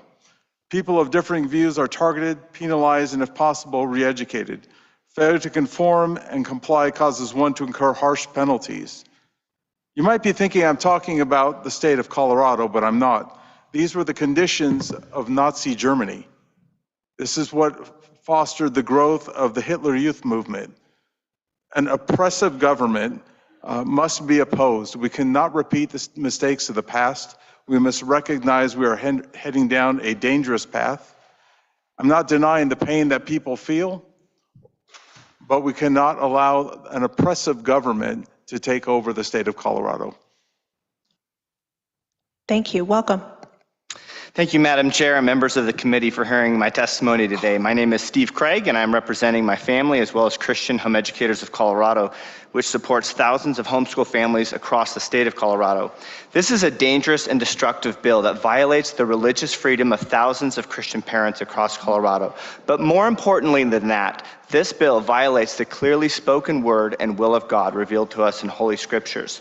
Genesis 1:7 says, so God created man in his own image. In the image of God, he created him, male and female. He created them. This passage helps us understand the beauty and the wonder of how God created each of us in his image as either male or female.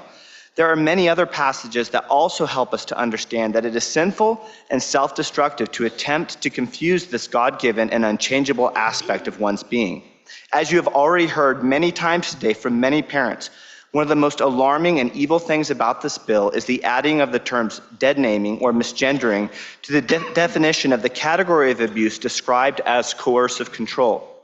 It is my loving duty to teach my children that God created them unchangeably as either male or female, and to discourage and prohibit them from confusing this God-given and unchangeable aspect of their being in any way. It is also my duty to teach my children that attempts to confuse the God-given unchangeable aspects of their being are self-destructive and self-dishonoring. But even more importantly, they are disobedient and dishonoring to their Creator God. They are spiritually destructive, and they will bring about his judgment in their lives if they do not repent of these sins.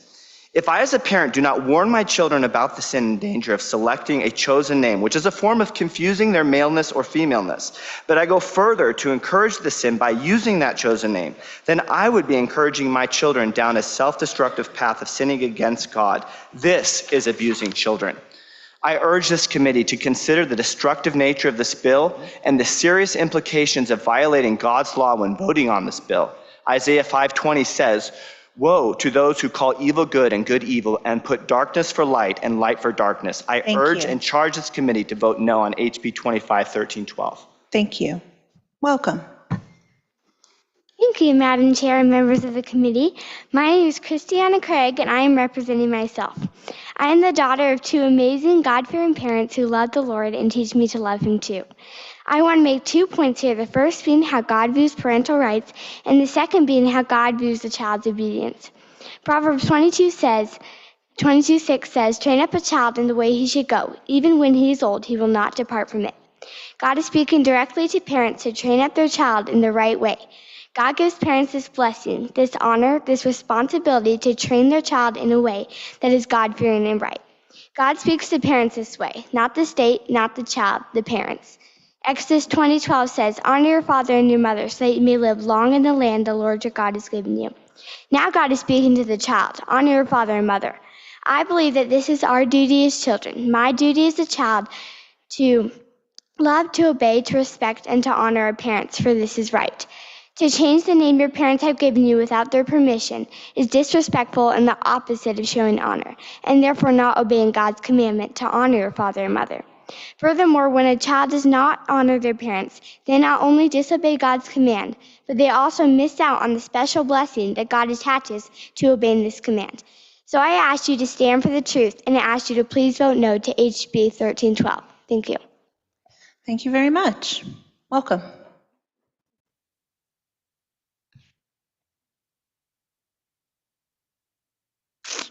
Hi everyone, my name is Kaylin Duffy. I'm 16 years old. I'm representing myself and I'm here to testify against House Bill 25-1312. When a soul is born into this world from their mother, that person is beautiful. I'm not talking about outward beauty, but I am talking about the beautiful originality of every little part of that person. The fact that Americans are telling men and women that they will feel better and that they will feel more like themselves if they change that beautiful original soul and personality that has been given to them makes me feel like neighborly love is becoming more and more non-existent in this world. Why can't we go to people and tell them that they are already beautiful, not that they will be more beautiful if they change themselves? Why can't we tell them that they are already important and not that they will feel more important if they change? I hate when people assume that since I am not in support of this bill, that means I hate trans people. You could be not further than from the truth. I'm here because I believe that every life is valuable. What it whittles down to is this: you are beautiful the way God made you, and please don't listen to anyone who says otherwise. I'm not a scientist, I'm not God, and I definitely do not know every truth that there is in this world. But to me, love is helping people know that they are already uniquely beautiful, just the way they are. I am open to any questions. You are always valuable and loved by our Creator, and I implore you to please vote no on House Bill 25-1312. Thank you for your time. Thank you so much for being here, and thank you for your testimony. Colleagues, any questions for this panel? Seeing none, thank you all for joining. I'll invite you to head on out the front, the two double doors. We've got about 45 minutes left together. And so I'm going to toggle back over to a proponent panel. I'm going to welcome Christine Toth, Eve Davies, Genevieve Morrison, Vixie Ray Aratum, Jacqueline Parker, and Elizabeth Freudenthal.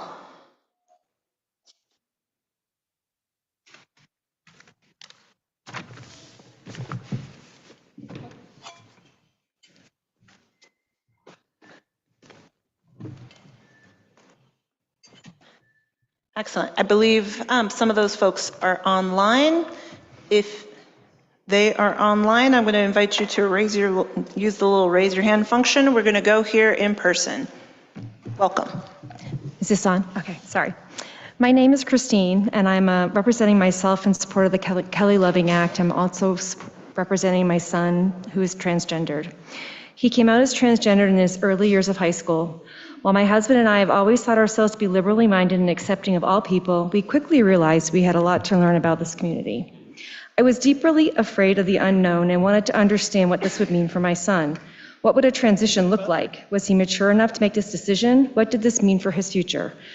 And would he be safe? So many questions. As in much of life, there are no easy answers, but seeking therapy, taking things slowly, and allowing time for the exploration of a new gender really helped us as a family. He socially transitioned while in high school. He began with his physical appearance, lifting weights, cutting his hair short, hoodies, jeans, and a chest binder became a staple. His whole demeanor became that of a confident and happy adolescent. This was a very thoughtful process over several years, not a quick and coercive visit to the school nurse, as some might outrageously infer. Thankfully, we didn't have a dress code in our high school, but if there was, allowing him to dress as his preferred gender would have been essential to his mental health and living authentically. Schools should be a safe place for expression. It is imperative that any student, regardless of dress code, not be forced to dress in a way that does not align with how they feel inside. Many months into his social transition, my son did a preferred name change. Without missing a beat, his teachers started calling him by his chosen name and pronouns. Why was this important? Teachers treating him in a respectful manner helped to tamp down with the bullying and dead naming. It decreased his feelings of gender dysphoria, improved his mental health, and encouraged a greater acceptance overall. This gave him more confidence than I'd ever seen and made a profound impact on his remaining high school years. Today, my son is a thriving and productive member of society. Unfortunately, this society is becoming a dangerous place for him. Trans folks are increasingly being discriminated against and attacked by this authoritarian regime. They are stripping away their rights and trying to erase their protections. Today, you as senators have a great responsibility in standing with the correct side of history in affirming equal rights for the transgender community. Please do so by voting yes on the Kelly Loving Act. Thank you. Welcome. Hello. My name is Genevieve Morrison, and I'm speaking on behalf of Mind Students for a Democratic Society. I would like to begin my statement by reaffirming that trans people exist and deserve respect. I'm deeply saddened that I feel compelled to state something so obvious. Every person has the right to feel comfortable in their body and their community, and the Kelly Loving Act is a step in the right direction. Trans people and other gender minorities, and indeed every human being, deserve to live free from fear and hate, and to be given every opportunity possible to thrive in this world. The committee has asked several people this afternoon and evening for statistics regarding the rate of regret among people who undergo transition surgeries. A review of 27 studies in the EU, Canada, and the US found that only 1% of trans people express regret. For context, cis people who undergo mastectomies or sterilization procedures express regret at a rate of 5 to 14%. Many of the people here tonight are here to further the cause of parental rights. But what about children's rights? One of the most important duties a government can have is to protect people, even if they require protection from a family member. I would now like to read a few excerpts from the UN's Declaration of Rights of the Child. Article 8 states that the state shall undertake to respect the right of a child to preserve their identity.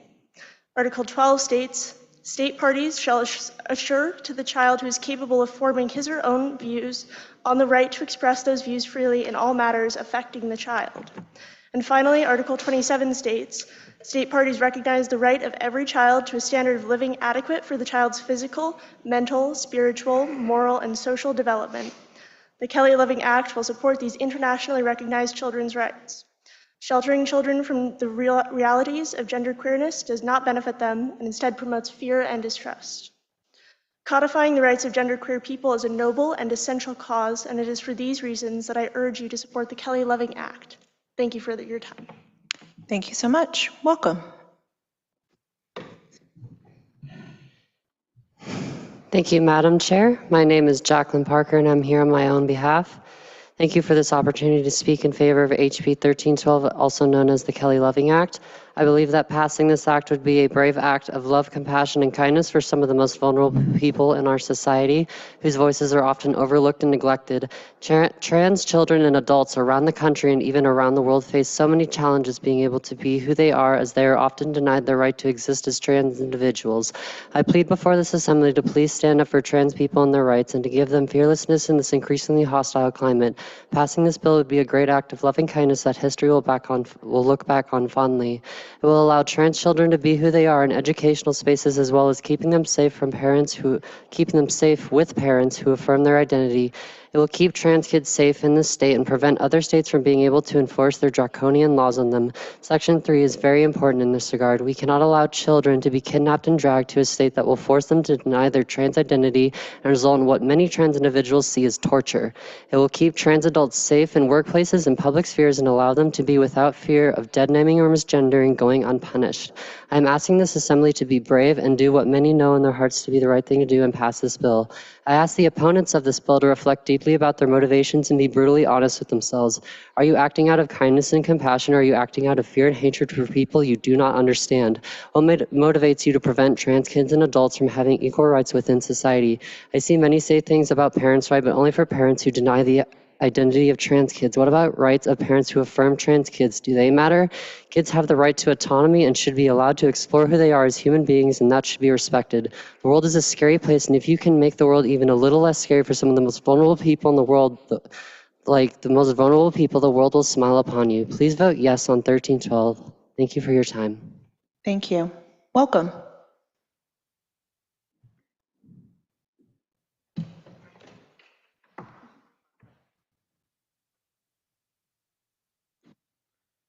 Hello, my name is Eve Davies, and I've lived in Colorado Springs for about 30 years. I'm here on my own behalf to speak in favor of the Kelly Loving Act. As a student at Palmer High School in Colorado Springs, I witnessed firsthand the harm caused by anti-queer school policy when the school board chose to rescind the status of numerous existing student groups solely to prevent the queer students from forming a gay-straight alliance. This bill would benefit me and other transgender Coloradans by targeting some of the most common and harmful forms of anti-trans harassment and discrimination. The opponents of this bill have claimed that the protections included are extreme, but the kinds of people who engage in the forms of harassment and discrimination targeted by this bill are very much in the minority.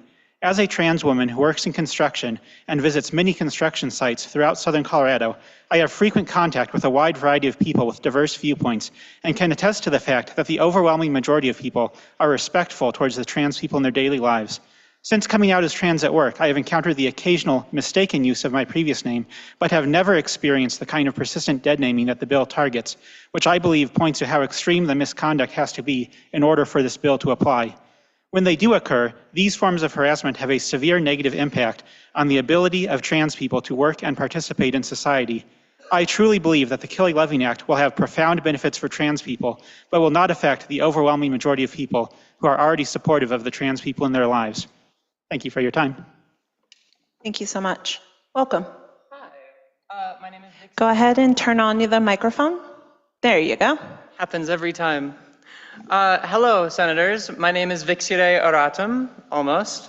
I use she, her, and fox pronouns. I'm a transgender woman by divine assignment and a proud representative of the Colorado Springs Democratic Socialists of America. I am very touched by the impact we've had on many of our previous speakers. I'm also one of many who know what it's like to have her identity weaponized against her. Deliberate dead naming and misgendering are cruel acts used to dehumanize us, used to erase us. I've faced anti-trans hatred on our streets, in my workplace, in my home, and in this Capitol. But this isn't new. Centuries ago, Joan of Arc was burnt at the stake for dressing as a man. Today, trans people face much the same fire. Picture this, a loving mother being ripped from her child simply because she dared to affirm her child's identity.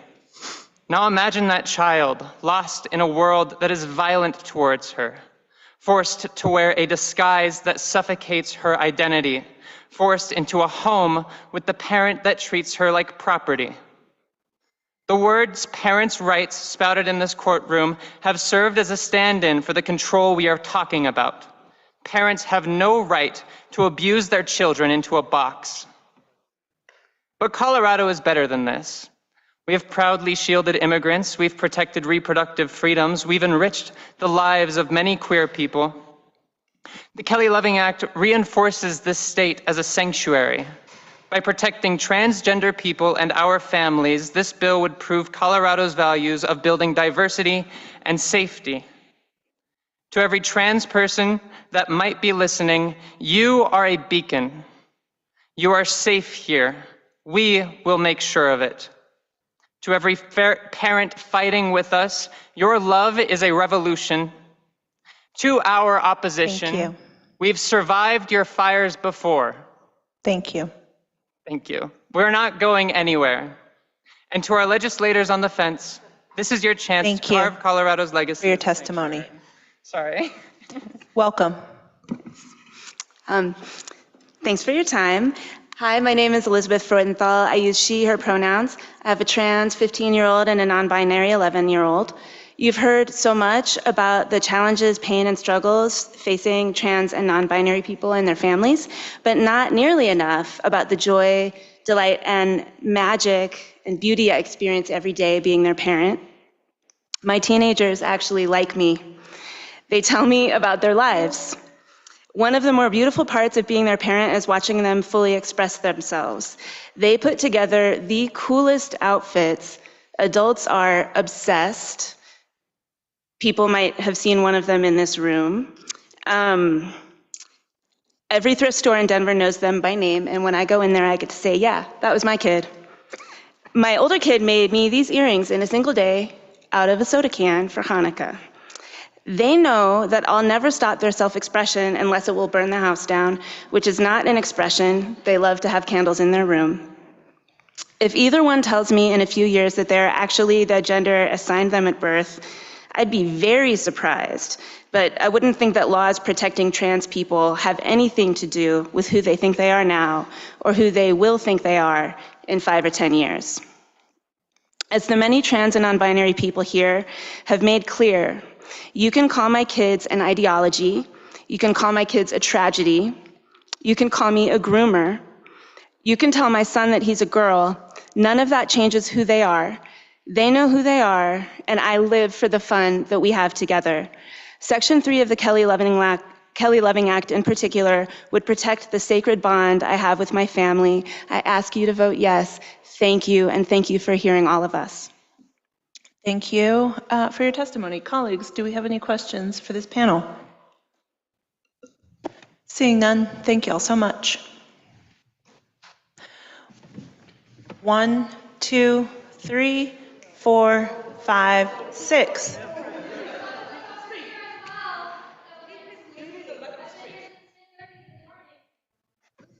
Come have a side.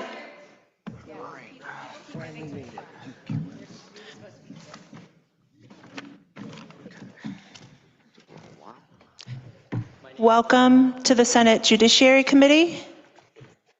Welcome to the Senate Judiciary Committee. Please state your name, any organization you may represent, and then proceed to testimony. Thank you for being here. I'm Nathan Harvey, and I'm just representing myself. I'm thankful that this bill has been gutted, but the definitions portion of the bill still inexplicably remains. So the bill is still Anglocentric. The reason I say this is because the logic of this bill only works in the English language and other similar languages.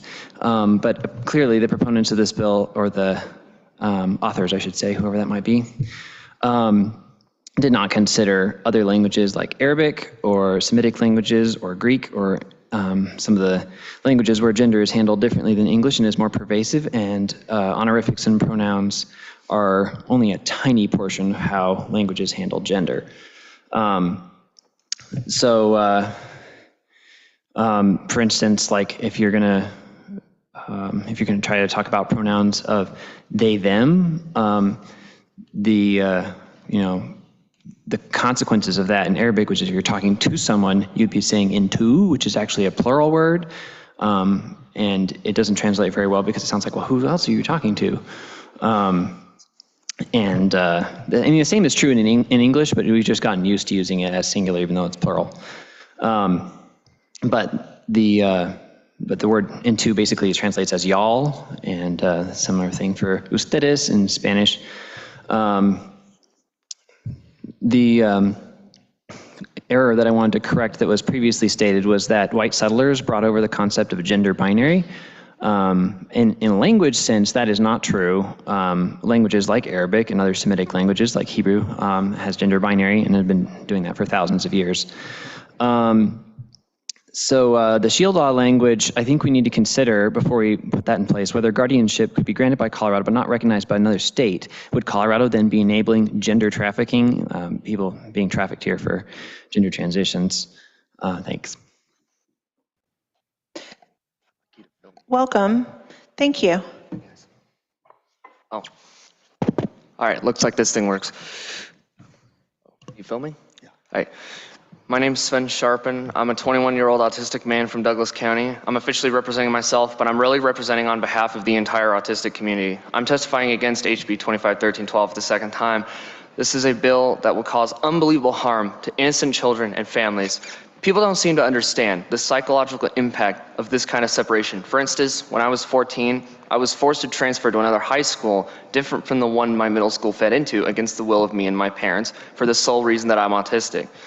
We were told that I'd be better off by those who proposed this decision, citing the idea that all autistic kids need special needs programs that my neighborhood school didn't have at the time, and that I was going to fail without them. This was a destructive lie from the beginning, but the officials didn't care. This threw me into a serious artificial depression that included suicidal ideations because I felt that my life and my feelings didn't matter. That was just from me losing all my friends. At the same time, I came only one decision away from a social transition. Had I made the wrong decision, a bill like this would have made me lose my family and my healthy body. I found that over half the kids being referred to gender clinics, so-called, are autistic kids like the kid I was many years ago. In fact, in Great Britain, they're now testing all trans patients for autism now. I'm gonna ask you, and every legislation countrywide, what about us? What about the millions of autistic youth that arguably struggle more than any other community? No matter where on the spectrum you are, you're treated as severely autistic by the medical and education systems.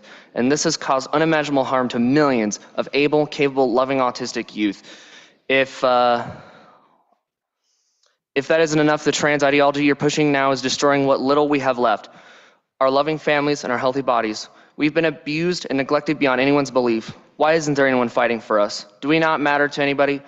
We autistics deserve much better and should have the right to live normal, loving, connected, involved, hardworking, beautiful lives. This bill labels misgendering and dead naming as coercive control. If anything's coercive control, it's forcing us to adhere to a totalitarian ideology with the threat of losing our families and businesses.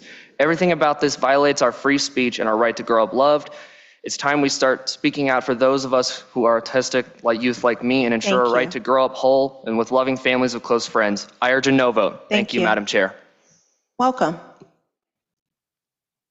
Check. Thank you, Madam Chair, members of the committee. Thank you for this opportunity to present today. My name is Brett Tooley. I reside in Arapahoe County. I'm here to speak against HB 25-1312's harmful effects on the children it is meant to protect and its infringement on the constitutional rights of all Coloradans. I am a combat veteran and still work in the defense industry.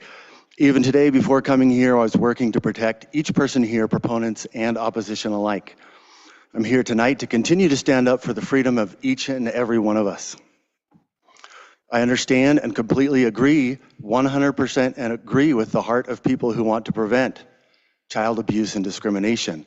If one believes that if a child in one way or another indicating gender dysphoria, making that statement is being abusive if they are not immediately accepted as transgender, this bill might make sense. However, that is not the only belief your constituents have. And they are entitled and not the only belief they're entitled to have in a free society. First of all, because it goes against the state of the art in scientific understanding of the development of youth as discussed by so many doctors and scientists so far. And second, and this should be important to you, it is against the constitutional right of free speech of your constituents. As testified by Ms. De La Cruz, early transition, medical transitions can not just be a little bit harmful, but can be very, very harmful and cause lifelong medical issues, even life-threatening issues. So it is also logical, by the previous conversation, to conclude that the current legislation is child abuse in and of itself.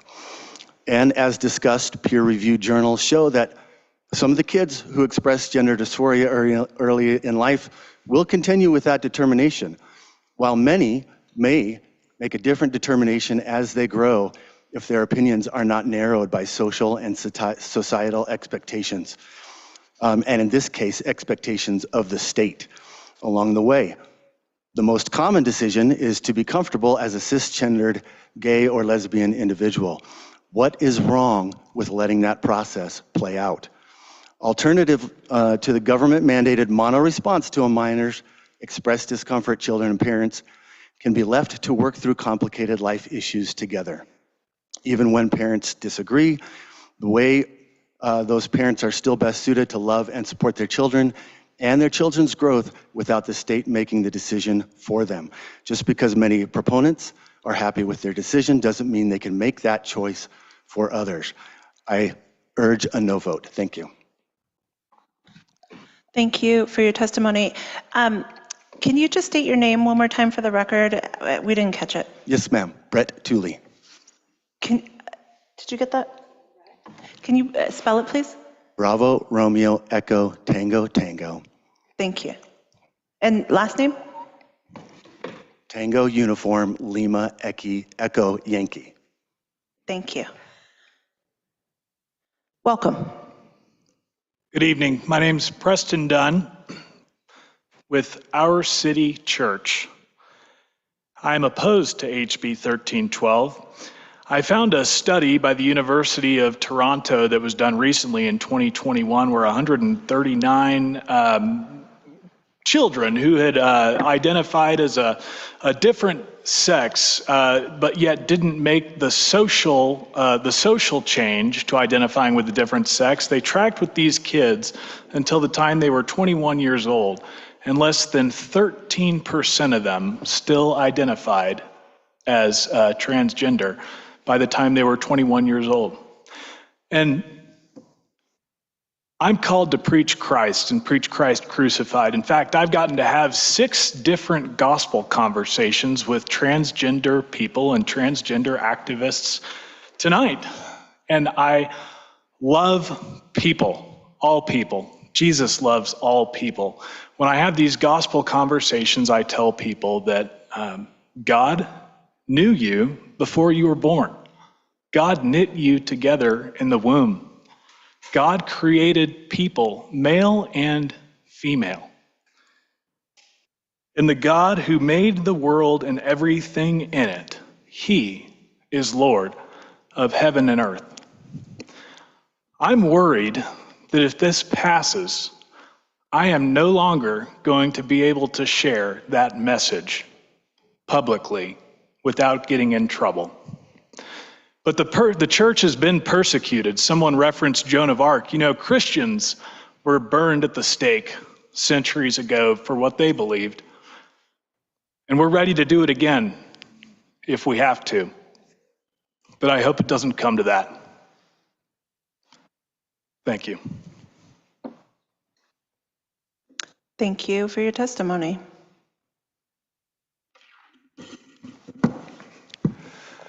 Good evening, Madam Chair and distinguished members of the committee. Thank you for this opportunity to speak. I'm Stephen Scare. I live in New Hampshire. I oppose this bill. I have a grandson in Colorado, and I want my legacy for him to be a world where 2 + 2 = 4. HB 1312 militates against material reality and in its place establishes transgenderism, a state religion that teaches that a boy's soul or gender identity can inhabit a girl's body. This gender identity, not her body, is her authentic self and must be affirmed socially and, if she requests, medically, even if it means separating her from her parents or she is at risk of dying at her own hands. In truth, our bodies are real, but gender identities are imaginary, based on stereotypes, circular reasoning, a desire for people to escape their bodies, and fantasies about being the opposite sex. There's no such thing as a transgender child, and no amount of government coercion will turn a girl into a boy or a man into a woman. As far as asking about what studies have been done in the U.S. medical industry has worked very hard not to study this since these trials were started in 2009. When Boston Children's Hospital began these, all those kids should have been enrolled in a clinical trial, and never mind regret. What about the long-term effects in their heart, their bones, cancer? So I urge you to restore reality and to oppose this bill. Thank you. Thank you. Welcome. Thank you, Madam Chair. Well, it's almost been about 8 hours. You've heard this argument 100 times before, so I don't think there's a whole lot I can add. And I'll try not to bore you too much. We'll all be glad to be out of here. When this bill first came up, my first thought... Can you state your name? Oh, I'm sorry, yes. Don, last name Kent. Thank you. Don Kent. When this bill first came up, it worried me a lot, to the point where I almost contacted a realtor to see if I could leave the state. However, the main section that bothered me has already promised to be removed, Section 2. So instead, I'll just make a couple of comments about the other sections. I feel like an amendment to the section on dead naming in the workplace for workplace harassment should change chosen name to legal name. A transgender individual is fully at liberty to change their name and have their legal name represent their identity, and then they would be protected by that bill. Other people who have something other than their original name would also be protected by that bill. For instance, if someone changed their name to hide from an abusive spouse or something. Yeah, that's all I really have to say. Thank you very much for your time. Thank you very much for listening. And if anyone has any questions, I'm willing to take them. But I don't think there's anything else I can add. Thank you very much. Mr. Williams, welcome. Thank you. My name is Wayne Williams. I represent myself. I'm an attorney and a resident of Colorado Springs. I grew up as the only member of my faith, oftentimes in my entire school. And to this point, folks often refer to people of my faith not as a member of the Church of Jesus Christ of Latter-day Saints, which is our preferred name, but instead refer to us, in some cases pejoratively, as Mormons. And so I know something of what it is like to be different. It became legal for me in 1976 to enter the state of Missouri. So I was 13 years old when the extermination order for people of my faith was repealed. As a lawyer and someone who has read the entire bill and the Constitution, I have several specific concerns. I understand Section 2 is going away, but there are a number of issues with that, so I'm glad to hear that. With respect to Section 3, that poses a very difficult challenge if states do not give authority to the laws of others and can create somewhat of a very coercive situation. And finally, with respect to public accommodations, because I am an employment lawyer, requiring speech for someone, forced speech, does violate the First Amendment, and this would do that with respect to people of faith who may have a specific belief system with respect to gender. Can also, because this doesn't actually require malice, it simply requires that you be aware, even if you might have forgotten how somebody wishes to be referred to. And so there are a number of issues remaining in the bill that need to be fixed before it can be passed. and it should therefore be killed. Thank you.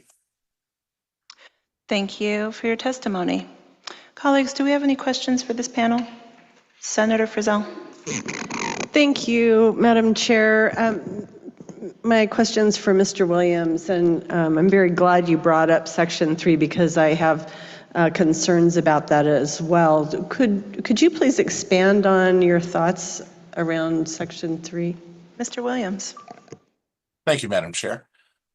Section 3 says that Colorado will not honor the decisions of other courts in other states, or what are known as foreign jurisdictions in the law, with respect to decisions that are made. You then run into a very odd situation in which Colorado would be following a different law. Typically, under the Constitution, there is respect given to the decisions from other states, which enables a uniformity to take place. This is a modern age in which people cross state lines frequently, on a daily basis in some cases, and in which you have people who live in different states who might have parenting responsibilities.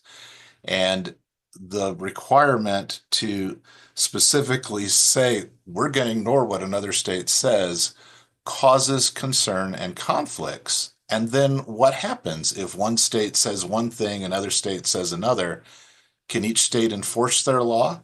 And who then controls? And you set up a whole host of very expensive cases that ultimately have to go to the federal courts to get resolved. Any further questions? Seeing none, thank you so much for your time this evening.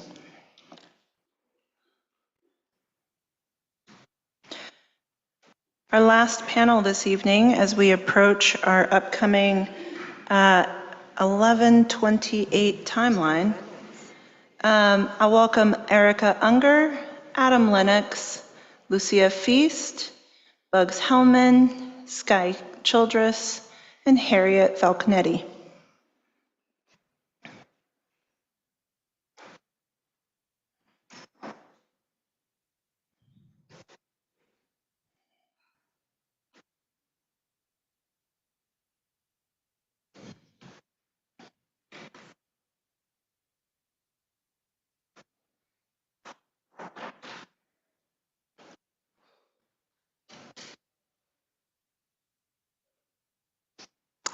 Welcome to the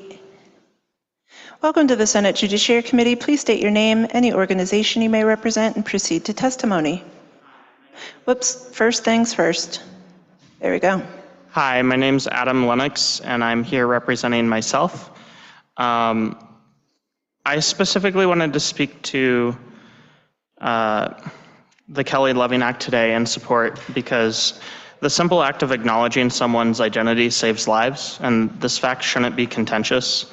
This bill isn't radical, it's hardly enough, but it's something and it's important. It's saying that one should be respected and that one's chosen name should be respected. It's saying that it's not okay for those who have power over you to force an identity upon you.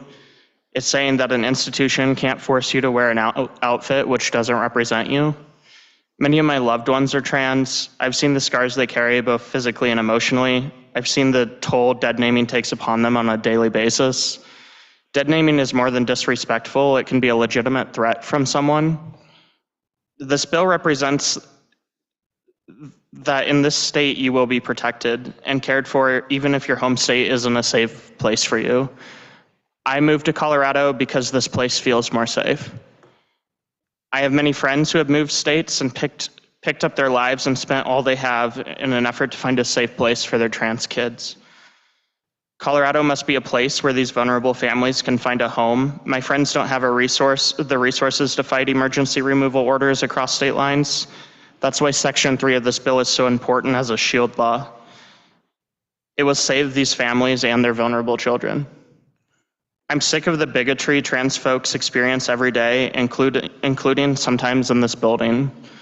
It's time to stand up for them. Please do what's right. Vote yes on this simple bill. My loved ones' stories are not unique because they are trans, but because they survived. Thank you. Welcome. Good evening. My name is Harriet Falconetti, and I represent myself. I want to speak in favor of the Kelly Loving Act. As a transgender woman, I care very deeply about freedom of speech. In many cases, my voice is the only option I have to advocate for myself and for my trans siblings. I know from personal experience that the government treats trans people much worse than cisgender people, whether that be in jail or in the hospital. I have protested and testified for my free speech rights because I cannot take my legal or personal security for granted in the same way that cisgender people do. Another reason why I value free speech so highly is because I am an aspiring journalist. Freedom of speech is not just the cornerstone of democracy, but also of journalistic integrity. As a journalist, freedom of speech enables me to report openly and honestly about any subject, and in my writing, I try my best to make the most of this. This is all to say that I believe freedom of speech is precious, and I will always fight against attempts to take it away. However, I'm not wringing my hands over the Kelly Loving Act.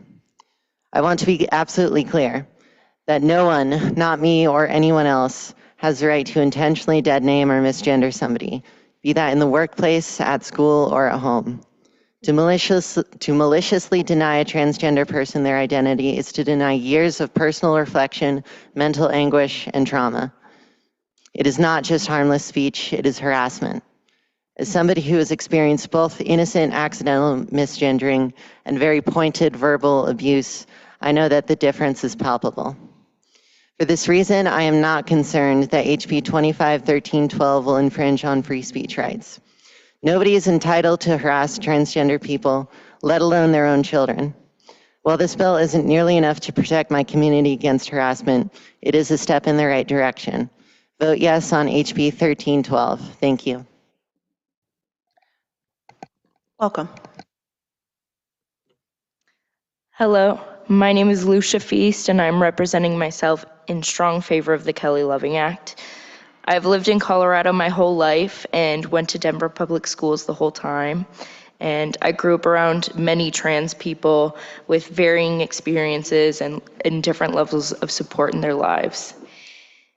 In school, as my friends wore clothes and used names and pronouns that they identified with, I saw them feel safer, happier, and more themselves.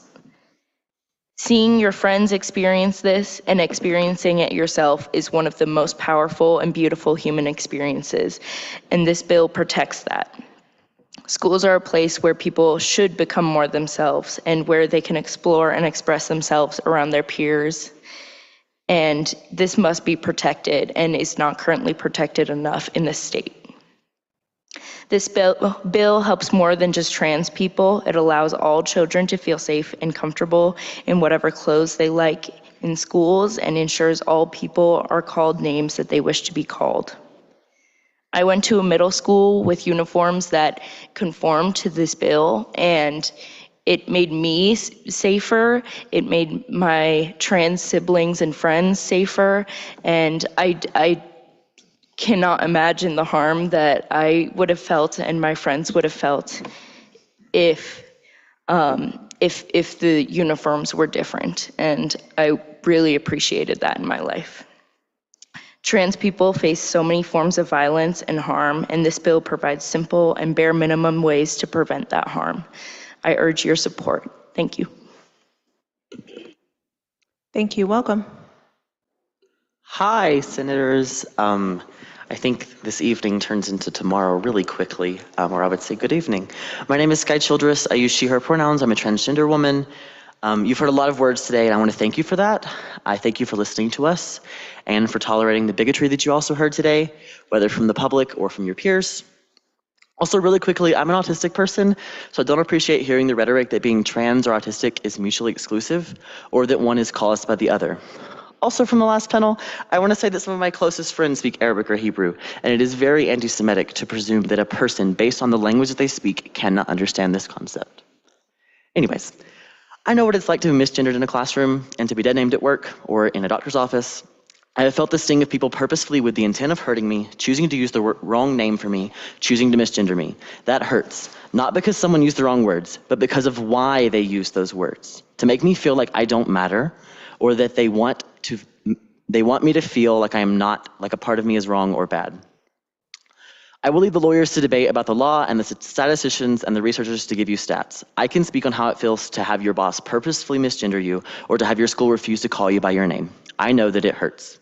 To the people that say that civil rights are government overreach, or that people that to the people that refuse to acknowledge that trans kids exist, to the people that want us to live in fear, you demonstrate that if it were 1944, you would give up Anne Frank. If it were 1960, you would be screaming and holding a picket sign as Ruby Bridges walks into school. You would have told Rosa Parks to get up from her seat. You would have celebrated when Dr. King was shot. Or maybe, arguably worse, you would have simply just failed to act. You would have failed to stand up when someone other than yourself was threatened. My point is that when you come for a people because of who they are or what they look like, you are not just attacking that group of people, you are attacking all of us because our struggles are connected. History will not look kindly upon the people that failed to protect us. Pass 1312, protect trans people, uphold the promise that in Colorado, all people are created equal. Thank you. Thank you. Welcome. Hi, my name is Bugs. I go by any and all pronouns, and I'm representing myself. The opposition on this bill have been harping on parental rights, complaining about getting less custody, and generally kind of freaking out about a portion of the bill that has already been struck. Anyway, I want to remind you that in other states, courts have been trying to send CPS after parents who choose to affirm and respect their children's identities. Now, that is the real infringement on parental rights. That's why Section 3 of this bill is so important. Colorado must be a sanctuary state for trans people amid the current president's genocidal persecution of trans people. Trans children belong with parents who love and protect them. Another part of this bill, which is vitally important, are the sections regarding school dress codes. There's been some confusion about the implementation of these sections, so I will try to explain the best I can. I went to Catholic middle school and I wore a uniform. In my class, there was a girl who, as far as I know, still identifies as a cisgender woman, and she was unfortunately involved in an accident which left scars on her legs. She was allowed to wear the traditionally male version of the uniform, khakis instead of a skirt. There were no problems, no questions asked. She was allowed to do this so that she could attend school more comfortably. I share this story to show that if this bill, if passed, would benefit all students, including trans kids, of course. It is coercive and abusive to force children to wear explicitly gendered forms of a school dress code. Furthermore, it is creepy and predatory to try to pick and choose which middle school students you want to see in a short skirt, which makes it especially absurd that the hate groups testifying in opposition call us groomers. Vote yes on this bill. Protect trans kids' rights to explore and express their identity. The Kelly Loving Act will save lives, and if you vote yes, you will be remembered as a hero. Thank you. Welcome.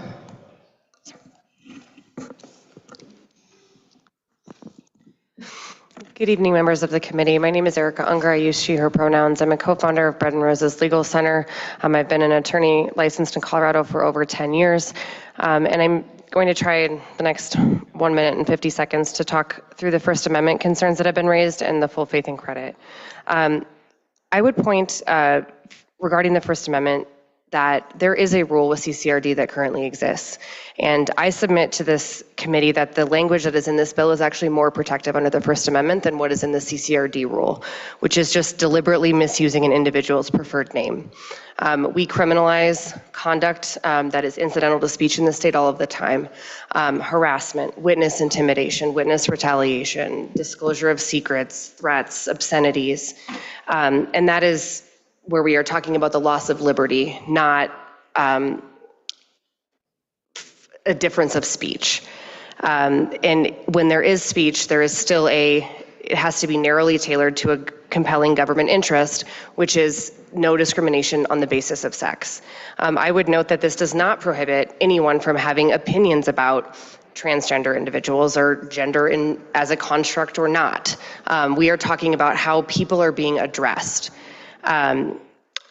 With respect to the full faith and credit clause, in Section 3, there are two exceptions, I think, that are present here, both that it is against the public policy of this state, which has been made clear through the RIA Shield laws, as well as through Colorado's efforts to make Colorado a safe state for trans people.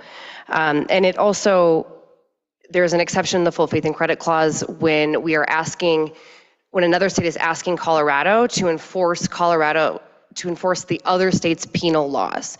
And that's effectively what would be happening here, is that another state would be asking Colorado to use its law enforcement agencies to enforce a law of another state for conduct that occurred in Colorado. For those reasons, I think that Section 3 is very, very important to stay, and I would welcome any questions. Thank you for your testimony. Colleagues, are there any questions for this panel of witnesses? Senator Roberts. Thank you, Madam Chair. Thank you all for your testimony. Ms. Unger, question for you on your last point there, Section 3. I don't read Section 1 as only applying to penal laws. Couldn't it also apply to custody orders from other states? And if Colorado were to not enforce custody orders, we'd be violating interstate compact that we've joined with 48 other states, I believe. Wouldn't that put Colorado at immense legal risk? Ms. Unger.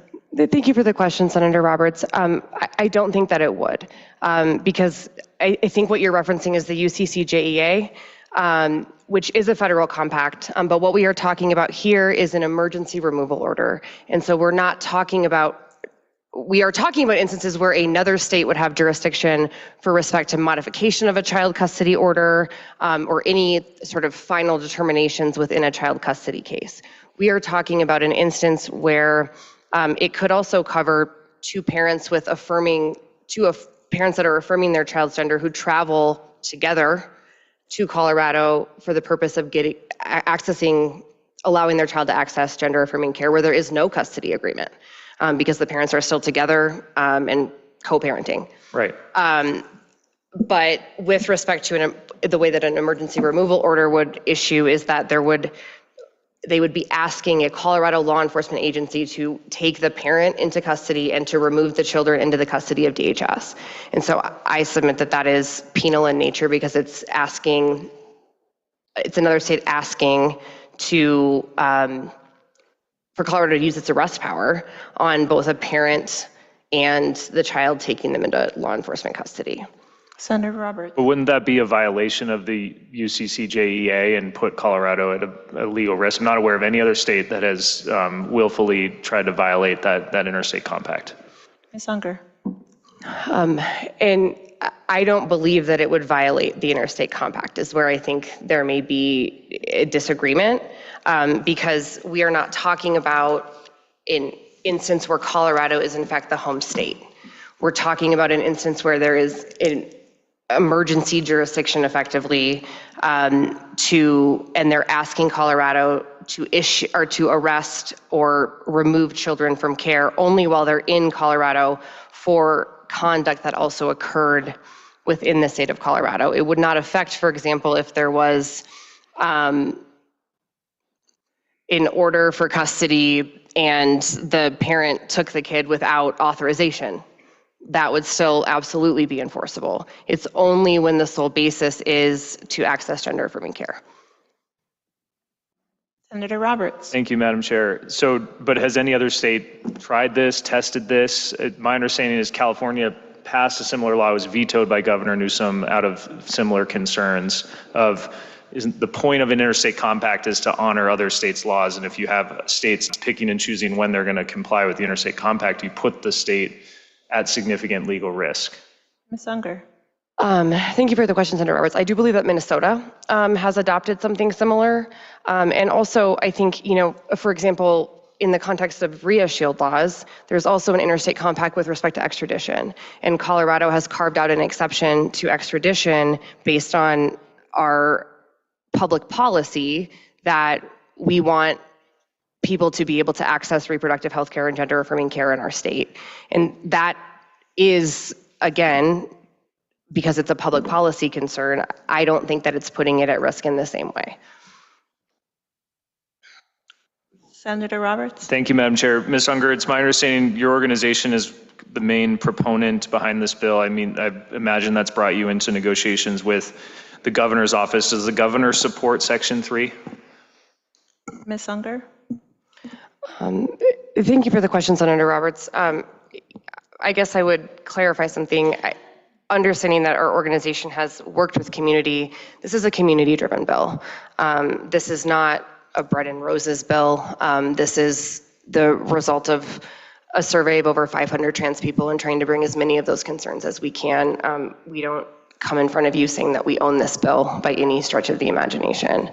The governor's office has expressed some concerns recently as to Section 3, though we have also stakeholdered this with the ACLU of Colorado, the ACLU National, as well as GLAD, who has a full faith and credit expert who specifically practices within the family law context. And their concern, and the reason that we did submit or an amendment will run tonight to strike subsection 3, is that was their concern. And so One Colorado does not have the concern over sections 1 and 2. The national groups that I think were calling into the governor and putting some pressure don't have these same concerns. We are working with the governor's office to get a clearer sense of what exactly those concerns are. I think that there are some concerns. Senator Roberts. Thank you, Madam Chair. Thank you for that, Ms. Unger. That's my understanding as well. And I guess I'm curious, we've heard hours and hours of testimony from transgender Coloradans, supporter of transgender Coloradans, about other parts of the bill that I think are important, provide significant protections that are needed for this community. But there's no line on a veto. The governor signs the bill or not. So I'm curious why there is so much pushback about this section that could invite significant legal risk and is probably leading the governor to not being supportive of the bill at the moment. Is Bread and Roses willing to sacrifice the entirety of the bill for this one small section of a much larger piece of policy? Thank you for the question, Senator Roberts. I don't believe Bread and Roses would be sacrificing anything. This is not, again, this is not my... The bill doesn't get signed, none of this becomes law. Senator Roberts. Ms. Unger. And I understand the idea of a veto. What I am saying is this is not a Bread and Roses decision as to what would be sacrificed within a bill itself.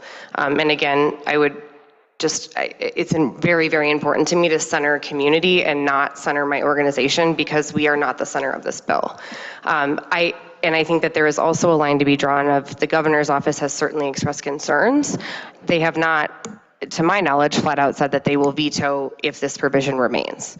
And I think that there's a needle to be thread there on whether there is a concern that will result in a veto versus just the governor's office is expressing a concern without a commitment to veto if its language stays in the bill. I think it would be disappointing to the community, not to speak for them, but based on the testimony I've sat through tonight, that there's a lot to be gained from the rest of the bill. But there is significant concern coming from the first floor as well as our other folks about Section 3. So thank you, Madam Chair. Thank you, Senator Roberts. Sometimes I want to give the governor a black badge so that he can be our 101st legislator, but he's on the first floor. We're here on the second. Remind me of your name, please. Sky. I just really wanted to respond to that question. As one of those community members that was also the stakeholder on this bill, and as someone who grew up in rural Alabama, someone who was persecuted by my state's laws, I absolutely feel this section matters very much to me. And I do not want this section struck from the bill whatsoever. And when Bread and Roses received this feedback from different groups, the first thing they did was get on a call with a bunch of trans people in Colorado and ask that question, and that was overwhelmingly the feedback that I heard. This is not a Bread and Roses decision, this is a trans people decision. Thank you. Mr. Vice Chair.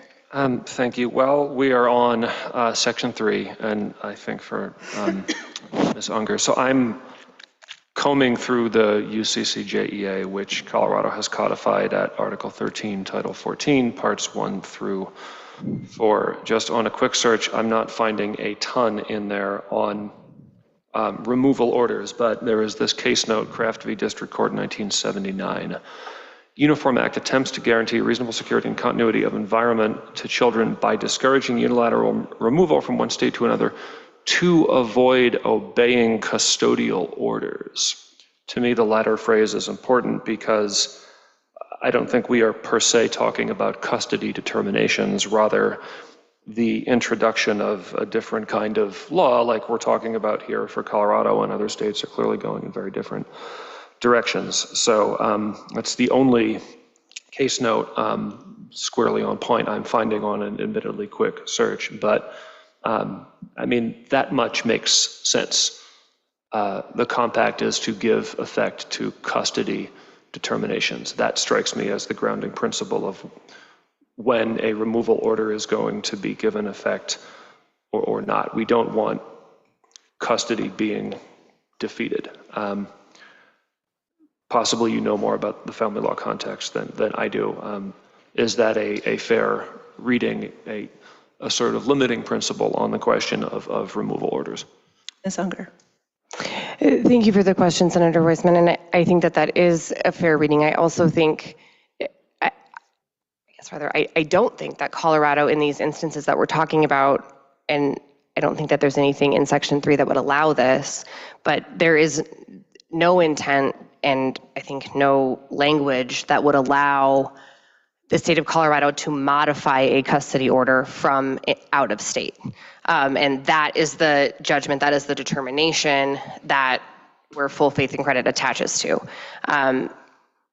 So there's nothing Colorado would not be issuing any modification, and it would be only for removal orders that related to when a child and parent are in the state of Colorado and have sought gender affirming care while in this state.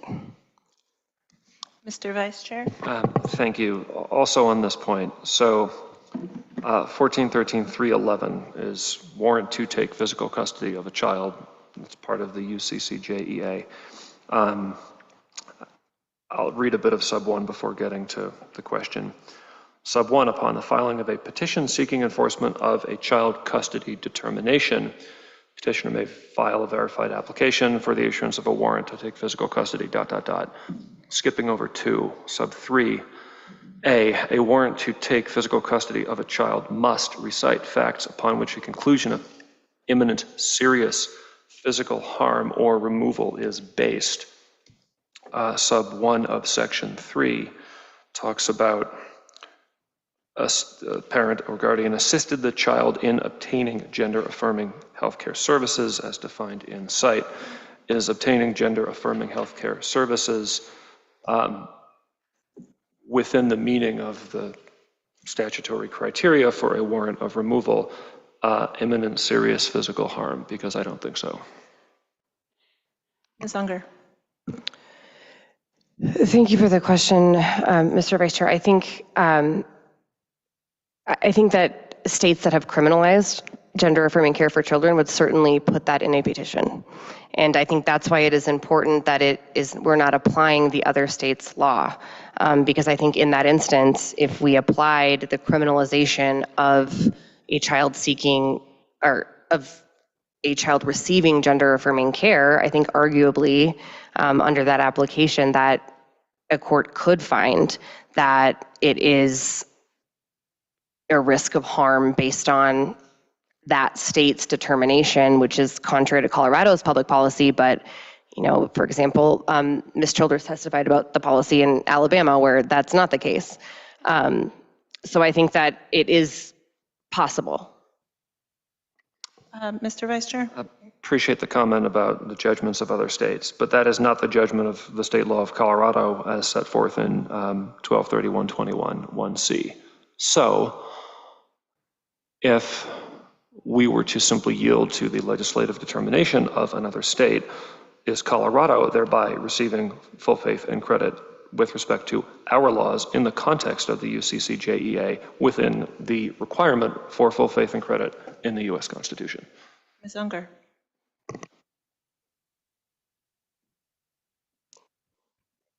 And Mr. Vice Chair, can I just have you ask that question one more time so I can make sure that I'm understanding it? Sure. So I appreciated your last answer because clearly other states have tried to say, yes, there's serious physical harm. Prior Colorado legislative enactments have in fact said the opposite. I guess at the risk of turning the question into a leading one, to me, full faith and credit is a door that swings both ways on the hinge. Getting outside of UCC JEA for a minute. All right, Alabama's come up, so we'll pick on Alabama. Colorado has to give full faith and credit to the laws of Alabama, but Alabama also has to give full faith and credit to the laws of Colorado. That's what I'm stuck on in the context of Section 3 and the question of how a hypothetical legal challenge is going to come down. I think in the context of laws that are shorthanded to a shield law, that is Colorado trying to say we are deserving of full faith and credit as well. And comma, do you agree? Ms. Unger.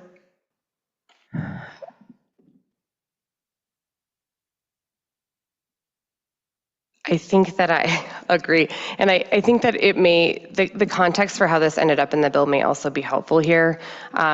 It came up in the context actually of the application of a reproductive health care shield law where a parent and child traveled to Colorado for purposes of the parent seeking reproductive health care.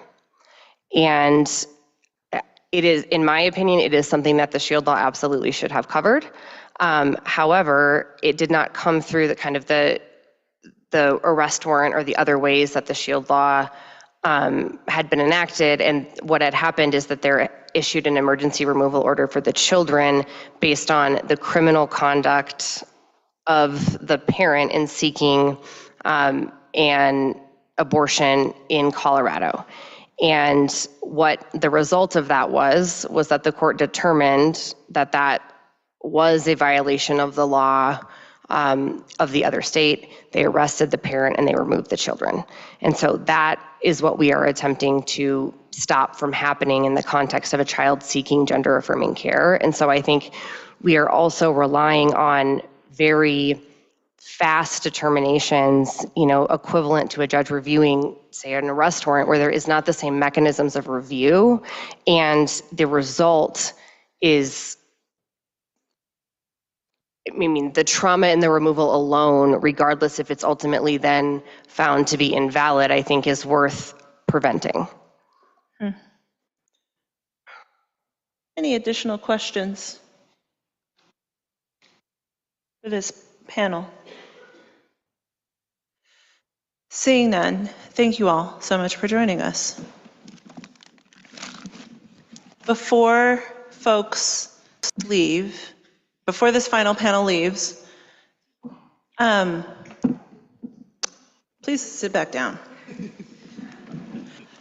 Before this final panel leaves, and as we end the witness portion of this hearing today, I want to invite folks to stand if you wish to mark either your support or your opposition to this policy. So I'm going to invite you, because I know that I do just want to acknowledge that there are folks on the Zoom who we were not able to get to. I know that there were folks in the room who we were not able to get to. So as a closing way to we always invite your written comment. I know that we have received thousands and thousands and thousands of written comments in support of and in opposition to this policy. We always welcome them. As a closing way, though, to just acknowledge people's support or opposition, I will invite you to stand if you're in opposition to House Bill 25-1312.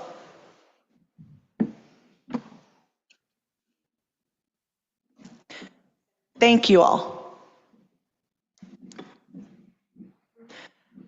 If you are in a neutral position regarding House Bill 1312,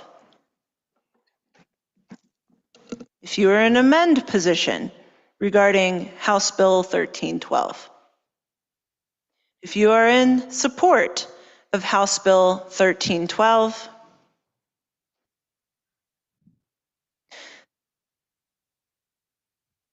Thank you all.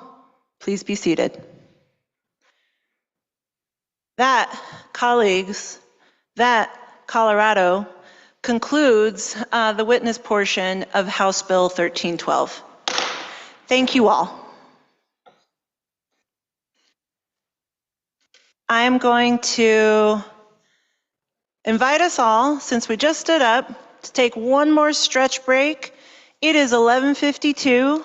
We're going to come back together at 12:05 to begin the amendment portion of the hearing. If you all wish to continue listening online, we welcome you all to do that. If you'd like to stick around, feel free. We're going to stand in recess until 12:05.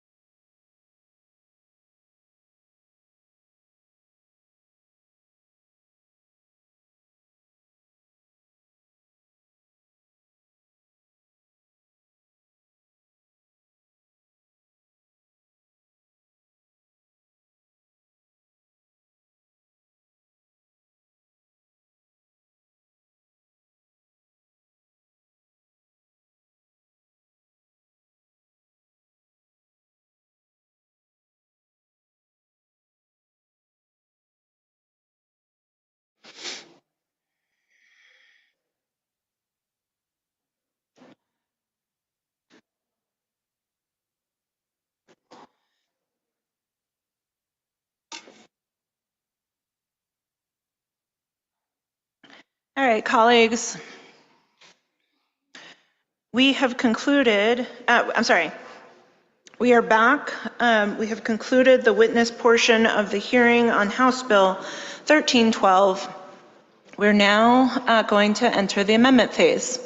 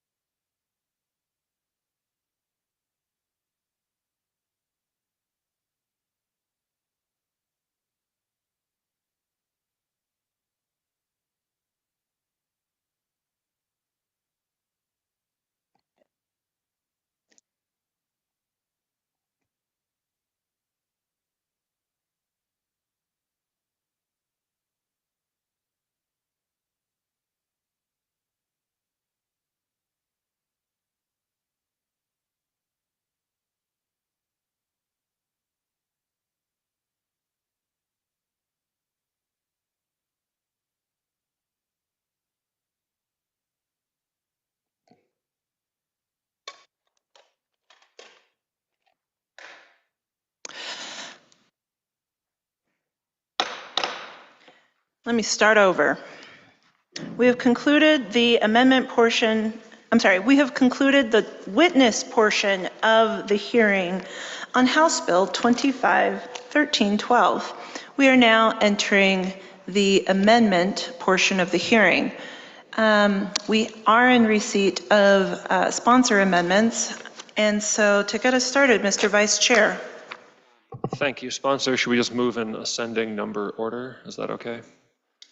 With that, I move L8 to House Bill 1312. That is a proper motion. Senator Kolker. Thank you, Madam Chair, and thank you, members of the committee. Just wanted to review what L008 does. L008 adds Colorado to make clear that a Colorado state agency cannot be required to enforce another state's removal order within Colorado. It removes the words chosen, strikes those from page 6, line 9 and line 11 in front of name. To clarify that section 4 applies to all policies related to names, not just chosen names. And it aligns the dress code language in section 6 with language in section 5 that all students may access all variations of school dress code, and reduces some duplicity in that from section 5. Thank you. Colleagues, what questions might we have for our sponsors about L8? Seeing no questions from members of the committee, is there objection to L8? Seeing no objection, L8 is adopted. Mr. Vice Chair. Thank you. I move L9 to House Bill 1312. Proper motion. Senator Kolker. Thank you, Madam Chair. So L009 strikes all of section 2.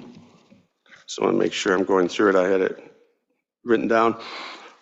Pages 2 and 3 and 4 of the bill, and the top of page 5, lines 1 through 5. So that's all of section 2 that was taken out. And we are striking on page 5, lines 1 through 5, as I stated. And that's the big portion that we heard a lot of feedback on. Thank you.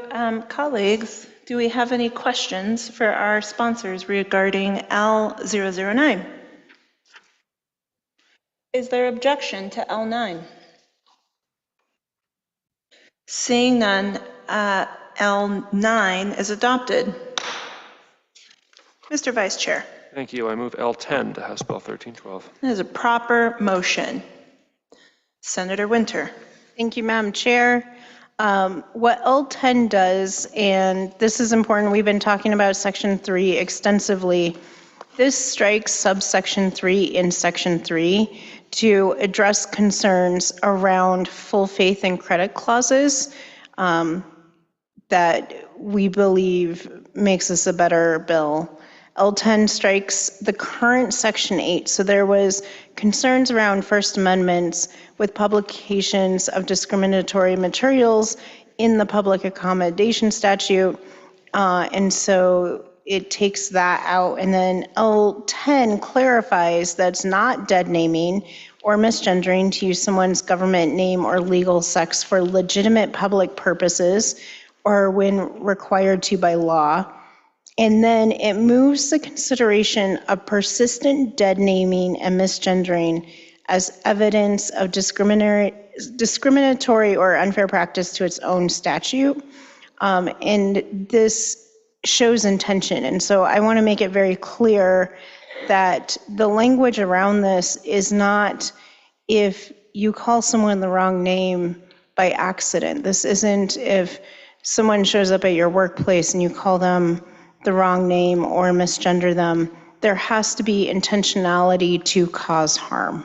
And so this is about the action to the individual and not just the speech. Thank you, Senator Winter, for that explanation. Colleagues, what questions might we have regarding L10? Seeing no questions, is there opposition to L10? Seeing no opposition, L10 is adopted. Mr. Vice Chair. Thank you. I move L11 to House Bill 1312. Proper motion. Senator Winter. Thank you, Madam Chair. This adds a severability clause to the bill, which is pretty self-explanatory, but helps protect other areas of law. Thank you. Questions? Is there objection? Seeing no questions, is there objection? Seeing no objection, Amendment 11 is adopted. Mr. Vice Chair. Thank you. I move L12 to House Bill 1312. Proper motion. Senator Winter. Thank you. What L012 does is it strikes the requirement of a court order to change a gender marker a second or subsequent times on a driver's license and birth certificates. So what happens is in Colorado, we have chosen and have passed as public law that you can have an X on your public documents, should you choose to do so. Sometimes that causes difficulty. We heard in getting student loans tonight from some of the testimony, in getting a passport. And so there are reasons individuals might change that X back to something other than an X. But they shouldn't have to go to court again. That takes up government resources, it takes up individual resources, and this is changing that law. Thank you. Is there discussion regarding L12? Seeing none, is there opposition to L12? Seeing no opposition, L12 is adopted. Mr. Vice Chair. Thank you. I move L13 to House Bill 1312. To the amendment, Senator Winter. Thank you, Madam Chair. L13 allows the county clerk to issue a new marriage license to reflect a legal name change. Pretty self-explanatory. There's not gender markers on marriage licenses, but you could have a new name and you want that reflected on your legal marriage, and that seems like a good thing. Thank you. Is there discussion? Seeing none, is there opposition? Seeing no opposition, L13 is adopted. Sponsors, I believe that concludes the list of amendments that you have. Is that correct? Yes. Okay. Excellent. Committee members, do you have any amendments for consideration? Seeing none, the amendment portion of this hearing is concluded. Sponsors, brief wrap up. I'll invite you to offer your concluding remarks. Senator Kolker. Thank you, Madam Chair, and thank you for everyone for their patience and for their endurance in this very long committee meeting and hearing so many diverse viewpoints about what's happening.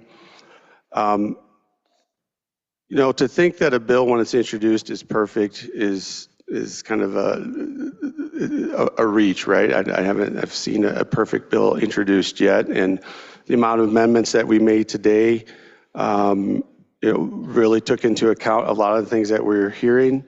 Is there definitely discussion for more? I believe so. We have a goal here, and it's to take a big step, and it's a big step for the people it protects. And to me, it's the bare minimum of what they need to feel seen and safe in our state. And if we're going to pass this, we're doing it not only for trans Coloradans in mind, but for the benefit of all. Because we're all better off when every person in our state can walk through the world with dignity. I said earlier about my daughter in the opening. We're driving, taking her to swim practice, and she told me that in that morning she was listening to the radio. I think she's listening to CPR and was talking about how she heard there was a bill to help protect trans people in Colorado, and she was really concerned and really supportive of it because she has a trans friend. And she really wanted to make sure I understood the need to do so. And, at that time, I couldn't pull the car over fast enough to say I am a sponsor of that bill in the Senate. Because we want to make sure that we're all seen as equals. And that's what this bill is doing. And that's what we're looking at. And that's why I encourage an aye vote. Thank you. Thank you, Senator Kolker. Senator Winter. Thank you, Madam Chair. Thank you to the committee, and thank you for every single person that came here to testify. It really does make a difference, and we value all of your voices. Thank you to my co-prime sponsor for working on this with me. We've done a lot of work on this, and this started from a survey of over 500 transgender individuals last summer. And obviously the environment has changed, and it's changed in a way that has gotten scarier for transgender individuals. It's changed in a way that's gotten a lot scarier since Club Q. And we believe that this bill is in a good place. It provides clarity, strengthening protections, and trans rights should not be controversial. But some people make it out to be. We must be strong and on the side of protecting people, even when it's uncomfortable. I would say every time we've added protections, when we added gay marriage, when we added civil rights protections, when we added the right for women to vote, when we've added sexual harassment protections, when we added Title IX protections, it's always been difficult and it's always been uncomfortable. And now is the time to say, in Colorado, we value everyone, we see everyone, and you are safe here. People don't feel safe right now. This bill is going to save lives. It reduces suicide rates. And it will save lives in other ways. Just this morning, or I guess yesterday morning, I took a moment of personal privilege to talk about the missing trans woman, Jax Gratton. We know that trans folks are more likely to be targeted. And this woman, now that we're in a new day, has been missing for 16 days. The very least we can do is affirm these rights and protect people and ensure they feel safe.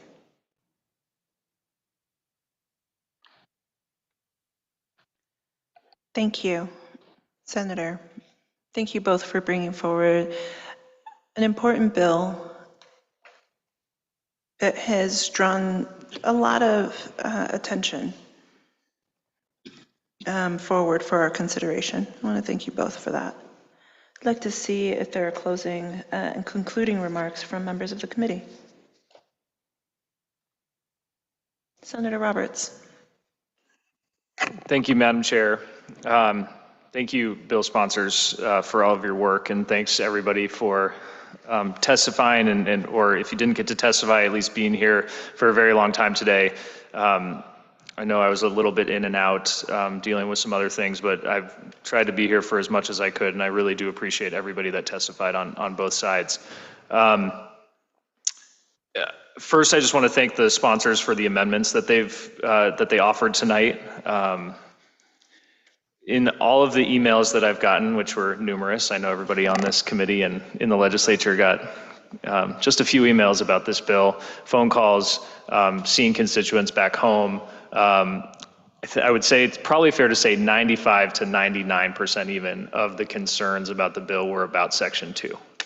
Were about the family law portions of the bill, which have been completely struck. So if that hasn't been made clear yet, we just adopted an amendment to completely strike Section 2. The bill sponsors, to anybody with concerns about this, have committed that that is how they intend the bill to stay, that they will not be put back in at a later date. That is how the bill will remain, is no more Section 2.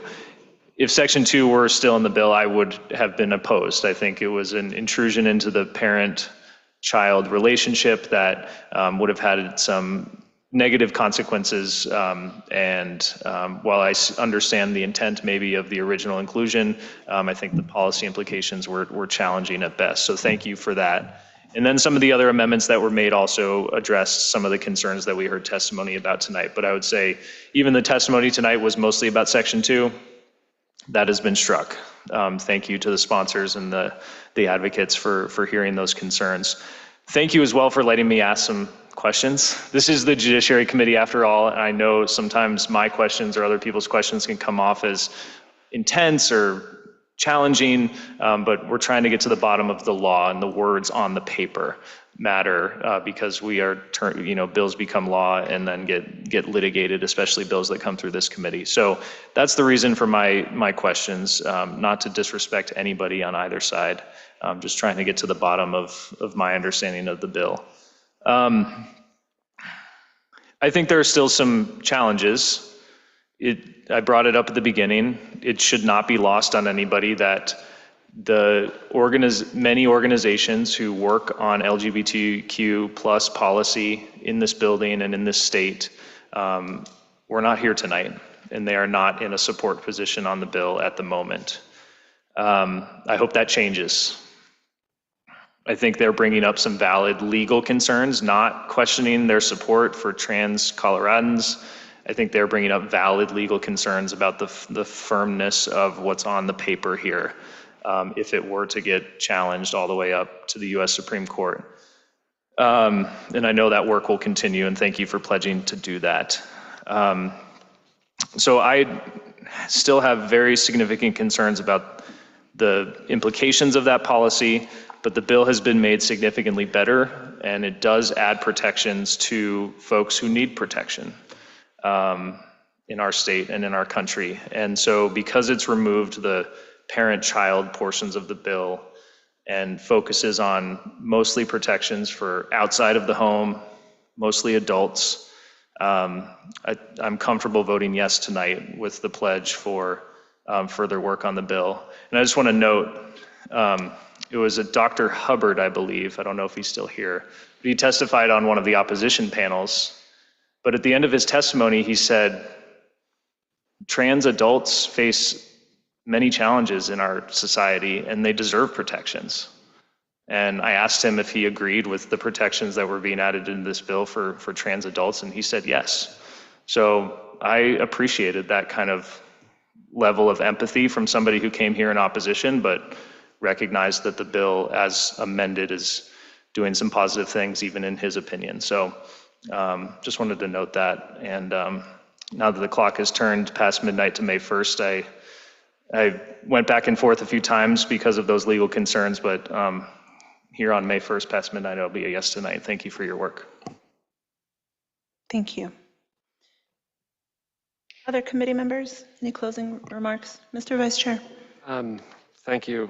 Appreciate the comments of our colleague.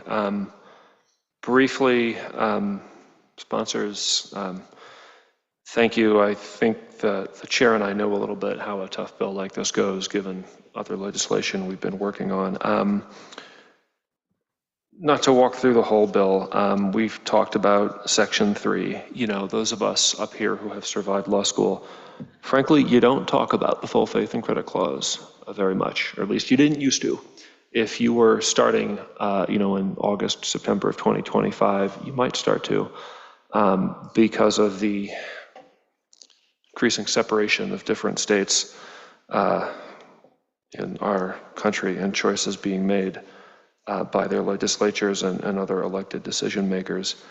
But I'm here to vote in support of what I think the right laws in Colorado should be, and to try to maximize the protective aspects of those laws to 6 million people in our state. And when I started in 2017, I did not have to think as much about, it used to just be a matter of what should the law in Colorado be, and we could stop thinking at our boundaries. Now we do have to think about the intersection of what other states might try to do, and we've done that in other contexts. Now we have to do it here.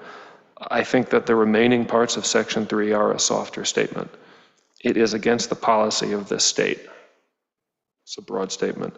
The language we struck is more binding. That's gone now. A court shall not give any force or effect to. So in the posture of adjudicating a full faith and credit dispute, I think that we are on more cautious footing. I do appreciate the thought that went into the revisions to the CADA section. I continue to think that those are important. We essentially have, almost a sort of quadruple, not quite mental state, but a quadruple set of requirements when we read the intersection of the definitions with the operative provisions purposefully, with intent, persistently, and on notice. We do have laws against harassment, criminal laws, and we're not talking criminal here, we're talking civil remedies. If you are African American, if you are, like I am, a person of Jewish ancestry, if you are a person of Latino or Latina ancestry, and many others, there are ugly words that we don't say out loud that throughout history have been used pejoratively against different groups of people. And those words are actionable in the context. Sometimes, depending on the facts, as we talked about earlier, those are actionable in the context of anti-discrimination. I think that's all that we're talking about here. But, ultimately, I'm thinking back to sort of some words that I discovered long ago and sort of came back to me a few minutes ago, attributed to Harvey Milk, one of the great movers in the quest for LGBT equality in the last century. It takes no compromise to give people their rights. It takes no money to respect the individual. It takes no political deal to give people freedom. It takes no survey to remove repression. That's the spirit in which I'm going to be supporting this tonight, and thank you. Senator Ball. Thank you, Madam Chair. Thank you, everybody, for coming here. We're almost at 1 o'clock here on May 1st. We're in a beautiful state. There's lots of places to be, and you all chose to be here and make your voices heard, so I do deeply appreciate that. This was a little bit of an odd hearing in the sense that, as Senator Roberts said, most of the testimony we heard is on a provision that's no longer in the bill. But it did feel like the conversation at times became not really about the bill at all, just a conversation about being trans. And for the folks who came to testify in opposition to this bill, particularly, folks of faith, I'd just say, I hear you. I hear that your beliefs are true, and I respect that. I probably don't share your faith. I'm Jewish, but I respect that you're coming from a place of empathy and of care. I think I came away from this hearing wishing there was more interaction between some of the folks who came to oppose and just trans people, because I would say I would love it if folks got to know someone who's trans, because they're just people, just like you, just like me. And even though this conversation got very political, oddly, something we didn't really talk about is this is a community that's under attack right now. There's been 4 executive orders in the last 100 days just targeted at trans people. I mean, this is weaponized, this is politicized.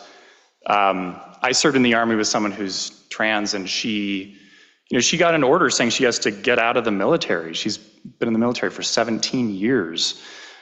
So, I imagine what that must feel like, and I think this is a time where we need to step up, and we need to protect people, and we need to protect people in our community. And in that respect, I'll be a yes tonight. I'd like to thank the sponsors. I know there's ongoing work. This is an evolving bill. I just encourage us to find something that can pass, that can protect people in a time where that's important. Whatever it takes to get that, bill across the table. So thank you so much for your work, and thank you all for taking the time to be here tonight. Thank you. Senator Frizzell. Thank you, Madam Chair. I also would like to voice my appreciation of all who have stuck with us for so long and have put to voice your concerns or your appreciation of this piece of legislation. I want to speak not for, but I want to speak to the fact that these amendments were delivered whenever we started. And so I don't think that there should be any shock that we had hundreds and hundreds and hundreds of people come and voice their concern over losing their children, because that's what Section 2 did. So the fact that we had a lot of testimony around that shouldn't surprise anyone. And if there was a desire to avoid that, then I think that measures should have been taken sooner in the process. Because it's important to understand that when you introduce legislation like this that has such a profound effect on families in the state of Colorado, and the amount of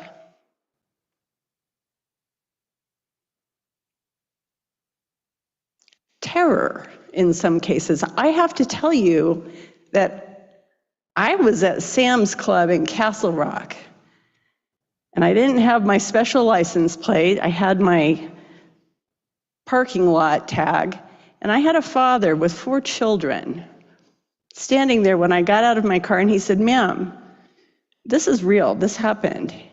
Do you work at the Capitol?" And I said, "Yes, and I represent Castle Rock." And he said, "Can you do something?"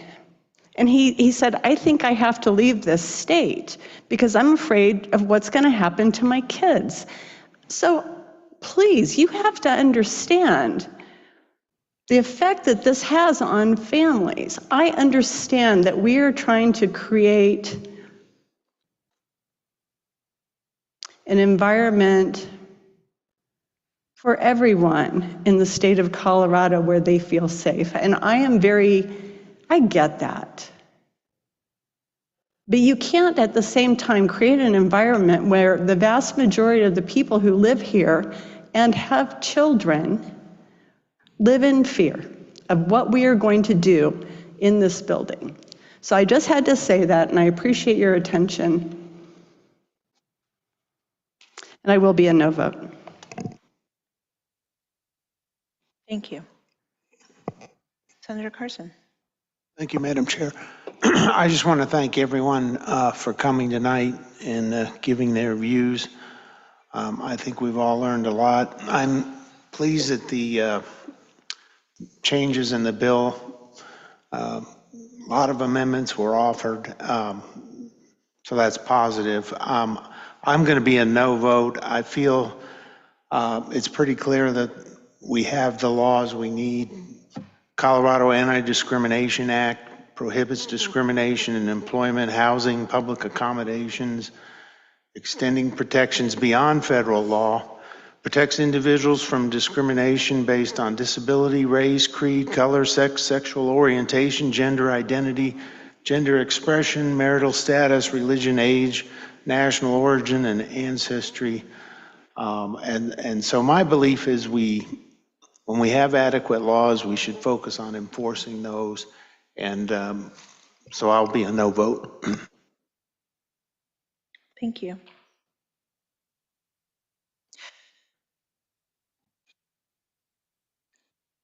I want to pick up on a point that Senator Frizzell made around terror. Because I work with folks who would do anything for their family. Literally.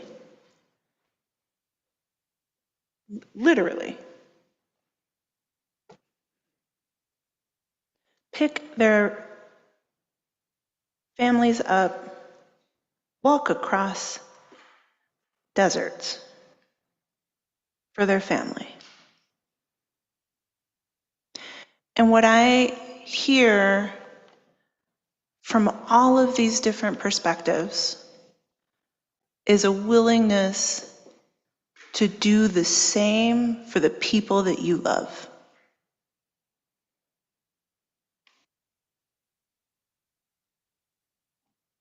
Let that sink in. What would you do for somebody that you love? What wouldn't you do for somebody that you love?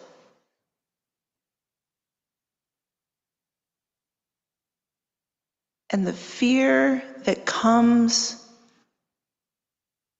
from a lack of understanding, a lack of protection, that has driven so much of the energy in support of and in opposition to this policy. I understand that. I really tried hard to listen. Somehow, over the course of this hearing, no, not over the course of this hearing, over the course of gearing up for this debate, my phone number got out there in the world. So over the course of this hearing, I've been getting lots of text messages about, you're speaking too slowly, Gonzalez. We're watching you. Yeah, welcome to Senate Judish. I speak slowly. It's just a thing.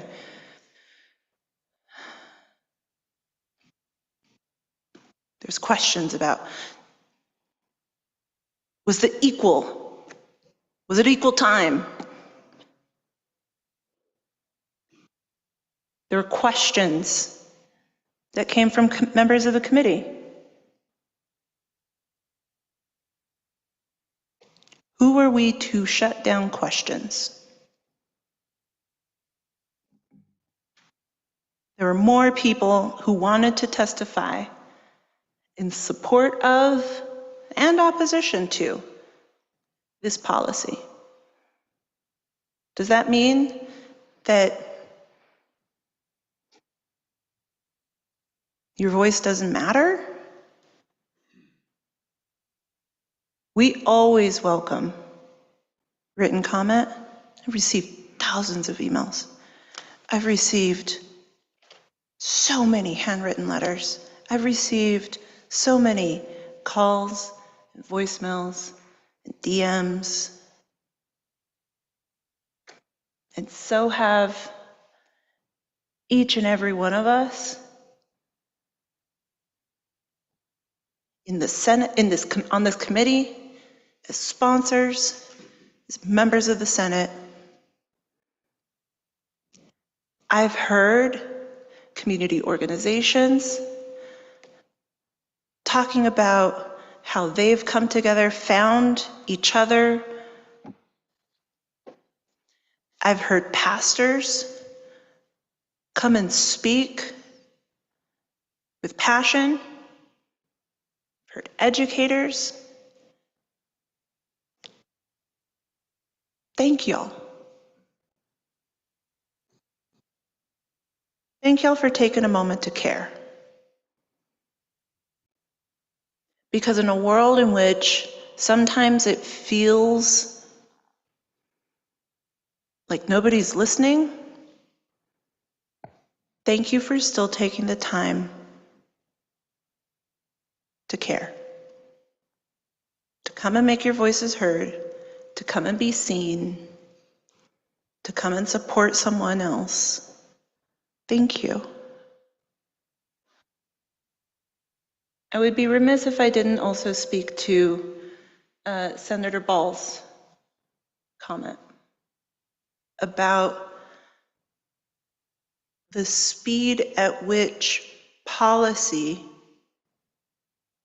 in politics seems to be shifting right now in this political moment, where it feels like things are happening to us and not with us. Senator Frizzell, I appreciate your comment about the amendments were delivered just, as we were coming into the hearing.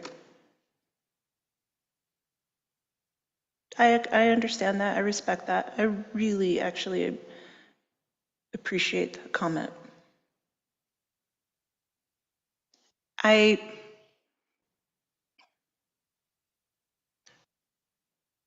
No one bill is going to save us all, and no one bill is going to be the thing that the sky falls over.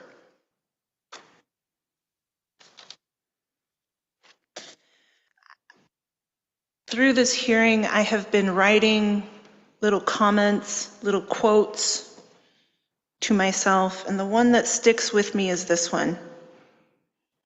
Just because I don't fit into your box doesn't mean I don't fit into your community. I love that idea. Some of y'all have heard me say that I love my husband. I love my husband. He is my whole heart. And even we don't agree 100% of the time. I'm still working on it. Right? But we love each other even when we disagree. And for those of you who are parents, or for those of you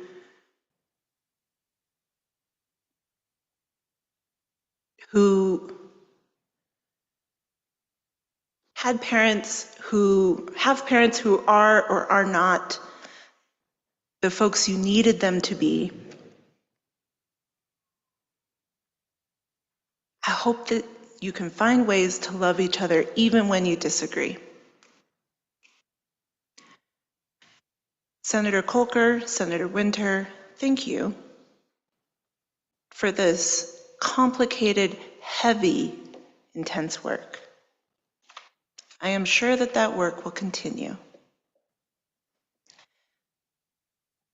To all of the Coloradans who have been here, thank you.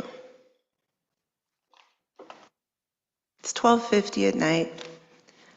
Let's all go home. Thank y'all for being here. Ms. Jensen,